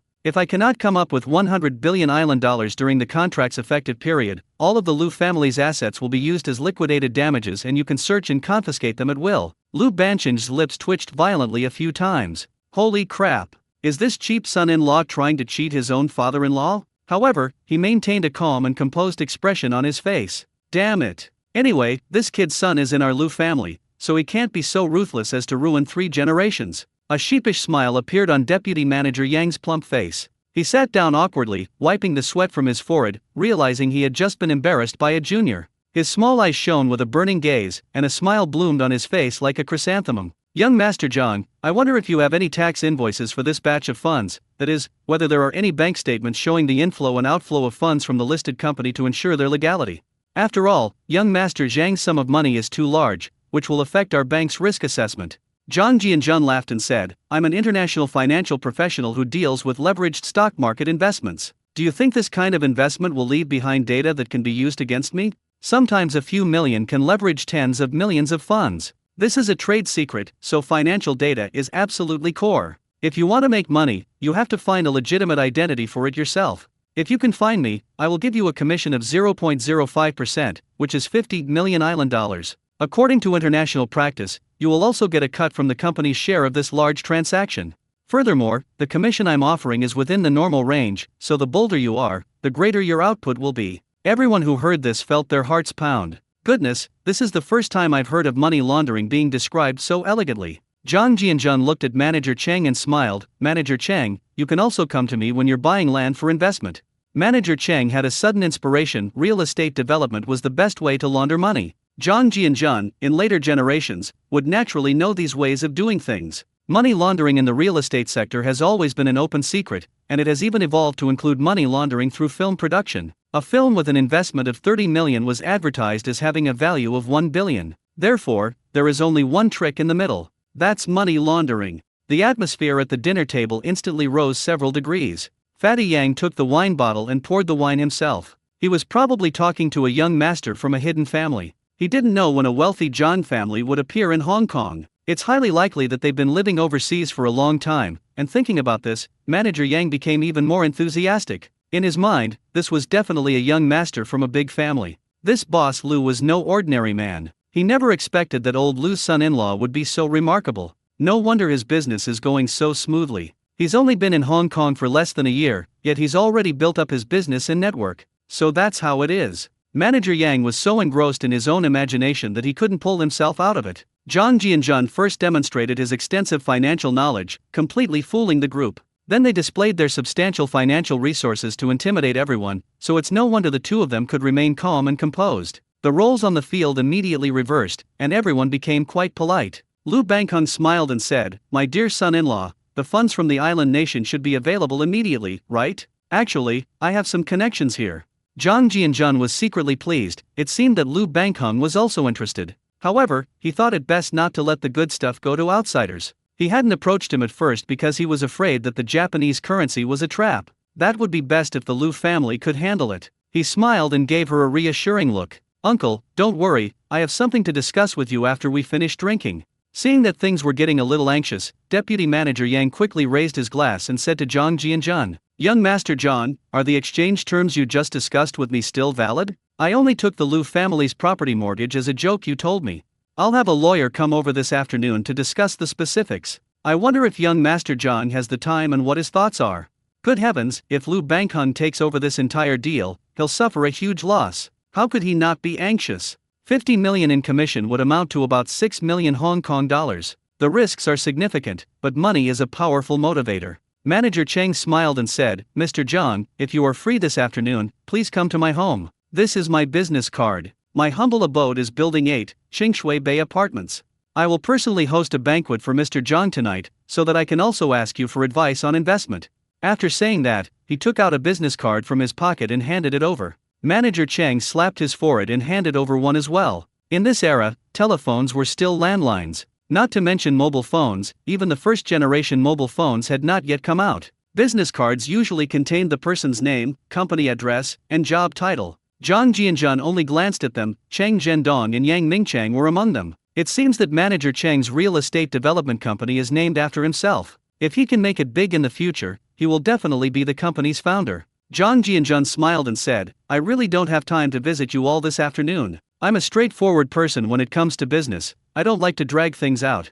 However, you two seniors should think it through before discussing this. Don't get carried away. If you think it's okay, come find me here. As long as the contract is in place, the money can be in place anytime. Before the transaction, I would like to give my two seniors a piece of advice: eat only as much food as your stomach can handle, and never force yourself. According to the laws of finance, once a contract takes effect, there are only interests and transactions between us, so the key is to consider how much you can afford to take. Since I can raise so much money, I'm not afraid of trouble. Of course, I also hope there won't be any trouble between us. Business is all about honesty and fairness. The second point is obvious to everyone: the principle of confidentiality. Even if a business deal falls through, there may still be some resentment in one's heart. The biggest taboo in business is to reveal the information of business partners.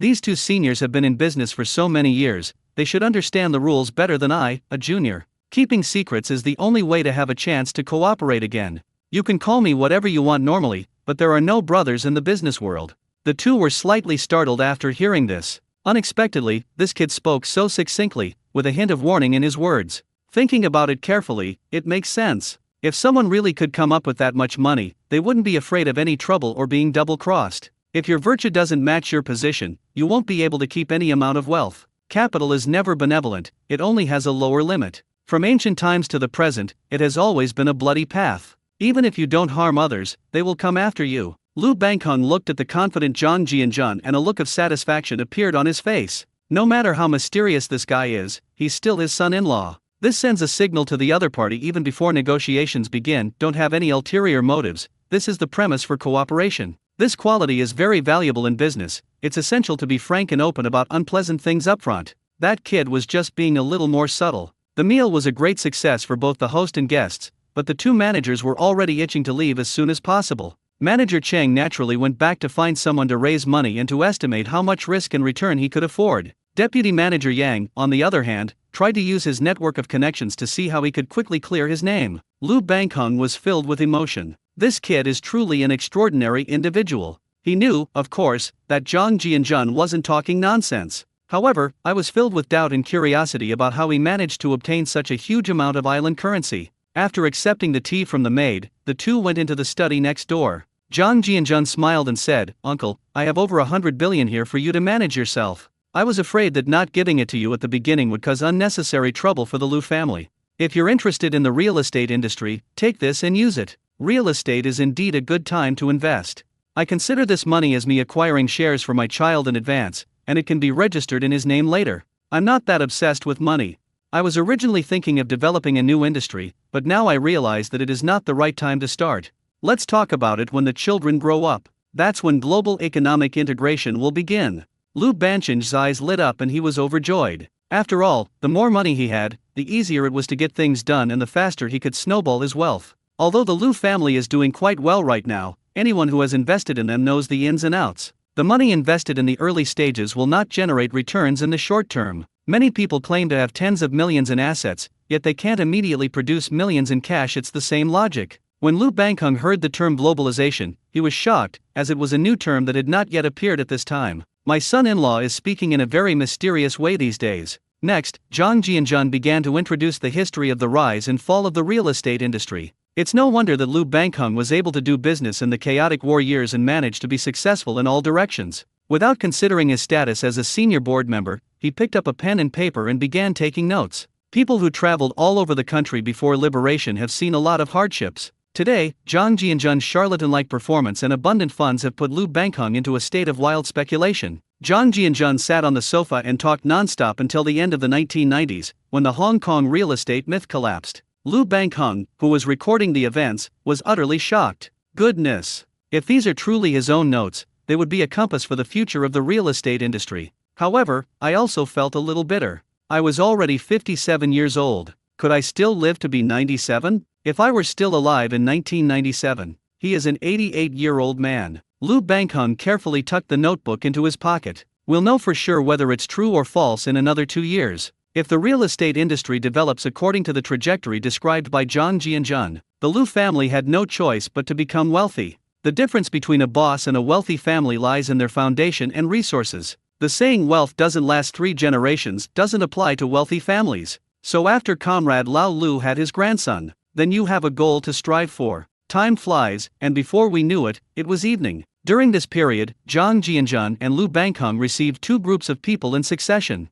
Around 3 p.m., Lou Banghung represented Zhang Jianjun in negotiations, and the Lou family brought in a financial lawyer from DTT law firm. HSBC's manager Yang, accompanied by his professional lawyer RMJM, negotiated for more than 2 hours and reached a consensus on cooperation. Manager Yang, having worked his way up in HSBC for over a decade, managed to arrange all the coins in about an afternoon. He spent 2 hours on the phone arranging the transaction data, but the cost of it is unknown. He probably wouldn't go looking for underground banks these days. It's said that the price of money laundering there is such that if the money is properly arranged, you're lucky if you can get a third of it. A large transaction and money laundering were thus secretly completed. Lou Banghung drove Zhang Jianjun to Central at around 5 p.m. He spent HK $1,600 to rent a freight warehouse, which became Zhang Jianjun's spending point. On October 2nd, HSBC's armed escort vehicle will arrive to transport the cash. All Zhang Jianjun needs to do is hand over these forged financial statements. These capital banks are well aware of this,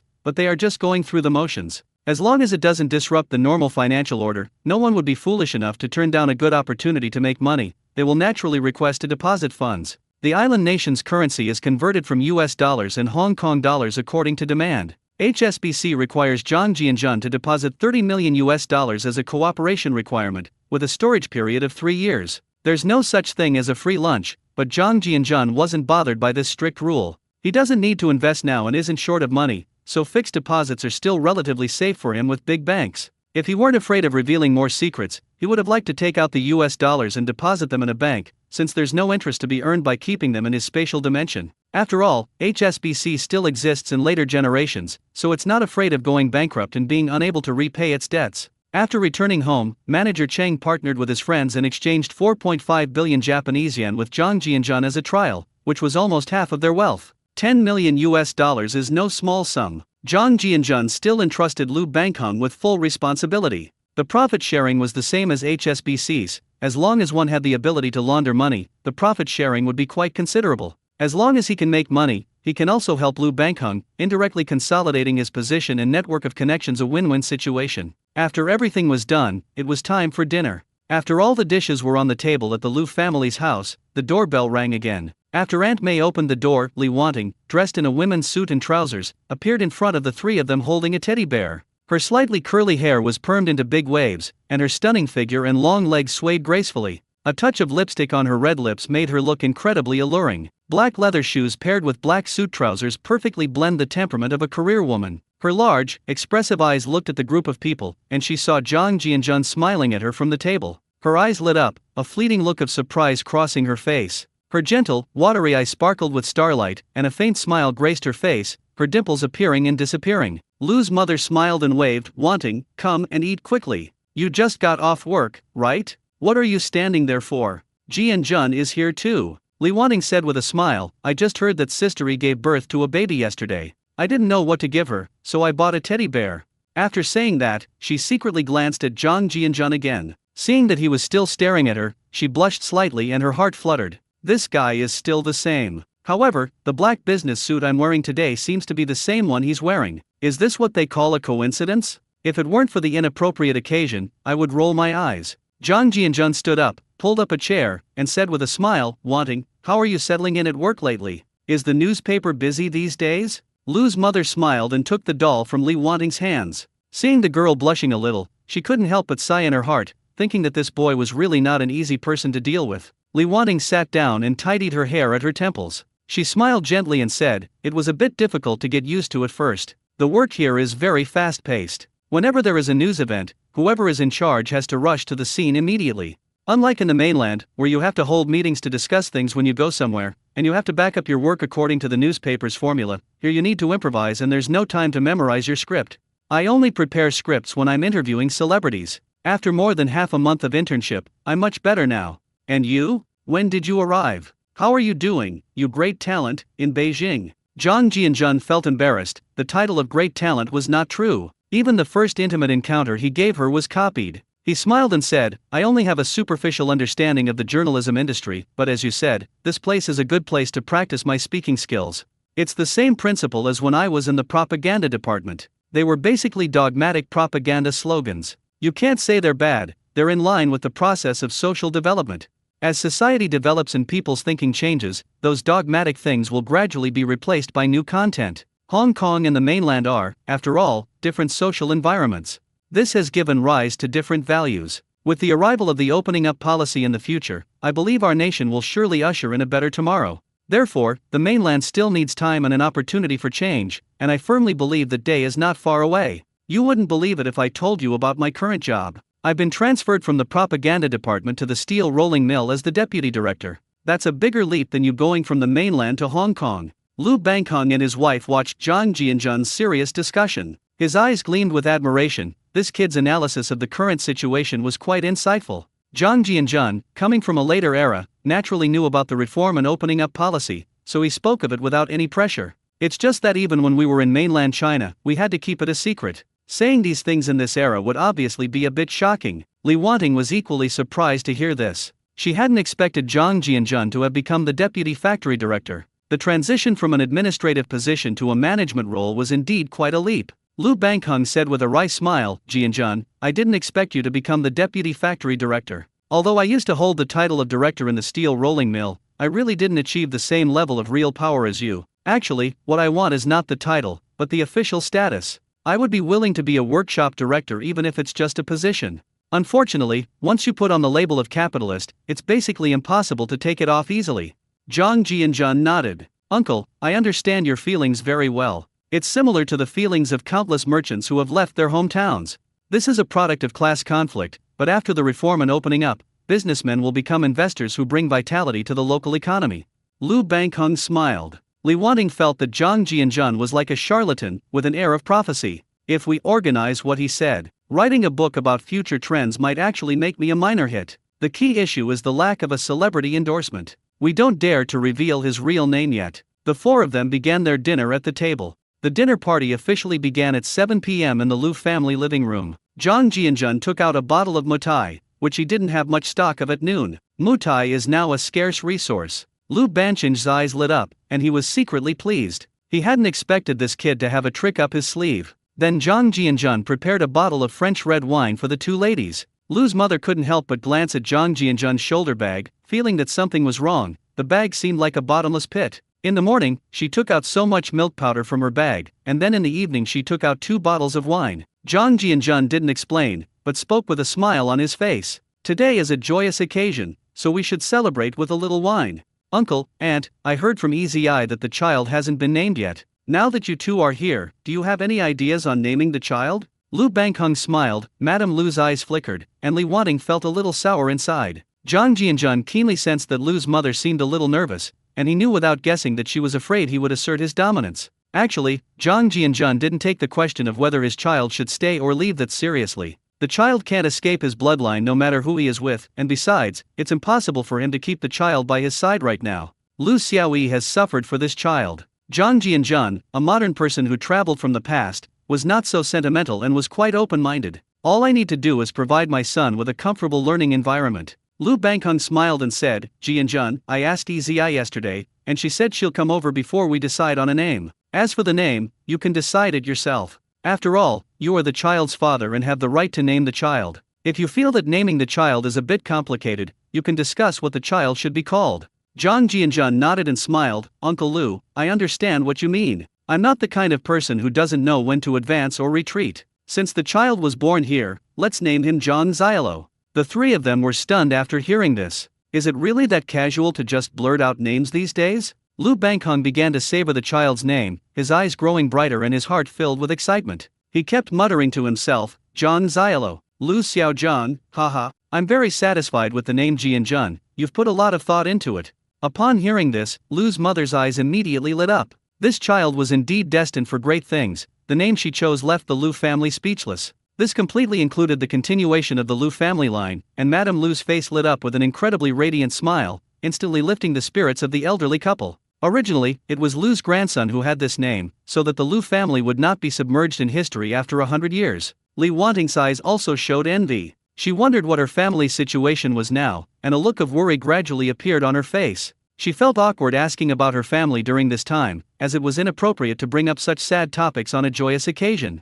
Lu Bangheng picked up the wine in his glass and said with a smile, My dear son-in-law, come, let's have a drink together. How about my daughter Ezi suggests the baby's nickname? Zhang Jianjun smiled and said, Uncle, you are right. After all, it is not easy for Ezi to carry a child for 10 months. It is only right to give her a nickname. You too can absolutely treat the child as your own grandson. I have no objection to him staying with the Lu family. As for his future development, let time decide. I believe that the child will be well educated and successful in your care. He will also regard you as his own grandfather for raising him. Filial piety is the most important virtue. I would not be happy if the child did not do so. Lu Bangheng laughed heartily after hearing this, his face beaming. Jianjun, please rest assured about education. I will ensure that my precious grandson has a good learning environment from a young age, and when he grows up, I will spend money to send him to the best university.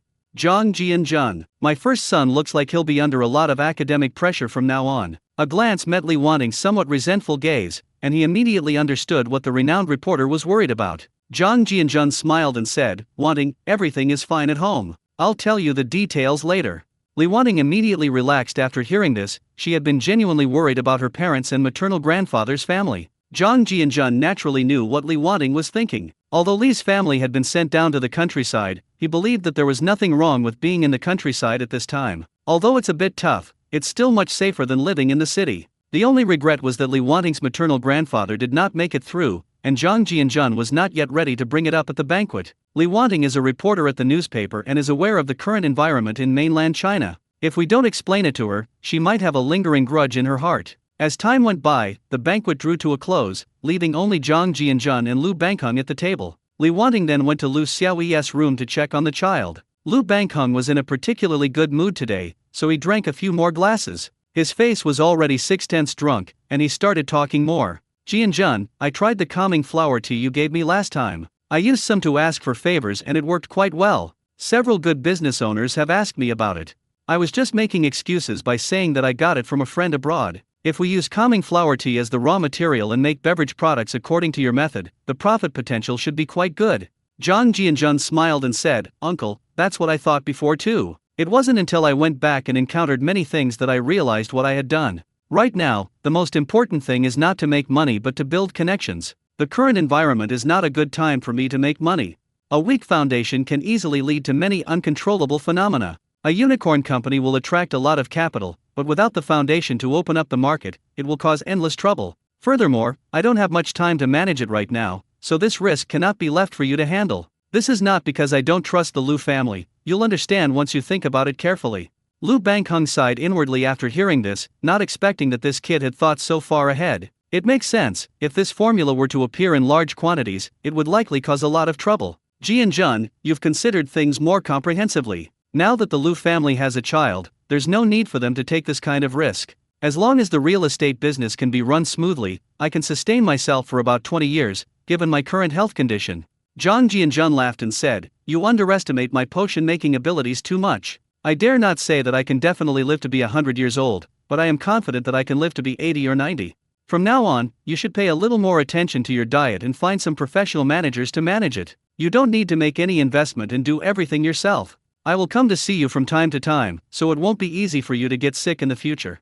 Liu Bangheng was overjoyed upon hearing this, and at the same time felt a little moved and relieved. His daughter has finally reaped the rewards of her hard work. Indirectly, this also brought a benefactor to the Liu family. The consequences of not being able to leave the mainland back then. It's simply unthinkable. At 9 p.m., the streets of Tsim Shui were brightly lit. The most bustling area of Hong Kong is still teeming with people, and cars whiz by on the road from time to time. The laughter and chatter of young men and women out for a night out on the sidewalks filled Hong Kong in the mid to late 1960s with vitality. The neon signs of the dance hall flashed incessantly, and the cars parked at the entrance spoke of the owner's status. A couple strolled along the sidewalk on Central Road, their black suits attracting attention. The man was tall and slender with fair skin and a refined demeanor, while the girl had a hot figure with long, wavy hair draped over her shoulders and long legs that were particularly eye-catching under the streetlights. This led many young men and women to steal glances from afar. Several young men with dyed yellow hair stood at the entrance of the nightclub, their shifty little eyes scanning the surroundings. It was obvious at a glance that they were petty thugs who kept watch over the nightclub. He would whistle whenever he saw a pretty woman passing by, and even burst into laughter from time to time. Zhang Jianjun's eyebrows furrowed slightly. Behind the glitz and glamour of Hong Kong, there were bound to be rats lurking in the shadows. Hair dye has gradually become popular in Hong Kong, but it is not yet recognized by the mainstream public. Currently, only petty thugs dye their hair in a messy way. Li Wanting said softly, "Jianjun, why don't you take me home first? I'm usually too scared to go out at night when I'm alone. My colleagues told me that it's best not to go out at night because the people in nightclubs and casinos are very chaotic, and even the police can't do anything about them. Every time we crack down on them, there are informants from within, which has led to these people becoming more and more rampant. I've heard that some of them are even involved in drug trafficking." Zhang Jianjun sensed the surrounding environment with his divine sense. The area around the Middle Ring Road should be a wealthy area, which is not bad. Although a few sneaky young men were loitering in the alleys, they didn't dare to cause any trouble openly on the street. They're probably all smugglers and thugs, doing shady business in the shadows. Zhang Jianjun smiled and said, "Wanting, with me here, I don't even need to worry about those few thugs. You're busy with work every day, so just think of this as a walk. Don't worry, I've got everything covered." Li Wanting gradually relaxed after hearing Zhang Jianjun's words. She also thought of that night on the mainland, when Zhang Jianjun was holding two people in mid-air, their feet barely touching the ground. After arriving in Hong Kong, I read Mr. Jin Yang's martial arts novels, in which the internal energy techniques described were incredibly powerful. Li Wanting asked playfully, "Zhang Jianjun, do you know the 18 subduing dragon palms?" Zhang Jianjun. "Wanting, I'm not bragging, but even if martial arts like the 18 subduing dragon palms were real, I wouldn't take them seriously at all." Zhang Jianjun sensed several people in the alleyway by the roadside, and became more alert, sending his divine sense through his body to scan the surroundings. He grabbed the soft, boneless hand beside him, and after a moment of panic and confusion, Li Wanting tried to pull away but eventually let him have his way. Suddenly, a sleazy voice rang out from behind. "Judging from your accent, you're just a country bumpkin from the mainland. You'll do anything to pick up girls. You don't even care about the 18 subduing dragon palms. What a big mouth you have. This pretty boy is such a hottie, how about we let the brothers take care of her for you?" Li Wanting was startled by the sudden sound and quickly moved closer to Zhang Jianjun. 5 blonde-haired punks emerged from the alleyway, about 5 meters behind them. Zhang Jianjun patted Li Wanting's hand to reassure her. He scanned the area with his divine sense and knew that there were 5 suspicious young men nearby. Zhang Jianjun didn't care what the other party was doing at all. He didn't take these 5 ordinary people seriously at all. "I won't bother with other people's business unless they have malicious intent towards me. I just didn't expect these people to dare to come out of the alley." Many passersby were so frightened that they scattered in all directions. They knew that these thugs were very difficult to deal with, and they felt like they were coming home when they arrived at the police station. Almost everyone who goes out into the world has a criminal record, but Hong Kong law does not have the death penalty. As long as you weren't guilty of a heinous crime, you could get out with a lawyer's guarantee. During that period in Hong Kong, money could buy almost anything. Chung Zukung is a good example. He committed so many crimes, including robbing an armored truck, yet he was acquitted. In the end, his arrogance led to his downfall in mainland China. So these citizens ran faster than rabbits, but no one dared to step forward and do the right thing. Zhang Jianzhun looked at the 5 blonde-haired men who were about to surround him, and said calmly with a disdainful expression, "People like you, the scum of society, only deserve to scavenge for food in garbage dumps. Even if you're eating shit, you have to run fast, otherwise you won't be able to catch it while it's still hot after everyone else has finished. A bunch of good-for-nothings, all they have are muscles in their walnut-sized brains, a bunch of self-important bastards. Who gave you the courage to laugh at mainlanders? What's wrong with mainlanders? Did mainlanders dig up your ancestral graves? They're just a bunch of scum brainwashed by foreign devils." The leader, a scarred, long-haired blonde man, was stunned by what he said. They never expected that a seemingly weak and delicate young man could speak so venomously. That long string of words was so hurtful, it was like a series of sharp knives being stabbed into their lungs. The blonde-haired men, their faces flushed and red, were breathing rapidly. The leader, enraged, waved his hand and shouted, "Brothers, grab your weapons and kill this bumpkin from the mainland." Ah! Before he could finish speaking, the 2 blonde-haired thugs behind him went berserk, wielding machetes and slashing the leader's neck twice. Zhang Jianzhun pulled the frightenedly wanting back quietly. 2 of the 5 people turned against them, grabbing machetes and hacking wildly at the other 3. This phenomenon left the onlookers stunned, their eyes wide with disbelief, as if they had seen a ghost. They started off aggressively causing trouble for others, but why did they suddenly turn on their own people? Is it because of a dispute over the spoils? Immediately, screams and curses filled the air. "Kiangzi, are you crazy? How could you cut your own people like that? Ah, 4th brother seems to be done for, let's run. Oh my god, I'll fight you to the death." And I must say, the fight scene was quite exciting. Despite the intimidating appearance of the large cleavers, 1 or 2 blows wouldn't actually kill anyone. A cut to the back would leave a large, bloody gash. It's not as directly lethal as a dagger or steel bars. Aside from the leader, the blonde-haired guy, who was ambushed and slashed in the neck, collapsing to the ground convulsing. The other 2 fought back fiercely and were evenly matched. This bizarre fight opened the eyes of the citizens in the distance. They had seen 2 groups of people fight each other for territory before, but this was the first time they had ever seen people fighting each other. Zhang Jianzhun and Li Wanting arrived in the crowd. They frowned as they watched the people slashing at each other 100 meters away. Not wanting to leave any survivors, they immediately charged forward with their spiritual energy. The 2 blonde-haired men, who were still struggling to hold on, let out a scream, feeling as if a steel knife had been twisted in their brains, causing them unbearable pain. Before they could even let out a second scream, 2 knives slashed down on their necks. Citizens watching from a distance exclaimed in shock, "These gangsters are too bloody and violent." Even when people were being hacked down before, they were never hacked to death like this. Severing tendons in the feet and hands is considered a major event. Usually, after a long fight between 2 groups, only 1 or 2 people will die at most. After all, a death is no small matter, even the most powerful person will end up in jail. To everyone's surprise, within just a few minutes, 3 of the 5 people had already collapsed. This is too brutal, slashing someone's neck. They felt an unbelievable scene was about to unfold. The 2 blonde thugs who suddenly attacked and slashed people were, of course, victims of Zhang Jianzhun's illusion. Seeing his enemies lying on the ground, he wiped the blood from his face and laughed heartily. "Everyone!" Amidst the citizens' horrified yet excited gazes, the 2 blonde-haired men walked together, exchanged a knowing smile, and then plunged the knife into each other's necks. Hiss! All around were gasps of shock. This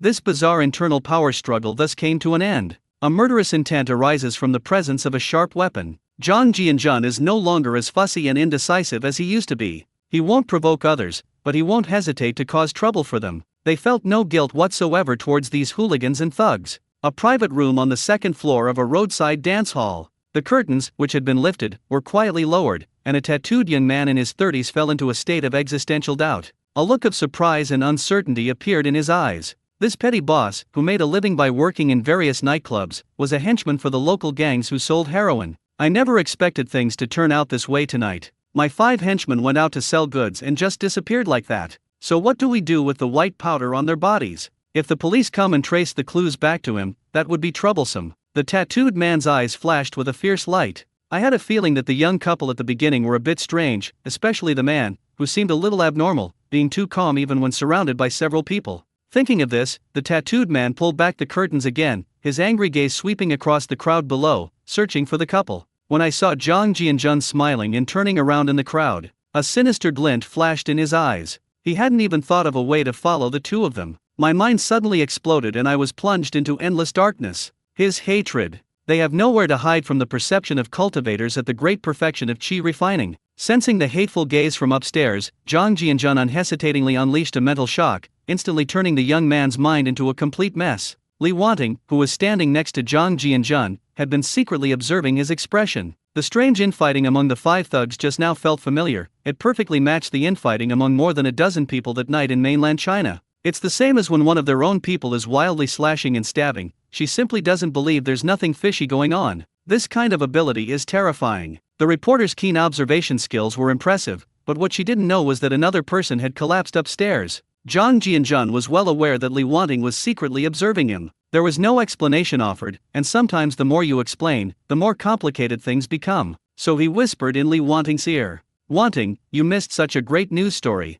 If you had brought a camera and filmed it, it might have made the front page of the newspaper tomorrow. Let's leave this place first to avoid trouble. The police will probably be here soon to clear it out. The streets were already crowded with onlookers. It's best to leave before the police arrive. If waiting for the Hong Kong police to arrive is troublesome, they will definitely look for eyewitnesses as soon as possible. Zhang Jianjun and Li Wanting quietly left into the crowd. She kept thinking about what had just happened. If that bizarre scene had been filmed as he suggested, it would have been a truly explosive news story. Li Wanting adjusted her mindset and smiled. Jianjun, I must say you have the potential to be a reporter. I was so startled that I didn't think of that earlier. Even if I had a camera, I probably wouldn't dare to take pictures of such a bloody scene. I never expected these people to be so crazy. By the way, I didn't have the nerve to ask you about my parents and my maternal grandfather's family when I was at Sister E's house. How are they doing now? Zhang Jianjun held Li Wanting's hand and said softly, Wanting, don't get agitated. When your father went back, he was indeed treated unfairly and was locked up with your maternal grandfather's family.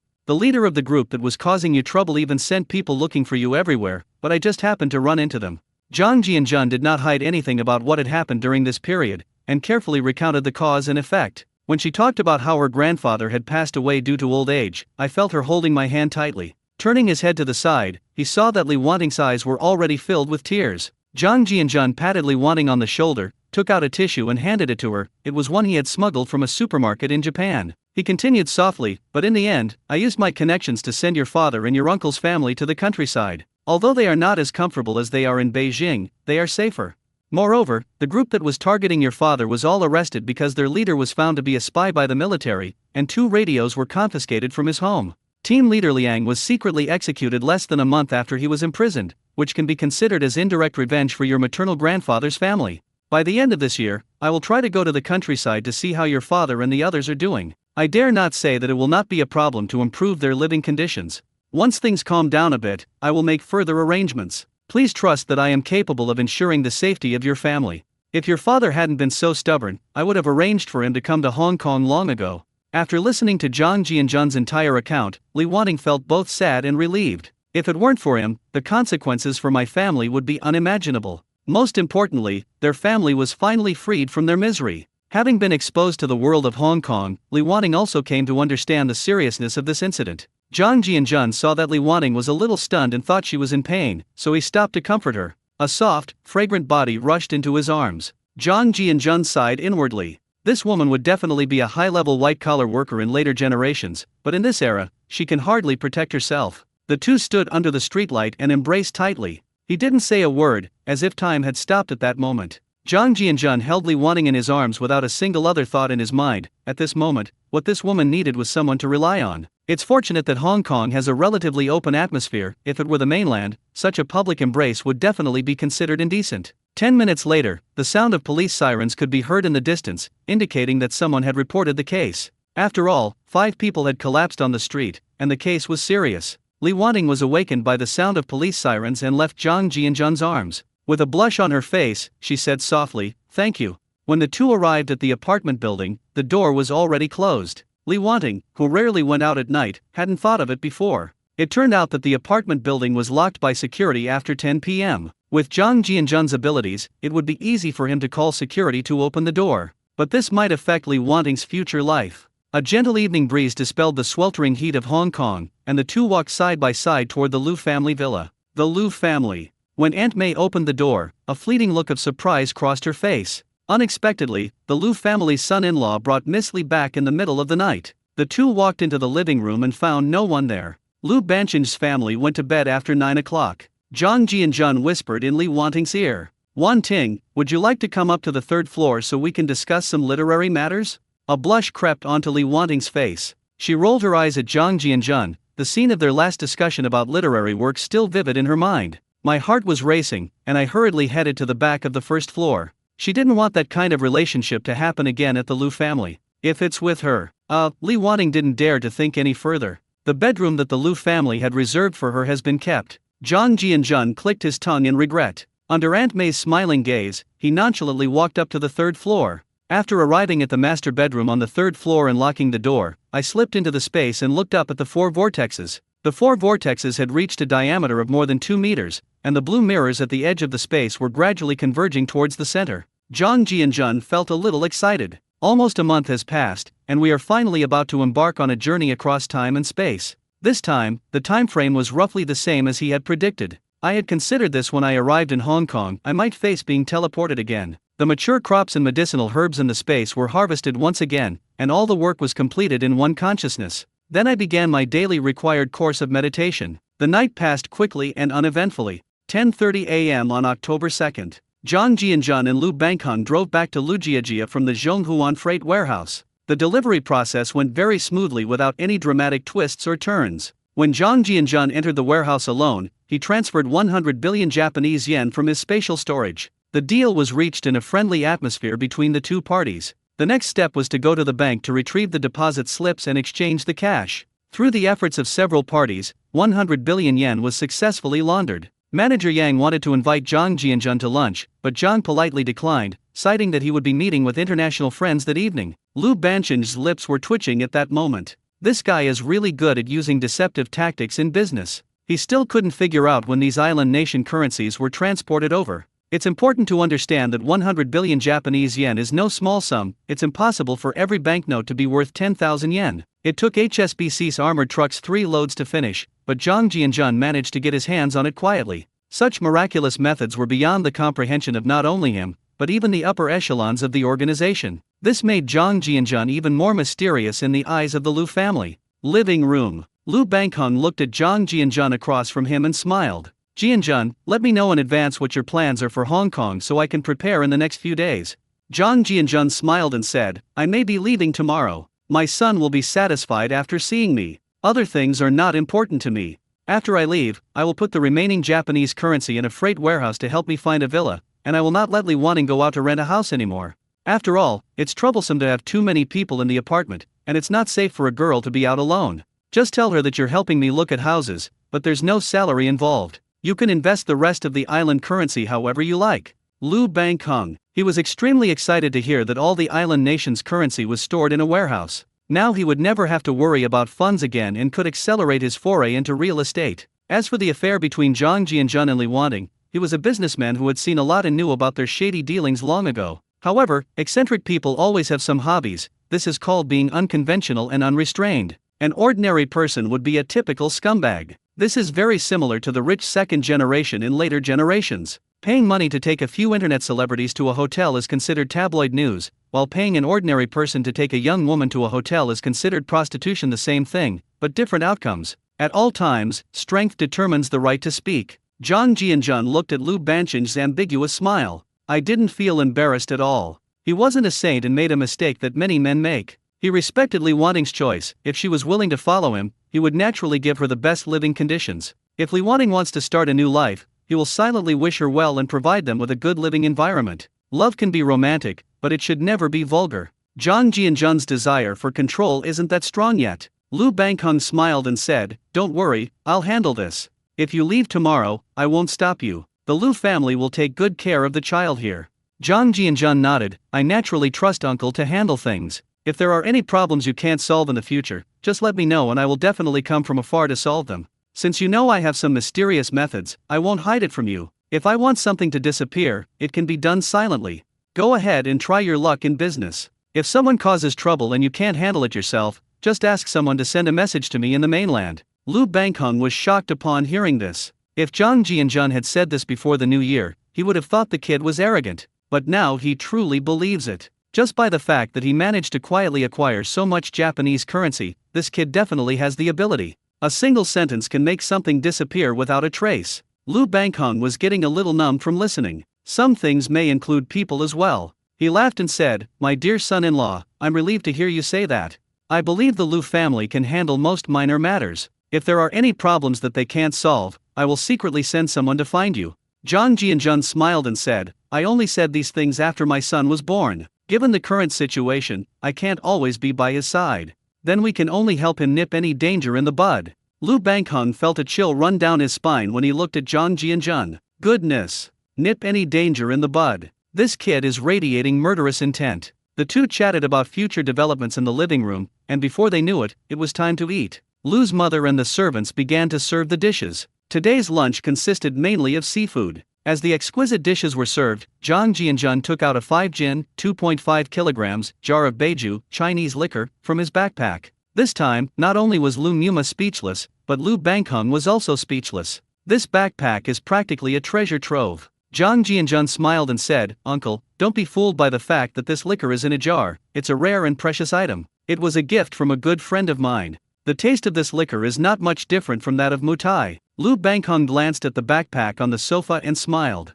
"The things my son-in-law brought are naturally not ordinary. Wine from the mainland is in high demand right now, and I'm not used to foreign wines, so I'll just have to take advantage of your generosity." Lu's mother asked with a smile, "Jianjun, how long do you plan to stay here this time? You can take Easy Eye out for a trip after the baby is a month old. This child hasn't gone out since she got pregnant, and she's been staying at home all the time, which is really boring."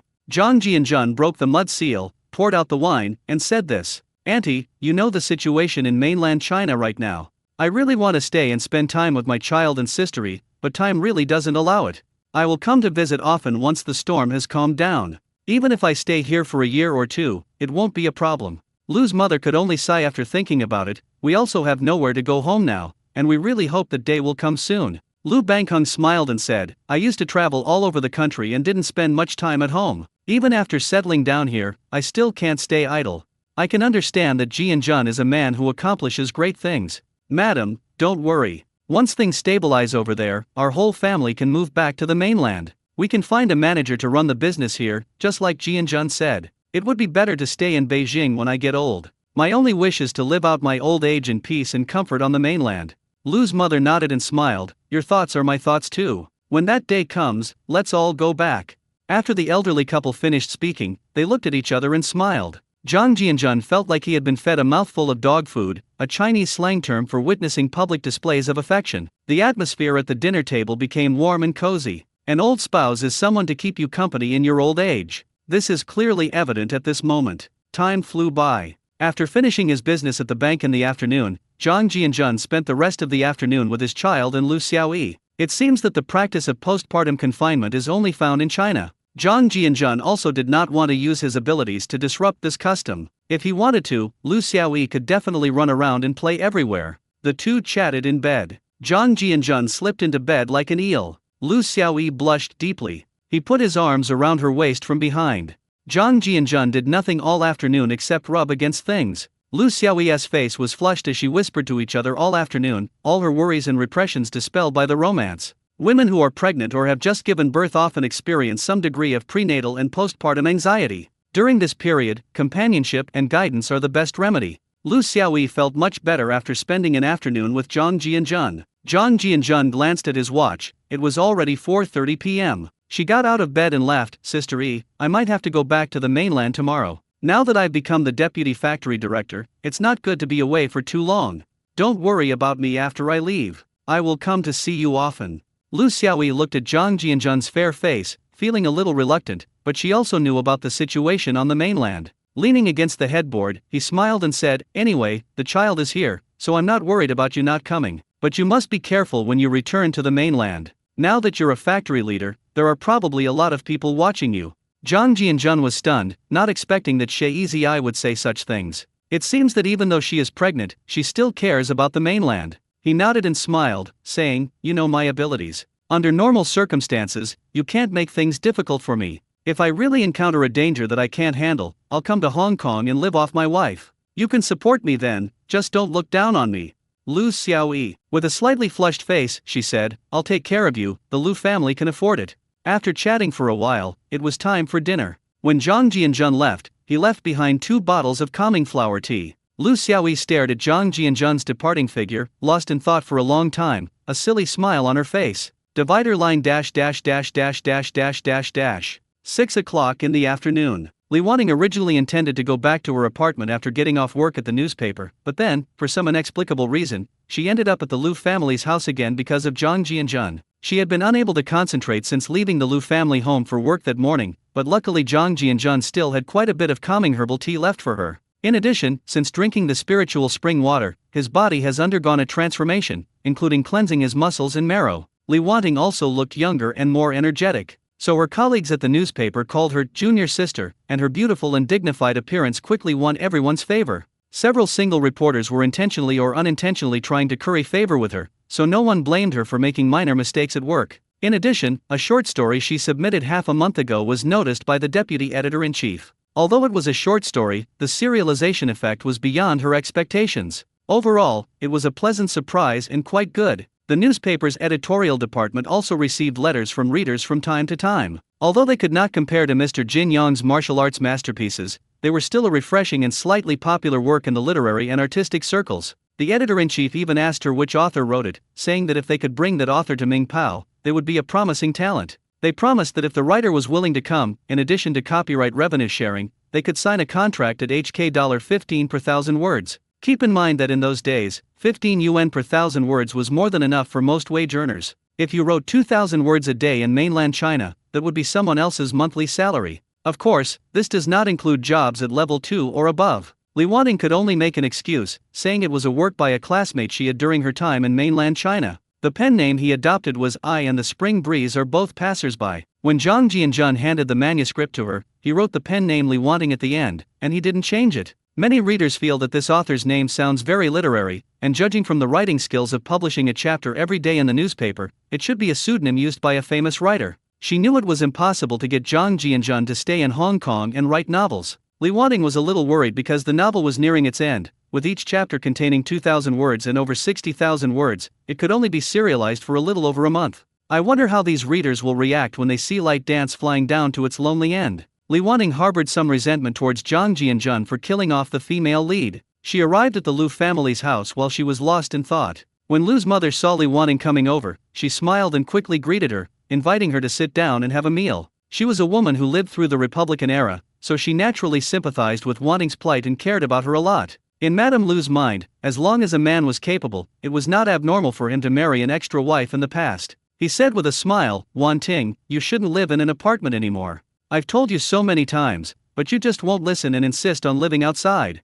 If Jianzhen were here, people would think the Lu family doesn't like you. It's worrying to leave a young woman like you alone. Zhang Jianzhen got up and brought over a stool. Li Wanting sat down and smiled as she spoke. Auntie, I know you've always been very good to me. As a reporter, I'm sometimes late for get off work, and I'm afraid of disturbing your and uncle's life. It's okay once or twice, but I start to feel embarrassed after a while. After listening, Madame Lu said reproachfully, you silly girl, you should treat this place like your own home. There's no reason for a family member to be afraid of being disturbed. Lu Bangheng glanced at Zhang Jianzhen and saw him nod. Then he laughed and said, Wanting, stay with me for a few days. You can help Jianzhen look at houses. He bought a house here and the formalities will be completed in a few days. Zhang Jianzhen continued, it's not good for the house to be left unattended for a long time. I probably won't be back more than a few times a year, so I like to trouble you, a big reporter, to help me take a look at the house. But there's no salary involved. Lu's mother, Li Wanting, was deeply moved after hearing this. This was Zhang Jianzhen's tactful way of saying it so as not to hurt her self-esteem. What he never expected was that he would be so rich now. Li Wanting certainly didn't believe it was a gift from the Lu family to Zhang Jianzhen. In her mind, literati were always the aloof type. But is it really appropriate to say that in front of the Lu family? 2 blushes involuntarily rose on her face. Seeing that all 3 of them were smiling at her, what could Li Wanting say? If we continue, wouldn't that be too sentimental? She's a girl who grew up right here in the capital. Then she smiled gently and said, okay, but don't blame me if you live there for too long. Zhang Jianjun smiled and said, "Wanting, you don't understand. Houses fall into disrepair faster when no one lives in them. Homes need people to nurture them. No matter how luxurious a mansion is, without people, it will become a terrible sight within 5 years." It may sound a bit far-fetched, but it is the truth. Look at those broken brick walls. As long as someone lives there, even if it leaks frequently, they won't collapse. The three of them were stunned, but upon closer reflection, it really made sense. It's like how a temple immediately falls into disrepair if it loses its incense offerings. Li Wanting felt a warmth in her heart, believing that Zhang Jianjun had deliberately said these words to reassure her. Lu's mother couldn't help but sigh inwardly, thinking how incredibly eloquent her prospective son-in-law was. The atmosphere at the table became lively, and the jar of liquor left over from lunch was brought back onto the table. Zhang Jianjun then took out 2 bottles of beer from his bag and handed them to the 2 men. Mrs. Lu and Li Wanting were used to it anyway. They had become immune to such things after seeing them so many times. Lu Bangheng said with a smile, "Jianjun, since you're leaving tomorrow, let's have a good drink together today. After tonight, I'll have to get busy tomorrow." Zhang Jianjun nodded. "Then I wish you great success in your new endeavors, uncle. Just remember a few key dates. Unless something unexpected happens, history will not be changed." Lu Bangheng and Zhang Jianjun clinked their glasses and downed their drinks in one gulp. "Then I'll take your kind words, son-in-law." The 2 women beside them were completely bewildered and had no idea what the father and son were talking about. Li Wanting learned that Zhang Jianjun was leaving the next day. "I feel a little disappointed and reluctant to part ways." 3rd floor bedroom. Li Wanting and Zhang Jianjun sat facing each other. She was lured up by Zhang Jianjun again under the pretext of discussing literature. Reporter Li also knew that Zhang Jianjun's real intentions were not what they seemed. But the thought of not knowing when they would meet again after this parting made them half-heartedly pretend to be confused and fall into the trap. Life needs a sense of ritual. How will you know what the outcome will be if you don't take the initiative? Zhang Jianjun looked at Li Wanting, who was sitting a little reserved on the opposite sofa, and chuckled jokingly. "Ting Ting, what's wrong? Why are you, the future big reporter of Ming Pao, a little nervous? Have we started to become strangers after not seeing each other for a month?" This hurt me deeply. Li Wanting was stunned by Zhang Jianjun's use of the word ting ting, and got goosebumps all over her body. Goodness, this is way too cloying. She rolled her eyes at Zhang Jianjun with her charming big eyes. She smiled shyly and said, "Where did you learn to talk like that, Zhang Dakeze? You're a deputy factory director now, yet you still don't speak properly. But I have some good news for you. Did you know that your novel is being serialized in the Ming Pao Literary Supplement? Would you like to know how it's doing so far?" Zhang Jianjun was almost stunned by Li Wanting's glare. This girl's allure is getting stronger and stronger. He glanced at her long legs, calmed himself down, and smiled. "Don't belittle me. I was forced into this position as deputy factory director. I can barely make a living by writing copy, but management is really not my forte. Whether the novel is popular or not is irrelevant to me. I have no interest in it. Since ancient times, writers have been prone to mutual disdain and it is difficult to break free from the shackles. I am also aware that I will never become a literary giant. I just wanted to leave a symbol of my youth, that's all. I published a novel in a certain month of a certain year, and that may be the original intention of my writing novels." Looking at Zhang Jianjun's smiling face and listening to his detailed narration, Li Wanting felt a sense of peace and tranquility at that moment. Unlike when I first came to Hong Kong, it felt like I had woken up from a nightmare, worrying every day about the safety of my parents' and maternal grandparents' home. In order to get into work mode, I can only try to distract myself by studying hard every day. Li Wanting smiled and said, "I didn't expect such a talented man to be so indifferent to fame and fortune. Our newspaper's deputy editor-in-chief was actually thinking of getting you to sign a contract. You've received a lot of letters from readers since your novel was published. If you're not leaving tomorrow, I can bring the letters over for you to look at tonight. I heard there are also many artsy young women among the letters." Zhang Jianjun stroked his chin and said with a smile, "Ting Ting, do you think I'm that kind of superficial person? Forget about signing contracts, I really don't have time. If word got out that a deputy factory director of a key unit was making a living by writing novels, it would probably shock everyone. What would the workers think of me? What would the organization think of me?" After hearing this, Li Wanting thought about the scene and laughed along. She said playfully, "This novel is almost finished. You have to give me a new manuscript, otherwise I can't get those famous writers to write for me now. You can't just watch your fellow villagers fail to make a living here, can you? Zhang Jianjun, I do have another novel, but as a fellow townsman, how will you thank me?" After saying that, to Li Wanting's somewhat panicked look, the sofa was pushed together, and the two were only a hand's width apart. Before Li Wanting could even speak, the scene changed, and Zhang Jianjun pulled her into his arms. Li Wanting felt the warm breath on her ear, and lowered her head to bury it in Zhang Jianjun's chest. That's way too far-fetched." Zhang Jianjun, with his arm around Li Wanting, was thinking about which novel to copy next. Since the first intimate contact went well, it proved that these pure love novels still had a good market in Hong Kong. The downside is that literary works are, after all, too niche.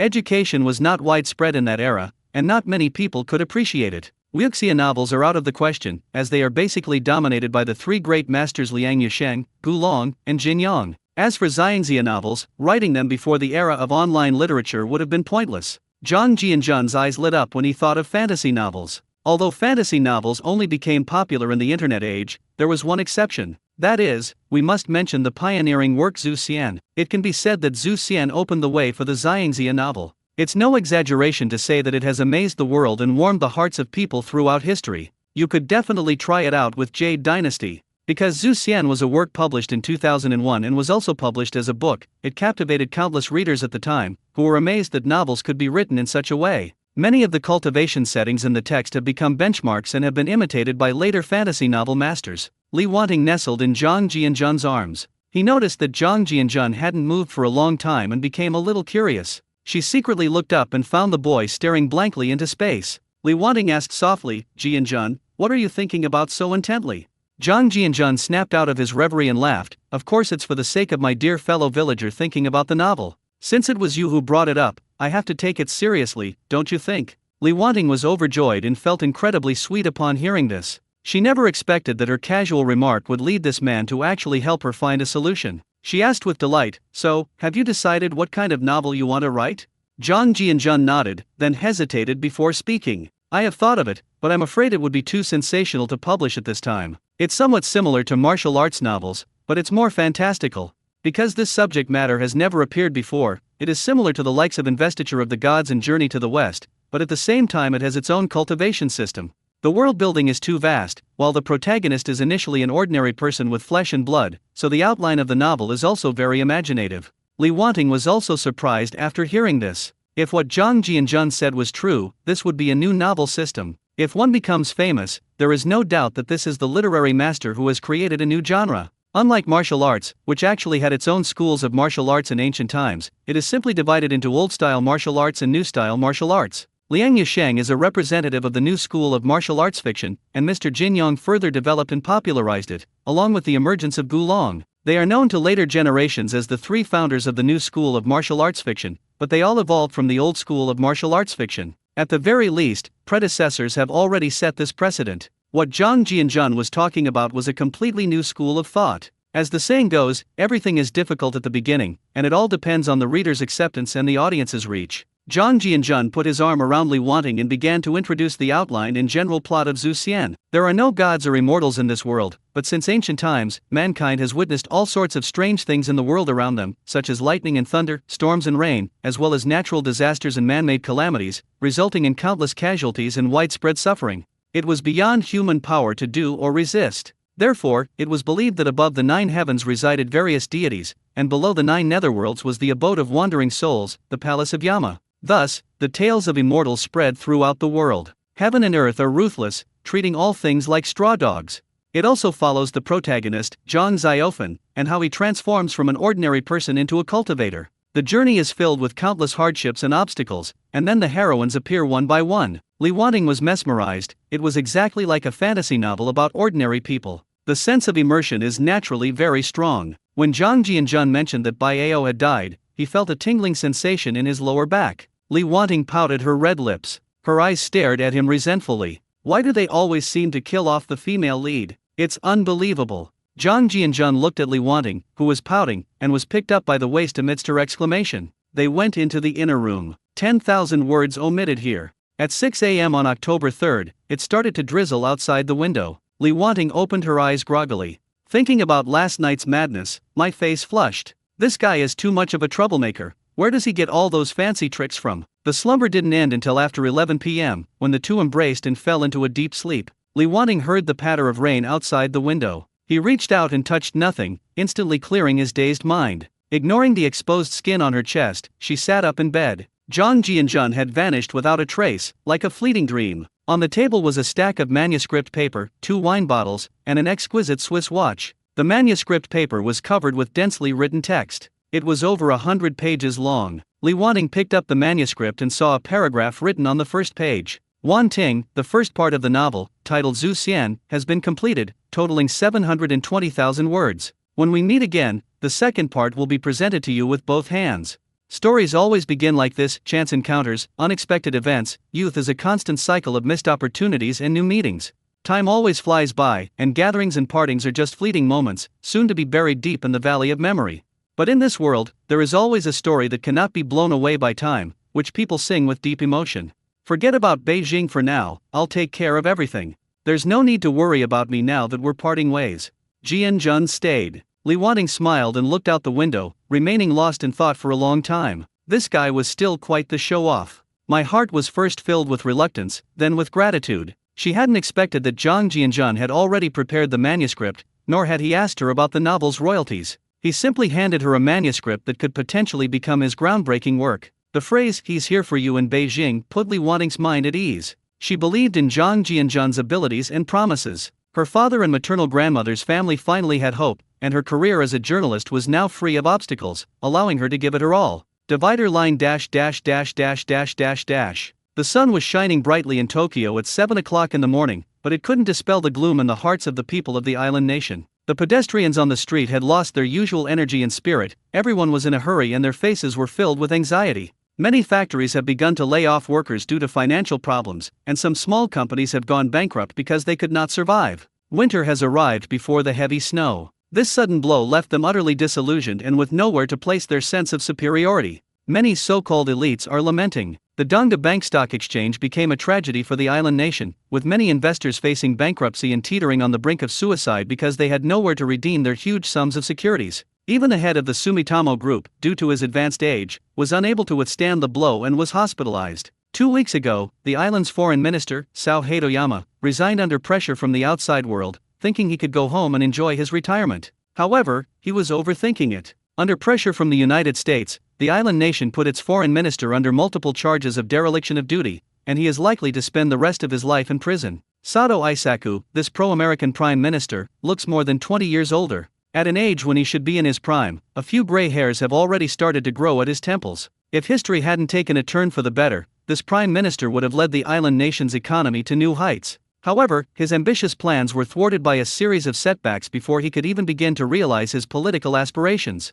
He submitted his resignation to the emperor a week ago, but it was rejected. The prime minister's official residence landline was bombarded with phone calls every day, leaving this capable prime minister living in anxiety. Some people are excellent at playing well when things are going their way, but become passive and unable to use their talents when things are going against them. The US military was furious when it learned that the most advanced helicopters sold to its own country had gone missing, and the incident even alarmed the 7th Fleet headquarters. An acoustic detection vessel has been dispatched to search the waters surrounding the island nation. Even Interpol dispatched elite agents to secretly investigate in Tokyo, Japan, based on intelligence indicating that the helicopter disappeared near a shrine on September 14.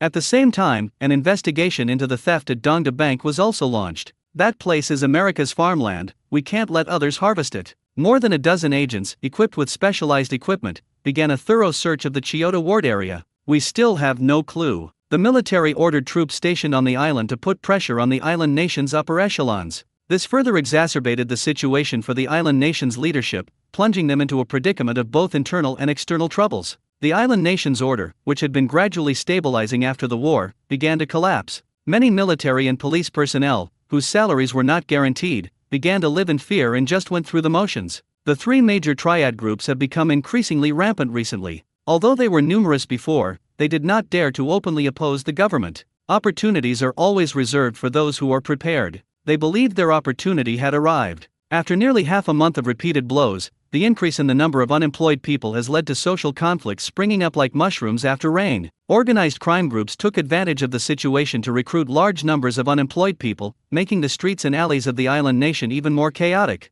The gray industry, like sharks smelling blood, is rapidly emerging across the island nation. Underground banks, casinos, kabuki districts, nightclubs, brothels, and other distorted industries are gradually eroding the already battered island nation's economy. The phone in Police Town wasn't much better, it kept ringing. The frequent gatherings of unemployed people keep the island nation's police constantly on their toes. The phenomenon of buying things for free has also become popular, which is very exciting. Due to the frequent occurrence of crimes, the police force in Tokyo, an island nation, is becoming increasingly scarce. They want to recruit more officers to supplement their ranks, but the economy does not allow it, and the chaos is starting to get out of control. On the sidewalk of Chiyoda, Osaka Street, a young man wearing a baseball cap strolled in the morning sunlight, a stark contrast to the hurried passersby. At midnight last night, Zhang Jianjun took advantage of Li Wanting's deep sleep and slipped into the space. Under the control of his mental power, the pen danced in the air on the paper. The speed was so fast that sparks almost flew from the pen tip.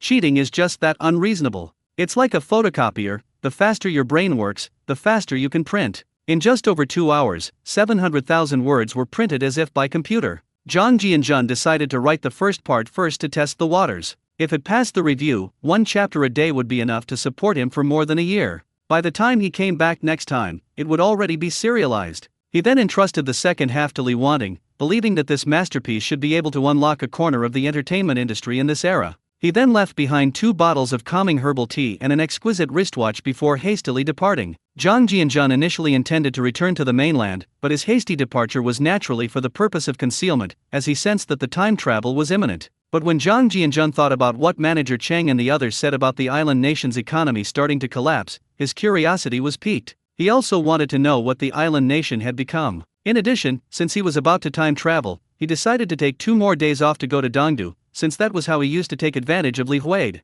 Therefore, he is familiar with it. Before leaving, the transit warehouse in Beijing replenished a large amount of goods, ensuring that the steel mill had enough food supplies for a week. With the backing of his superiors, he claimed to be on official business and believed that no one would dare to cause him trouble. So Zhang Jianjun appeared on the streets of Dongdu and began collecting gasoline without anyone noticing. This time, it wasn't that he wanted to set fire to the place again. It's entirely for future fuel reserves, as fuel is extremely scarce and difficult to buy in China. 5 gas stations were searched in a row, but unfortunately, due to the economic turmoil, even gas stations were not doing well. The 5 gas stations combined only have 1 tank of gasoline, which is about 40 tons at most. Zhang Jianjun wasn't picky about food, he even ate from large jars. Island nations are inherently small in size and relatively energy poor, so it's normal for them to experience energy shortages after such a blow. Along the way, Zhang Jianjun noticed that there were many soldiers. It seems even the United States can't sit still anymore. The collapse of the island nation is not what they envisioned,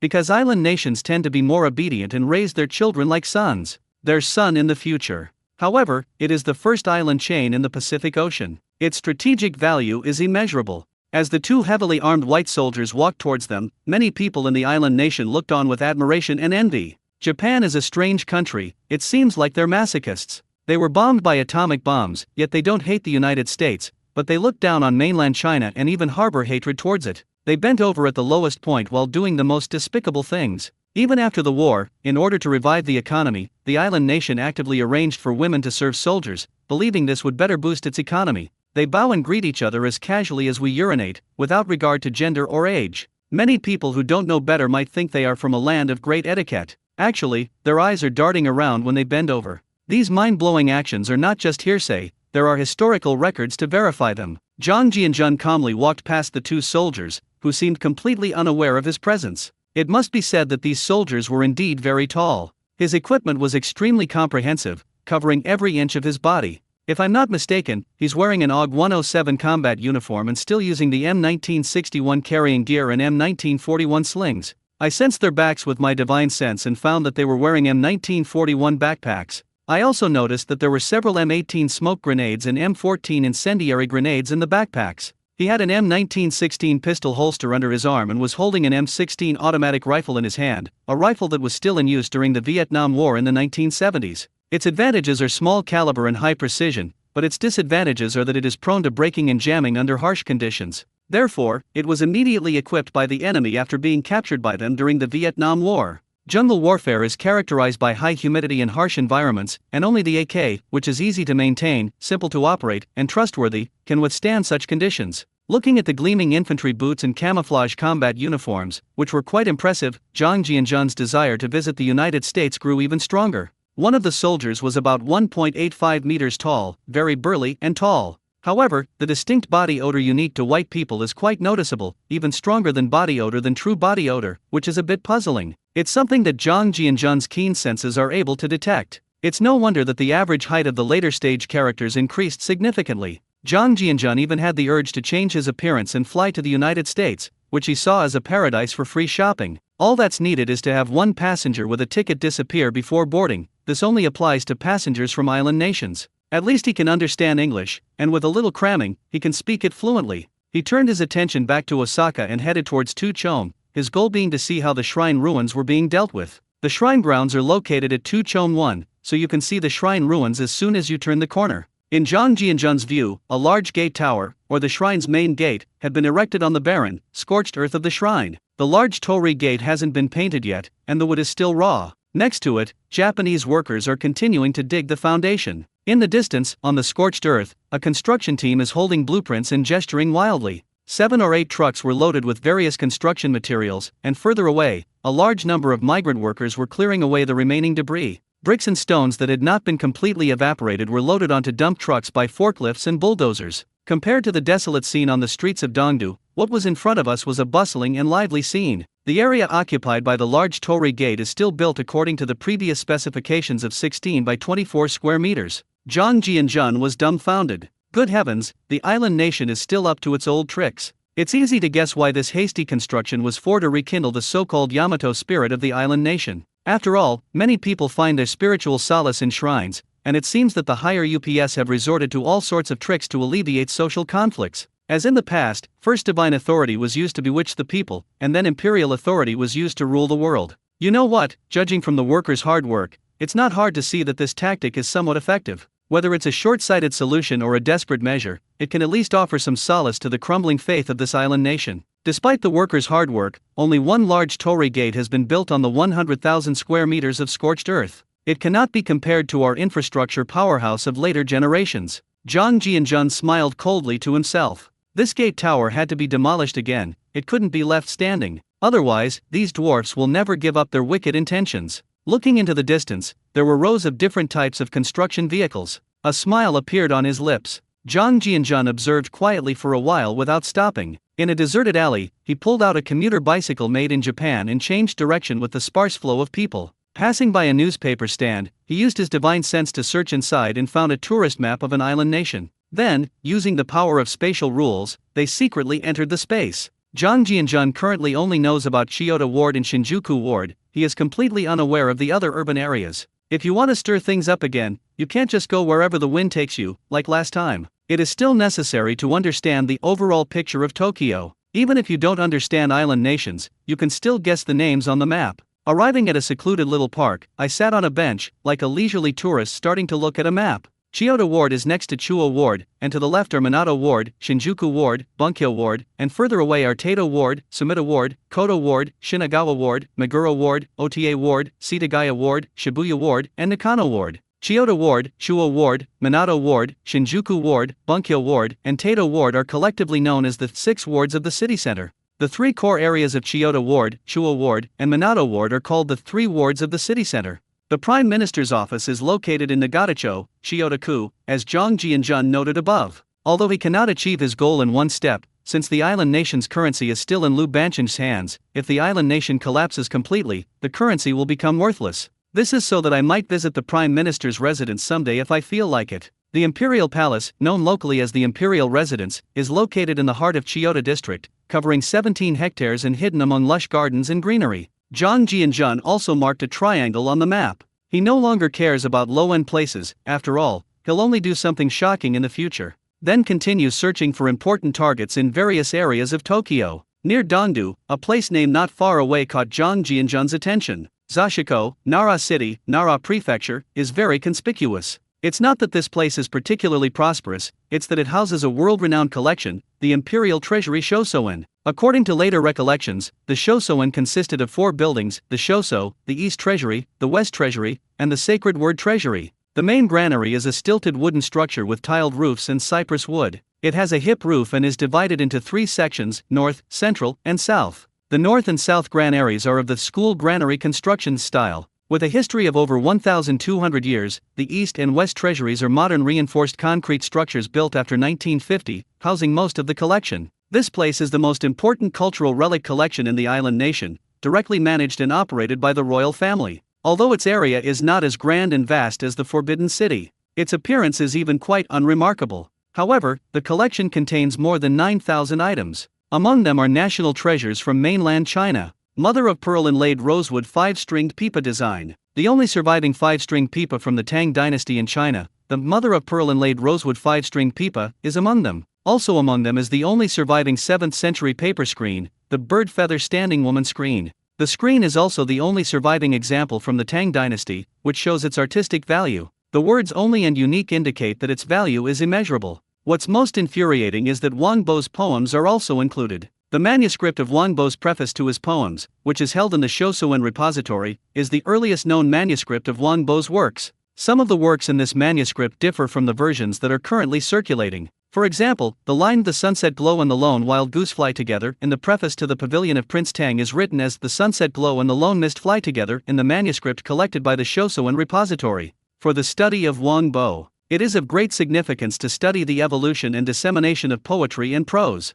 Zhang Jianzhen was tempted. This nation is unworthy of such a treasure. Zhang Jianzhen rode his bicycle at a leisurely pace through the various areas of Dongdu, enjoying the sights along the way. The once bustling streets have become history. Even by noon, the area hadn't regained any foot traffic, with very few pedestrians on the streets. The upscale tea houses and restaurants on both sides of the street were deserted. The waiters were frowning, more anxious than the owners. At this time of year, there was a wave of layoffs everywhere, and no one was thinking about the owners going bankrupt. Unlike Europe and America, island nations don't have the same carefree attitude towards advanced consumption. For them, not overdrafting their credit cards would be a disservice to their democracy and freedom. They are similar to people in China in this respect. They both like to save money. What I never expected was that even depositing money wasn't safe. Both Toto Bank and Sumitomo Bank went bankrupt, so who could I complain to? Coupled with losing their jobs, being exhausted, and feeling insecure, why would they bother with any consumption under such a double blow? Unemployed people don't know how they'll get through next month.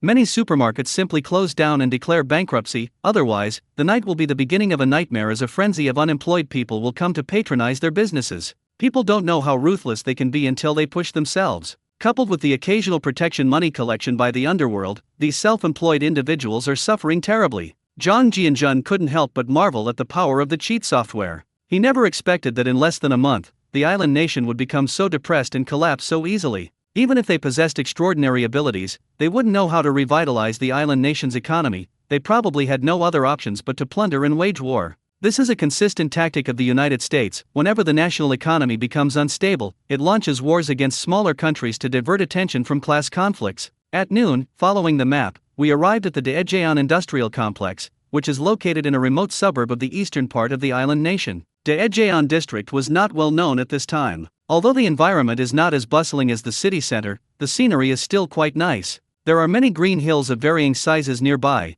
and the port area can be seen on the distant horizon. Both water and land transportation are highly developed. Early investors in island nations had good foresight and understood the importance of geographical location. Zhang Jianzhen came here to kill time and see what projects he could participate in, since the map marked a branch of Mitsubishi Heavy Industries here. In the distance, on the low-lying alluvial plain, there are factories of all sizes. Zhang Jianzhen gazed into the distance for a while and noticed something amiss in the park. Many smaller electronics factories are closed, while the large Mitsubishi industrial complex is still bustling with activity. Zhang Jianzhen smiled when he saw the Mitsubishi logo at the factory gate in the distance. This long-established industrial company, famous for its bulldozers and excavators, stands just over 500 meters ahead. Mitsubishi Group has long established a presence in many cities across the island nation, with its own production bases in various locations. Whether in the present or in future generations, they can indeed be called the leaders of heavy industry groups. They have a complete industrial chain, from large steel plants to profile plants and rolling mills. Moreover, it also contracted to supply most of the island nation's arms. The equipment produced by Mitsubishi Heavy Industries in later generations, such as the F-2 and F-15J fighter jets and the Type 90 tank, played a core role in the Air Self-Defense Force and the Ground Self-Defense Force. More famous within the Maritime Self-Defense Force, Mitsubishi Heavy Industries has built almost half of the island nation's submarines and a third of its destroyers. Its position in Japan's military industry is evident. Unfortunately, the Odi campus is not Mitsubishi's military industrial unit. Mitsubishi's military industrial unit is mainly the shipbuilding industry, which is the earliest department of Mitsubishi Heavy Industries. Currently, the division has 4 subsidiaries that manufacture military products at 3 shipyards in Nagasaki, Kobe, and Shimonoseki. Otherwise, we could acquire a few submarines to play with. Looking at the tall chimneys in the distance, you can tell that this is either a steel plant or a steel rolling mill, or at least it contains large smelting furnaces and boilers. Zhang Jianjun retreated to the small hill behind and went inside. He entered the space with his car in the dense jungle. It was too conspicuous to rob someone alone during the day. This is somewhat inconsistent with his zero-yuan purchase philosophy. Given the current economic situation in the island nation, Zhang Jianjun believes that industrial parks are unlikely to operate at night, and it would be quite good if they could maintain operations during the day. Once inside the space, Zhang Jianjun started making barbecue. What he didn't know was that he thought that stealing a few fuel cans wouldn't cause much of a stir at this time, but he didn't expect that the island nation was now a frightened bird. Soon, the police department sent information about the mysteriously missing gas canisters from 5 gas stations to the upper echelons of the island nation. The island nation's high command no longer dared to conceal the intelligence and shared this familiar modus operandi with the U.S. military command. Prime Minister Isaka Sato is in a real bind. The oil-stealing maniac is back again. That's right, Zhang Jianjun was labeled a maniac oil thief, while the Japanese police privately called him an arsonist. They weren't very tall, but they were quite intelligent. 2 gas stations in Kyoto were robbed on the 14th, and a shrine on the 15th was burned to the ground by gasoline. Then, the ruins of the Kyoto Bank also emitted the smell of gasoline. After careful analysis of the residue by professionals, it has been determined that it was not a trace left by a solid incendiary bomb. The gasoline used by the arsonist was the same grade of fuel commonly used in island nations. These incidents, when strung together, form a picture. One or a group of oil thieves first used mysterious means to rob 2 gas stations. Then they burned down shrines to destroy the island nation's faith. They burned down the Kyoto Bank again to disrupt the island nation's economy. That's so vicious. After losing 5 gasoline cans in a row, how could they possibly sit still and panic? The intelligence department sent a secret telegram to all departments to prepare, and the phone rang in the offices of various security departments in Tokyo as the oil thief reappeared in Kyoto. Sato Isaku touched his head, his thoughts racing. He believed there was definitely a huge conspiracy at play, and he wondered what place the oil thief was planning to burn this time. Suddenly, a place name flashed through his mind: Showa Palace. The Prime Minister, who looked much older, had cold sweat on his forehead. Baka Yuyara ah. Analyzing the trajectory of this oil thief's arson, each act was more shocking than the last. He seemed to disdain ordinary buildings and facilities. Aside from burning down the imperial palace, he couldn't think of anything else to burn this time. Could it be the Prime Minister's official residence? Flaxseed prices are going down. That's quite possible. Instantly, another layer of cold sweat appeared on my back. No matter where you burn first, you'll be roasting yourself over the fire. If the imperial palace were to catch fire during his term as prime minister, the Sato family would become a disgrace to the island nation, and he would be the biggest joke among the island nation's post-war prime ministers. When they took over, the island nation was rapidly recovering, but now they've squandered a winning hand. If another unexpected event occurs, the outcome is predictable. He will have no choice but to disembowel himself to appease public anger. Isaka Sato got up and made a phone call to the U.S. military command in the island nation. Major General John Dolan, Chief of Staff of the Pacific Command, recently had a stroke of good fortune, having just been promoted to Lieutenant General last month.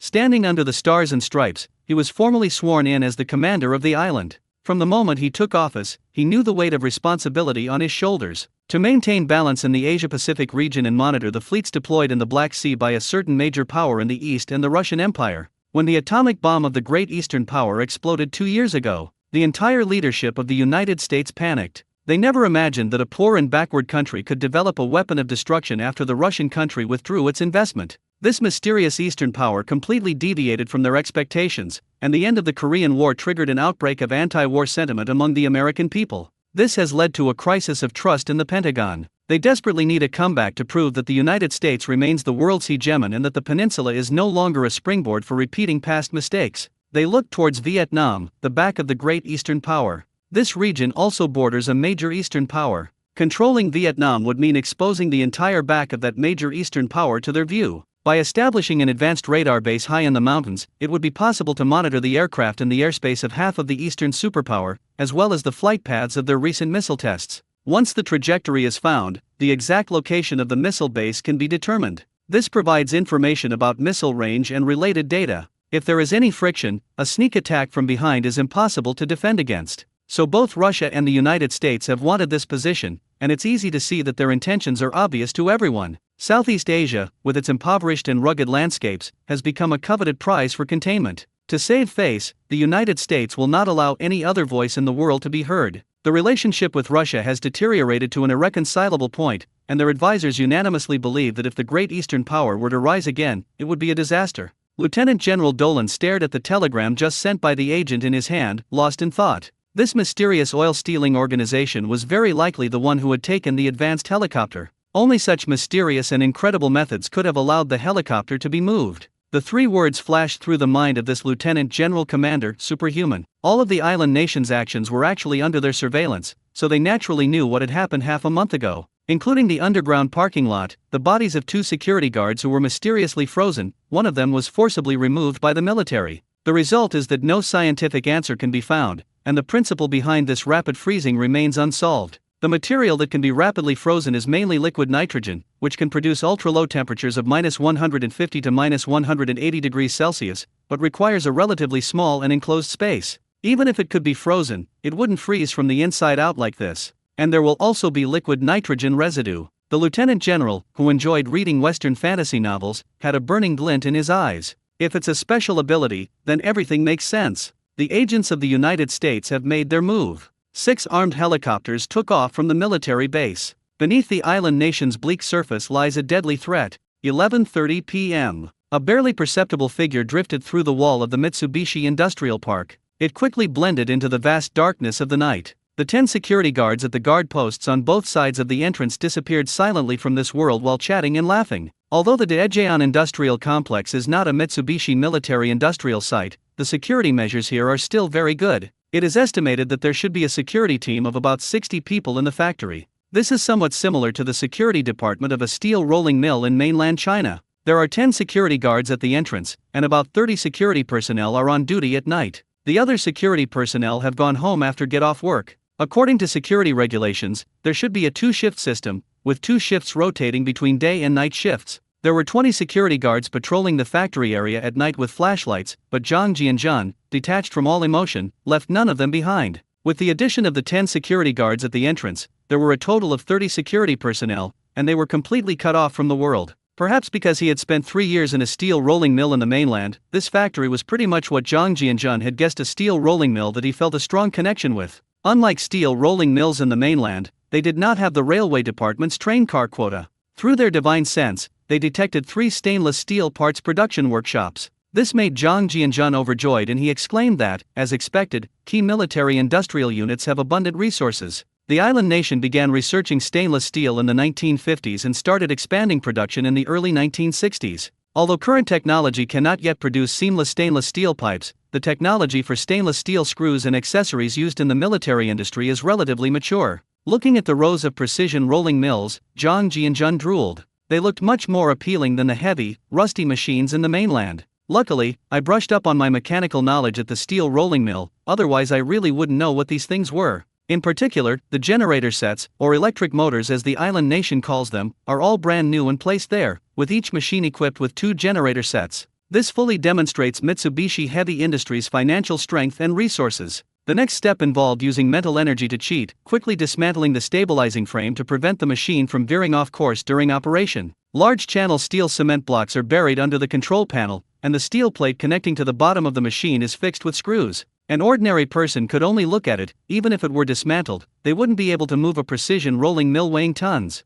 For Zhang Jianjun, this was child's play. Even a 25-ton oil tank could be moved, let alone a 3 to 5-ton precision rolling mill. He completely dismantled the 21 precision rolling mills in the 3 workshops, and also sent the 42 generator sets into the space. After finishing with the finishing mills in the 3 workshops, Zhang Jianjun began to scan the other workshops with his divine sense. A large CNC battery cell melting furnace came into Zhang Jianjun's view. It was estimated to weigh around 10 tons, and Zhang Jianjun dismantled and stored it in his space. As he passed the supply storage warehouse, he was dazzled by the white stainless steel plates and parts. 36 brand new motors were piled up beside him. Zhang Jianjun was all smiles as he packed them all up and took them away without leaving a single one, including the copper coils that had already been coated with insulating glue. The bulk of the structure consists of stacked stainless steel plates, with a gross weight of over 100 tons. Zhang Jianjun simply set up a steel warehouse area in one corner of the space, so that even if the parts were no longer needed, they could be melted down. One by one, 3x5 stainless steel sheets disappeared without a trace. Looking at the gleaming stainless steel in the space, Zhang Jianjun smiled with satisfaction. Buying something for free is definitely the most satisfying moment. When we moved to a large workshop at the back, we encountered the biggest difficulty since we started the Zero UN purchase program. It wasn't that there were too many machines or they were too difficult to disassemble. The entire workshop only had one 10,000-ton large hydraulic press, which left Zhang Jianzhan stunned for a moment and almost at his wit's end. This steel giant looks like it has opened a big mouth that is more than 6 meters high and 5 meters wide. Just standing there, it is as tall as a two-story building. A brief introduction to the uses of a hydraulic press. When a large steel ingot is slowly fed into this big mouth, it rests precisely between the upper and lower jaws. The pressure continued to increase as indicated by the indicator light. It went from 4,000 tons to 8,000 tons, and then from 8,000 tons to 12,000 tons. The crossbeam on the punch press slowly pressed down, and the thick steel ingot in the mouth was pressed into the set iron disc and iron block in less than a minute. These discus are then distributed and processed into various regular parts using other equipment. Under pressure of tens of thousands of tons, the iron ingot can be shaped into any shape you want. If the bicycle is one of the three major items of this era, then the hydraulic press is a behemoth of steel production. Later, the largest national large-scale hydraulic press was as tall as a 6-story building. At present, it seems that there is only one such large-scale equipment in mainland China, located in a key steel enterprise in Shanghai. Zhang Jianzhan had no choice but to dismantle and collect the contents simultaneously, otherwise he simply wouldn't be able to store them in the space, as they were too large and heavy. This is one of the core machines in the key steel plant, and we have to move it home even if it's tiring. Although he had cheating methods, the large number of parts he assembled still took Zhang Jianzhan a lot of effort. Without blueprints for him to study, he might think he could disassemble it, but putting it back together would be a matter of luck. These are not things he should worry about. The engineers employed in the factory specialize in this area. When the water pressure press was completely filled into the space, Zhang Jianzhan breathed a long sigh of relief. Even with the cheating method, it had taken more than half an hour. You can imagine how complex this hydraulic press is. I bet the Japanese will start questioning their existence again when they see the Big Mac disappearing. Moving the machines was much more troublesome than buying them for free at the mall. It required disassembling a lot of screws, and it took more than an hour to get all the machines in the nearby workshop in place. Zhang Jianzhan felt that he could not stay here for long and decided to make a quick decision, so he began to act as a ghost in various workshops. Along the way, I spotted several Mitsubishi forklifts used for moving goods, and without hesitation, I took and 8 of them one after another. Not far from the rear wall of the factory area, a Japanese dump truck was parked quietly. Zhang Jianzhan's eyes lit up. He scanned the brand and model with his divine sense and understood everything. The Mitsubishi Fuso W150, a 6x6 drive vehicle, can tow a 45-ton semi-trailer. This heavy truck is powered by a 250 horsepower diesel engine and has a payload of 10 tons. Even Russia imported a batch of these trucks in the early days. Its performance is already among the best in this era. If you bring a semi-trailer, it can definitely haul and load a lot. In wartime, it serves as an artillery tractor. This is a great product, a must-have for large organizations, and it's much better than the old trucks we have now. With a single thought, Zhang Jianzhan caused the entire truck to disappear from the spot. For an hour and a half, we worked tirelessly, dismantling everything in the factory area except for coal ash, until it was completely bare. To avoid wasting anything, they even inspected the transformer room, taking everything from the wires to the transformer itself. Sensing there was no more profit to be made, he didn't hesitate and boarded his flying sword, heading straight for Nara City. The original plan was to first smash the main gate of the shrine, but he felt that if he smashed the large Torii gate, the island might be placed under martial law again, which would affect his next plan and be a loss. Let's start with a free purchase first. Daejeongu is a suburb of the suburbs, so Zhang Jianzhan wasn't afraid of being detected by radar. Following the map in my mind, I headed straight for Nara. In less than 15 minutes, a town appeared before his eyes. Although there were only a few lights, Zhang Jianzhan could still see the entire landscape of Nara clearly. In later generations, this would be equivalent to the size of a small county town. The northeast corner of the Nara map is Nara Zashicho. The town was very peaceful at this time. The land where island culture is passed down. The last vestige of royal dignity. Zhensanjai Yuan, right in front of you. At 3 o'clock in the morning, a bolt of lightning rose into the sky from Baikang. Zhang Jianzhan still felt a little numb when he recalled his experience. It wasn't that the Shosoan was strictly managed, but rather that the fact that each vault only had one night watchman had made him feel numb. This move was incredibly boring and required absolutely no skill. When I first arrived at the Shosoan, I thought I would have to overcome many obstacles and had prepared several plans to outwit and outmaneuver the treasures inside. When Zhang Jianzhan saw that there was no one outside each warehouse and only one person on duty inside, he began to wonder if there was a bug in his divine sense. Are all the administrators martial arts masters? There is only this one explanation. Or perhaps they were all legendary Jonin level experts. Zhang Jianzhan was stunned by this unscientific scene for the first time. This was, after all, a royal treasure trove. He was a little uneasy, so he carefully sensed the energy fluctuations of each night watchman with his divine sense, only to find that he had indeed been overthinking it.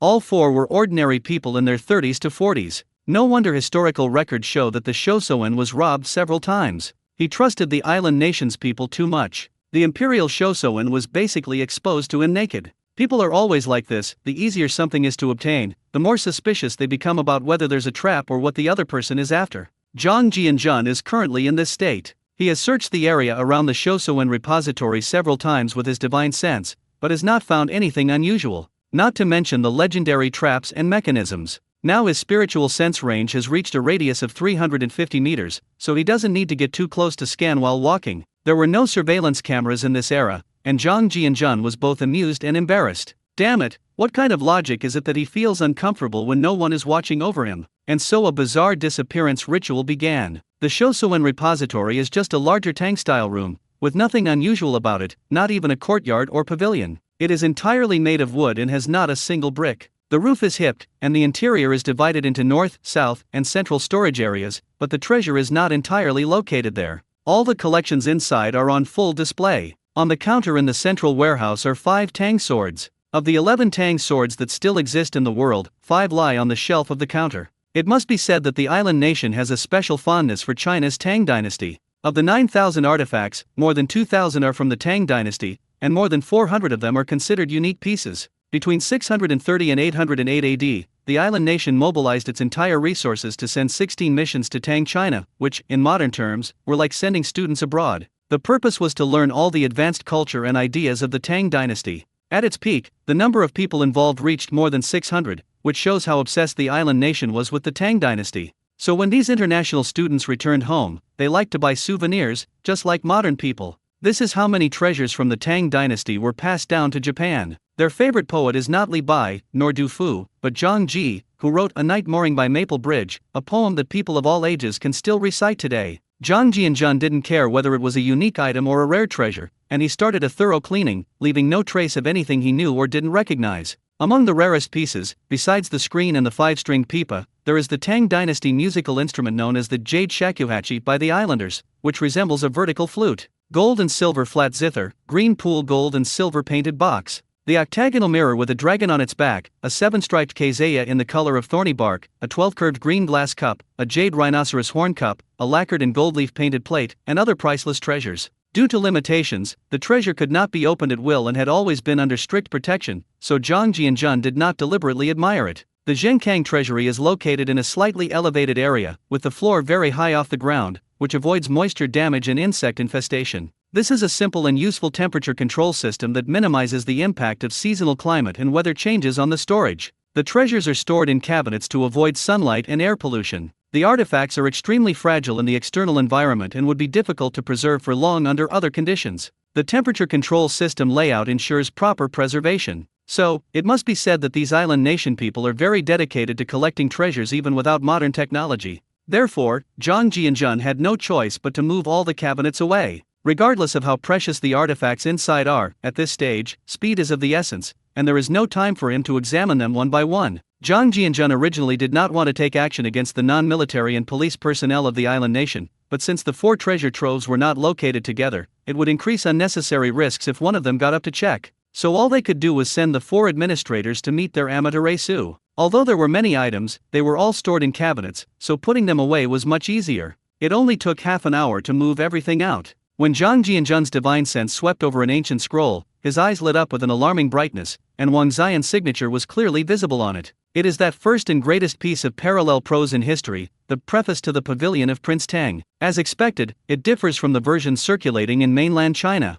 Although there is only a one-word difference, it has immeasurable artistic value for the study of Wang Bo's poetry. Zhang Jianjun resisted the urge to cast an appraisal spell, and decided to hold back after looking at the yellowed, ancient scroll. Because it is a timeless masterpiece in the hearts of the Chinese people, recited repeatedly by countless people. Yuzhang, the old prefecture, Hengdu, the new capital. Its celestial constellations align with the constellations of Wing and Chariot, its land bordering Hong and Lu. It embraces the 3 rivers and girdles the 5 lakes, controlling the southern barbarians of Jing and leading to the lands of Ou and Yu. A land of abundant resources and natural treasures, its brilliance shines upon the ruins of the Ox and Dipper constellations, a land of outstanding people and abundant blessings. The entire text contains 773 characters and surprisingly includes 40 idioms, 29 of which are his own creations. Examples include abundant resources and treasures, dragon light shines on the ruins of the Ox and the Dipper, outstanding people and beautiful land, and Su Are You descends from Chen Fan's couch. These famous quotes all come from Wang Xian. Given the richness and profundity of the preface to the Pavilion of Prince Tang, if one can deeply understand its meaning, draw inferences from it, and flexibly apply it in writing and daily life, one can easily become a literary figure. Their Chinese language proficiency will be greatly improved. This is no exaggeration. Zhang Jianzhen left, leaving behind the empty Shosoin. This island nation's treasure, which was later nominated for World Heritage status, has become an empty shell. If I remember correctly, the nomination was successful in 1998. It has become part of the World Cultural Heritage. Out of respect for its 1,200-year history, Zhang Jianzhen did not set it on fire, as the building had traces of the Tang dynasty. Zhang Jianzhen arrived in Shinjuku Ward before 4 p.m. He had a feeling that something was wrong with the situation in Tokyo that night, so he stopped flying when he reached the outskirts of Kyoto. With keen senses and a certain awareness of unknown risks, he didn't even ride a bicycle, but sped along the greenery or the edge of the wall. When Zhang Jianzhen arrived in Shinjuku Ward, before even entering Chiyoda, he noticed something fishy. Many ordinary cars parked on the side of the road had people inside. In addition to surveillance by island nation police, there are also white people from the United States. Although many of them were dressed in plain clothes, the bulging pistols at their waists, as well as the long guns and radios hidden in their trunks, were nowhere to be hidden from Zhang Jianzhen's consciousness. This startled him. Has the Mitsubishi factory incident already come to light? The Shosoin repository wouldn't be able to do it so quickly, because he had just flown back from there. Even if he had noticed the phone notification, he wouldn't have been able to arrange manpower so quickly. If Mitsubishi Heavy Industries had only lost civilian equipment, it wouldn't have alarmed so many people staking out the site, and they wouldn't have the face to ask the US military to cooperate in the operation. This left Zhang Jianzhen completely baffled as to what had happened. He never expected that a lieutenant general would have his eye on him. It was just because I read a few bizarre novels. Who can I reason with? A blurry figure drifted past beneath the dimly lit building. If you don't look closely, you might mistake it for a leaf blown away by the wind. Before 5 a.m., the streets of the island nation were peaceful. A Crown car was parked at the Kyudenzaka intersection. John Jocks and his partner Jenny sat in the middle of the car, their eyes bloodshot, staring intently at the silent streets on either side through the car windows. They belonged to the United States Central Intelligence Agency, and at this moment they began to show signs of fatigue. Since receiving orders from their superiors, the 10 agents had secretly come to the island nation, assist the troops stationed on the island in investigating the cause of the plane's disappearance. These elite agents are all drawn from the Marine Corps or the Secret Service, specializing in assassinations, stealing military secrets, handling emergencies, and even assassinating heads of state of other countries. He is proficient in hand-to-hand combat, firearms, melee weapons, and multiple languages, and is not under the jurisdiction of any military unit. Joker rubbed his slightly sore eyes. His brown hair was trimmed with a full beard, and he had blue eyes and a high, hooked nose. This agent, who is of Latin descent, had just turned 30. The massage of the fingers on his eyes brought some comfort to his sore and tired eyes. His eyes continued to scan the outside of the car window, and he asked softly, "Hey buddy, do you think that damn oil-stealing rat will make its move tonight?" "Oh, Jocks, only God knows, shit, I haven't had a good night's sleep in 2 weeks. Jenny, if I hadn't seen you coming out with a geisha last night, I would have believed it too. Ha ha, damn, this reminds me of hot girls on Hawaiian beaches. I don't know what's gotten into that fat, big-eared commander. Shit, he has no right to order us around. These yellow-skinned monkeys from the island nation are a bunch of useless trash. They can't even keep an eye on such a big bank and airplane. Do you think they're colluding with each other from the inside? Joker, you haven't gotten rid of your habit of gossiping. You should know that this is the director's order, so you should obey temporarily. SHH, let's just get through tonight. Maybe we'll have a romantic encounter when dawn breaks." A soft laugh came from inside the car. Not far away, in a corner, a blurry shadow stood against the wall. If it hadn't moved slightly, one would have mistaken it for a mural. A barely perceptible smile appeared on Zhang Jianzhen's lips. All his questions had finally been answered tonight. He didn't expect that his actions would not only alert the troops stationed on the island, but also attract the attention of agents from the U.S. Federal Bureau of Investigation. Goodness, I've actually encountered a plot straight out of a movie. It's not like federal agents are all elites. They're portrayed as having superhuman abilities, as if they all have chips implanted in their brains. In his previous life, Zhang Jianzhen had watched the 007 Bond series and was once stunned by the calmness and logical thinking of those agents. It turns out that the people inside are just like this when they're together in real life. You'd think they were just two thugs if you didn't know better. Their conversation was very quiet and took place inside the car, almost inaudible unless you were standing outside or right in front of them, but in my mind, their every move was as if it were right in front of me. Zhang Ji and Jun found an M1911 standard issue pistol on their waists and a micro camera, less than half the size of a coin, in their briefcase. This type of camera was widely used during the Cold War. It could take pictures and also shrink entire documents into book format onto a small roll of film, then embed it into an ordinary letter and send it out. The most amazing part can be hidden inside a ring. The M209 cipher box, a mechanical cipher device designed by Reese Hagelin, was widely used by the United States during World War II. This device utilizes numerous rotors for encoding and decoding to secretly decipher military intelligence. It is small, compact, and easy to carry. It's only the size of a palm, with several rows of transcoding codes arranged on it. Zhang Ji and Jun was also amazed, thinking, damn, this is so advanced. A letter extractor, as the name suggests, is specifically designed to steal letters. It removes the letters from the envelopes without anyone noticing, and does not damage the seal on the outside. Death spikes, small smoke grenades, pen eavesdropping devices, small C4 detonators, sonic grenades, magazines, Swiss Army knives. There were also 6 Claymore grenades and flashbangs in the trunk, and 2 blue boxes that were particularly eye-catching, measuring 11 inches long, 2 inches wide, and 1.5 inches high.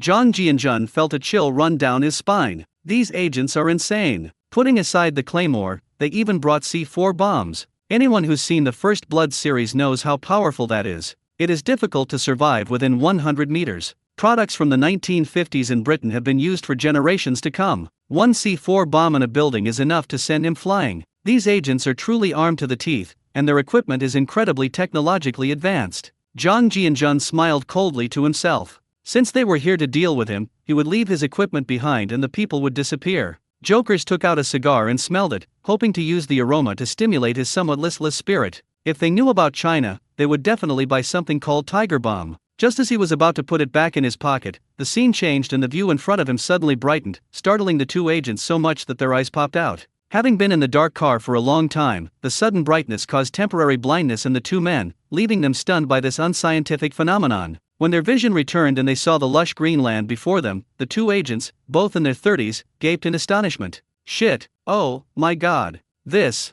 Years of experience as a secret agent led to an instinctive reaction in unfamiliar surroundings, and his hand reached for his waist. It would have been better if I hadn't touched it. Once I did, I discovered that my entire body was imprisoned by an invisible substance. This left them trembling with shock. What? Is it magic? An illusion? Before they could speak again, a passage suddenly appeared in the space, and their thoughts were instantly swallowed up by the dark passage. The two were plunged into endless darkness. Dust to dust, ashes to ashes. Zhang Ji and Jun stored all the special agent's equipment into his spatial storage, thinking he might need it someday, especially the C4, which would be great for demolishing houses. Give it to anyone you can't move when you move. Next, Zhang Ji and Jun began a frenzied harvest, leaving no American soldiers or agents alive, clearing them all out within his vast divine sense range. He didn't touch any of the island nations. He wanted to use this method to let them fight like dogs. What do you think about the fact that all the people in the United States have disappeared, while the island nation has not suffered any losses? Since they're interested in me, I might as well make them feel fear and disbelief. Zhang Ji and Jun spread his divine sense to the fullest extent, calling out names of people within a 350-meter radius like a tidal wave, and even covering several blocks in the neighboring area. Even with full power, a 350-meter divine sense can cover a radius of nearly a mile. If a person moves at extreme speed, this area will be even larger. All the American personnel within the divine sense will be humanely destroyed. It was like a bottomless black hole swallowing them up. 100, 160, 320. By the time we reached Tuchong, there were over 500. This is a cultivator's revenge. It has nothing to do with anything else. A piece of news that morning shocked the entire city of Kyoto. The main gate tower was struck by lightning. What a joke. Thunder in autumn, and who can I complain to? According to an island nation worker who wished to remain anonymous, 5:30 a.m. was the moment when darkness and dawn met. This worker had a stomach ache and was looking for a ditch to relieve himself. Little did he know that his diarrhea would lead him to witness a scene he would never forget. The construction worker had barely squatted down when he was terrified by 3 claps of thunder and immediately sat down in the pit. Out of the corner of his eye, he noticed that just over 200 meters above him, 3 streaks of purple lightning, each as thick as a teacup, struck down one after another. Their newly built torii gate was shattered into pieces and set on fire on the spot. He stayed in the pit for about 10 minutes without daring to come out. In his entire life, the only time he witnessed a major bombing was when he was a child. But being struck by such a thick lightning bolt is a first for me. This is definitely Amaterasu's wrath. The news was quickly confirmed by the workers in the shack and the residents living nearby. The 3 claps of thunder woke them up. The sky was cloudless and they could even vaguely see some starlight. How could they have been struck by lightning? As the first light of dawn appeared in the east, the residents, no longer sleepy, came out of their homes and stood silently for a long time, staring at the ruins of the gatehouse. The sound of elderly people sobbing could be heard from the crowd. The oppressive atmosphere makes it hard to breathe. Is the shrine truly unacceptable to heaven? Otherwise, how can we explain the occurrence of 3 lightning bolts during this season, all striking the Great Torii Gate with perfect accuracy, giving the nearby residents a bad omen? And it is gradually expanding. At 7 o'clock, the Secretary of the Ministry of Foreign Affairs at the Prime Minister's office arrived at the shrine ruins as soon as possible, having been fully entrusted by the Prime Minister to handle the aftermath. Isaka Sato is having an existential crisis at the Ministry of Defense. He's scared, really scared. He didn't even dare go back to the Prime Minister's official residence last night. Only the Ministry of Defense makes him feel safe. Shrine ruins. This Foreign Ministry secretary was around 40 years old. Apart from being a little short, he had a refined and cultured appearance and had always been one of Sato's most trusted people. When he saw the shattered remains of the Torii Gate, still bearing scorch marks, he nearly fainted. He was one of the advisors in the reconstruction of some buildings at Kyoto Shrine.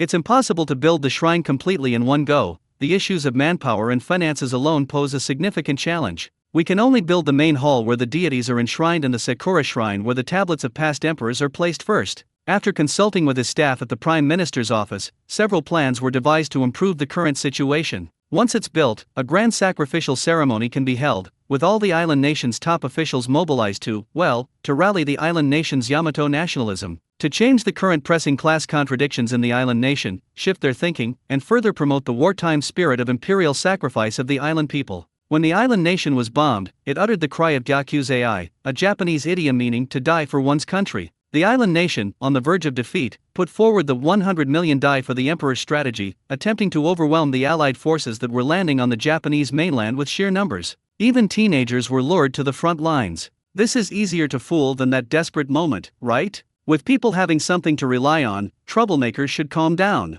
These staff members are basically similar to advisors, relying entirely on their sharp minds and judgment to devise strategies, but despite all their precautions, they never expected this situation to occur. Well, now his suggestion has been struck by lightning the moment it was implemented. Before he could recover his composure, a head of the Civil Engineering Department handed him a document. The secretary from the Ministry of Foreign Affairs took it and almost crooked his nose when he saw it. 18 dump trucks, 8 excavators, 5 large bulldozers, and more than 10,000 cubic meters of redwood timber parked in the square have vanished without a trace. These redwoods were transported at great expense, including red sandalwood for carving. The purple yew and willow were all gone. The Foreign Ministry secretary looked up to the sky and sighed. "You idiot. He is truly an exceptional talent." They assumed the oil thief would go to the royal palace and the Prime Minister's residence. I never imagined they'd even steal from construction sites. Putting aside the horrific fact that the shrine was attacked, the island's military command headquarters was also bombed at 10 a.m., with phone calls and telegrams ringing non-stop. Of the more than 800 Marines who were transferred out, only more than 300 returned, and almost all of the more than 600 soldiers in the most prosperous Chiyoda ward were wiped out. Of the 10 agents, only 3 returned, a fact that could not be concealed. 1 or 2 missing persons could be explained by them getting lost, but more than 500 missing persons constitute a very serious incident, and how to explain this to the local authorities is a problem. When Lieutenant General Dolan learned that 511 Marines had mysteriously disappeared, he nearly jumped out of his office chair. Although it was late autumn, sweat was pouring down the forehead of the island's garrison commander. What a joke! This is a special forces team of over 500 people. Even on the battlefield, it's impossible to lose so many at once. Besides, the order to coordinate the defense and capture the oil thief was issued by myself. He suffered such a heavy blow in his first command. What do the soldiers think? What does the 7th Fleet think? What's most frightening is how the U.S. Department of Defense views this. He was just promoted to Lieutenant General last month and was feeling very proud of himself, but less than a month later he was hit with a major setback. The loss of so many people without any explanation is unacceptable. Impeachment would be the least of their worries, and they could even face a military court. Those politicians in the military won't hold back. Dolan's mind was completely blank, but one thing was certain: he wanted to see the person, alive or dead. So a phone call was made to the island-based flight squadron. 6 A-1 armed helicopters took to the sky. Unlike island nations, the United States doesn't flaunt its use of the A-56. Although that helicopter is advanced, it is too large and naturally noisy. When carrying out missions, speed and adaptability are key. The A-1, codenamed Cobra, is an American twin-engine, single-rotor, tandem two-seat attack helicopter with a tail rotor. The A-1 is equipped with a 20mm triple-barreled machine gun, can carry 16 anti-tank missiles, and has a maximum speed of 411 km per hour. It is nearly 3 meters shorter than the A-56, with a length of only 14.6 meters, a fuselage height of 4.37 meters, and a maximum range of 685 kilometers. This is a versatile helicopter, perfect for searching for missing persons. At this moment, Jang Jianjun arrived at Shinjuku Ward Park, where the dense forest blocked out the sun, making it a perfect place to rest. Regardless of whether he had transmigrated or not, he would have to go home at night. Because this time it seems like things have gotten a bit too big, having stirred up a hornet's nest in 2 countries, it probably won't be so easy to do anything else now. Besides, the Shosoan has been emptied by us, so it's time to let the island nation catch its breath before coming back next time. Of course, if there's no profit to be made, we can change our target. The United States likes to cause trouble for others, doesn't it? Next time, he must visit Manhattan and that mysterious Area 51 to see if there really are aliens. Just as I was about to slip into the space to wait for night to arrive, I heard the sound of a propeller spinning in the distance overhead. The familiar recipe, the familiar taste, only the model is not familiar. And wasn't it a bit too arrogant to do it in broad daylight? Jang Jianjun was still considering this. The helicopter headed straight this way. The target should be Chiyoda. 2 planes passed by right away. In the dead of night, a faint flash of lightning disappeared into the vast sky above the sea. Jang Jianjun left the chaotic island nation. Although this harvest was not as shocking as the gold he had acquired before, the value of the 9,000 cultural relics was still immeasurable. Gold thrives in times of chaos, and antiques thrive in times of prosperity. It is only in the 21st century that these antiques truly shine. 2 Cobra anti-tank helicopters lay quietly in the space. These helicopters have a longer service life than the A-56. It was used until the 21st century when it was equipped with the most advanced avionics system, including a Lipton inertial navigation system that can store 16 Liptons. In 2000, it was upgraded to A-1Z, nicknamed King Cobra. It is conceivable that these 2 aircraft were very versatile, otherwise, they would not have continued to be upgraded based on the original helicopters even more than 50 years later. The disappearance of the 2 American helicopters is a huge mess. The US is always the one causing trouble for others. When have they ever suffered such a loss? The entire island nation of Dongdu was as if an earthquake had struck, and within 2 hours, the garrison on the island deployed a large number of American soldiers. Soldiers could be seen at every street intersection in Dongdu. Although there were no cell phones in this era, they had portable radios, which was quite advanced. With the addition of the US-based radar base on the island, it was quickly discovered that 2 helicopters had lost contact. The 2 helicopters disappeared from radar, but by tracking their last flight path before they went missing, the location where they lost contact was quickly determined to be Shinjuku Ward. When the garrison command learned of this situation, it was like pouring a ladle of cold water into a frying pan. This time, everything really exploded from top to bottom. Command issued an order to find the plane at all costs. Then they'll put direct pressure on the island nation's top leadership. If the missing plane can't be found, the island nation will have to accept severe sanctions. When Sato Isaku received the news, his face turned ashen. Damn it! This is really the end for us. Sato sat in the Prime Minister's office and almost burst into tears. He picked up the phone and began frantically issuing orders. His hoarse shouts shook the entire office, and the staff looked at each other in dismay, trembling with fear. How could he not be anxious at this critical juncture?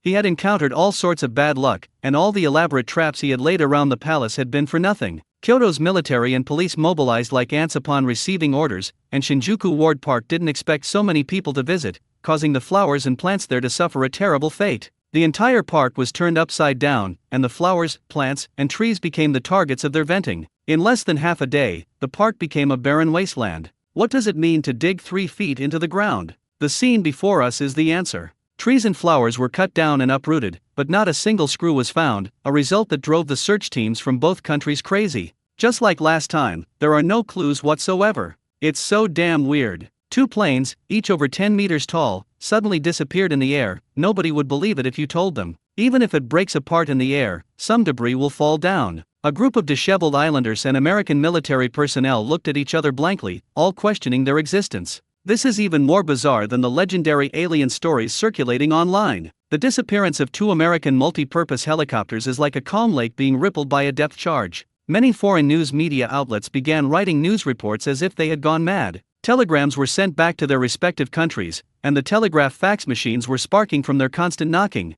Having lost 2 advanced helicopters in a row, especially to the more powerful United States this time, how could they not be excited? Sending this first-hand news article back would surely cause an uproar, or rather, an immediate takeoff. This is a celebration for them, the media professionals. Even the spies of the Russian Bear country were alerted, and KGB agents were eager to go, with countless eyes watching from the shadows unknown to the world. Whether it's good or bad, it all boils down to 2 things: self-interest and profit. Whether the world is in chaos or not is up to the United States, but what if they themselves become chaotic? The island nation's people were once again gripped by panic, knowing that their financial backer had lost his temper, and that this outburst could completely destroy the island nation's crumbling economy. In this situation, an economic sanction could extinguish their hopes, and they have no idea whether there is any future left. Just like the gate tower of that shrine, the faith had not yet been established but had already begun to fall apart, and the whole of Kyoto was once again plunged into confusion. It's all messed up. The criminal gangs retreated to their headquarters, and all nightclubs closed down.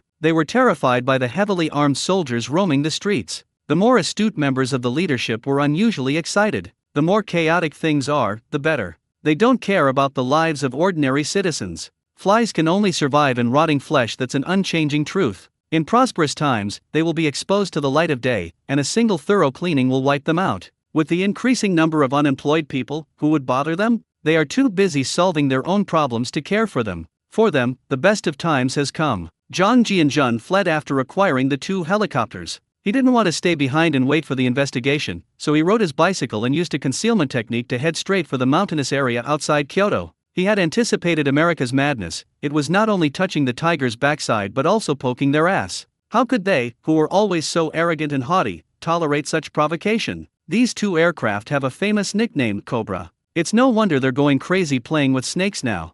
Zhang Jianjun didn't feel at ease until he reached the mountainous area by the sea. The pleasure he gained from challenging the authority of the United States with his own strength was extremely satisfying. Damn it, even if Americans want a vent, they need to find a partner first. They entered the space and waited for night to arrive, which led to the scene at the beginning. At 3 o'clock in the morning, Zhang Jianjun returned to Beijing with practiced ease. Outside Luogu Lane, Zhang Jianjun felt a sense of warmth looking at the familiar compound. Although he had only been away for a little over 3 days, the things he had done were all quite significant. Money laundering, machine theft, lightning striking the main gate, looting the Shosoin repository, killing over 500 American soldiers, plus the final 2 helicopters. Any one of these items would be groundbreaking. These past few days have been quite exciting. Ironically, the unassuming Courtyard house gave them a sense of belonging. It's like no matter how influential you are outside, when you return home you'll feel a sense of trepidation or a return to nature.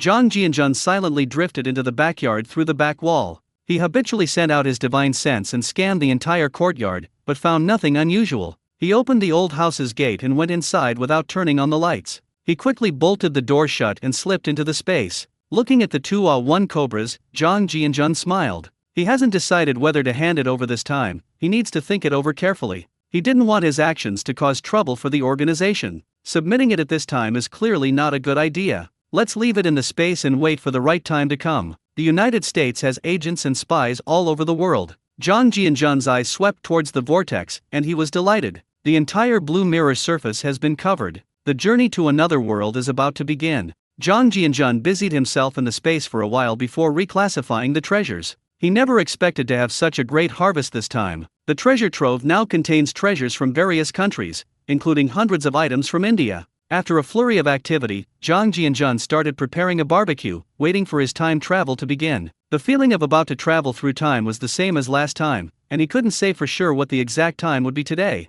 While roasting a lamb leg, Zhang Jianjun thought about time travel, his biggest wish being to travel to the world of cultivation this time, because the allure of the foundation establishment stage is too great. Secondly, he wanted to see how many years had passed in the Warcraft world. Has his son been born yet? Has the Scourge of the Dead arrived? And is that fiery elf still alright? After he had eaten and drunk his fill, he didn't leave the space. Instead, he slipped into the cabin, lay down on the sofa to rest and recuperate, and soon fell asleep. At 7 o'clock in the morning, Zhang Jianjun was awakened by the strange movement on his arm. The gray vortex finally lit up. Zhang Jianjun felt a surge of excitement and teleported outside. He looked at the 4 vortexes above his head and, as expected, all 4 vortexes had turned into blue mirrors. The reflections on the 4 blue mirrors were both familiar and strange. To his dismay, the first and second scenes remained unchanged. The first vortex mirror still shows a solitary island rising on the sea. Not far behind him was a massive vortex pillar connecting heaven and earth, and even though this was his second time seeing it, it still filled him with awe. The second picture shows a desolate desert. There are only endless sand dunes in front of you, and the whole world is a gray expanse. A sense of oppression and loneliness overwhelmed me. The third mirror shows a new map. The reflection on the blue mirror resembles a port, with a huge dock and pier near the sea. Strange gear-like machines line both sides of the shore, with protruding beams resembling steel frames for tower cranes, while the dark sea stretched endlessly into the distance, offering no clear view. The towering clock tower and the densely packed low bungalows in the background resemble a working-class neighborhood in late 18th century Europe. Zhang Jianjun looked at it carefully for a while and found the style somewhat familiar, matching the steam-powered mechanical world in the novel, which was the Witcher series he had read before. If this is indeed the plane of existence, it would be considered a world of strange and bizarre elements. It features various extraordinary beings, such as sorcerers, witchers, wizards, vampires, members of the papacy, and ghouls. For Zhang Jianjun, this dimension held no appeal whatsoever. Moreover, the magic in this plane is extremely sinister. You might get cursed without even knowing how. Then his eyes turned to the last plane, a modern city reflected in the blue mirror, with towering skyscrapers standing tall in the city. Only on the walls of a few nearby high-rise buildings could one vaguely see green vines and moss. It was clearly a desolate, dilapidated, and uninhabited place. The word apocalypse flashed through Zhang Jianjun's mind. Zhang Jianjun was now at a loss. This was a complete test of his decision-making ability. The first and second are quite bizarre and should be ruled out. If the most evil thing in the supernatural world is Thulhu, it is definitely Thulhu. The phrase "gods cannot be looked at" directly reveals the danger involved. These bizarre evil gods will cause your SM value to drop wildly with just one glance, and you might end up as a tentacle monster or a deformed creature. If Zhang Jianjun has already reached the golden core stage, then it might be worthwhile to go and take the risk. That leaves only the third and fourth options. The third plane offers absolutely no profit, so he has no interest in drinking any magic potions. I've heard that the mortality rate for the first time someone drinks a potion is 70%. The Witcher's plane is extremely chaotic and disordered, with all sorts of bizarre and unpredictable cursed objects. Even if he could become a superhuman there, it wouldn't help his cultivation system at all. The Demon Hunter plane is probably one level lower than Azeroth. The presence of wizards makes it a high magic plane. If it were just an ordinary European continent, it would be a huge loss. It's not as practical as the Tang dynasty. Zhang Jianjun's eyes turned to the last mirror. Perhaps this is the only place I can give it a try. Although it won't help my abilities, a modern city must have a lot of technology and gold. If it were the apocalypse, gold would probably be the least valuable thing. Even though there are still nearly 80 tons of gold lying in the space, who would complain about having too much gold? After considering the cause and effect, Zhang Jianjun decided to choose a modern city. At the very least, safety should be guaranteed. As long as you're careful, you definitely won't die suddenly. The vines and moss on the walls indicate that it is not winter there. Zhang Jianjun acted immediately, using his spiritual sense to search for clothes in the Japanese supermarket area. Clothes from several supermarkets became his personal wardrobe. After some selection, he changed into a black t-shirt, black sweatpants, and black sneakers. This outfit is naturally for better concealment. Sportswear is still the best choice for adventure. After dressing properly, Zhang Jianjun habitually cast a layer of spiritual energy shield around his body and then plunged into the fourth vortex while floating above it. He vanished from the passageway in an instant, and after 3 seconds of darkness, his vision brightened, and he found himself on the rooftop of a building with more than 30 floors. Before Zhang Jianjun could even adjust to his surroundings, a chilling roar reached his ears. 3 humanoid creatures staggered toward him. The reason they were described as humanoid beings is because Zhang Jianjun sensed in his consciousness that they were no longer living people. His face was covered with rotting flesh, making it unrecognizable. His sparse hair was matted together because he hadn't washed it in a long time, and the white cheekbones were even visible through the rotting areas. Their eyes were grayish-white with a reddish glow and their pupils had lost focus. The clothes on the 3 creatures had been reduced to tattered strips. It was covered in all sorts of filth, and its original color was no longer recognizable. The stench emanating from him wafted over even before we got close. Goodness, he's familiar with this species, the zombie, which anyone who's played Resident Evil knows. 3 throwing knives suddenly appeared in Zhang Jianjun's hand, and under the lock of his mental power, he shot them towards the foreheads of 3 zombies. The speed was so fast that the trajectory of the movement was impossible to see. Asterisk thud. Thud. Thud. Asterisk the 3 zombies collapsed to the ground like sacks, motionless. Dark brown filth flowed from the brain, making the stench even stronger. Zhang Jianjun quickly added another spiritual energy shield to isolate the odor. After being baptized by the apocalyptic language, killing zombies required shooting them in the head, and just as he expected, once the zombie's head was pierced, it lost its energy supply. Zhang Jianjun sensed energy fluctuations in the zombie's brain. Despite feeling nauseous, I carefully scanned the brains of the 3 zombies. Through his divine sense, he discovered that each of them had a white crystal the size of a soybean in their brain, which Zhang Jianjun temporarily referred to as the crystal nucleus. The energy fluctuations in the head originate from this crystal core. Strangely, the energy contained in these white crystal cores was inversely proportional to the filth and grime on these zombies. It is very pure and has no impurities at all. Zhang Jianjun's eyes lit up and he immediately became interested. Using the power of spatial rules, he extracted the crystal cores from the minds of the 3 zombies. Looking at the 3 rhombus-shaped crystal cores in his palm, his eyes revealed a look of amazement. Each crystal core was as transparent and flawless as a diamond. People would believe it if you told them that these 3 crystal cores were gemstones. The crystal nucleus contains astonishing energy fluctuations. This energy is completely different from his spiritual energy fluctuations. To put it simply, one is magical power and the other is driving force. If scientists can master the energy contained in these crystal nuclei, they might be able to develop energy guns or new types of power sources. This is similar to how rubies are processed into laser media, and then emitted as laser light through electrical energy. But these crystal nuclei are far superior to rubies because they contain their own energy source. A tiny crystal can sustain a zombie's movement day and night, which gives you an idea of its endurance. It might even be able to autonomously absorb some substance from the outside air. Zhang Jianjun became more and more excited as he thought about it. This was a great thing. If this new type of energy could be developed, it would definitely be green, pollution-free, and harmless. The 3 energy crystals were transmitted into space. His divine sense emanated from his body and enveloped the entire building, the scene inside making Zhang Jianjun's scalp tingle. There were 3 to 5 zombies moving back and forth in the corridors on each floor. The highest level had more than 20 zombies. They moved slowly back and forth in the corridor, seemingly never knowing fatigue. The most terrifying thing was that he didn't find a single living person. This is a desolate world. It was utterly lifeless. Zhang Jianjun's gaze drifted to the street below. The dilapidated cars were parked haphazardly on the road, all rusty and broken after being exposed to wind and rain and destroyed by zombies. The sky in the distance was a hazy gray, and sunlight shone through the thin mist onto the quiet city, as if telling a story of past glories. Groups of zombies wandered aimlessly back and forth on the street.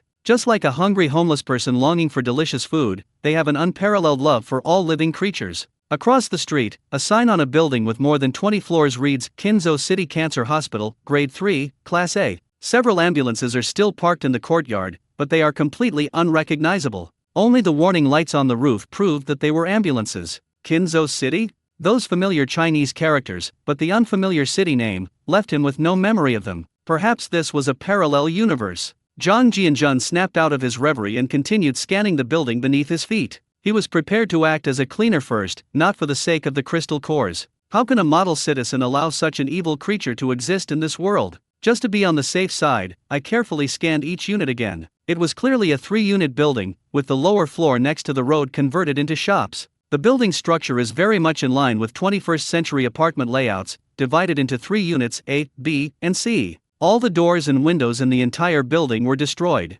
Judging from the thickness of the dust accumulated in the house, no one had lived there for at least 6 months. All the appliances and furniture were damaged to varying degrees. Based on the traces left at the scene, these zombies must have had a strong will to survive before they died. Zhang Jianjun withdrew his mental energy and carefully sensed the substances in the air. A faint, dim energy was detected in the air. It looks a lot like the nuclear radiation left behind by a solar storm. Of course, he wasn't a physicist, and he could only make a rough estimate based on his divine sense. He could only understand the specific situation clearly when he met a living person. The amount of radiation in the air has little effect on him, but ordinary people who are exposed to this environment for a long time are likely to develop diseases. If the estimate is correct, the radiation in the air has weakened considerably over time, making it more likely to cause mutations when it first erupts. Zhang Jianjun sensed from these zombies that the viral radiation was very severe. A normal person would obviously be infected if bitten by a zombie. Since I have the ability, let them return to dust. A large fireball turned the 3 zombies to ashes.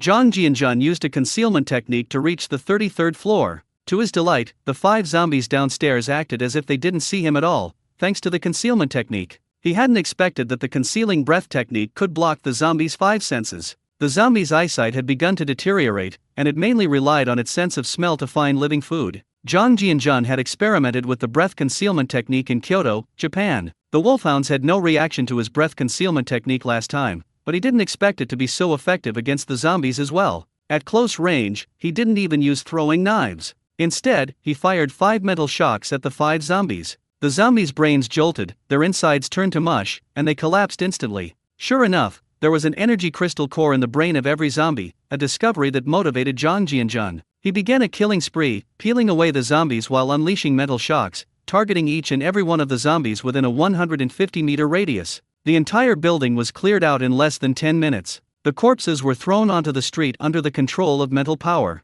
Zhang Jianjun dared not put them into the space to be crushed. If the space gets infected with a virus, it would be a huge problem. The zombies in the corridors of the 3 units of the building flew out of the windows and onto the street like dumplings being dropped into a pot. The sound of more than 100 corpses hitting the ground attracted all the zombies from the nearby streets. This was also something Zhang Jianjun deliberately did to attract the zombie horde. He didn't want to fly around on his sword searching for spiritual energy. Although the spiritual energy was abundant, it would eventually run out, and there was nowhere in this world to replenish it. Drinking the spiritual spring water can also slowly increase growth, but it's still a bit slow. I don't know if it's like what's described in the book. Animals and the like are also starting to mutate. Looking down at the dense horde of zombies and hearing their howls, Zhang Jianjun felt a chill run down his spine. One can imagine how desperate the survivors in the city must have felt upon seeing this scene. Zhang Jianjun continued to use mental piercing to harvest the zombies, and then used mental power to strip them of their crystal cores. The zombies downstairs fell down in swathes like wheat being harvested.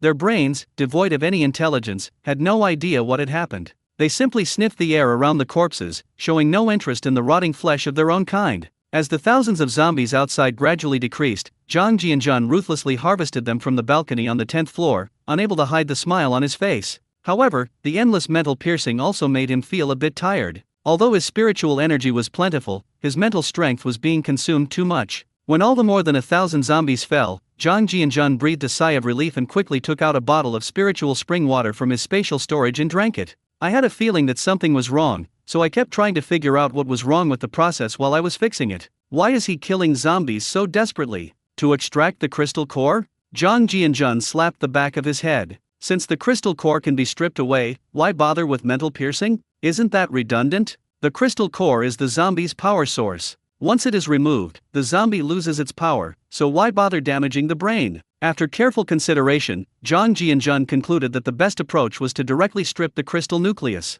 Because of the existence of the cheat, the removal only requires the power of spatial rules, and there is almost no consumption of mental energy. It only consumes a little energy when using divine sense to locate and probe, but this consumption is completely within the tolerance range of the current vast spiritual sea. So his divine sense began to search the rooms above and below, looking for any valuables. His divine sense enveloped every room. After careful examination, the remaining gold necklace, gold ring, jade, and other small items were found. Even a small mosquito is still meat, no matter how few. An intact drone was found in a cabinet in an apartment on the 9th floor. Because it was still in its packaging and unopened, the drone was not damaged in any way. The instruction manual and brand clearly state that it is a Mavic 3 Pro, paired with a jerk remote controller. The machine's performance table in the instruction manual caught his eye. The 20-megapixel 4/3-inch imaging system has omnidirectional obstacle avoidance capabilities with 8 visual sensors, meaning the drone can actively avoid obstacles during flight. DJI 3 Plus image transmission system achieves a maximum range of 15 kilometers in full HD 60 FPS image quality. Taking photos secretly, is pretty awesome for detecting enemy targets. It can fly at a maximum altitude of 6,000 meters, has 5 TB of onboard memory, and a maximum takeoff weight of 3,500 grams. Maximum battery life is 2 hours. It reminded him of DJI drones, which were made in China in his previous life. DJI drones can be categorized into 2 types, foreign brands and DJI itself. The United States seems very unhappy, absolutely in a class of its own. This was the most pleasant experience since the moving company was established, leaving Zhang Jianjun feeling at ease and without any pressure. Since the building was full of zombies, no one would care about him. He searched the entire building thoroughly, and apart from items like jewelry, the brand new drone caught his eye. This thing was far too advanced for the 1960s, it wouldn't be an exaggeration to call it cutting-edge technology. Its research value is immeasurable in the early stages. The battery, power system, sensing system, remote control system, and aerial photography system are all absolutely leading the way in this era. If these drone systems are thoroughly understood and patented, their sustainable economic value is obvious to anyone who understands, just like how it's difficult to bypass the patent barrier for chips. Every year, they can sit at home and make a lot of money. Zhang Jianjun composed himself and went to the balcony. He looked down at the high pile of zombies on the street below, and with a flick of his wrist, gasoline poured down like raindrops. The fuel was sprinkled evenly on all the zombies like raindrops. Then, with a flick of his wrist, he threw a fireball, instantly igniting the entire pile of zombies and sending flames soaring into the sky. Since he was going to be a scavenger, he had to be responsible for both killing and burying them. Let's see if we can attract another wave. As the pile of zombies is set ablaze, thick smoke billows from the empty streets, accompanied by the pungent smell of roasted meat that drifts into the distance. Jang Jianjun took out his phone and filmed the scene of the zombie being roasted over a fire, thinking that he might be able to post some eerie videos on websites in the future. The main focus is on authenticity. Just as Jang Jianjun was indulging in his own fantasies, he heard strange noises coming from all around. Countless zombies rushed over from the building, and with his keen senses, he heard a series of roars coming from afar. His divine sense penetrated his body and took in a 350-meter radius. Looking at the countless dark heads at the edge of his consciousness, he began to feel a little panicked. Goodness, this is like stirring up a hornet's nest. There are way too many people here. Even the zombies in the surrounding buildings were walking down from the upper floors, and some even fell out of the broken windows. Even if they break their legs and arms, as long as they don't hit their heads, they will stubbornly crawl towards this side of the road. As long as the zombie's head is not destroyed, these zombies will not completely lose their ability to move. Their instinct to hunt for food seems to be ingrained in their bones. Before the zombie army even got close to the fire, Jang Jianjun began to perform the peeling technique he had just planned. As he expected, these zombies had already lost their lives and were relying on the crystal cores in their brains to provide energy to keep moving. The moment the crystalline core in the brain is detached, the zombie loses all its kinetic energy. He lay motionless on the ground, reduced to a pile of rotting flesh. This proves that the law of conservation of energy can also be applied to these zombies.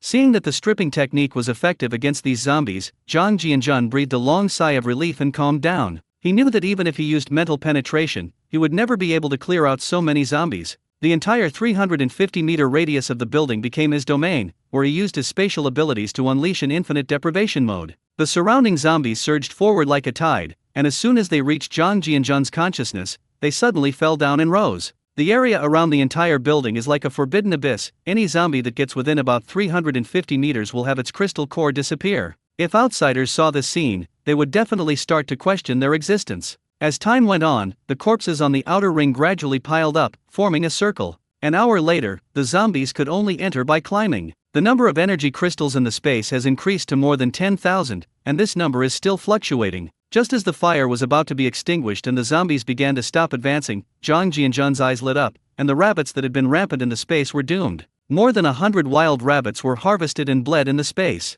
The rabbit meat was all stored in the food warehouse, while their blood was spilled on the surrounding piles of zombies. The moment the rabbit's blood was spilled, the zombies, which had been stagnant and gradually dissipating, became excited. The sweet smell of the blood aroused their instincts. Hordes of zombies pounced on the pile of corpses, just like pouring a ladle of cold water into a pot of oil and causing it to boil. Even their walking speed was half again as fast as before. Excited roars echoed continuously. Hunger, ingrained in their memories, drove them to climb recklessly, only to lose consciousness as they climbed, their heads lolling to the side. The pile of zombies began to grow taller again, and looking down from the building was terrifying. A large circle with a diameter of 300 meters kept getting taller, 1 meter, 1 jang, 3 jang, until it reached a height of more than 12 meters, at which point the zombies gradually became sparse. The scene looks like the zombies built a circular city wall that is over 50 meters wide and over 10 meters high themselves. The few remaining zombies, all with missing legs and arms, were still struggling to climb the city wall. Taking advantage of the lull, Jang Jianjun took out a bottle of spiritual spring water, used a cleaning spell to clear the 10th floor balcony, and sat down.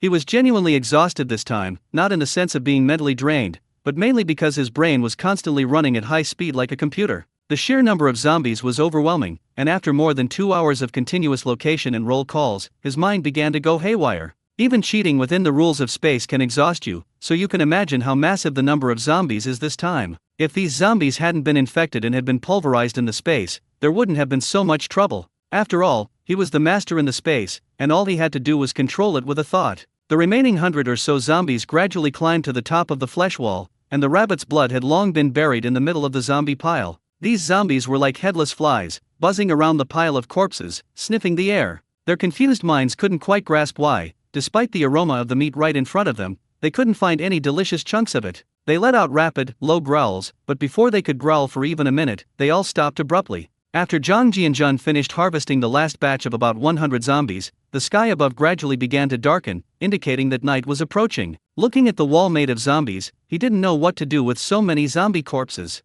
If he poured gasoline on them, he estimated that several tons would be wasted. The surrounding buildings might not be able to be saved. Suddenly, Zhang Jianjun smiled self-deprecatingly, thinking, I don't even know if there are any survivors. Why bother with this? In a post-apocalyptic world, ruthlessness is paramount. There should be plenty of gasoline available once you find a gas station. Moreover, the octane rating is definitely more authentic than that of gas stations in island nations, so his SUV can occasionally go out into the mountains to enjoy the thrill. As darkness approached, Zhang Jianjun abandoned his plan to continue the search. In any unfamiliar world, caution is always the best policy. The number of crystal cores in the space reached more than 23,000. Although it was exhausting, the harvest was also very considerable. Zhang Jianjun scanned the entire building with his divine sense. Room 1101, Unit A, on the 11th floor was a relatively safe apartment. Although the window glass was broken, the outer security door was locked securely and intact. The room was sparsely furnished and felt empty,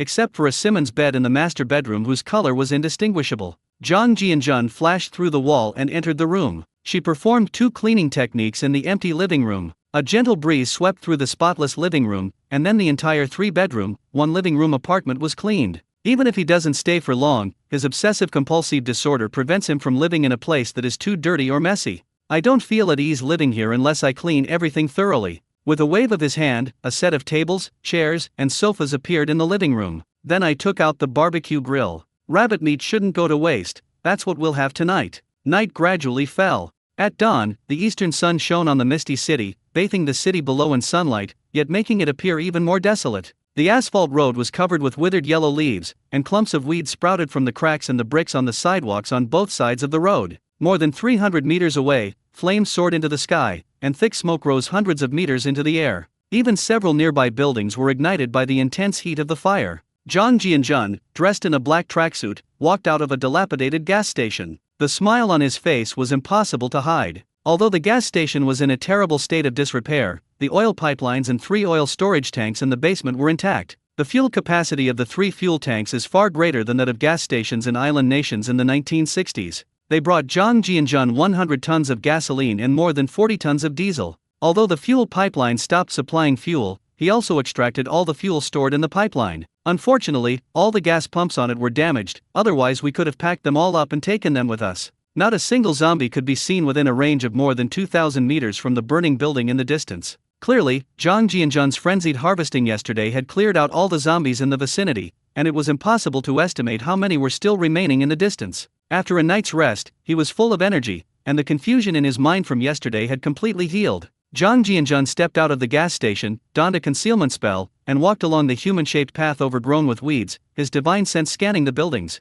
They didn't let go of either branded or unbranded products. Zhang Jianjun stopped in front of a postal savings bank. Looking at the sign in front of him, he finally learned the name of the country, although the embedded bronze plaque was covered in dust. However, the Chinese characters carved on it are still clearly written in State Postal Savings Bank Kinzhou Branch. Zhang Jianjun couldn't help but marvel at the infinite vastness of the universe. Even in the 21st century, humanity could only dream about it within the solar system. The only planet that humans can reach is Earth's satellite, the Moon. It would take about 1 light-year to travel out of the entire solar system. Zhang Jianjun withdrew his thoughts and used his divine sense to probe the interior of the bank. Because the bank's main gate was very sturdy, all the facilities inside were still relatively intact. The security measures of a bank are naturally far superior to those of an ordinary shopping mall. In my mind's eye, the bank's interior was not severely damaged, only skeletal remains were scattered on the floor of the cashier area. The dark handprints on the wall indicate that a battle once took place here, or that someone was targeted by zombies and ultimately failed to survive. If your colleague turns into a zombie, it's an unfortunate story for both of you. No one knows what will happen next, and it's quite possible that this situation occurred at the moment the internal disaster broke out in this bank. Because it was all made of bulletproof glass, 5 zombies were trapped inside and could not get out. They were slowly moving back and forth behind the cashier, occasionally letting out a low growl. After observing the entire bank's internal structure, Zhang Jianjun found only these 5 zombies on the entire floor. The skeletons scattered all over the ground are likely from radiation mutations, or from people who were bitten to death by zombies and eaten. Without hesitation, Zhang Jianjun stripped the crystal cores from the 5 zombies. After yesterday's frantic practice, he was quite adept at stripping the crystal cores from several zombies. The 5 zombies stiffened and fell to the ground. The 22-story savings bank was very spacious, and to his surprise, none of the office computers upstairs were damaged. An even bigger surprise awaited him on the 22nd floor rooftop. That was a computer service unit warehouse. Servers store large amounts of financial data, so financial institutions typically store them in the safest places, such as rooftops or basements. He used to work as a programmer, so he has a certain understanding of computers, and he also researched the server setup of financial systems online. The financial system's unique RAS features memory fault self-healing technology, effectively reducing the probability of memory downtime by 50%. With a high-end CPU processor and BMC-level chip, the data storage security level is extremely high, and the 240W OLTP database makes the overall performance smoother and more perfect. Zhang Jianzhen's divine sense revealed that this database consisted of 55 servers, which were more advanced than the server sets he knew in his previous life. Although there is no network connection now when it is pulled back, don't forget that when these units are connected together, they can provide a local area network. More than enough for a computer's core processor. Adding a desktop computer gives it a backup function. However, a large transformer with stable voltage is needed, otherwise, given the power stability levels of the 1960s, it could potentially shorten the lifespan of the server unit. Zhang Jianzhen acted immediately, disregarding whether the vault had any money. The technological equipment was the main focus of this time travel, so they started by dismantling the server units. These units weren't very big individually, after all, they weren't cloud service machines like those from Hawaii. It's about the size of a rectangular refrigerator at most. The troublesome part is dealing with all the network cables and plugs that connect to it. Zhang Jianzhen disassembled it very carefully this time, because this thing is not like a machine where you can replace a missing screw. If even one data cable is missing, the entire unit will malfunction. It took more than half an hour to pack all 55 units into the space. Office computers are much simpler to deal with, you just need to unplug the data cable and network cable. 33 perfectly functioning computers, including their cases, mice, and keyboards, which hadn't been used for 5 minutes, were all packed up and sent to the space. The remaining steps involved clearing out the network cables. Even the United States didn't have such network cables and fiber optic cables in the 1960s, so they had to take advantage of the situation on the spot. It took about 40 minutes to get everything done, including all the intact power strips and stabilizers. It is believed that this technology played a crucial role in the development of science and technology in the 1960s. As for where these crews came from, well, the debts are too many to itch, so silence is the best option. Even the United States has its own mysterious Area 51. Zhang Jianzhen walked to the central area of the bank and scanned behind an iron door with his divine sense. Bundles of banknotes were placed in stainless steel cabinets in the warehouse. These banknotes are very similar to the 100 yuan banknotes of later generations, and they are also red. Unfortunately, the portraits on them are not of great figures. To Zhang Jianzhen, these banknotes are just worthless paper. Zhang Jianzhen thoroughly searched the bank vault with his divine sense and finally found gold bricks on a stainless steel platform in the northwest corner, weighing only about 500 kilograms. For Zhang Jianzhen, who has seen many storms, 500 kilograms of gold has left him unmoved. After repeated searches, more than 100 commemorative gold coins issued internally by the bank were found, and finally, US dollars were even found in a safe. Zhang Jianzhen estimated it to be around $5 million US dollars. The dollar bills were printed with the portrait of Benjamin Franklin and were no different from the dollars of later generations. This discovery further convinced Zhang Jianzhen that this was a parallel universe. This also reminded him of the world he traveled to during his second time. Apart from the fact that the name of the Chinese nation had been changed, most of the other countries in the world were still using their original names. No wonder the English letters on the server unit looked so familiar. Although I don't know if the US dollars will actually be usable, as long as they are genuine, I believe the banks won't use counterfeit money to launder their funds. So Zhang Jianzhen put the $5 million, including the safe, into his storage space. What he didn't know was that this was a huge fire. This attracted prying eyes. On a building a kilometer away from the thick smoke, a young man in his 30s wearing tattered camouflage was looking through binoculars at the place where the flames were shooting into the sky. He appeared very thin, possibly due to malnutrition. His face was covered in dark brown grime, and his cheekbones were prominent, giving him a somewhat shifty and beady look. She was about 1.76 meters tall and weighed less than 60 kilograms. Beneath her messy long hair were a pair of triangular eyes. There were 2 short young men holding assault rifles nearby, looking at the thick smoke a kilometer away with puzzled expressions. However, both of their faces were covered in grime, indicating that they hadn't washed their faces for many days, and they were both wearing worn-out camouflage uniforms. The young man with the binoculars observed for 10 minutes before putting his hands down, and a short young man next to him quickly asked a question. "Brother Dakian, what exactly happened up ahead? Have you seen anyone alive?" The young man named Daekyang's triangular eyes flickered, and he handed the binoculars in his hand to the young man who had asked the question. He muttered and cursed, "Damn it, Shunzi, come and look at that area that's on fire. It looks like a bunch of zombies being burned. Mao, you check the number of bullets in the magazine. The three of us will look for a nearby supermarket later and see if there are any leftover food items." Damn it, Brother Long's gang is getting more and more outrageous. These past few days they've been treating us like cannon fodder, sending the brothers out to find food while they hide in the base playing with women. Mao spat and said angrily, "Who says otherwise? But something's strange today. We killed a few zombies, but we didn't attract any more." Daekyang's said with a gloomy face, "The three of us need to be careful these few days. A few days ago, those college students were all driven out by that group of people to find food. As a result, more than 20 people went out, but only 3 idiots came back. The few bags of instant noodles they brought back were expired. They're a complete bunch of useless people. I don't know how they've survived this long. If it weren't for the fact that the three of us were decent marksmen, we probably would have ended up like them a long time ago." At this moment, the young man called Shunzi to put down the binoculars, his face showing a look of surprise and uncertainty. He then passed the binoculars to Mao, who had a look of curiosity on his face. He said in a slightly hoarse voice, "Brother Daekyang, you're probably right. It seems like the burning objects are all human-shaped. There was too much smoke to see clearly. If that whole area was full of zombies, there must be at least tens of thousands of them, right? I feel like something's not right in the city today. Could there still be a large number of military and police personnel in downtown Kinzo? Even if there were, they would have needed to use heavy weapons to kill so many zombies, right? But we haven't heard a sound at all inside the factory."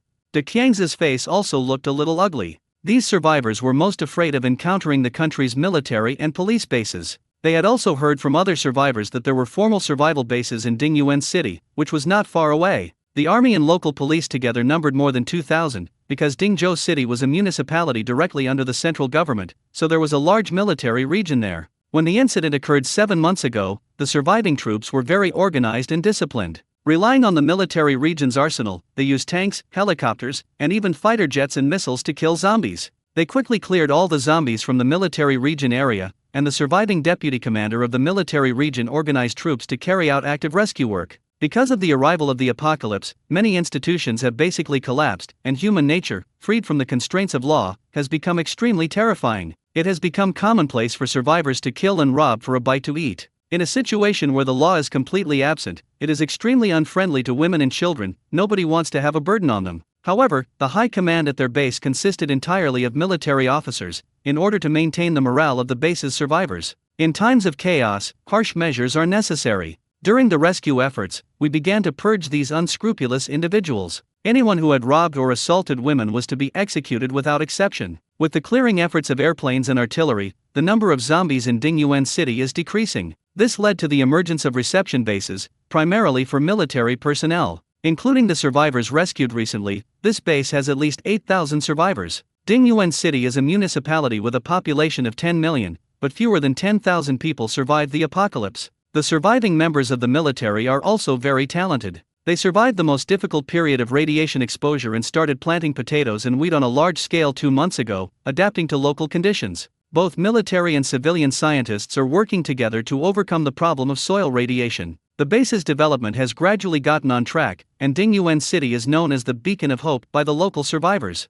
Unlike their base, which only had a little over 200 survivors left, and at its peak, it only had a little over 500 people. After all, Kinzo City is a county-level city under the jurisdiction of Dingyuan City, and its population, excluding the towns and urban areas under its jurisdiction, is only about 500,000. Their survivor base was a mixed bag, with workers, students, unemployed people from the streets, and all sorts of people huddled together in the Dingyuan No. 1 steel plant. Dingyuan No. 1 steel plant was moved from Dingyuan City 30 years ago. This steel plant has always been a very large state-owned enterprise. Therefore, the canteen and warehouse stored a lot of food, and there were several deep wells in the factory, which allowed them to survive for more than half a year. With power and internet completely paralyzed, all contact with the outside world had been lost for some time, except for a few months when radio broadcasts could still be received. It was an appeal from the surviving high-ranking officials, urging everyone to work together to overcome the difficulties and await rescue. But in the face of the apocalypse, they were too busy to even take care of themselves, and now, several months later, they can't even receive any radio signals. The steel mill had not received any supplies, and the grain in the warehouse had gradually become insufficient after being consumed for more than half a year.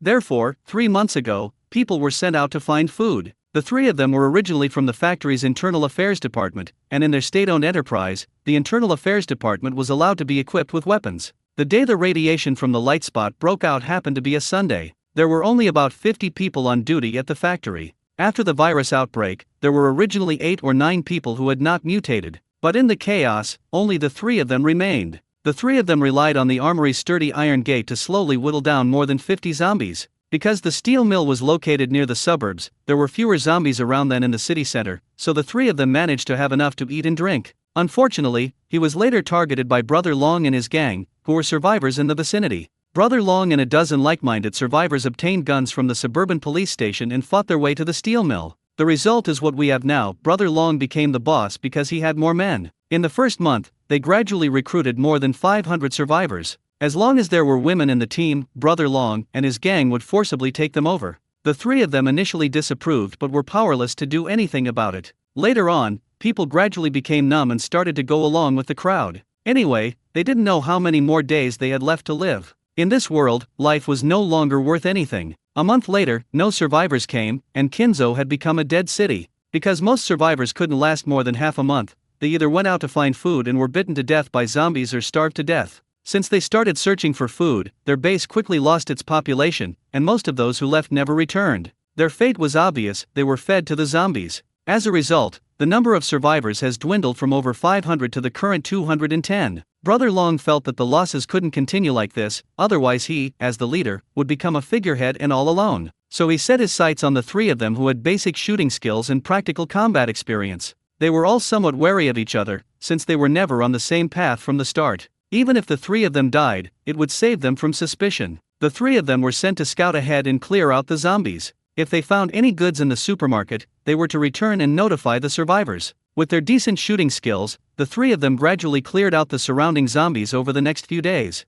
If they encountered a large horde of zombies, they would run back to the steel mill. Relying on the sturdy steel gates to shoot them one by one, the factory's munitions depot became the survival rule of this base. But bullets will eventually run out, and their factory's ammunition depot is not as well stocked as the military's, let alone heavy weapons. Their office staff all carried pistols and assault rifles. Wang Daqiang snapped out of his reverie, his eyes flashing with hatred. He really wanted to turn his gun on Brother Long and his gang. Not only did they usurp the nest, but they also turned the three of them into cannon fodder. The situation today is very strange. Not only have the number of zombies decreased a lot along the way, but what is the reason for the big fire in the distance? Nobody would believe a zombie mass suicide. The sunlight was shining directly down from above. The sunlight shone on yet another massive pile of zombies. This was Zhang Jianzhan's fifth large-scale cleanup operation. Looking at the sunlight streaming down from above, it must have been noon. After leaving the savings bank, he began to quickly search for all usable resources, leaving nothing behind as long as they were not damaged. When encountering a horde of zombies, Zhang Jianzhan used the same method. First, he would kill several hundred of them, gather them together, and set them on fire, then take out small animals like rabbits from his spatial storage to lure them away. After completing a set of tactics, Zhang Jianzhan used his concealment technique to hide in the building and harvest the energy cores, because the more energy cores he had, the better. After a long period of practice, he became more and more adept at stripping zombies of their crystal cores. Large numbers of zombies would fall silently as soon as they entered his range of consciousness. What reassured him somewhat was that he did not encounter any mutated animals. He didn't find a single living rat, which puzzled him. He wondered if the rats were dead or had mutated and all run off to the outskirts. Effortlessly wiped out a large group of zombies. Zhang Jianzhan used the same method again, pouring gasoline and igniting it in one go with great skill. He used up 2/3 of the fuel he had obtained from the island nation. Since we got high-octane gasoline, we don't feel bad about using it in these island nations anymore. We can always go visit them when we run out. He has been busy since dawn and hasn't stopped until now. In half a day, dozens of buildings were affected and collapsed by his fire. He felt no psychological burden at all in the face of an empty world. They don't have to bear any responsibility, so they feel at ease starting a fire. Looking at the more than 300,000 white energy crystals, each the size of a soybean, piled up in the space, Zhang Jianzhan's smile never faded. He had always been confident in his judgment. He believed that these energy cores would one day shock the world, and it was definitely the right thing to do to collect more now. As time went on, more and more items were collected in the space, including various cars that had survived in the underground garage. Zhang Jianzhan naturally did not let them go either. Judging from the types of the 10 cars, the development of Yan Kingdom should be similar to that of the previous life. His space contained 3 BMW 5 Series cars, 2 Mercedes-Benz cars, 1 Jeep Wrangler SUV, and the remaining 4 cars were probably electric cars produced by Yan State itself. The undamaged washing machines and refrigerators in the supermarket were also taken care of. The dirty cardboard boxes were removed and stored away. He collected a wide variety of jewelry and diamond rings made of various materials at a jewelry store, which added a lot of color to his adventure. He had no interest in food whatsoever. No matter how good the food was in the apocalypse, he couldn't accept it, especially if it carried a virus. At noon, Zhang Jianjun ate a few pieces of bread and a bag of milk in a building and then began his massive spree. He never expected that his frenzied harvesting would terrify the people at a small base, who huddled upstairs, too afraid to go out. As they prepared to go downstairs to look for a shop, they noticed a constant stream of zombies gathering in the distance, as if some treasure was attracting them from the center. Then, through the binoculars, they spotted zombies falling one after another like wheat being harvested. The 3 of them took turns peering through the binoculars at the window. Everyone's eyes were filled with fear and confusion. This phenomenon is so damn bizarre. An hour later, it suddenly caught fire, and we couldn't even see how it was ignited. They didn't dare to go out all morning, feeling that there was some great terror lurking in the city. By noon, they had become numb. Fires broke out in the east, west, and south of the county town. Although no zombies could be seen through the binoculars, the thick smoke rising into the sky proved that it was not an illusion. The 3 of them could no longer stay still, and their faces began to turn pale. Damn, it seems like only their eastern suburbs haven't caught fire. Daekyangzi licked his slightly chapped lips, his stomach rumbling, and looked at his 2 somewhat numb companions. Mao, Shunzi, I feel like we can't stay here anymore. Brother Daekyang, what do you think we should do? Going back empty-handed, won't Brother Long and his gang cause trouble for us? What's there to be afraid of? If we really fight, who knows who will live and who will die? Besides, we can find an excuse to avoid this kind of ghostly phenomenon. Mao is right. This is the time when we are short of manpower. Although there is not much grain left in the warehouse, it is not yet time to fight to the death. Let's go back to the base first. Once we're back, you 2 should watch my every move. If we ever turn on each other, we'll strike first.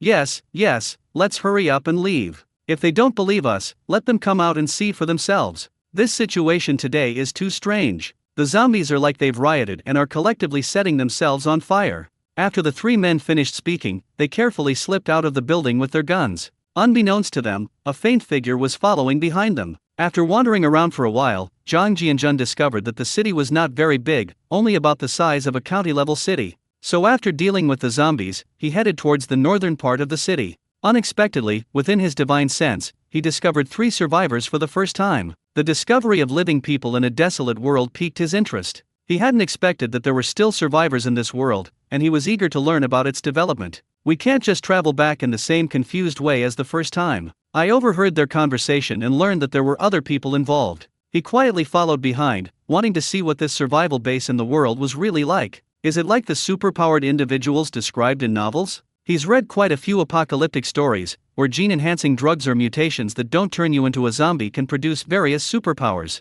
When Zhang Jianjun scanned the 3 of them, he did not find any energy fluctuations, proving that the 3 of them were just ordinary people suffering from malnutrition. Under the concealment technique, the 3 people were completely unaware that a person was hanging more than 100 meters behind them. Zhang Jianjun spread his divine sense to search the surrounding area. Perhaps because the North District was a suburb, he did not find many traces of zombies. Occasionally, Zhang Jianjun would clean up and remove the 2 or 3 zombies trapped in the buildings, and along the way, he would find the remains of zombies or humans scattered around. It seems that humans and zombies once fought in this place. After following the 3 for less than a kilometer, they saw a steel factory in the distance, with 3 layers of barbed wire on its high walls. This can also be seen in many schools or heavy industrial units in later generations. The electric fence was installed by key units to prevent outsiders from climbing over it and to facilitate monitoring and control. In Zhang Jianjun's view, the factory area was very large, at least twice the size of the steel rolling mill where he worked. This caught his eye. He hadn't expected such a large steel structure to exist in such a small city. It should be noted that the steel rolling mill where he worked was not small, with tens of thousands of employees. If the mill were twice the size, it would be considered a large enterprise. Inside the factory, 7 or 8 towering chimneys reach into the sky, each at least 100 meters high. Seeing that the 3 of them had arrived at the large iron gate, they began to knock on the door. Zhang Jianjun quietly changed his position and went to the north wall of the steel plant gate. His divine sense penetrated his body and swept inside. His eyes widened in surprise, then turned icy cold. Laughter erupted from a spacious office on the second floor of an office building in the north section of the factory. A fat man in his late 40s sat on the sofa at the head of the table, with a disheveled woman kneeling at his feet, her sallow face covered with red and swollen handprints. She looked to be around 27 or 28 years old, and next to her lay a little girl of 4 or 5 years old, so thin that she looked like she could be blown away by a gust of wind, lying motionless on the ground. The slight rise and fall of her small chest proved that she was still alive. A dozen or so young men sat or stood on either side of the long conference table in the office, all looking at the woman kneeling on the ground with mocking smiles on their faces. The fat man sitting on the sofa said disdainfully, "Zhang Xiaowen, I've never treated you badly when I asked you to serve me. As for your daughter, given the current food reserves, it's not that I'm heartless, but there's no extra food to give to the child." The people around also chimed in, saying, "Zhang Xiaowen, you should be grateful. Brother Long is already quite kind-hearted. If it weren't for your looks, you would have been sent out to find food long ago. Nowadays men are out there risking their lives to find food, while you women only have to give your bodies and you still have food and drink. It's already hard enough for us to support you, let alone have food to raise children." That's right. Your daughter is so young and can't take care of anyone. She's about to die now, so you might as well just throw her out. Don't die inside the base and infect others. The woman kneeling on the ground had tears streaming down her face and looked numb. He pleaded, "Brother Long, my Yani is still alive. Please, have some compassion and give her another half bowl of porridge to save her.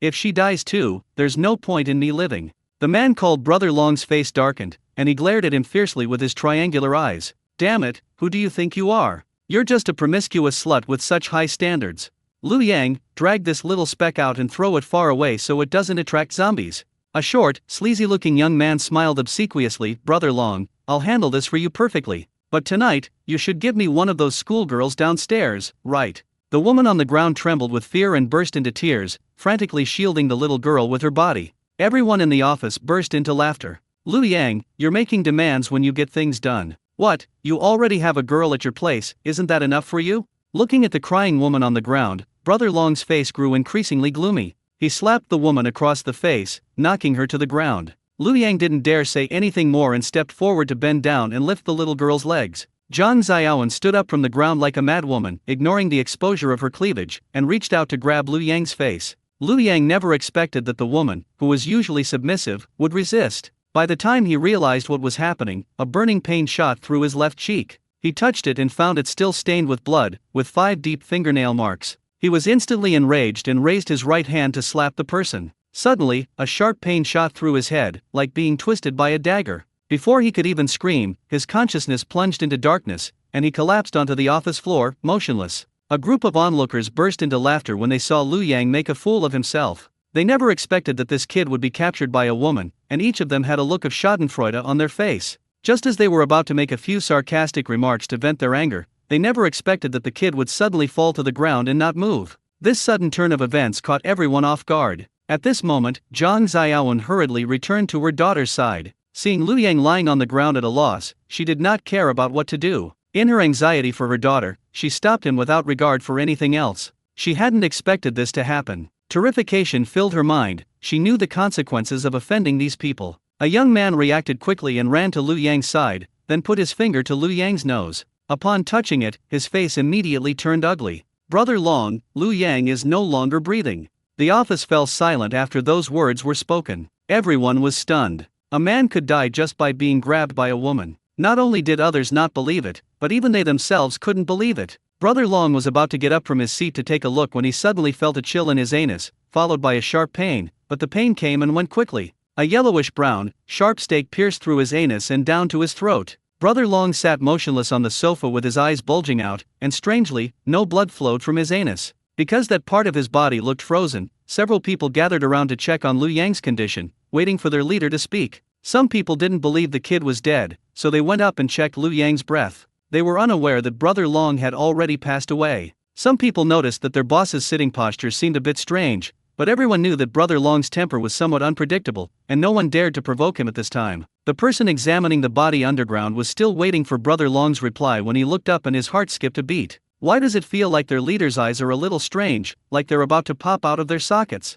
I started to have some doubts. It's not like I've never seen a dead person before. Is it really that big of a deal? Because there was a stake supporting Long Ge's body all the way up to his throat, their leader wouldn't collapse anytime soon. This rather bizarre situation arose, and it was all done by Zhang Jianjun in a fit of anger. Having lived in the 21st century in my previous life, I have never witnessed such human suffering in this life. Although it is war in the Azeroth Plain, it is still a war between people of different skin colors. But today he was truly enraged. He knew that when order collapsed, people would become selfish and ruthless, but he couldn't even tolerate a 4 or 5-year-old girl and was prepared to take her out to feed the zombies. It almost caused him to unleash a powerful spell. Zhang Jianjun admits that he is not a noble person and has even taken the lives of others, but none of the people he fought against were kind civilians. Aside from his hesitation when he targeted the 4 administrators in the island nation, the others were all people with connections. Their differing political stances were irrelevant to right or wrong. However, he still couldn't bring himself to harm a child. It was the first time he had witnessed such ugliness of human nature, and his Dao heart almost wavered.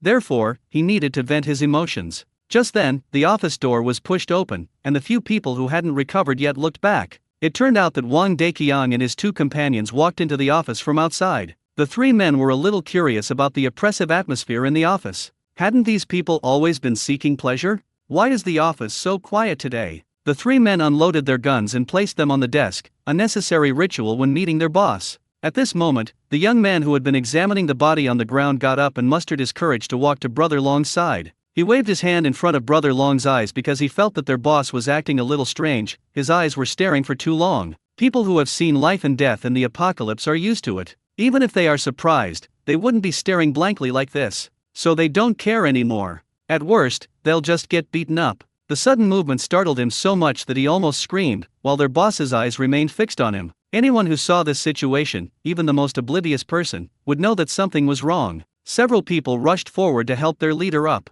Brother Long, what's wrong? Are you feeling unwell? Boss, don't be angry. Nobody wants this to happen. It's just that Liu Yang is unlucky.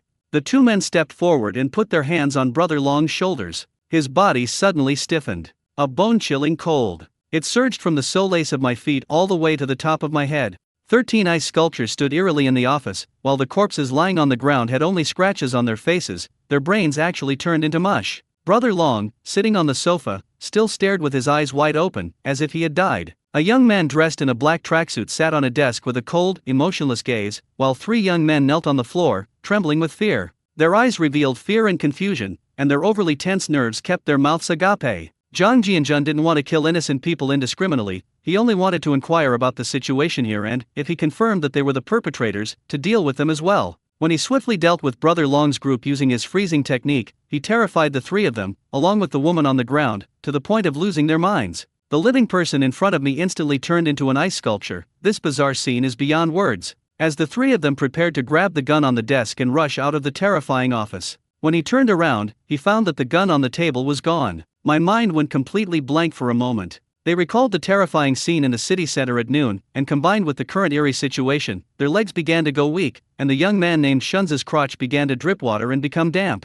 He was clearly so scared that he wet his pants. As the 3 of them, their legs feeling a little unsteady, helped each other out of the room. To my horror, a young man was sitting at the table. The suffocating pressure emanating from them made it difficult for the 3 of them to breathe. Terrified, their legs went weak and they all knelt on the ground, gasping for breath. Such unscientific methods have only been seen in novels, because online novels are also very developed in Yan country, and there are many works with a bizarre or fantastical elements. This is definitely a bizarre existence, and it could very well be the same terrifying place in the city center. Zhang Jianjun glanced at the woman on the ground, who looked terrified. He could pull several bags of yogurt out of his pocket and they would appear in his hand. He could tap the table and a watermelon would appear on the table. His cold expression quickly melted away as he smiled and said, "Women are inherently gentle, but become strong when they become mothers. Your actions have touched me. You are willing to sell your body and even risk your life for your child.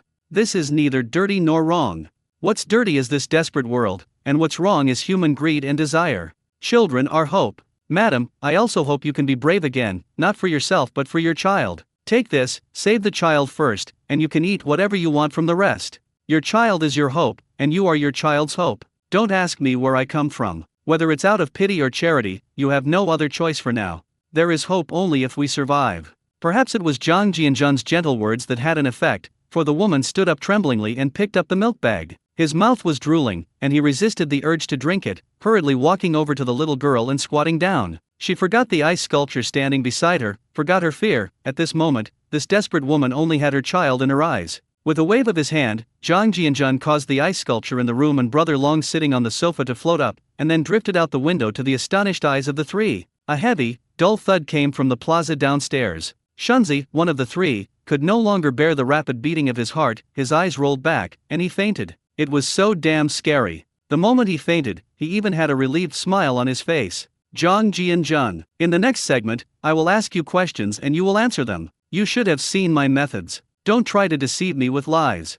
Because in the face of absolute power, all lies and conspiracies are a joke. After hearing this, the two pale-faced men nodded frantically, like chickens pecking at rice. Faced with such a strange figure, the two of them didn't even dare to look at each other or raise their heads. Good heavens, without them even realizing it, people turned into ice sculptures. If that scene was about killing someone without them even noticing, then the corpses that floated away afterward were things they witnessed firsthand. Whether it's a human, a ghost, or some other terrifying being, none of them are beings that the three mortals can resist. Wang Deqian mustered his courage and stammered, "Boss, please feel free to ask me any questions. I will answer them to the best of my ability." Zhang Jianjun spoke without a trace of emotion. "Very good. I will give a brief introduction to the history of your world, how the zombies outside were formed, and on what day the outbreak began." Upon hearing Zhang Jianjun's words, the two men felt their hearts clench, and their hearts were filled with horror. This confirms it's a major horror story, especially that line about the history of your world, which made their heads buzz. Seeing the two trembling and no one speaking to them, Zhang Jianjun's eyes turned cold, and the pressure of his chi-refining perfection realm power began to erupt, as if a mental storm was sweeping across the ground where the two were kneeling. Life and death are separated by a single thought. Since you don't want to talk about it, I'll send you to another world to have some fun. The two were instantly forced to the ground by the oppressive force. Wang Deqian, covered in cold sweat and panting heavily, hurriedly managed to speak. "Boss, spare me. I'll tell you right now." Zhang Jianjun withdrew his oppressive aura and nodded, "I don't want to hear any more of your nonsense. This is the last chance. Boss, our country has a history spanning 5,000 years. As Zhang Jianjun listened to their story, he simultaneously scanned the outside with his divine sense. A group of ragged people arrived at the plaza below the office building. Each of them had a sallow and emaciated face, clearly the result of long-term malnutrition. There were about 180 people, and strangely enough, there wasn't a single elderly person or child in sight. Zhang Jianjun sighed inwardly, thinking of something. The group of people stood 10 meters away, no longer daring to approach. Their eyes were filled with terror and numbness as they stared at the 15 corpses on the ground. The human-shaped ice sculptures on the ground shattered their worldview. Occasionally, the sound of a woman crying could be heard from within the crowd. It was hard to tell whether it was from joy or sorrow. Because they had always been used as tools for venting their anger by this group of people, and were kept like animals, they never expected to see such a bizarre scene today. My heart was naturally filled with mixed feelings. The group of people stood numbly watching from a distance, as if time had stood still at that moment. The oldest among them was no more than 50 years old, and the youngest was only 16 or 17, probably still in high school, but in the apocalypse, they all lost their homes and hope. 10 minutes later, Zhang Jianjun had a general understanding of the background of this world. Coincidentally, this world was similar to the second world he had traveled to. The history before the Ming dynasty remained unchanged. It also included the 3 sovereigns and 5 emperors, the Tang, Song, Yuan, and Ming dynasties, only without the Qing dynasty. The apocalypse occurred on January 15, 2015, because around 2 p.m. on January 15, the entire sky seemed to turn fiery red, and the global temperature instantly rose to over 40 degrees Celsius. All local networks and communications were interrupted at the same time, and then strange changes began to occur over the next 2 hours. The three of them naturally couldn't explain the reason for this phenomenon. With all network communications cut off, contact with the outside world is lost. Today is August 19th. That is, 7 months and a few days have passed since the apocalypse. Zhang Jianjun listened to the entire account. Just as he expected. Similar to solar storm radiation. The more than 180 survivors in the square all stared at the young man in front of them with suspicion and uncertainty. The man's Adam's apple bobbed wildly, not because this young man was universally attractive. Because the young man had about 200 watermelons at his feet, and although Zhang Jianjun was not a philanthropist, in a space rich in resources, the number of watermelons in front of him was less than a drop in the ocean. He doesn't need to survive in this world for long. The so-called doomsday laws have no effect on him. Since he killed someone, he must clear away the karma. The key to clearing away the cause and effect lies with the disheveled survivors in the scene. Standing next to Zhang Jianjun was a mother and daughter. The little girl had woken up after being given milk and bread, and although she was still very weak, she could stand up without any problem. She had a pair of big, dark eyes that would occasionally steal a glance at Zhang Jianjun. He wore neat and clean new clothes, and his dusty little face showed envy. Her little mind couldn't recall the time she wore a new dress in kindergarten. Behind Zhang Jianjun, 3 young men squatted with their hands behind their heads, bowing their heads and awaiting their fate. No one in the crowd made a sound, because the young man in front of them seemed unfathomable, and even their clothing made them feel ashamed. Adding to the dozen or so corpses in the distance and the 3 people squatting on the ground, one could roughly guess that the young man in front of them was not commensurate with his handsome appearance. He was absolutely ruthless, and everyone was filled with unease yet also a glimmer of hope. They only get 1 bowl of porridge a day, and it's so thin you can see the bottom of the bowl. If they go out and come back alive, they get a little more. Hunger made them forget their urge to escape. The pile of watermelons on the ground was an absolute and irresistible temptation. Zhang Jianjun smiled and said, "You may all be wondering who I am and what my purpose is. What I want to tell you is that who I am is not important. As for your purpose, do you think you have anything left for me to use? I am just a fleeting visitor in your lives, and I won't be staying here for long. I just wanted to test whether my arrival could bring you any hope. It's that simple. Whether you live numbly and hungry, or strive to fight for a living environment, the zombies in this city have been basically cleared out. Even if some escaped the net, there wouldn't be many left. You can't go far by just taking and searching. It's better to rely on your own hands than on others. I've tested the surrounding land and air, and the radiation levels have already decreased significantly. Anyone who is willing to work hard to survive with their own hands, come forward and each receive a watermelon. But if anyone tries to take advantage of the chaos, those 15 corpses will be their fate. After they've eaten their fill, they can leave their names, professions, education levels, and hand them over to Zhang Xiaowen, who's right next to me."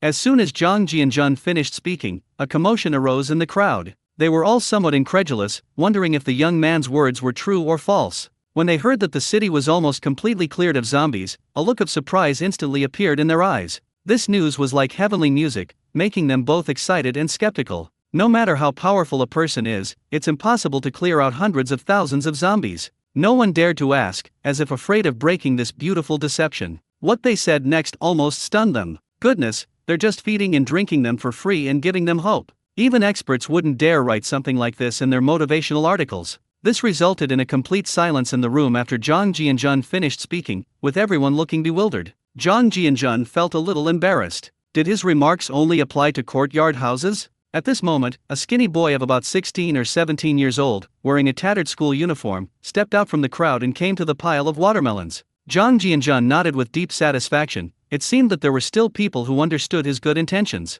Without a word, the boy punched the watermelon, splitting it open with a large gash. He then grabbed the watermelon and began to suck on it frantically. One person spurred the crowd to surge forward like a boiling pot. Just think about it, someone who can casually pull out 200 watermelons is, if not a god, then certainly a mysterious big shot in this apocalypse. Would they still plot against those who are starving to death? They'd rather die with a full stomach than live on less than 2 ounces of flesh. They'd even accept being a kidney-eating fanatic. If Zhang Jianjun knew what they were thinking, he would be both amused and exasperated. He was doing a good deed and they treated him like a monster who ate kidneys in northern Myanmar. The square in front of the office suddenly became a scene of gossip, with the hungry crowd having not seen watermelons or even vegetables for a long time. The scene immediately became lively. The disheveled women were not to be outdone. This was the sweetest feast since the disaster broke out, and the scene of them wolfing it down was so beautiful that it was almost unbearable to look at. A clear, childlike voice came from beside her. "Uncle, can you give my mom a watermelon too? Jenny isn't hungry, I just need one for my mom." Zhang Jianjun turned around and looked at the somewhat panicked woman, wanting to cover the little girl's mouth with his hand. A wave of emotion washed over me. In this apocalyptic world, perhaps only children retain a rare innocence. He said with a smile, "Little Yanni, right? Since you call me uncle, then so be it. But don't ask strangers for food in the future." Zhang Jianjun reached into his pocket and 2 bags of large chicken drumsticks in plastic packaging appeared before them. This magic trick shocked everyone who was peeking. Meat, such an unfamiliar word. Many people haven't seen meat for more than half a year, so the impact of 2 big chicken legs is self-evident. Little Yanni swallowed the saliva but didn't take it, staring longingly at her mother. Zhang Xiaowen said somewhat flusteredly, "Although I don't know your name, I know you are a good person. You saved my daughter, so I'll call you my benefactor. This chicken leg is too expensive, and I can't be greedy. You can take it back and keep it for yourself. There's also half a watermelon on top, which is enough for my daughter and me for dinner." Zhang Jianjun nodded as he looked at the pale and thin woman. She smiled and said, "The child needs nutrition after recovering. These things are nothing to me, but they are very important to the child's health." After saying that, he stuffed the 2 bags of chicken legs into the hands of the bewildered little girl. Tears welled up in Zhang Xiaowen's eyes. She bent her knees and pulled Xiao Yanni down to kneel and express her gratitude. She was living like a walking corpse entirely for her daughter. Before the apocalypse, she was a middle school teacher, and her husband worked at a bank. Their circumstances were considered very good in the local area. After getting married, she had a lovely daughter. She thought that her life would be like most people's, happily growing old together with her husband, who knew that their family would be completely destroyed with the arrival of the disaster, and the husband would never be seen again after that day. She and her daughter miraculously survived. I came here with a group of fleeing people, hoping to survive by clinging to life. Who knew that they would fall into a wolf's den after escaping one? And that's how the story unfolded. It is said that heroes emerge in times of chaos. But in this murky world, no one offered her and her daughter a way to survive. Until today, I met this mysterious young man. It finally made her feel that humanity still existed. Something called hope is gradually awakening. In a precision machining workshop, a middle-aged man in his 40s is giving a long and detailed presentation. Zhang Jianjun felt a little excited. Looking at the rows of 12x 4 linkage machine tools, which were covered in dust but intact, they would have been the most advanced machines even in my previous life. The middle-aged man continued, these machine tools are CXK911A, a 12-axis, 4-linkage, high-precision horizontal turning and milling composite machine tool. The CXK911A dual-power tool post and dual-spindle high-precision turning center is an overall 45-degree slant horizontal lathe structure, and is cast from mineral cast stone material, which has excellent vibration damping and resistance to thermal deformation. These machine tools can be widely used in general machining, mold making, automotive, aerospace, shipbuilding, communications, semiconductor and medical device industries. After the middle-aged man finished his introduction, he stood there somewhat uneasy, eagerly watching Zhang Jianjun for any further instructions. Zhang Jianjun nodded in satisfaction. Old he, right? As expected of an associate professor of mechanical engineering, your professional knowledge is quite good. These 5 packs of chicken legs are a reward for you. Take paper and pen back and record in detail the performance and assembly methods of these machines. If you do a good job, I'll give you some benefits. If you can provide both pictures and text, I won't mind giving you a little surprise. Take the materials and hurry back to make them. Don't waste time. I want to see the results tomorrow. After Zhang Jianjun finished speaking, he waved his hand without caring whether it was scary or not, and 5 packs of chicken legs, a ballpoint pen, and a stack of manuscript paper appeared on the table. Professor He's eyes narrowed and his mouth twitched. He rubbed his eyes and was filled with shock again. After confirming that this was not a hallucination, my heart almost jumped out of my chest. The shock on his face turned into surprise when he saw the chicken leg on the table, a change that made his facial expression very comical. When Zhang Jianjun was in the square, he asked everyone to write down their names, occupations, and education levels, which naturally had his own purpose. The effects were immediately apparent. Among the survivors was an associate professor from the Department of Mechanical Engineering, whose knowledge of the advanced machine tools before him was far beyond what he could comprehend. Find a professional to explain and then draw up the drawings with annotations. This will be our first-hand scientific data when we get back. While computers can manage on their own, each has its own expertise, it's safer to hire a professional for modern high-precision machinery. Zhang Jianjun had everyone present vote on who should be killed and who should be spared, with Wang Deqiang as the leader of the 3 accomplices. Only the victims knew who should be killed and who should be spared. After all, there are too few survivors in the apocalypse. The voting results showed that Wang Deqiang and Shunzi had more than 90% of the votes, while Mao only had 15%. That is to say, only Mao survived out of the 3 people, proving that although this guy was a scoundrel, he was not a heinous criminal. Even after I leave, I can eliminate any future threats to this survivor base. Then, I packed up the clothes from the Japanese supermarket that I didn't think I'd need and transferred them directly into an office through my spatial storage. Have each of the survivors find 2 clean sets of clothes to change into. Before nightfall, everyone had to take a shower and change their clothes. The survivors had been numbed by Zhang Jianjun's methods. You could say he's a good person, but he kills without batting an eye. After everyone finished voting, they saw him wave his hand, and Wang Deqiang and Shunzi turned into ice sculptures. This kind of method must belong to a superhuman, otherwise there is no way to explain the existence of this kind of magic. It may be the legendary ice-type superpower. Zhang Jianjun didn't care whether they imagined it or not. Anyway, he probably wouldn't come to this world again, so he wasn't afraid to let them discover anything strange and report it. Because he had a general understanding of this world, there was no longer a complete national government, and for him, no one could threaten him. Furthermore, this can also serve as a deterrent. In order to prevent any unruly survivors from being subdued, Zhang Jianjun's powerful intimidation forced them all to go to the office to find clothes and then to the well to fetch water for a bath. This operation did not result in any panic buying. People tend to follow the crowd. If they can live a clean life, who would want to live the miserable life they used to live? So he brought the associate professor from the Department of Mechanical Engineering to the precision machining workshop. After Associate Professor He's explanation, Zhang Jianjun understood some of the principles. Associate Professor He left excitedly, carrying the food and manuscript paper from the table.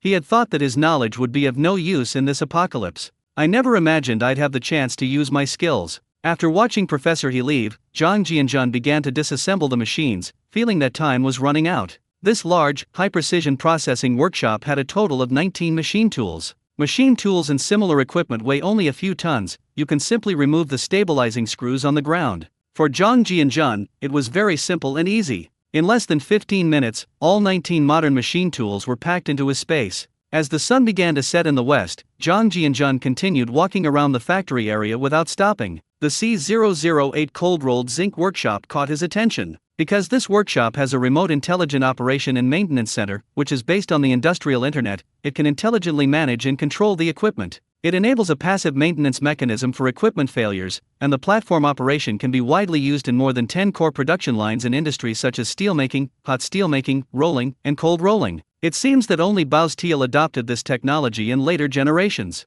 The remote intelligent equipment also has a large server unit, which is connected by numerical control and then operated by scientific and technological workers. While its service units are not as sophisticated as those in the financial system, their storage capacity and technological diversity are unmatched. It also has its own intelligent core computing system. Zhang Jianjun has once again transformed into a machine dismantling maniac. Cold rolling mills are valuable items that mainland China currently lacks the capacity to produce. Server units, on the other hand, are complete sets of equipment. Only with this service unit CNC center can true intelligence be achieved. As long as it is connected to the CNC intelligent machine, it can play a supervisory role. Although the machines in the cold rolling workshop were a bit larger, they were still within Zhang Jian's mental capacity, so he dismantled them quite quickly. They didn't even spare the overhead cranes. These machines for lifting large steel plates are very useful. It took Zhang Jianjun a total of half an hour to dismantle the machine. With complete production lines, this kind of modern industry eliminates the problem of generational gaps. However, the various precision parts on the machine and the professional repair engineers still need to start learning from scratch. But there's an associate professor of mechanical engineering here who isn't, so all we can do is make him work overtime like crazy. After dismantling the CNC Intelligence Center and the C008 cold rolling mill, Zhang Jianjun continued rushing to the next factory, as this one was simply too large. My consciousness detected a large transformer room behind it. As expected of a state-owned enterprise, the facilities were quite comprehensive. Looking at the transformer's markings, it is a ZSG 3-phase ultra-high voltage rectifier transformer, with a specified maximum voltage capacity of 1 million kVA. Zhang Jianjun felt a chill run down his spine. Good heavens, even a golden core ancestor could be roasted alive under 1 million kilovoltamperes. A single transformer unit weighs about 7 or 8 tons and sits in the machine room, showcasing its super transformation capabilities. I never expected the technology in this dimension. It's still quite advanced. As the sun was about to set, night was gradually falling. The steel mill was bathed in the last rays of the setting sun. Zhang Jianjun worked from 3 p.m. to 6:30 p.m., dismantling 8 or 9 intact workshops before reluctantly leaving. Fortunately, these machines were not food items, and they were heavy metal contraptions that no one could move, so they were relatively well preserved compared to other items. In the face of these survivors in the apocalypse, food is the most important resource. These free machines are so addictive that you get more and more hooked the more you take them apart, especially the ones that are way ahead of his previous life's technology. Zhang Jianjun believes that these high-tech products are incomparable to gold and money. In later generations, due to technological sanctions and controls imposed by European and American countries, many high-tech products were prohibited from sale. He had a feeling that he might have to return to the main world tomorrow, so he started frantically dismantling things, determined not to come back to such a high-tech dimension even if one existed again. After all, it's been almost a year, and I still haven't broken through to the foundation establishment stage. This feeling of not knowing when I'll be able to break through is very unpleasant. Time flies. A bonfire was lit in the square in front of the office building. This is the first time this base has ever had a barbecue outside since it was established. Even before, without Brother Long and his gang managing it, no one dared to light a fire outside. They were terrified that it would attract a large number of zombies and endanger their lives. Zhang Jianjun had killed a large number of rabbits to attract zombies, and since these animals weren't worth much, he took out nearly 200 and distributed them among them. This brought tears of joy to the eyes of these survivors who had almost forgotten what meat tasted like. They now finally believe that the zombies outside have indeed been cleared out. Because the methods used by this mysterious young man are beyond the comprehension of ordinary people, they were definitely superhumans like those described in novels, so everyone boldly started barbecuing outside. although they don't know what hope this mysterious bigwig will bring them. But after suppressing my emotions for more than half a year, I really need an event to relax. Perhaps this is the beginning of hope. 5 people were sitting in the conference room on the second floor.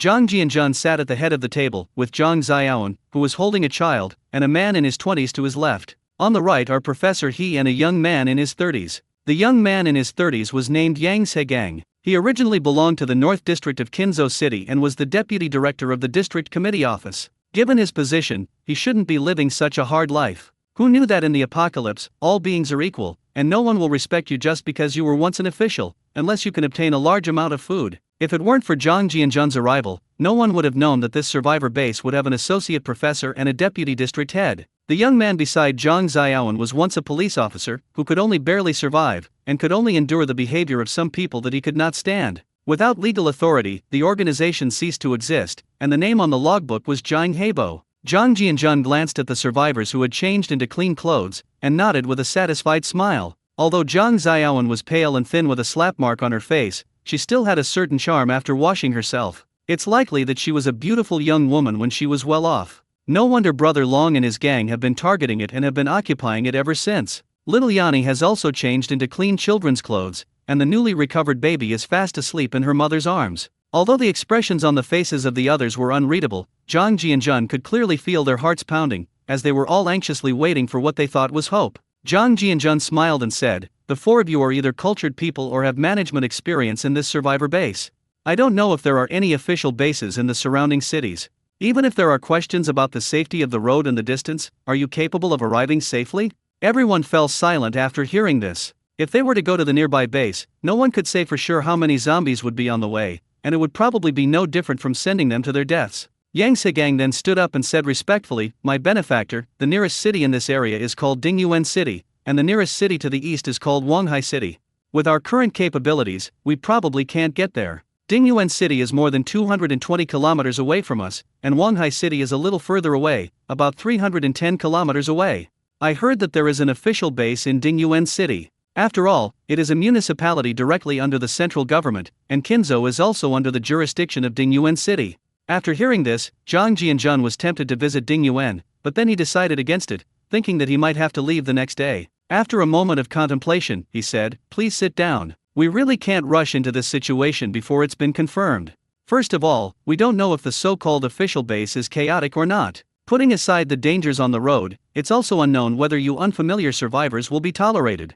Here are 2 options for you. First, I will provide you with a year's worth of food. You can manage it yourselves. The food will only consist of potatoes and flour. Even if I give you meat, it cannot be stored for long. The second thing is that I will provide you with food for half a year, plus various vegetables and wheat seeds for next year. Food for 1 or 200 people is a piece of cake for me, but if you want to survive, you must take the path of sustainable development. The city has been mostly cleared of zombies. Before many items rot, we should quickly send some people out to collect usable items for storage. I am not a savior, nor will I be your babysitter forever. As for how to survive, you can figure it out yourselves. I don't need to elaborate on the management issues. While we can still maintain control, let's make use of the armory and keep it firmly under our control." Zhang Jianjun spoke fluently for about 10 minutes. Finally, he added, "The child hopes that these women are also people who have suffered, and that if they want a future, they must treat the child well. Don't get arrogant and act recklessly after you've taken power. I might come back someday to see how things are going." Zhang Xiaowen, who was sitting next to her, held her sleeping daughter and showed a grateful expression. Zhang Heibo stood up and said, "Boss, I used to be a policeman, but since the apocalypse came, I've found that there's nothing I can do. I can only live in pain like them, and I have witnessed their outrageous behavior, but I am powerless to do anything about it. It makes me feel deeply powerless and guilty. My life was given to me by the big boss. I swear here that I will never bow down to the forces of evil again." Zhang Jianjun smiled and said, "I hope so." The 4 people then expressed their opinions and discussed the matter, quickly reaching a solution. The 4 of them chose the second option, 6 months' worth of food, vegetables, and grain seeds. Zhang Jianjun breathed a sigh of relief. This doomsday journey had come to an end. Then, with a wave of his hand, a pile of milk and bread appeared on the table. "You guys have something to eat first. I'll put the food and seeds in workshop number 3 tomorrow. I'll also gather all the survivors together for a meeting while I'm still here. Select another 10 or so core members with good character to keep things in order. In the apocalypse, people's hearts are unpredictable. You 4 should all know this, so I'll stop here." "Professor He, could you please stay up all night tonight?" After saying that, he left behind a stack of papers and the names of some machines, turned and left the office. They walked towards the workshop at the back, which was still under demolition. At midnight, the entire steel plant was bathed in moonlight. A gentle breeze brought a touch of coolness to the August weather here. The survivors lay in the factory's dormitory, many still staring at the dark ceiling, not because they didn't want to sleep, but because they were too excited. In this desperate, post-apocalyptic world, they finally have their own organization. Good news arrived at the end of dinner. All the survivors were called together for a general meeting. The survivors were overjoyed when they learned that they had received 6 months' worth of food and seeds, and that they could build their base with their own hands. These people, who had experienced pain and despair, could no longer hold back their tears of emotion. They understood better than anyone how precious it was to have a proper base in this chaotic world, and they had even fantasized about running to the Dingyuan base. But it's just wishful thinking. The more than 200 kilometers of unknown road is an insurmountable barrier. Now that we have food and seeds, and the zombies in the city have been mostly cleared out, the possibility of surviving is no longer a pipe dream as long as we don't become lazy. The days of only having one bowl of porridge a day are finally over. So, through a vote at the general meeting, the general public enthusiastically participated in the preliminary selection of the base's management personnel. They were, of course, not stupid enough to know who had brought about this situation. That mysterious superhuman might be watching from afar. Therefore, the list of managers this time is similar to that of internal recruitment. Yang Segang, the former deputy district head with management experience, became the head of the Kinzo base, and police officer Zhang Heibo became the head of the base's security department. Zhang Xiaoan was appointed as the head of the logistics department to manage the warehouse, while Professor He became the political commissar of the base, in charge of ideological education. The security department added 15 young students to be responsible for the base's security and guard duties, while Mao, under the condition of performing meritorious service while on probation, was responsible for going out to search for supplies. The other survivors were ready to be assigned tasks and planned to build and expand their base in the future, which basically meant reclaiming wasteland. Although small, it has all the vital organs. With a clear division of labor and managers in place, the survivor base began to operate normally. When the survivors saw hope, they were filled with energy and spirit. So many of them were so excited that they couldn't sleep at night. At this moment, Zhang Jianjun was still working hard to dismantle the machines in the workshop. For him, night was not much different from daytime. When he arrived at a 3-story laboratory, his eyes lit up because the name of the laboratory sounded very impressive. The Super Steel Laboratory of Dingyuan No. 1 Steel Plant contains a hot continuous rolling mill, model TC 2025, used for experiments. In his mind, this machine was like a perfect work of art, and the most advanced hot rolling mill in later generations was also made at Baosteel. There is a large safe on the second floor, equipped with a facial recognition system, weighing at least 3 or 4 tons. Inside this enormous safe lay only a stack of documents. This immediately piqued Zhang Jianjun's interest, and he focused his attention on the text on the home page, SS600 Steel Refined Grain Super Steel Case File. Zhang Jianjun's heart skipped a beat and then went numb. Good heavens, putting aside the confidentiality level of this material, just looking at the name tells you it's very high level. This is definitely a high-tech document of great importance. Zhang Jianjun suppressed his excitement and skimmed through the contents. After more than 10 minutes of reading, he became even more excited. The manufacturing process of this steel involves grains with a diameter of only 0.5 millimeters, about 1/20th that of ordinary steel, resulting in a fine structure, high strength, and high toughness. Mass production would reduce costs and save on alloying elements, which would be conducive to sustainable development and is known worldwide as the first major revolution in the steel industry. Because the bonding force between the densities is very fine, it is about 10 times tougher than ordinary steel, thus greatly enhancing its toughness, melting point, and high temperature resistance. For aerospace, thermal weapons, ships, and high-end automobiles, this represents a revolutionary breakthrough. Do you want this 3,600 MPa super steel? Even armor-piercing rounds would be defeated by it. Zhang Jianjun was so excited he almost laughed out loud. It seemed that doing good deeds really did bring good fortune. The mere grain for 200 people had led him to such advanced super steel. When you broaden your perspective, good fortune will follow. The value of this scientific and technological document is absolutely top secret. What else is there to think about? Although the safe requires facial recognition, it's a piece of cake for him. He put the safe and the documents into the space. With great excitement, Zhang Jianjun also packed up and took away this advanced testing equipment. Otherwise, without this machine, even super steel cannot be synthesized. The generation gap is not just large, it's several generations apart. The technology of this other world does have its merits. Although it doesn't help my cultivation, this material alone makes the trip worthwhile. After you get back, keep the original super steel document and make a copy yourself if you have the trouble. In short, it's better to be safe than sorry and leave yourself a way out. Once a person is focused and engaged in work, time flies by. It's the same principle as going to work: the more you try to slack off, the harder time gets. When Zhang Jianjun had toured most of the workshops in the factory and came out, it was already bright daylight on the distant horizon. It was already past 6 in the morning, but he felt no fatigue at all and was still enjoying the thrill of acquiring advanced equipment. The survivors at the base gradually emerged from their dormitories to welcome the base's phoenix-like rebirth. The third candle on Professor He's desk had already burned out, and there was a thick stack of manuscript paper on the table, covered with dense formulas and diagrams. I yawned, stood up, and stretched. I almost fell to the ground because my body hadn't recovered from the lack of blood supply to my brain due to staying up late for so long. Professor He felt a little dizzy and took a few deep breaths. Just as he sat down to rest his head on the table, his vision blurred and the mysterious young man was already sitting opposite him. He picked up the manuscript paper on the table and began to read it. Professor He's heart skipped a beat and he quickly sat up straight. Good heavens, it was completely silent, like a ghost. If he were to go through this a few times, he would definitely get a heart attack. Although I had some complaints in my heart, I didn't dare to show it. He waited for his inspection with a tired smile on his face. 10 minutes later, Zhang Jianjun looked at Professor He, nodded in satisfaction, and said with a smile, "Professor He, thank you for your hard work. I wonder if you like drinking, or if you have any other hobbies you would like to tell me. I'm leaving here today, and I don't know when I'll come back. Feel free to ask for anything, as long as it's not excessive, I'll fulfill it." Professor He pondered for a moment after listening, then asked, "Do you have any cigarettes?"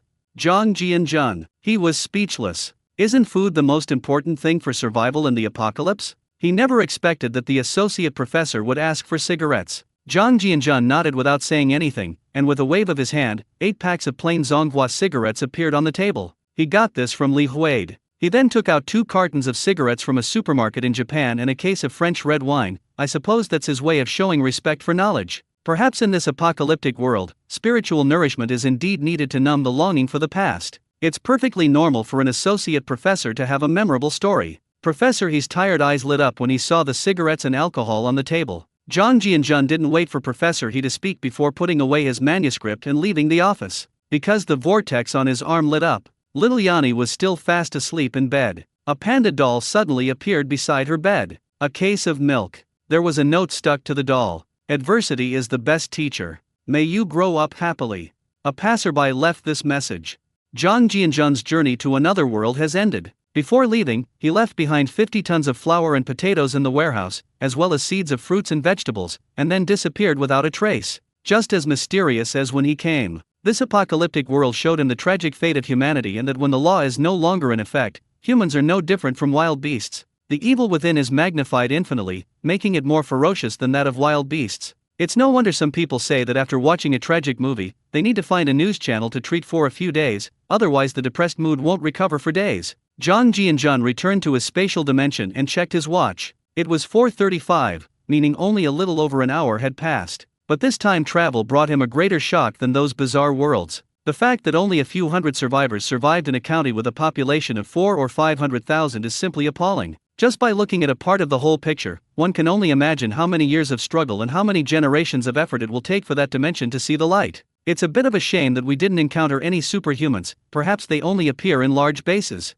Zhang Jianjun believed he had done everything he could, and that even if he left behind a lot of food, it would eventually run out. As for how these survivors will live in the future, they will have to rely on their minds and hands to create a better future. He composed himself, went to the ancient well, drank a mouthful of spiritual spring water, emptied his mind, sat cross-legged with his palms facing the sky, and began to circulate the 36 small cycles of the body. The spiritual energy from the ancient well began to flow into the meridians and circulate throughout the body, then entered the danchan from the lower abdomen and circulated continuously. Under the constant cleansing of spiritual energy, Zhang Jianjun's fatigue from working for a whole day and night vanished without a trace. The color of the spiritual energy in the danchan changed significantly, gradually turning from a pale white mist to a milky white, and the spiritual energy vortex did not increase in size but instead showed a tendency to shrink. Zhang Jianjun carefully observed the spiritual energy vortex with his divine sense and discovered this subtle change. The faint feeling of fullness that came over him surprised and delighted him. He was delighted by the feeling of fullness he experienced every time he was about to break through, but he was also shocked because he was already at the great perfection of qi refining.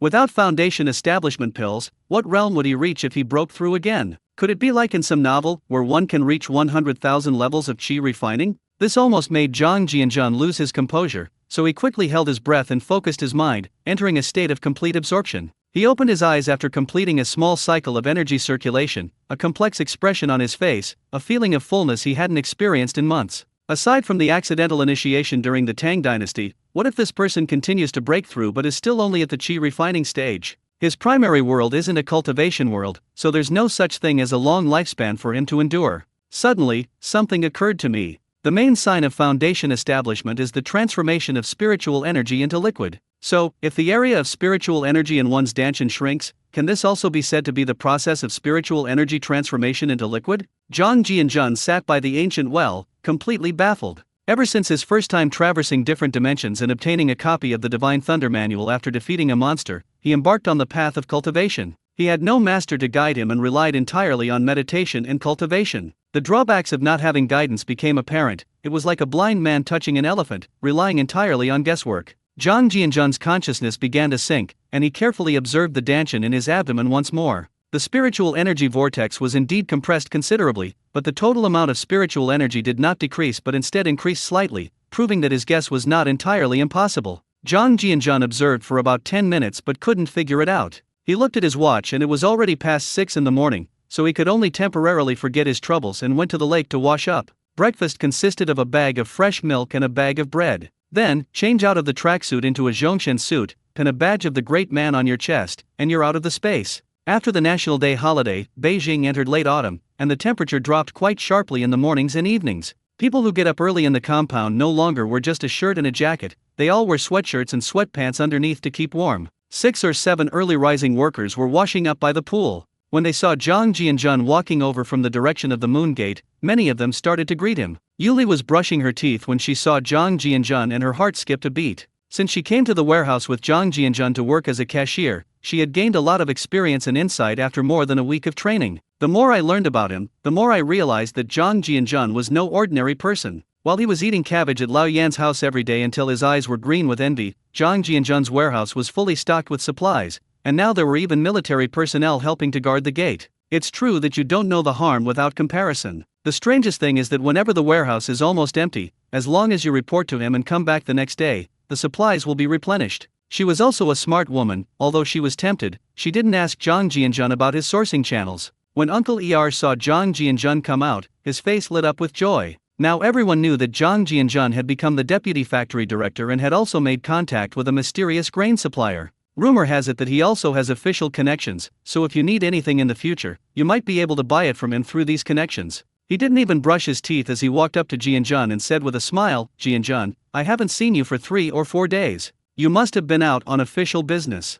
Zhang Jianjun said with a smile, "Second uncle, do you think being a deputy factory director is so easy? I have to go on business trips for the organization, and I can't do without going on business trips to handle the logistics and reserve work of the steel rolling mill." Lu Haishong gave a thumbs up and laughed, "You're the most promising one in our compound. Under your leadership, the steel rolling mill will surely thrive and prosper, oh right, flourish." Everyone. Shazhu interjected, "Second uncle, ever since you've aligned yourself with Jianjun, your speech has become more refined, though it's still not very fluent."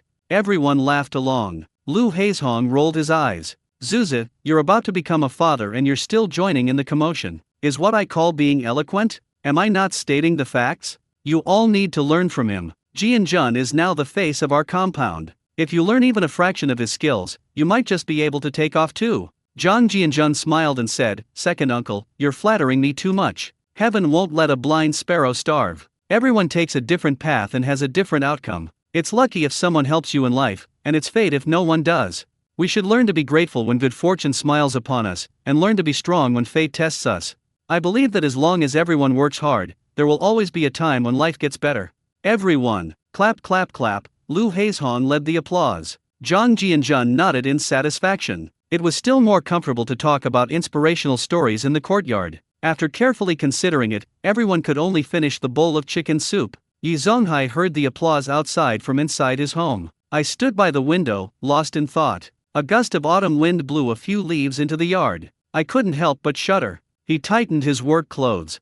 Zhang Jianjun chatted with the others for a while before walking out of the courtyard. Yuli and Erhuza pushed their bicycles out of the house. During this time, Yan Bagui had no choice but to give up his bicycle to Yuli. Yan Bagui is currently unemployed and has lost his source of income. Now, Yuli has become the pillar of their Yin family, which makes the third uncle feel complicated and confused. Just as Zhang Jianjun was about to get into the car, he saw the two of them and said with a smile, "Sister Yuli, how's the situation at the warehouse these past few days?" "Who's Zi? You've been working here for over a week now, are you adjusting well?" Yuli glanced at Zhang Jianjun and smiled. "Jianjun, the warehouse is still well stocked today. The steel mill came yesterday and took away 3 truckloads of vegetables.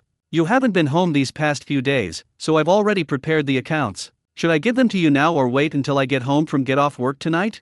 Zhang Jianjun waved his hand and laughed. "Sister Yuli, there's no rush. It'll be enough to summarize once every 2 weeks from now on. After all, it's just a bunch of trivial details. There's no need to report it every day. Besides, they won't misunderstand me in terms of the steel mill's finances. If the warehouse is short of any goods and needs to be replenished, just have Zi notify me in advance." Hughes said gratefully, "Brother Jianjun, I can now fully adapt to the work inside. Even cleaning is much easier than when I was doing manual labor. When Sister Yuli has free time, she teaches me arithmetic. Now I can roughly figure out the quantity in the warehouse." After Hughes finished speaking, he secretly glanced at Yuli, then blushed and quickly looked away. Yuli's eyes seemed to dart around for a moment after hearing this, and a slightly unnatural expression on her face quickly disappeared. This little action naturally did not escape Zhang Jianjun's divine sense. He couldn't help but twitch his lips and feel a chill in his heart. Good heavens, could this kid have fallen for a young woman? There's something really off about these two. Holy crap, won't the two of them develop feelings for each other if they spend every day together in the warehouse? It's hard to say for sure, for Hughes is at that age where he's just starting to have a vague curiosity about women. Zhang Jianjun smiled calmly and said, "That's good. You two don't need to rush, take your time. Just make sure the accounts are reconciled every day. If you're not too busy, you can leave work earlier. Then let's leave it at that for now. If there's nothing else, go to work. I should go to the factory to take a look." After finishing his sentence, Zhang Jianjun drove off in his jeep and disappeared in a flash, watched by the two men. He was both amused and exasperated along the way. If Yuli and Hughes were to have an affair in the future, Yan Jiichin and Yan Bugui would probably vomit 3 liters of blood. I wonder what Yan Jiichin's expression will be if Yuli gets pregnant with Hughes' child again. A strange smile appeared on Zhang Jianjun's face as he thought of this. Maybe it was just a prank, but I was just trying to do something good for the compound, and I couldn't care less whether I did anything wrong. They're all adults and should be able to distinguish right from wrong. Hughes will be 18 by the end of the year. Adults must be responsible for their own actions. 10 minutes later, a jeep drove into the steel rolling mill's inner courtyard amidst the workers' envious gazes and stopped at the base of the administration building. As luck would have it, the roar of a car engine came from behind, and old Yang's driver arrived downstairs in his car. Yang Zhenhua got out of the car through the back door, saw Zhang Jianjun, and immediately put on a smile as he walked over. Zhang Jianjun felt that although Lao Yang had a smile on his face, he looked a bit stiff and his eyes were bloodshot. It's easy to guess that Yang Zhenhua's life hasn't been going too smoothly lately. Zhang Jianjun stepped forward and said with a smile, "Uncle Yang, you come quite early every day. I hope nothing major has happened at the factory while I was away on a business trip these past few days." Yang Zhenhua stopped in front of him, looking at the spirited young man in front of him, a fleeting look of envy in his eyes. He then smiled and said, "Jianjun, sometimes I really envy you young people. You dare to fight and are not afraid of difficulties. We old comrades may have lofty ambitions, but we are getting old. The current situation of the steel rolling mill is relatively good compared to other public institutions. In the future, we will have to rely on young cotters like you to support it. The factory has been relatively stable lately, with nothing major happening. Now that you're back, I have some good news for you. The organization has assigned a task to our steel rolling mill. The Ministry of Metallurgical Industry issued a task target yesterday, requiring our third steel rolling plant to conduct trial production. If we can pass the acceptance inspection by the higher authorities, we will no longer have to worry about future task targets. However, there is also a rather troublesome issue. As you know, several workshops have been shut down for more than 2 months, but the maintenance and repair of the machines have not kept up. Plus, there hasn't been any upgrade or replacement in the past 6 months. I don't know if this batch of sample products can pass the test. Sigh, it's tough." Zhang Jianjun was speechless for a moment, feeling as if Comrade Yang was giving his last instructions. The arrival of this mission should have been a great thing, but the fact that there was a mission bidding process at this time was a bit unexpected for him. Yang Zhenhua then said, "Let's go upstairs together and talk about this, and see if we can come up with any good solutions." Zhang Jianjun smiled and nodded, and the two went upstairs to the director's office. Secretary Xiao Zhou took the thermos to fill it with hot water, leaving only Yang Zhenhua and Zhang Jianjun in the office. Director Yang took a document out of his desk drawer. Jianjun, now that you are the deputy factory director, you have the right to understand this mission. This batch of orders mainly consists of tracks and armor steel plates. This is a task assigned by the military to the Ministry of Metallurgy. Zhang Jianjun reached out and took the document, then carefully read it. The first page lists the organization's requirements for product quality. The second page contains images, text, specifications, and quantities. From the perspective of track plate construction, they can be divided into 5 different structures: single pin, single plate type, double pin, single plate type, single pin, double plate type, and double pin type. Zhang Jianjun immediately recognized that these were not tractor tracks, but rather the tracks of a light or medium tank. It seemed that Big Brother was being a bit restless in the border region. Otherwise, military industrial units would not have issued the task of assembling tank tracks and decks to non-military industrial units for bidding, since steel rolling mills have experience in assembling tractor tracks. However, tractor tracks and tank tracks are two different concepts. Putting aside the tank's own weight, its strength, toughness, and track width are incomparable to those of a tractor. The pins connecting the special plates are crucial. The shear force and torque that track pins are subjected to are extremely large, and with the current level of industrial technology, only double pins can barely be used. The track plates are made primarily of manganese steel. To improve the lifespan of the tracks, high-frequency quenching is necessary, and many raised ribs are cast on the contact surface of the track to increase the adhesion between the track and the ground. Therefore, the precision requirements are relatively high, which is indeed a bit difficult for current steel rolling mills. The requirements for the hardness and toughness of the steel plate are easy to meet, but the old punch presses are not keeping up with the stamping of these parts. No wonder Yang Zhenhua wasn't excited about the task. Instead, his expression turned somewhat unpleasant. Previously, the tasks delegated by the military industry were mostly related to spare parts. I didn't expect to get such a big order this time. If we fail to meet the standards in this task, it will be a blow to the reputation of the steel rolling mill. If they don't take jobs at the steel rolling mill, they won't have any work. It faces the risk of bankruptcy. Dilemma. Yang Zhenhua sighed inwardly, not holding much hope for Zhang Jianjun. Even though this kid has powerful connections, he probably can't do anything about it. After all, equipment like finishing mills and hot rolling mills can't be acquired just by having connections. The key issue is that they don't exist yet, and our sister companies are in urgent need of upgrading and replacing them. And now, during this turbulent period, even if you have the funds, you can't buy them. Yang Zhenhua looked at Zhang Jianjun as he put down the file and smiled. Xiao Zhang, what do you think of this task assigned from above? Should we call a meeting with the factory's engineering and technical personnel? This task is both an opportunity and a test for our steel rolling mill. If we fail to meet the standards, we will lose a large order. Zhang Jianjun smiled and said, Uncle Yang, let's put aside whether we hold a meeting for now. The most important thing is whether the factory's machinery and equipment can keep up with the requirements. If the problem cannot be solved at the source, no matter how many people come, it will be useless. But, after finishing his sentence, Zhang Jianjun looked out the window, appearing deep in thought. Yang Zhenhua, damn it, just say it. At this moment, Caven felt a little excited. Could it be that there really is a trick to it? He could only ask gently, you've learned to leave things unsaid now, but what? Have you thought of a good idea? Zhang Jianjun naturally came up with a solution. All the machines I got from Mitsubishi in Tokyo have been gathering dust in my storage space. Wouldn't it be easy to handle this situation now? The otherworldly equipment is too advanced to be easily displayed, so he won't take it out at this time. However, the island nation's machinery could be sold to steel mills. With the top-tier technology from another world, they no longer cared about Mitsubishi's machinery and equipment. Based on the condition of the equipment at the Mitsubishi factory, it is definitely top-notch in mainland China. So he smiled and said, Uncle Yang, I can solve the most crucial machine problem, but you'll still need to personally handle the approval procedures. I can get a certificate from the military, but the approval from the Ministry of Metallurgy needs to be decided by you personally. The government funding will be based on the market price, and if there's no money, the Ministry of Metallurgy can just issue an IOU. The machine is absolutely advanced, and it's of an international standard. Upon hearing this, Yang Zhenhua nearly jumped up from his chair, his face displaying a rich array of expressions as his lips twitched wildly. Goodness, it's shocking enough that he went directly to the military to get a certificate, but I didn't expect his connections to be this strong. Putting aside his tendency to casually extend credit, his machines are among the most advanced in the world. He can understand even a single sentence, which is terrifying when put together. Yang Zhenhua took out a pack of cigarettes from his pocket and gestured to it, but Zhang Jianjun smiled and shook his head to politely decline. Comrade Yang urgently needed a cigarette to calm his mind. Just then, Secretary Zhou came over with a thermos, made a cup of tea for each of them, and went into the inner room. Yang Zhenhua took a deep drag on his cigarette, a serious expression on his face. Jianjun, when will this batch of machines arrive? How many are there and what are their specifications?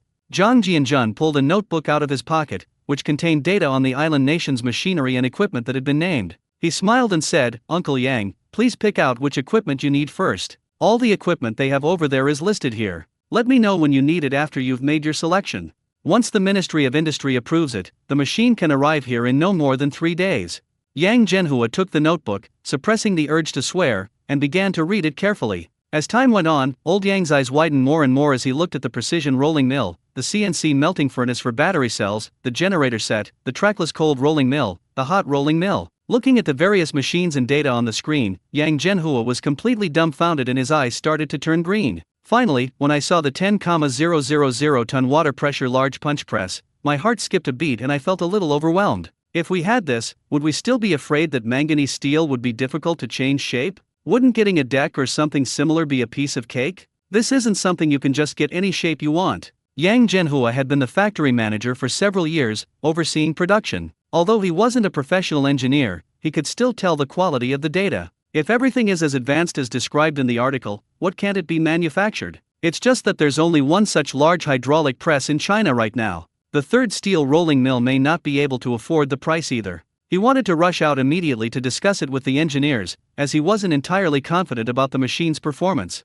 Zhang Jianjun held his teacup, watching with great interest Yang Zhenhua's constantly changing expression. I was secretly pleased. This was just the beginning. If you brought out 21st century equipment, old Yang would definitely slap himself. Of course, it would be a waste to release it now, as it would be too advanced and would cause unnecessary trouble, unless the factory is later privatized. After reviewing all the machine types and quantities, Yang Zhenhua put the burnt-out cigarette butt into the ashtray, composed himself, and said with a smile, "Xiao Zhang, are these machines brand new? Has the supplier sent an engineer to help with the installation? As for the price, that may require approval from higher authorities. In other words, could we get some prototypes first? After all, these are high-end equipment, and we won't feel at ease without testing them. We don't know if our steel rolling mill workers can get the hang of them. Having a prototype will allow us to report to our superiors so they can come and inspect it before making a decision." Zhang Jianjun nodded after listening. Now that it's a state-owned enterprise, approval from higher authorities is indeed required. He wasn't worried about not being able to sell it. No one could resist the allure of advanced equipment. So he smiled and said, "Uncle Yang, these machines are not brand new, they are all second-hand, but they are in very good condition, about 80% new. It's far superior to our outdated equipment. Except for the large hydraulic press, which is difficult to transport, you can name any other equipment you want. I can bring the prototype the day after tomorrow. Once you're sure you want it, just give me the quantity and I'll contact you. If you want the 10,000 ton hydraulic press, we'll disassemble it and bring it over with the rest of the equipment. We only have one, so we don't have a prototype for our factory to test. As for the price, you can discuss it after you've seen it. If you're satisfied, it can be delivered any time within a week." Yang Zhenhua's face showed excitement. 80% new was enough. You have to know that many of the equipment in the factory were products from the 1940s and 1950s. If what Zhang Jianjun said is true, there's no reason why the steel mill won't complete this order. Not only is the end of the year secured, but the workers won't be out of work next year either. So he stood up and laughed. "Xiao Zhang, leave the notebook with me for now. I'll personally go to the Engineering and Technology Management Department. Let's discuss this with the engineers and technicians at the factory.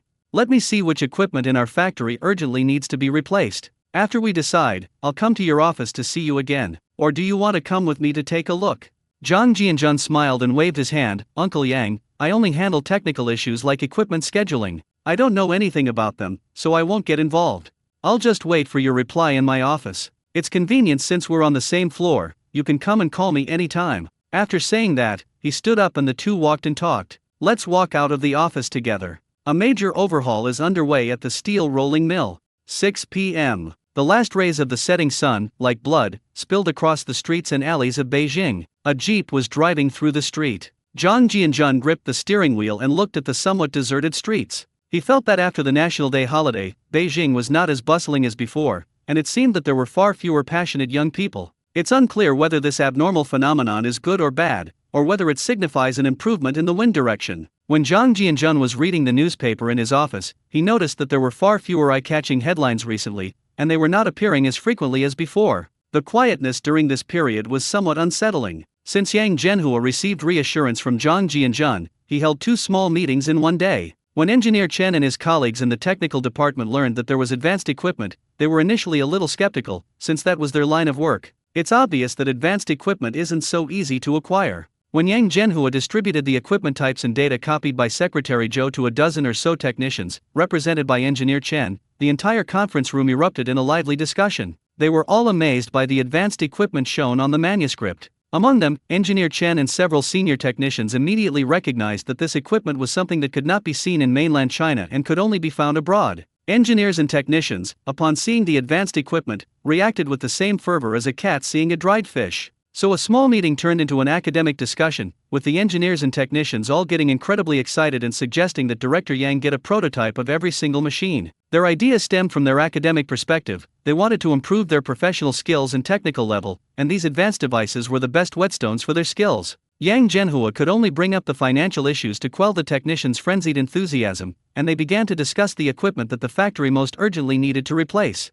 Only then did the meeting get down to business. After more than 2 hours of discussion and research, the number of machines that urgently needed to be replaced was finally determined. When Zhang Jianzhan received the equipment list, it was almost 11 a.m. Zhang Jianzhan regained his composure, and the jeep stopped at the entrance of the Zhou family compound. In the courtyard, Zhou Xiaobai has been very unhappy these past few days. He actually went on a business trip during the 2-day National Day holiday. Moreover, she was gone for 3 or 4 days without any news, which made her start to worry again. Seeing her daughter looking distracted in the kitchen, Zhou's mother naturally knew what Xiaobai was thinking. Just as I was about to say something, a roaring sound came from outside. Zhou Xiaobai's eyes lit up when he heard the engine roar and stopped. He put down the vegetable basin and went outside. As soon as I entered the courtyard, I was met with that gentle, smiling face. Zhou Xiaobai was first delighted, then said coquettishly, "De Biao, I thought you had gotten lost outside. I haven't heard from you for days."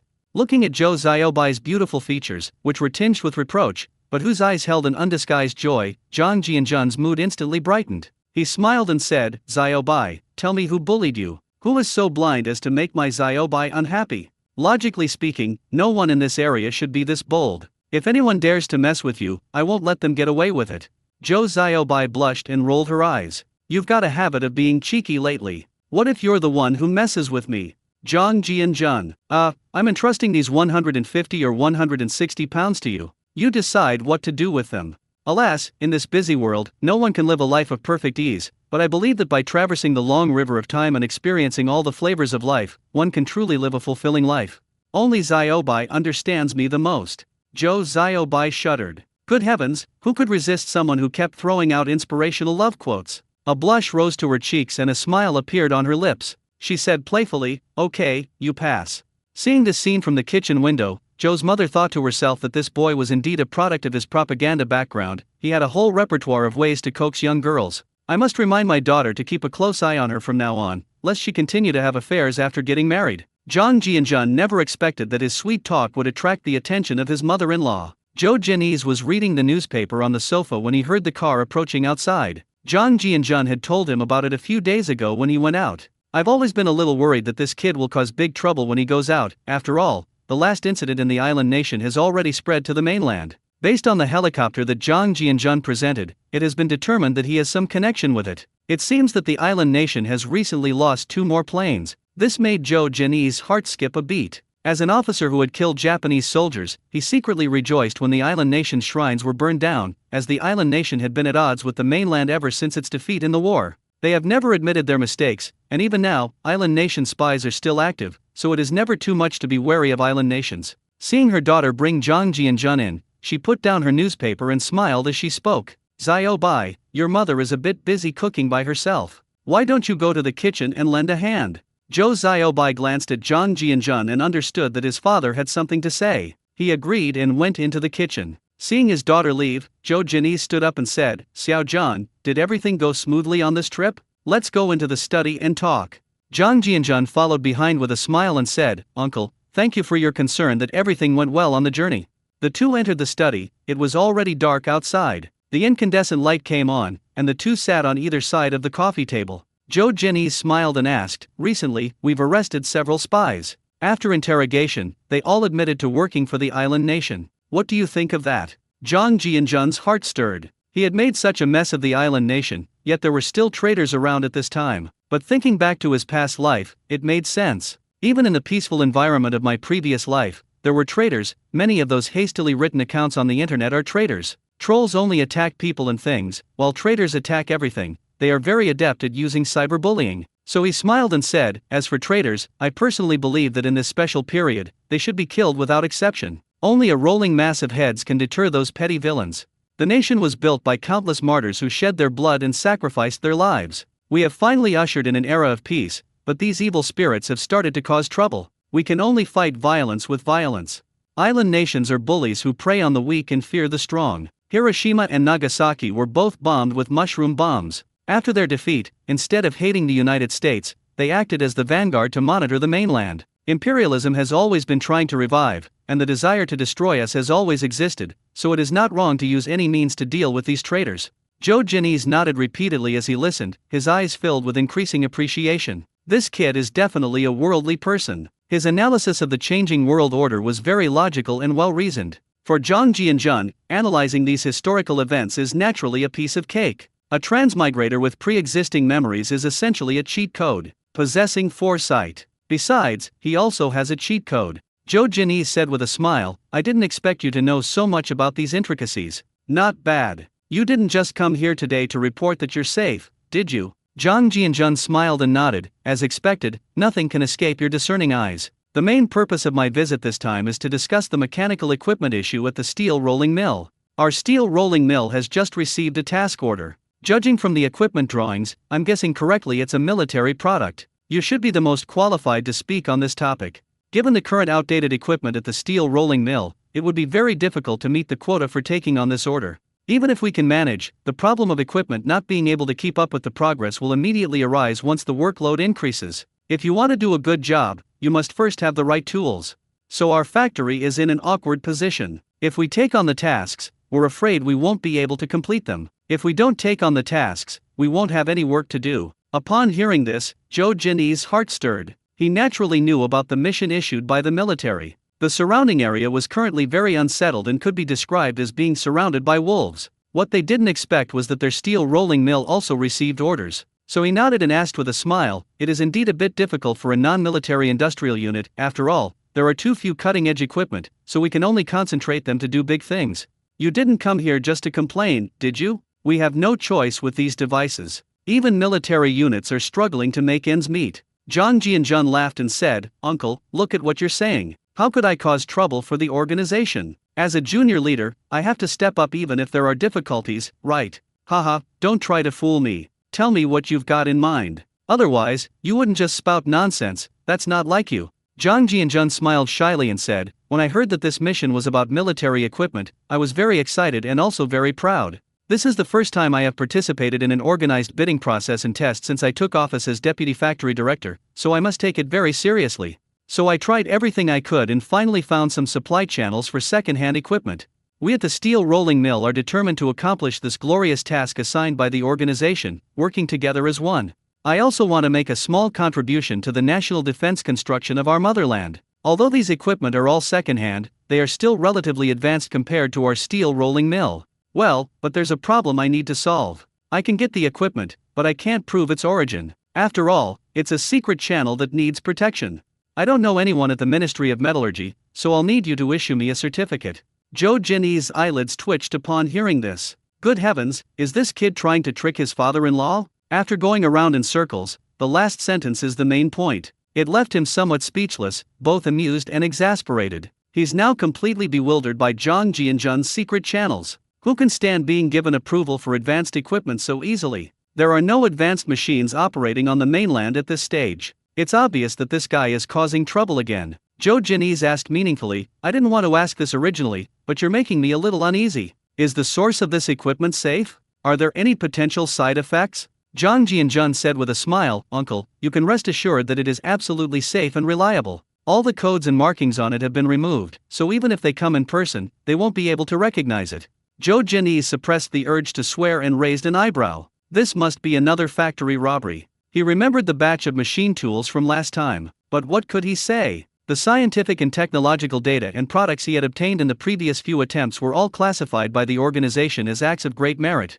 Mr. Ye had also agreed to the 3 no questions policy, so issuing a certificate was a simple matter for them. We can't just turn away advanced equipment when it arrives. Right now the country is in dire need of it. It's just that this guy always does things unpredictably, and I'm afraid he might mess things up one day. Zhou Jinyi pondered for a moment and then said, Xiao Zhang, this is a small matter. I can just make a phone call tomorrow. There's no need for any certificates or proof. Just let me know when the equipment arrives. Think carefully, is there anything else you want to tell me? After speaking, he stared at Zhang Jianzhen without blinking. Zhang Jianzhen looked bewildered. Uncle, you're confusing me with every aspect you're referring to. The machinery and equipment will be in place within a week once the organization is finalized. I really can't think of anything else I haven't explained. He chuckled to himself, never expecting his father-in-law to pull this stunt. It seems the message from the island nation has already reached us. However, it's best to keep something in reserve for now. After all, it's no joke to touch America's interests. Zhou Jinyi looked at the young man in front of him and then looked away as if nothing had happened. Xiao Zhang, it's right to play it safe for now, since the warehouse has already attracted the attention of some people. It's a good thing that the organization knows you have a patriotic heart. But privately, since you are my Zhou family's son-in-law, I also have to remind you a few things. You are not a soldier and you are not on the front line, so you should still pay attention to your personal safety. You understand what I mean, right? Especially during this period, it's best not to be too sharp. You should all understand the principle that you can't get fat in one bite. Take it slow and let yourself settle down for a while. Once the storm passes, it will be your time to show your skills. After listening, Zhang Jianzhen also became serious. Thinking about it, he realized that what he had been doing recently was indeed a bit too big. He didn't care, though, he could just run away and travel the world. My father-in-law's family is starting to feel the strain. It seems that operating a warehouse in the long run is not a viable option. Once this batch of machines is delivered, production will no longer be a problem. The factory will have a source of income and be guaranteed, and its warehouse can be completely destocked. Since Yuli and her Husey have followed me, I can just arrange another job for them. A deputy factory director has the authority to assign 2 people to jobs. Thinking of this, Zhang Jianzhen smiled and said, Uncle, thank you for your advice. If the military still needs food, please let me know in the next few days. The supply channels from the warehouse will be closed in a week. Zhou Jinyi nodded with satisfaction and smiled, saying, yes, it's good that you understand what I mean. As for the supplies that the troops lack, they are all traded privately. You don't have to be so rigid in your thinking, do you? You can't possibly refuse to buy me things in the future. Zhang Jianzhen, goodness, I can't really do business on my own right now, but I can still make a decent profit from military supplies, so I guess I'll just be supporting my father-in-law. He patted his chest and assured, Uncle, please rest assured that I will be there whenever the organization needs goods. I will arrange everything perfectly whatever the organization asks of me. At first I was indeed a bit impatient. I racked my brains to improve the level of science and technology. After all, I am now a member of the Communist Party and I am a red star facing the sun. I am wholeheartedly concerned about the technological development of the mainland, so that it can keep up with the pace of the international community, and dedicate my youth to the early realization of the 4 modernizations. Zhou Jinyi, this kid is definitely a good candidate for the propaganda department. It's a bit of a waste of his talents to be the deputy factory director. However, this mysterious method is indeed remarkable. Zhou's mother's voice came from outside. It's dinner time. The living room of the Zhou family compound. 4 dishes and a soup have been set on the table. Zhou's mother glanced at Zhang Jianzhen and said mysteriously, Xiao Zhang, did everything go smoothly on this business trip? You probably don't know anything about it these past few days. A former colleague of yours has had a major family crisis. Everyone turned to look at him curiously. Zhang Jianzhen had an idea and opened a bottle of wine while laughing. Thank you for your concern, Auntie. The trip went very smoothly and I didn't encounter any trouble. I'm not sure which colleague you're referring to who just got home today. Zhou Ziobai covered her mouth and chuckled as she watched her mother keep her in suspense, then winked at Zhang Jianzhen. When Zhou's mother saw that everyone was staring at her, her face became even more mysterious. Xiao Zhang, do you remember Zheng's Haiqian that you told me about before the new year? You even asked me about their compound back then. Something big happened 4 nights ago. The Zheng family compound used to be quite well known, but ever since it was inexplicably emptied out before the Lunar New Year, it seems to have been on a downward spiral ever since. That incident caused quite a stir in our area. It was all over the place, it even escalated to the level of a ghost thief, and this time it's even more outrageous. Guess what? Zhou Jinyi glanced at Zhang Jianzhen and laughed. Yuzhen, you're starting to speak in half-truths now. Logically speaking, the Zheng family compound case should be classified as a suicide, right?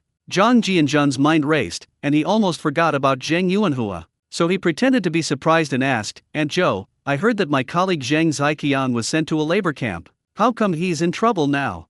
Zhou's mother rolled her eyes at Zhou Zhenyi's. It must have been on the night of September 30th. I don't know if the Zhang father and son had a fight or what.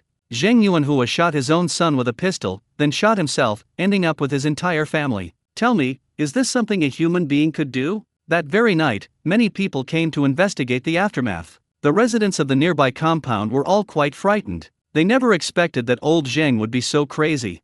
Zhang Jianjun stared wide-eyed, completely dumbfounded. This is too crazy. Even tigers don't eat their cubs. Auntie, you're absolutely right. This is definitely not something a human would do. Even if Zhang Ziqiang is an incompetent playboy, he is still the only son of the Zheng family. Tisk tisk, the world is full of wonders. Sigh, if I had known Zhang Ziqiang would end up like this, I should have advised him to take the right path before the new year. After all, we were colleagues. I never expected things to change so much in just 6 months. Zhou Zhenyi's. After listening, Zhou's mother nodded. Xiao Zhang, that's why you have to look at a person's character when making friends. I think I told you before that some children of officials are too pretentious and have completely corrupt morals. Xiao Bai, you should also remember this, it's best not to go out and wander around lately. These people are a bit too crazy. Zhou Xiao Bai was speechless for a moment. How did the conversation, which was going so well, suddenly turn to her? Zhou Zhenyi took a sip of wine and said, some people will stop at nothing to get ahead. They get used to things going smoothly in the early stages, but once they suffer a setback, they start to become obsessed. Old Zheng was transferred to the Ministry of Railways because of his improper lifestyle. As a result, after taking office, he did not repent and began to form cliques and become even more corrupt. Even if this incident had not occurred, he would have gone downhill sooner or later. One is influenced by one's company, you become like the people you associate with. So you really need to be more careful when making friends in the future. Zhang Jianjun smiled and said, Uncle, Aunt, what you said makes sense. I've taken it to heart. This also fully demonstrates that one should not forget one's roots once one becomes an official. However, I feel that the city is much quieter than usual these past few days. Zhou's mother sighed and said, who says it isn't true? In previous years, the streets were bustling with people at this time of year, but now there are far fewer people visiting each other. I hope things will get better soon. Zhou Zhenyi pondered for a moment before speaking. Xiao Zhang, you can't just look at things on the surface. When the waves rise, they surge fiercely, but there is also a transition period. So don't be careless and be cautious about the next impact. You know how busy the old leaders are right now. Zhang Jianjun seemed to have grasped something, realizing that his father-in-law's words had a hidden meaning, but he didn't want to delve into the political issues. So he smiled and said, Uncle, please rest assured that I only want to take care of my own little plot of land now, and I will absolutely not get involved in other things. I'll be satisfied as long as the steel rolling mill can get through the difficult period and the workers can still have shifts and food to eat. When ideals clash with reality, you can only abandon ideals and face reality. Do your job well first before talking about ideals.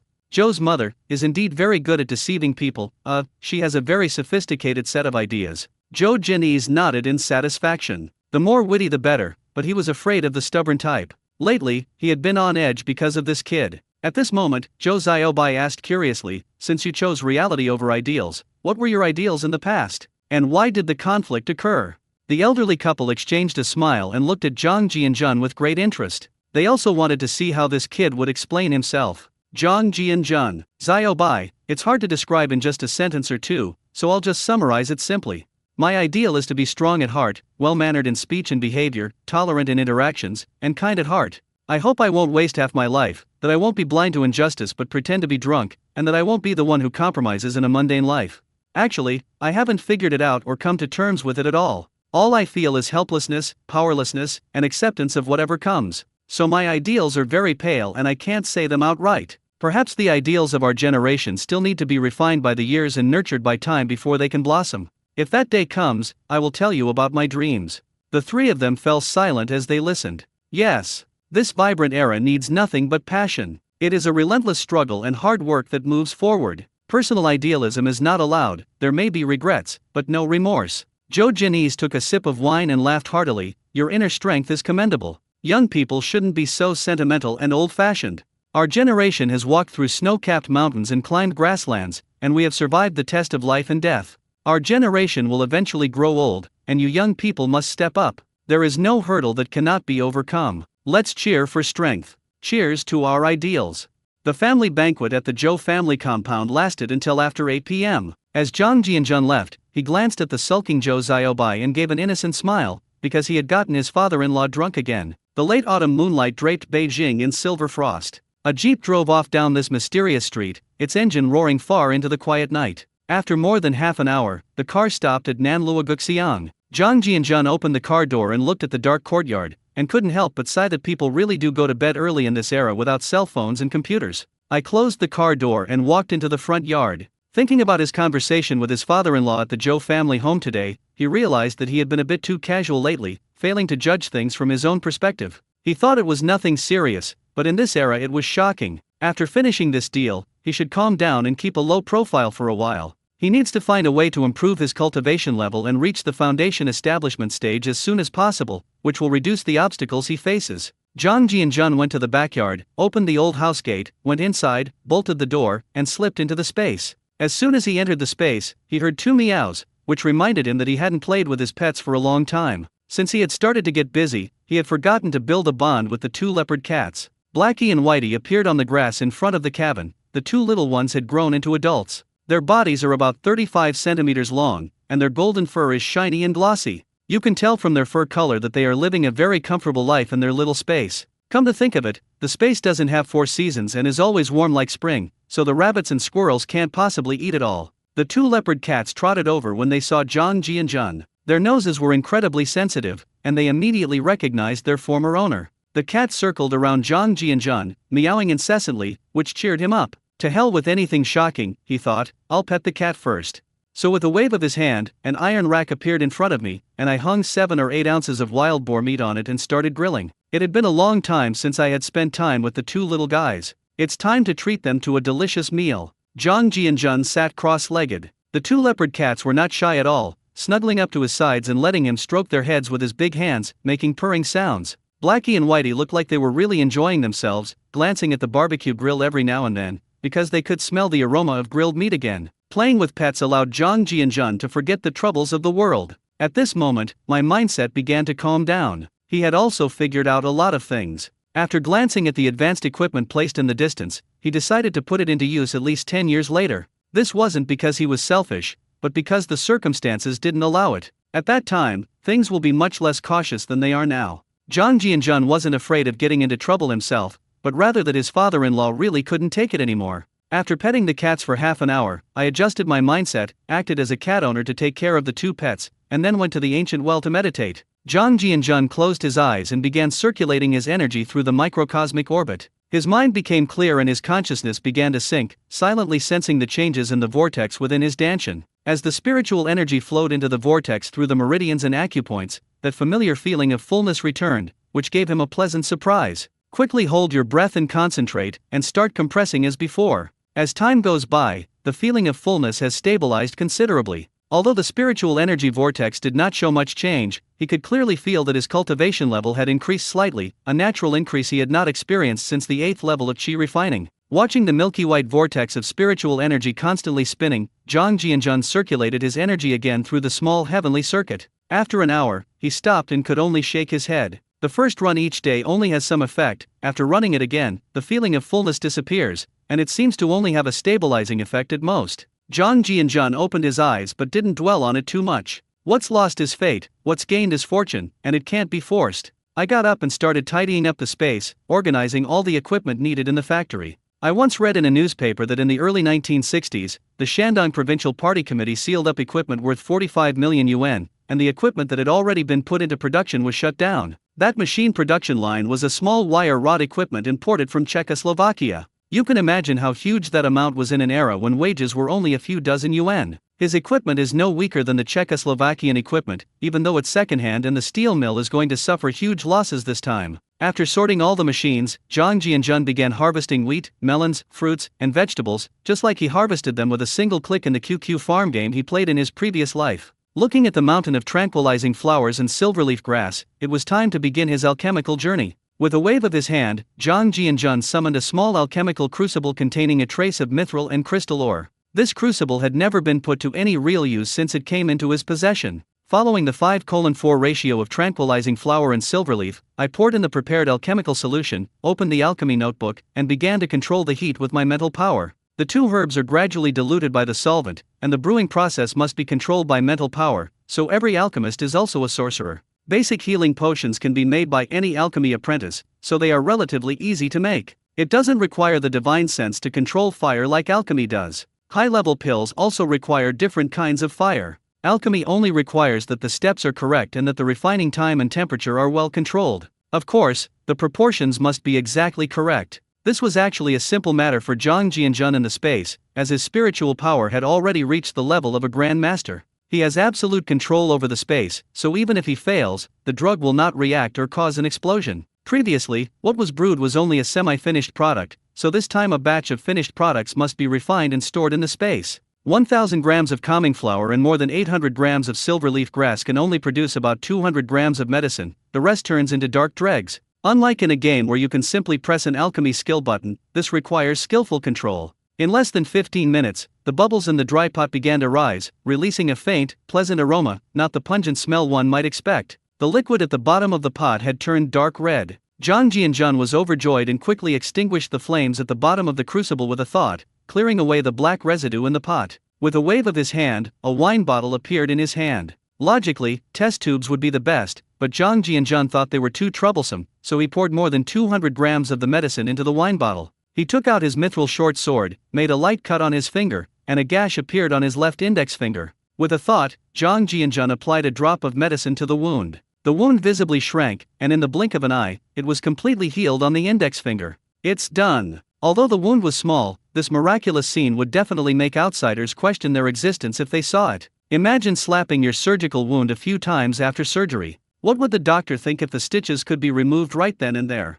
Zhang Jianjun has embarked on a frenzied alchemy spree. The open space around him was filled with bottles and jars. At first, he could only refine 200 grams at a time, but later he could refine 1,000 grams, as time went by and his skill improved. Zhang Jianjun can now control alchemy with his mind from a distance, and he can keep the time for refining basic potions within 5 minutes. The art of manipulating alchemy with one's mind can be addictive. Wine jars and liquor bottles became the containers for these alchemical potions, which would surely shock otherworldly alchemists if they saw them. Alchemists are also a noble profession, and using wine jars to store potions would be too vulgar. Zhang Jianjun values practicality above all else and doesn't care about elegance. As long as the container is properly sealed, it's fine. If we dilute them and give them away later, we can worry about the packaging later. There are still more than 3,000 test tubes that I brought back from another world, plus the test tubes I got from drugstores in Japan, which is enough to use them up. After practicing frantically for 3 hours, he stopped, picked up his alchemy notes, and began to carefully review them. From now on, he planned to start practicing alchemy after each training session. Let's use the power of the rules to replicate a batch of steel alchemy crucibles and see how it goes.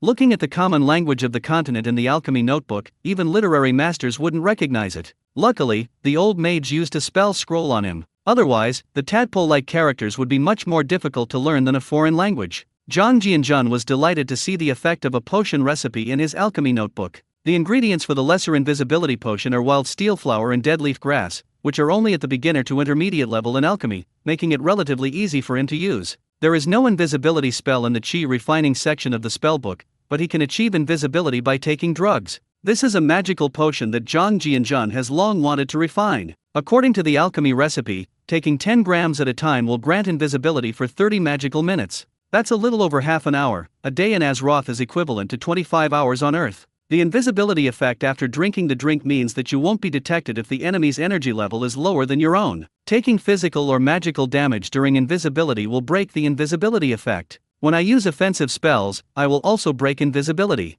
It may seem useless, but it's not. Once you drink the potion, as long as you don't use offensive spells, who in the prime plane has a higher energy level than you? Drinking it will not affect movement speed. Flight is merely an auxiliary spell and will not remove the invisibility effect. It is an essential medicine for exploring other worlds. If an ordinary person drinks a sip of medicine and then goes to someone's house to plant a bomb like C4, Zhang Jianjun's lips curl into a smile that's an unsolvable problem. It also has immeasurable effects on him. After all, the concealing breath technique is not true invisibility, and if he went to a high-tech dimension, the electronic eyes all over the streets would not be to be trifled with. In a more technologically advanced world, there's satellite surveillance, but with invisibility potions, none of that matters. Zhang Jianjun acts on his thoughts without hesitation. That's just his personality. He never drags things out. So much so that during the time I was back, I would work during the day and then study alchemy when I got home in the evening. Time flies like an arrow, and years pass like a shuttle. Time flies, and in the blink of an eye, more than 20 days have passed, and it is now November 6.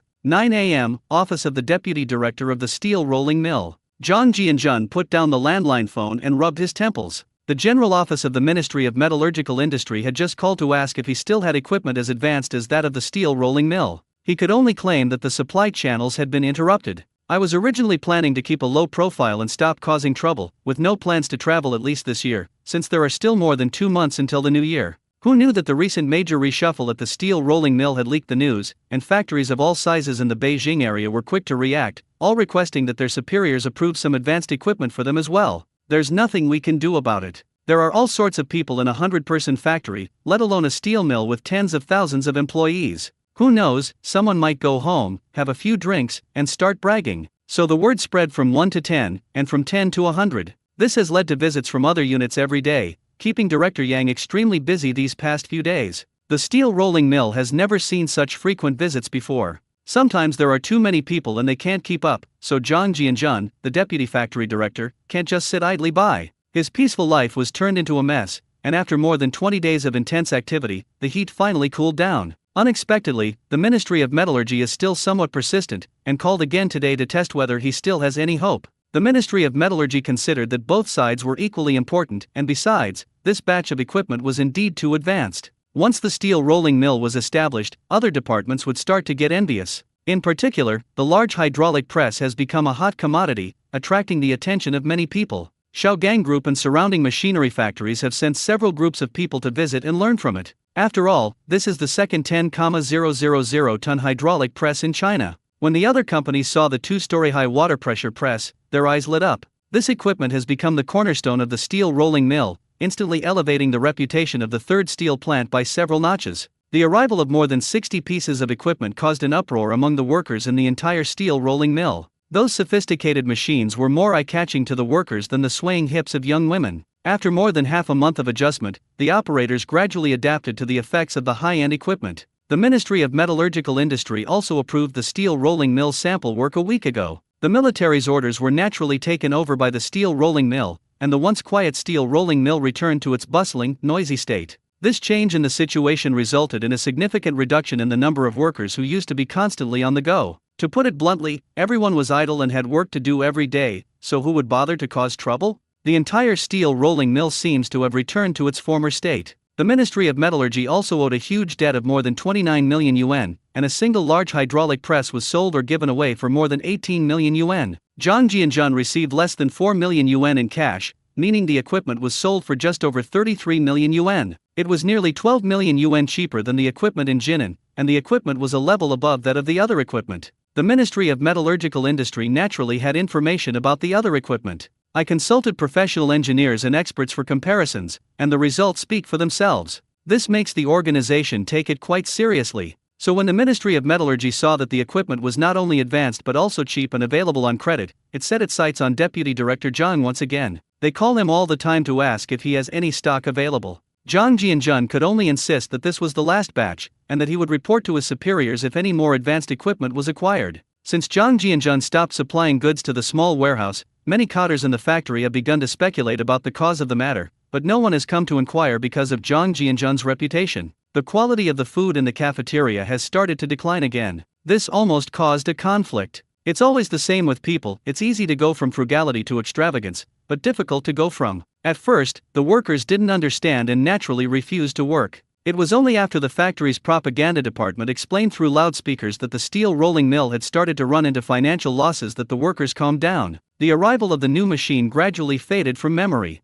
Having a class every day gives them something to look forward to, so they don't dare to cause trouble anymore. They are content with having a class during this time period. After Zhang Jianjun shut down the warehouse, he arranged for Yuli to work as an intern accountant in the finance department. Director Yang was very supportive and wholeheartedly approved of this. Although this guy was only the deputy factory director, Yang Zhenhua already regarded him as a key figure. Because of Zhang Jianjun's series of actions over the past few days, Lao Yang clearly realized that Comrade Zhang's abilities were unfathomable. Erhuzi was assigned to the transportation team of the logistics department of the steel rolling mill. Zhang Jianjun pointed out a way out for him: start working hard as a porter on the trucks, but the real goal was to find a master to teach him how to drive. Having driving skills makes it easier to get a job and make a living. After all, it's impossible to start without hard work if you don't have education. From then on, the two of them were officially employed by public institutions, which made everyone in the compound envious and held Zhang Jianzhan in even higher regard. The Yan family was in an awkward position. They were grateful to Zhang Jianzhan, but their feelings were complicated, since Yan Zhifang and Yan Jiyichen still didn't have jobs. Now look what's happened. The men in the family are all doing nothing, and they can't stand the thought of a woman showing her face in public. Zhang Jianzhan couldn't be bothered to care about what they thought. A teacher who's incredibly stingy. Two sons who are too proud to do hard labor. Family conflicts were bound to erupt sooner or later. 10 a.m. After finishing his work, Zhang Jianzhan leaned back in his chair to rest. He had been thinking about hiring a secretary for the past few days. It's not unreasonable for a deputy factory director to have a secretary, is it? To avoid having to personally handle some trivial matters, he even missed the days in the propaganda department, where Ma Ziawa was there to take care of things. The section chief position that I left behind didn't fall into this guy's hands. Come to think of it, not everyone has a cheat code like him. I originally thought that the deputy factory director's responsibilities were only to manage logistics and reserves. After so many days, I finally truly understand the responsibilities of the deputy factory director. First, we must assist the organization in carrying out daily management work, supervise and inspect the political and ideological approval of the departments under our supervision, and cooperate with the superiors in carrying out office meetings of all sizes in the factory. Every month, I also have to handle the distribution of all bonuses in the factory and the assessment of workshop production performance. Depending on production needs, relevant departments must also be notified to organize procurement plans for raw materials, spare parts, and auxiliary materials. Determining responsibility for handling unexpected accidents during production. Individually, it's not troublesome, but when they're put together, it becomes quite busy. No wonder Li Huade receives so many gifts that his hands are sore. The deputy factory director wields considerable power. It's no wonder that some people work diligently when they are in low positions, but once they sit in key positions, they can't resist the temptation and become arrogant. Over time, greed was born. Fortunately, Zhang Jianzhan was a qi refining cultivator who could read 10 lines at a glance, and he could quickly process the problem by scanning it with his divine sense. Otherwise, there really isn't much time to rest. Sometimes I even think about bringing out the photocopier I got from another world, so that I wouldn't have to copy office notices by hand anymore. At noon, 2 long lines formed at the third canteen. Zhang Jianzhan did not join the queue and went directly to the second floor of the canteen. When you're a section chief, it doesn't matter if you squeeze in, people will say you're approachable. It's a bit unreasonable for someone who has reached the position of deputy factory director to still be in a lower position. The small dining hall on the second floor has waiters and private banquet rooms. When superiors or other units come to visit, the private rooms are used to entertain them. When Zhang Jianzhan arrived upstairs, several tables were already occupied in the cafeteria hall. Whether they knew him or not, everyone who saw Zhang Jianzhan gave him a kind smile. Comrade Xiao Zhang is indeed well known now. Although he is only 20 years old,